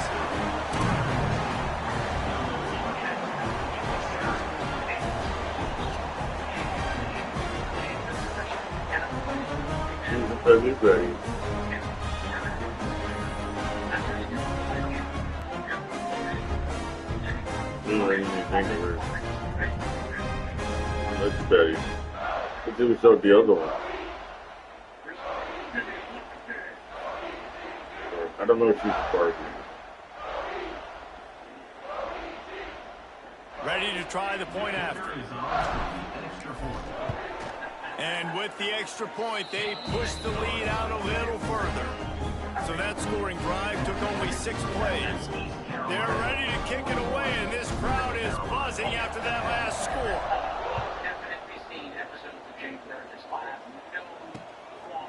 And he'll just take a knee, and this drive will start at the 25. Coastal Carolina takes over, and here comes the offense. Off the play fake on first down to throw. Gets it out quickly. That's the kind of play that can really get you going as they have a first down at the 43. That's a huge throw for the offense, but they're down by a ton. They're going to need a lot more of that, and it's not going to be easy considering the defense knows they're probably going to be throwing the ball every play here in the second half moving forward. They're working that left side. They make the stop, not a whole lot of ground picked up there, and they'll have work to do to get the first down. They're dealing with a second and long. Quarterback on the keeper. Turning it on. Couldn't ask for much more there. A first down, and they're down to the 42. They moved the chains on the ground last time. Let's see if they try to hit him up top. Trying play action. A little release to the back. And a good job of coverage by that defense. Just a short pickup. And that's kind of a lot of today's running game, right? Spit the ball out quick, get it to your playmakers in space, get positive yards. It's instead of running the ball a couple yards up the middle, now you just spit it out wide, and a lot of times if you break a few tackles, it could be even bigger. Line getting set on second down. Secondary walks up on the line, showing press coverage. They'll try the run. This junior making his presence felt and making the stop after a short gain. Man, it's really hard to control the running game if you don't control the line of scrimmage. And how about the defensive line doing a great job attacking those guys up front, not open up lanes to run through. Nice job just nullifying that run altogether. Back open in the middle. Defense scoops it up, and he's headed the other way. He almost popped out of there for a huge return, but they will take it. They are in business after the fumble recovery.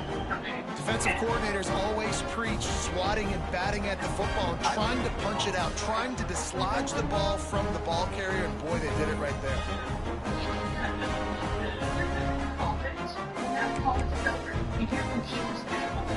East Carolina sending the offense back to work. That last drive, an absolute aerial assault for the touchdown, Jesse. And it was a nice job in play calling, too, David, just giving the quarterback some easy looks and reads so he could go out and execute. And he knew exactly where to go with the football. Everything looked really, really easy. He was hot. The ball was coming out of his hands. The defense better do something different.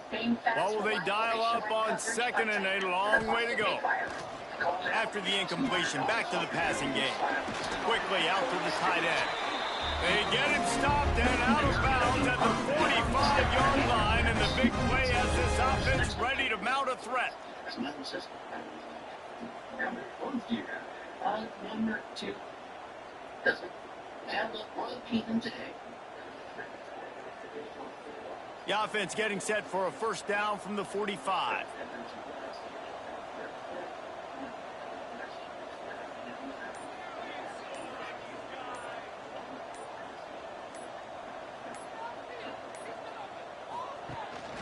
The give to the running back from the shotgun. Couldn't ask for much more there. A first down, and they're down to the 42. He's now up to 104 yards on the ground, and he just continues to turn in productive performance after productive performance. That's how you lead the nation in rushing. And the Pirates have it with a 1st and 10.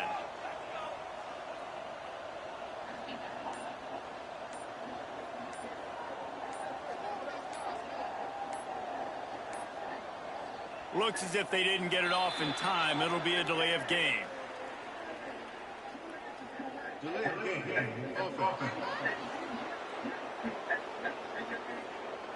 The quarterback just lost track of the play clock, didn't get the snap off quickly enough.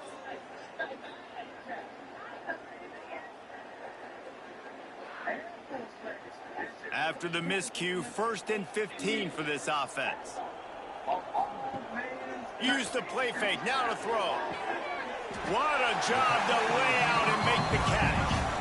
Well, that's another completion. This quarterback's on fire. I get it. He's thrown for over 200 yards in this game, but it's because he's got people helping him out.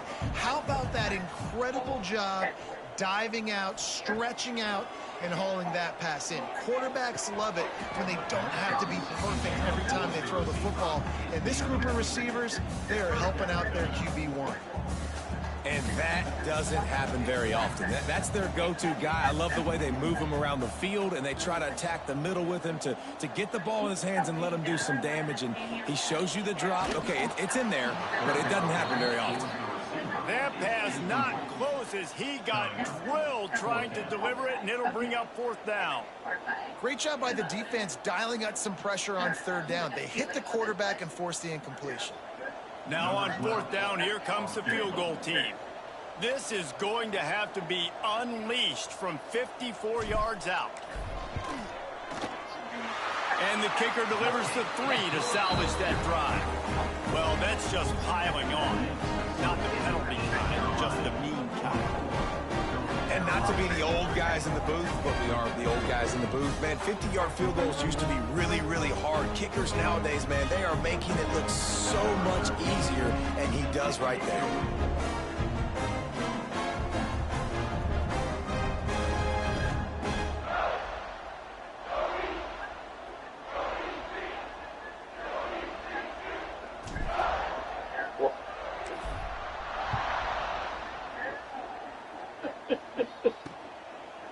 And it'll be a touchback. The ball will come out to the 25-yard line. Coastal Carolina has it. The Chanticleer offense headed back to the field.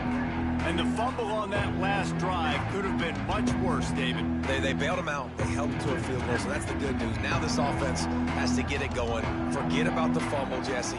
Move on. Be positive. And they're upset with themselves, too. They're an offense that pride themselves on ball security. Let's see what they do. Oh, it's a fumble.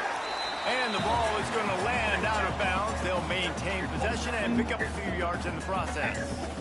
You know, fumbles really just comes down to luck. Oblong-shaped ball just can bounce any which way whatsoever. An offense right there, very lucky that one went out of bounds.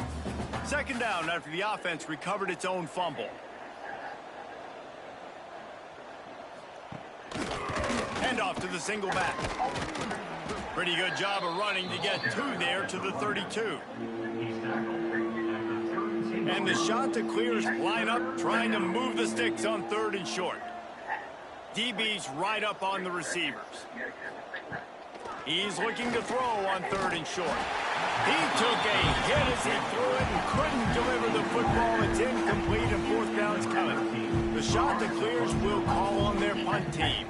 This will be the 5th kick of the night. Catches it at the 30. They'll put a stop to that return at about the 37-yard line. East Carolina has it back, and the Purple Pirate offense will go to work. want to talk about having a weapon to bail out a drive? David, that's why kickers are so important after that long field goal. And listen, important is a relative term. We need to make longer passes and get better gains so we don't have to kick long field goals, Palmer, again on offense. And they've got the weapons to do that, David. They just got to be able to dial those plays up. Guys have to be able to make them one-on-one to make life easier on this kicker, who is so important to this team. Second down, they'll go to the air. Get it out on the screen.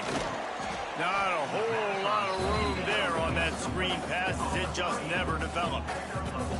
Well, this offense will screen you in a variety of ways. They'll throw receiver screens, tight end screens. The running back screen also a big part of what they like to do, like you just saw there. They've got some work to do on this 3rd and long from the 40.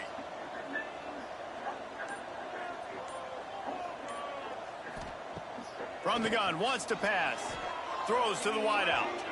And that 3rd down pass had some serious juice, but they couldn't hook up. The Pirates send out the punt unit. This will be the 2nd time they've had to kick it away. Trying to play a little field position with that high punt. And the coverage team surrounding the ball. No chance for the return man to get in there on that one. Coastal Carolina takes over, and here comes the offense. They went 3 and out last time. Now they'll look for some plays that work. They knock him down after a gain of 3 to the 23. And I kind of like how the running back didn't mess around. Like, just get downhill when you see an opening. A lot of times they close so fast, man. Be decisive, stick your foot in the ground, pick up 3 to 4, and we are not going to complain. Moves up to the 34-yard line, give him a 10-yard pickup. Lining up from the 34 on 1st down.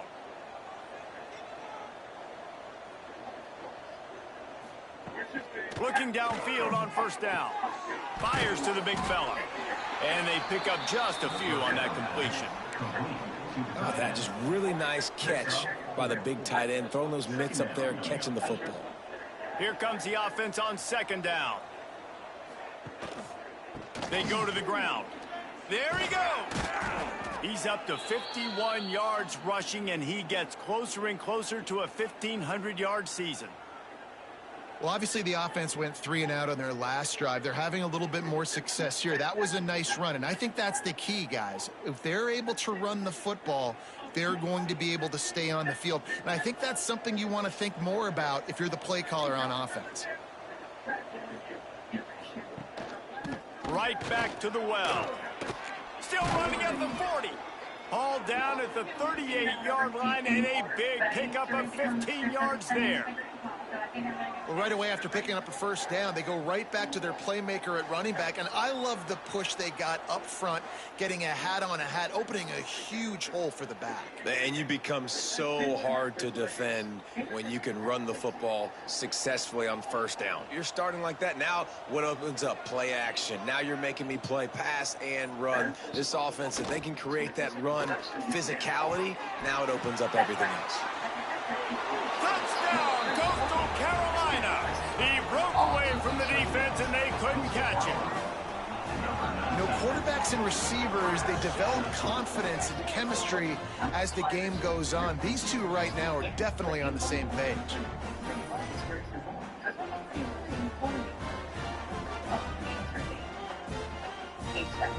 Booking.com has all kinds of stays. These laid-back beach houses right for some stays. All brand from Lining up for the PAT. Booking.com. Right down the middle. So that scoring drive took only 6 plays. And they pay it off with a strike from 38 yards out. Coastal Carolina, 17. From inside the 10, here he comes. And he did a good job bobbing and weaving and finding a little bit of running room on that return. East Carolina sending the offense back to work. They'll go back to work with a sizable margin still up there on the scoreboard. The value runs deep here. You know what?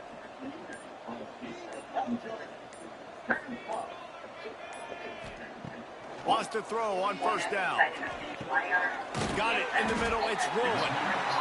Well, this offense knew coming into this game they wanted to try to attack the middle of the field in the passing game, and they're able to execute the in route there.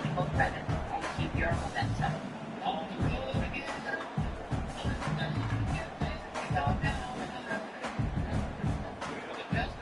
And the Pirates with myriad options after that big pickup on first down.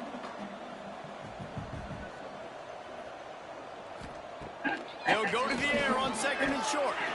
Fires to the tight end. The defense wouldn't let him loose, and even though it's a completion, they lost yardage.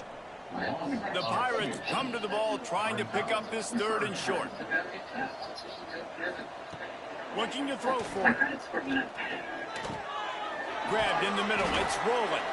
There to make the tackle, and with that, we'll head to the fourth quarter. And you want to talk about his favorite receiver, it might be everybody based on the number of guys getting touches and a chance to show off their hands in the passing game.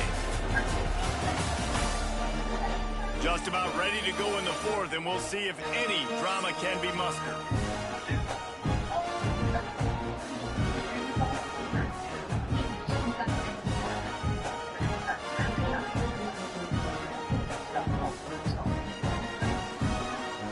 They'll go back to work with a first down in the final period.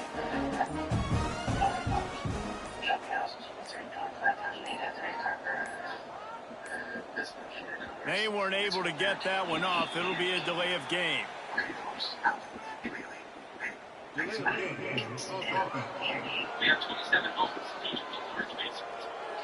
The offense couldn't get the snap off in time, and it'll cost them.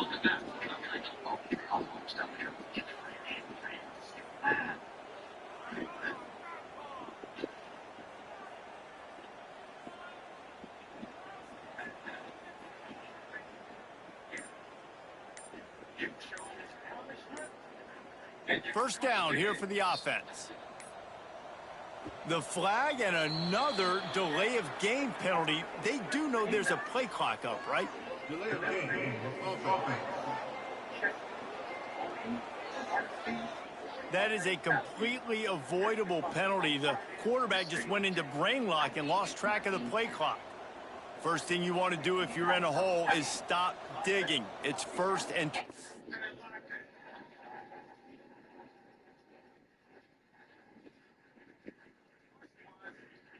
Which of these are characters from the cartoon strip Peanuts? Human kindness and mercy. Well, if you get this right, tie it back up. Even one wrong answer means game over.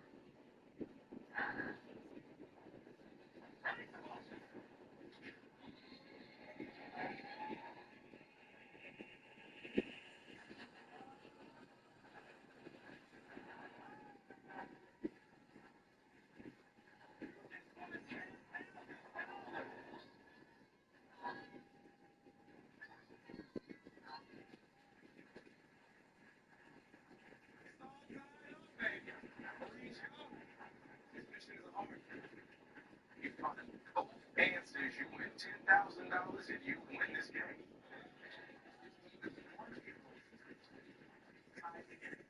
Air Force women will have more players than you. There's just one category left to play. Overseas imports. Hell no.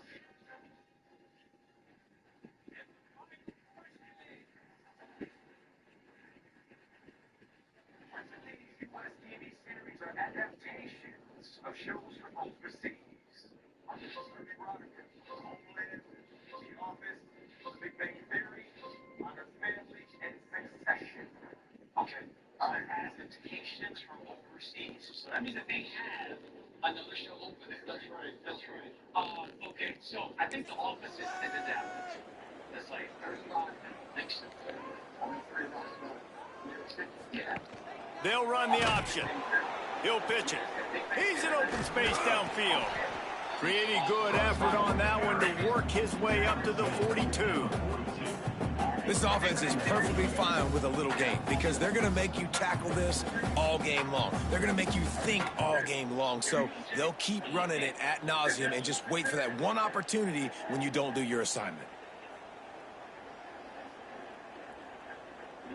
Offense in a split backfield.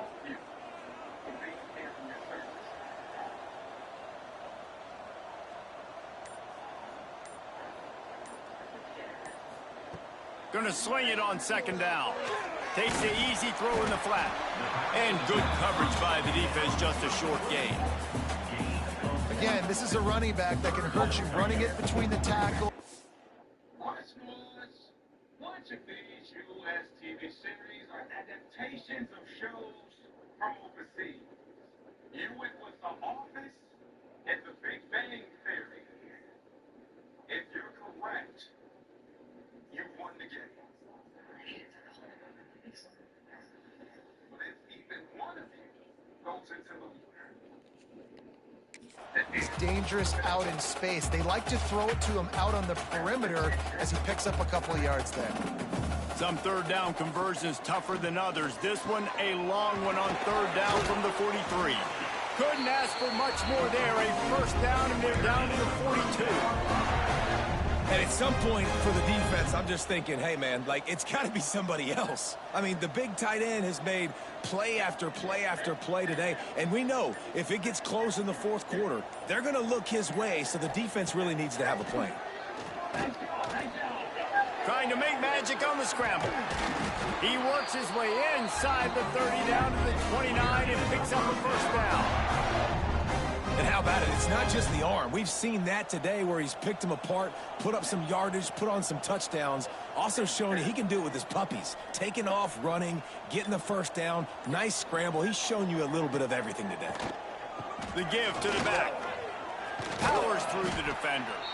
Brought down after a good pickup, and they're in the red zone at the 20.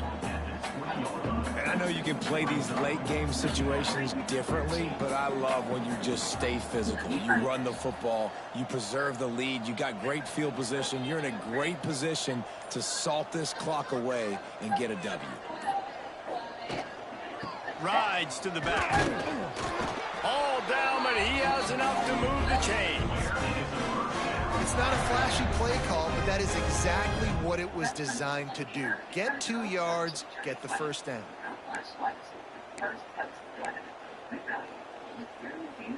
And the Pirates back to the line on first down. Let's see if they keep leaning on this running game. It's Macy's Memorial Day sale. Save up to 50% off our short bags, our customer favorite breakfast sectional, and our Bristol dining style. He leaves it with his back. Got some room, headed to the goal line. And he runs it in for the score. Touchdown, East Carolina. Points, points, and more points. This offense has had their way. They just keep their foot on the gas, keep putting up points, keep putting up touchdowns. And you know what? This is one of those stats days. You look back and you're like, that guy had 12 touchdowns on the year. Well, 4 or 5 of them might have been in this game.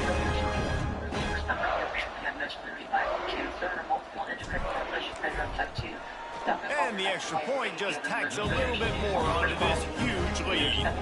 They put together an 81-yard drive, and it was capped off with an impressive 18-yard touchdown run.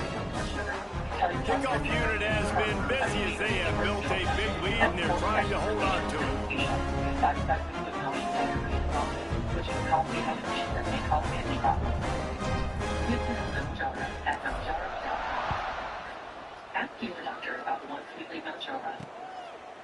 And he'll just take a knee, and this drive will start at the 25. Coastal Carolina has it. The Chanticleer offense headed back to the field.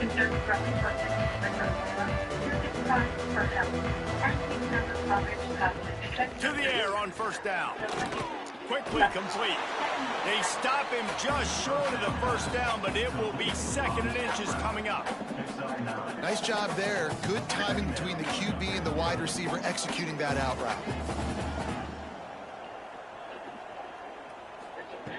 They'll go to work in the air on 2nd down. Rush coming in hot, and they got him at the 29. And this has been one of those days you want to forget. I mean, you're getting drunk. There's no other way to put it. It's been a bad day. I'm trying to put a drive together here, maybe to just get some kind of momentum, something positive, maybe something in the locker room we can talk about that didn't go wrong.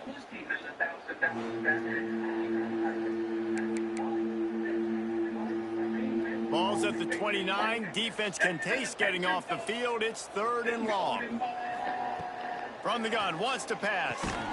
Makes a connection. They've got it to the 49-yard line, and they'll move the chains. I love the job the quarterback does surveying the defense there. Great job pre-snap recognition, understanding the coverage. He goes to his curl route, gets the completion, and picks up the first. Just can't pull the trigger, and the quarterback is sacked at the 41. And it's simply been that kind of day for this offense. They've had so many struggles, and at this point in the fourth quarter, you're trailing by a ton of points. The defense knows you're throwing it, and they're pinning their ears back, and they're getting after you, as you saw it on that sack there.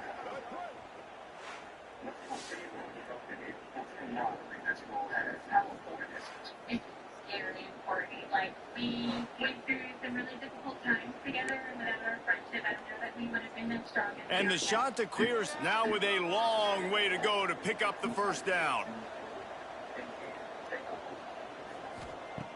To the air on 2nd down.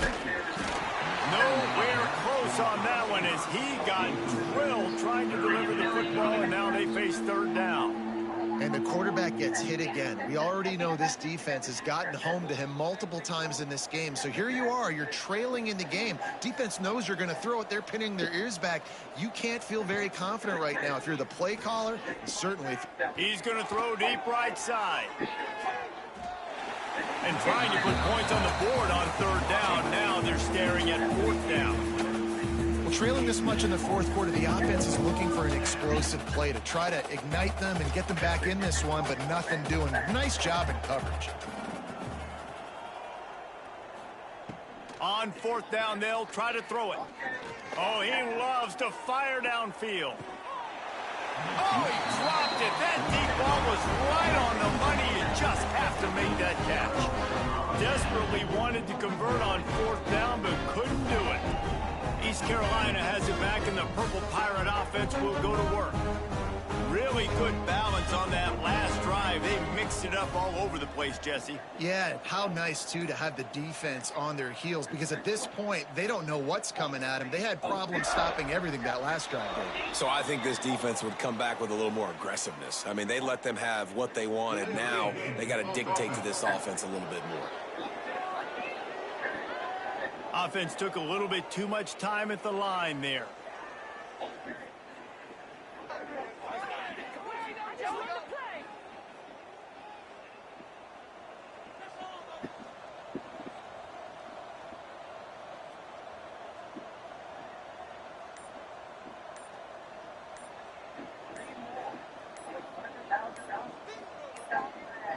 Another delay of game penalty. This is just sloppy.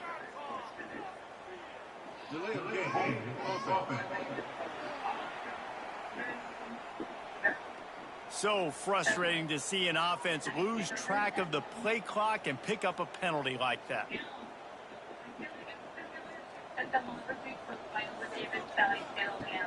Coming out on 1st down with the play fake. And this will be incomplete. A big hit there forces 2nd down. I'm a little bit surprised they're still throwing the football here this late in the game with this kind of lead. They're on 1st down, taking a shot, falls incomplete, but obviously they're still seeing matchups that they want to take advantage of in the back end of this defense, so they're letting it fly. This time they stop him in the backfield, and that has been a rare sight in this game tonight. It's going to be tough sledding for the offense here. They're trying to ice this game by running the football and bleeding the clock. They've got a pretty good lead here late in the game, but the defense knows the run's coming, right? So they're going to be loading the line of scrimmage, getting stops like what they just did. Be interesting to see what the offense does on this next one.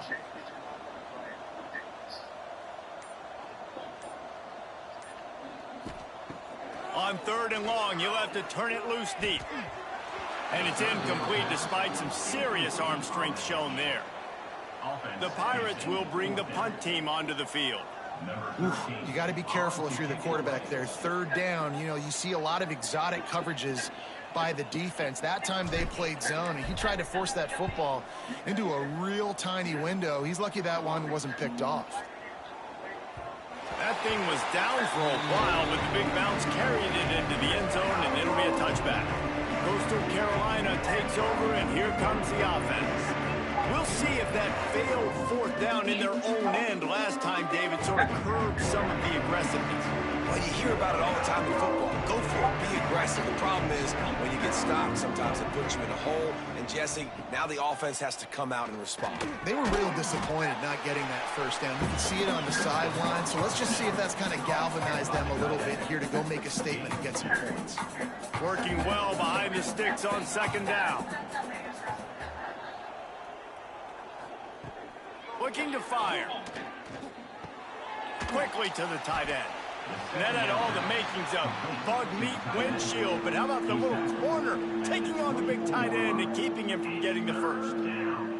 Picked up some yardage on that completion, but still a third down. From the gun, wants to pass. Wide open downfield. Love to see these third down conversions on offense, and they're out to their own 39-yard line. The shot that clears with the 1st and 10. Wants to throw it. Finds his tight end. They'll pick up 4, 2nd and 6 coming. You know, I know it seems like an easy pitch and catch, but for the tight end there, that route potentially changes if it's man coverage. So good job by him knowing it's zone. I'm just going to sit down. This is basically like a check down, right? Let's just take the easy pitch and catch and keep this drive going. Wants to fire on second down. Here's a heat. That pressure got to him, and he just had to chuck it out of bounds. It's a smart decision by the quarterback, but it's a frustrating one also because you're trailing in this game, and you know you've got to hit some of these throws to get back in it. But the defense is doing such a good job in coverage. Nobody's open, so you've got to throw that one away. Smart decision, but it's a tough decision to make. And it slips through his fingers, incomplete. That would have been a huge gain if he could have held on.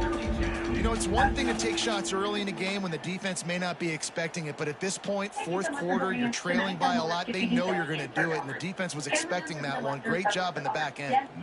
And the shot to clears line up to punt it away. We've seen a lot of the punt team 6 times tonight. Here's the return. He's got great speed. The solid return there offsets some of the punt yardage and really sets up this offense nicely. East Carolina sending the offense back to work.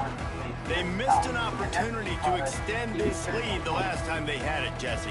Yeah, they got to be able to regain that momentum, right? Go back to what was working earlier on in this one. And, David, to me, that starts with being the more physical team. No, I definitely agree. Being the more physical team, but understanding the situation of the game. You're still winning. You got the football back. Now put a nice drive together and execute.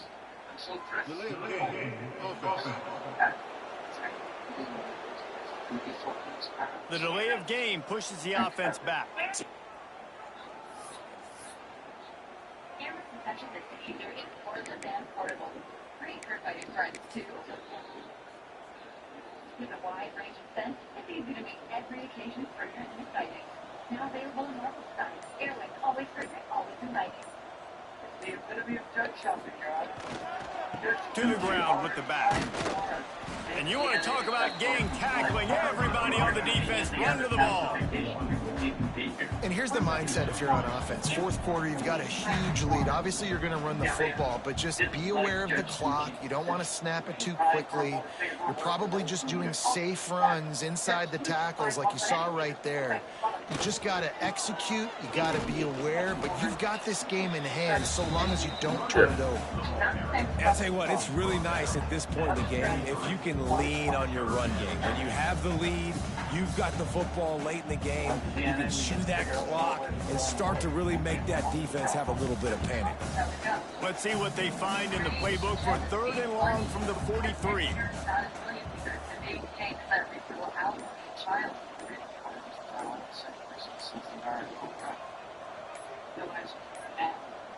An unforced error there. They don't get the snap off in time. The name's a joke. People expect us to done. And they hate us because we don't. Because we've got money. That is a completely avoidable penalty. The quarterback just went into brain lock and lost track of the play clock.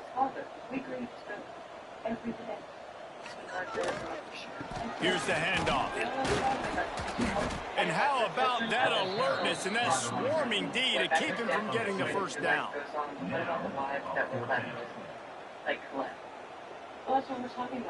And the Pirates will punt this one away. Fourth time tonight we've seen this guy come on to punt. No wonder he left her. Don't get me wrong. I feel sorry for her. I do. You know, so glad God works. A high kick trying to pin them deep. Fair catch called for and made around the 20-yard line. Coastal Carolina has it. The Chanticleer offense headed back to the field. That last drive fizzled out, Jesse. They had to punt it. Yeah, they did. And, David, they're just going to have to do a better job this time around erasing the mental mistakes. And just trying to solve the defensive riddle, understanding what they're trying to do to you and attack them. And the physical play there forces the incompletion on first down. Not many receivers like to get hit. They just don't, okay? They're prima donnas. That's what they are. That's who they are. Nice job by the defender. You could tell he was catching the football. He was going to put a hit on him to make sure he had to think about something later, and you could see the ball pop out and fall to the ground. This time it's complete. Building momentum, picking up a chunk of yardage, moving the chains out to the 34. Great job by the offense. Listen, if the defense is going to sit back in zone, you know what you got to do. Run those crossers across the formation. Those guys that are looking at the quarterback, they're not trying to pick up receivers all the time. Make those precise throws, right in those holes, get those first downs, get those big chunks. Hauls it in. They'll get him on the ground at the 46, and it'll be a first down. I love this by the offensive coordinator because as the game goes along, you see how are they going to line up when we line up in this? What coverage do they like to play? And then you can take advantage. You say, all right, the corner route is open. I'm going to hit it. The shot that clears will snap it on 1st and 10. Unloads to the wideout. Makes the grab. Oh, he's got some space. Stopped and forced out of bounds at the 21-yard line, just outside the red zone, and they are looking to get one in here. The defense's head may still be spinning. They're just outside the red zone now, 1st and 10 from the 22. Wants to throw again. Fired just a little too long as the junior frustrated he missed that connection. And this is just one of those days, man, where everything has gone wrong, right? Like they just haven't been in a rhythm. They haven't got it going and never built the momentum. This is one of those days that you learn from and try to grow from. A lot of things that we're going to show in the film room that people aren't going to like, but hopefully you can learn from it and do better next time. Second down, they'll go to the air. And the pass is incomplete thanks to a big hit. It's going to be difficult for this offense, man. Just where are they going to find the plays? You can tell the defense sitting back. They're playing nickel. They're playing dime. So you need some receivers to step up, make some yards after the catch, some contested plays. This offense has got to do something, and they got to do it quick. Throws for the tight end. And it's picked up at the goal line. That's one way to make a stop. Picked up a few extra on that return, but what a play by this defense to get the football.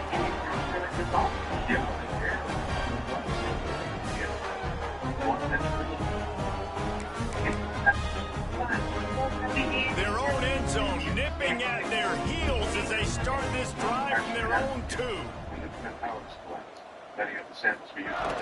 Off the play fake on 1st down. Finds the tight end.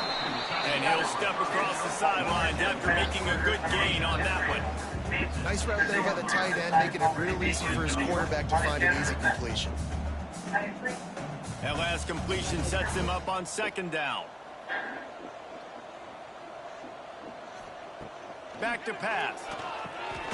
Grabbed over the middle. It's rolling. Really nice gain. Gets it out across the 20. It'll be a first down at the 22. When you play zone coverage and you got a wide receiver that's a beast, it becomes very, very difficult. I got to make sure I play physical and maybe even shade the side of the wide receiver having a lot of success. On first down from their own 22. Just like the New York was sitting on my cherry.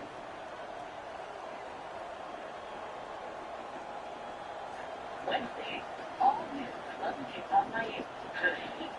It's right. You wouldn't mind any you played some last night. You can't tell me. From the shotgun now, here's an inside give.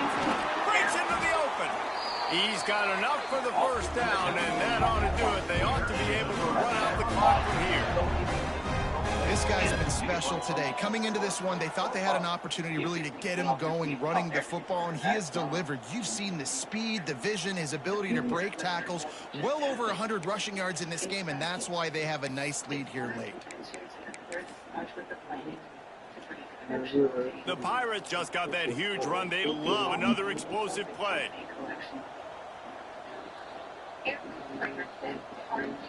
Your essential oil. And with smart fragrance technology, they're not from first to last drops. To keep your home always inviting. Might as well give it to him again. A solid pickup there before the defense is able to make the stop.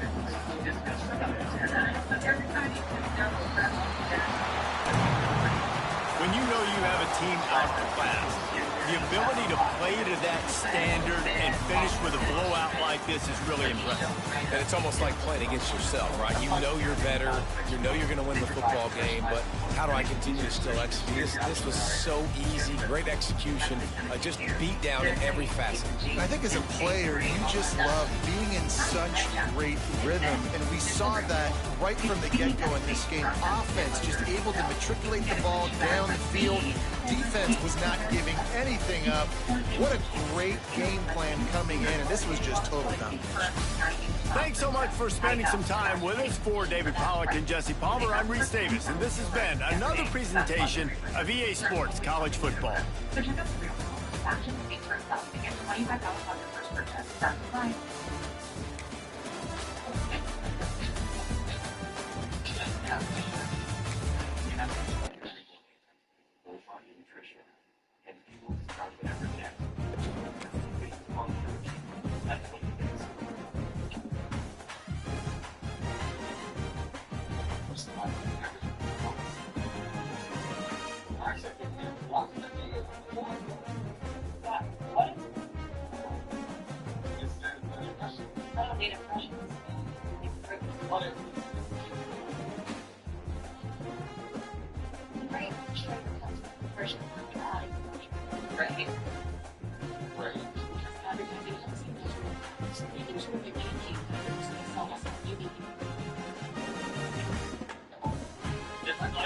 Did you know every time you use your call discount with 800 call pass points? Yeah. And you use those points for your call pass plus membership? Of course I do. And as a call pass plus member, you can use those points for free 800 for the fire line? Okay. Can I have my phone back, please? Oh, dang. Did you try all this? Yeah, that's my dad. Save more on golf and people with golf dad. Strikes and I've taken a trip down. Side effects like dizziness and pneumonia. Migraine again. You probably works differently. It keeps me in rhythm. Release stopping migraine pain within 2 hours. And some have pain relief that lasts all day. So I can handle whatever the day may throw at me. Don't take an allergic or with strong CYP3A4 inhibitors. Tell your doctor all medicines you take. Report increased blood pressure or color changes, pain, or numbness in fingers or toes. Get help right away for allergic reactions and trouble breathing, face, mouth, tongue, or throat swell, which may occur days after use. Ask your doctor how you can stop migraine attacks and stay in rhythm with Urology. How do you nourish the cat for a lifetime? VIA CASHAPP.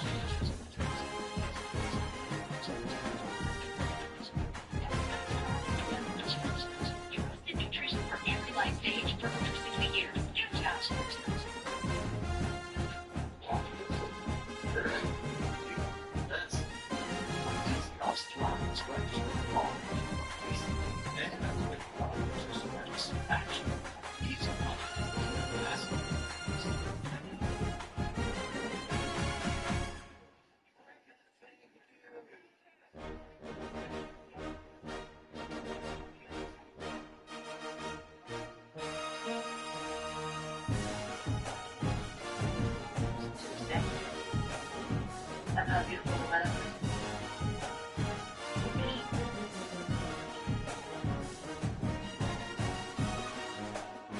Yeah, the boys up from school. Trying to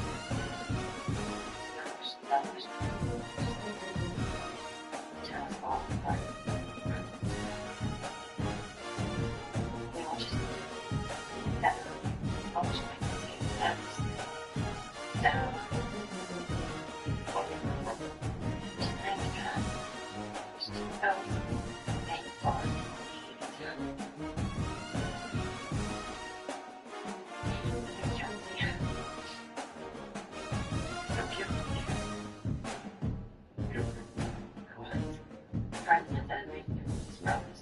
We have no idea what's there. I mean, unable to alone. You could hear people screaming and crying all up and down the street. I keep replaying that day in my head.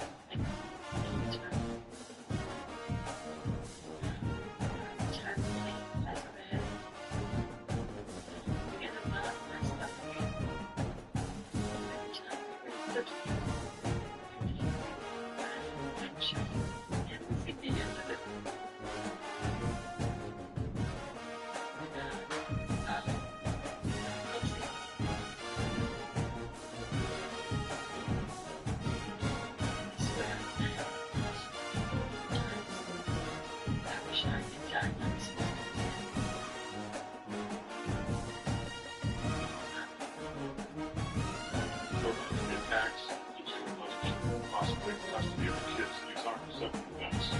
And not only the one huge event has wrecked her life, and she's reliving it every day. So she lashes out and accused her of marrying her ex-husband and strike out against the terrorists. So the next closest culprit she seems to be the woman who replaced her as wife. That's what it's about. All right. Thank you. The jury will glad that.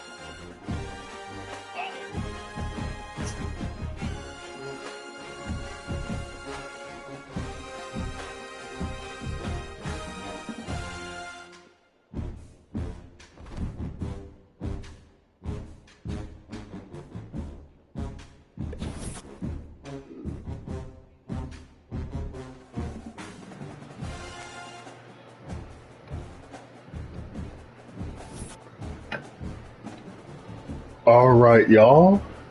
That's gonna be it for tonight's live stream. Thank y'all so much for coming by and stopping by and watching. For those who did, I appreciate it.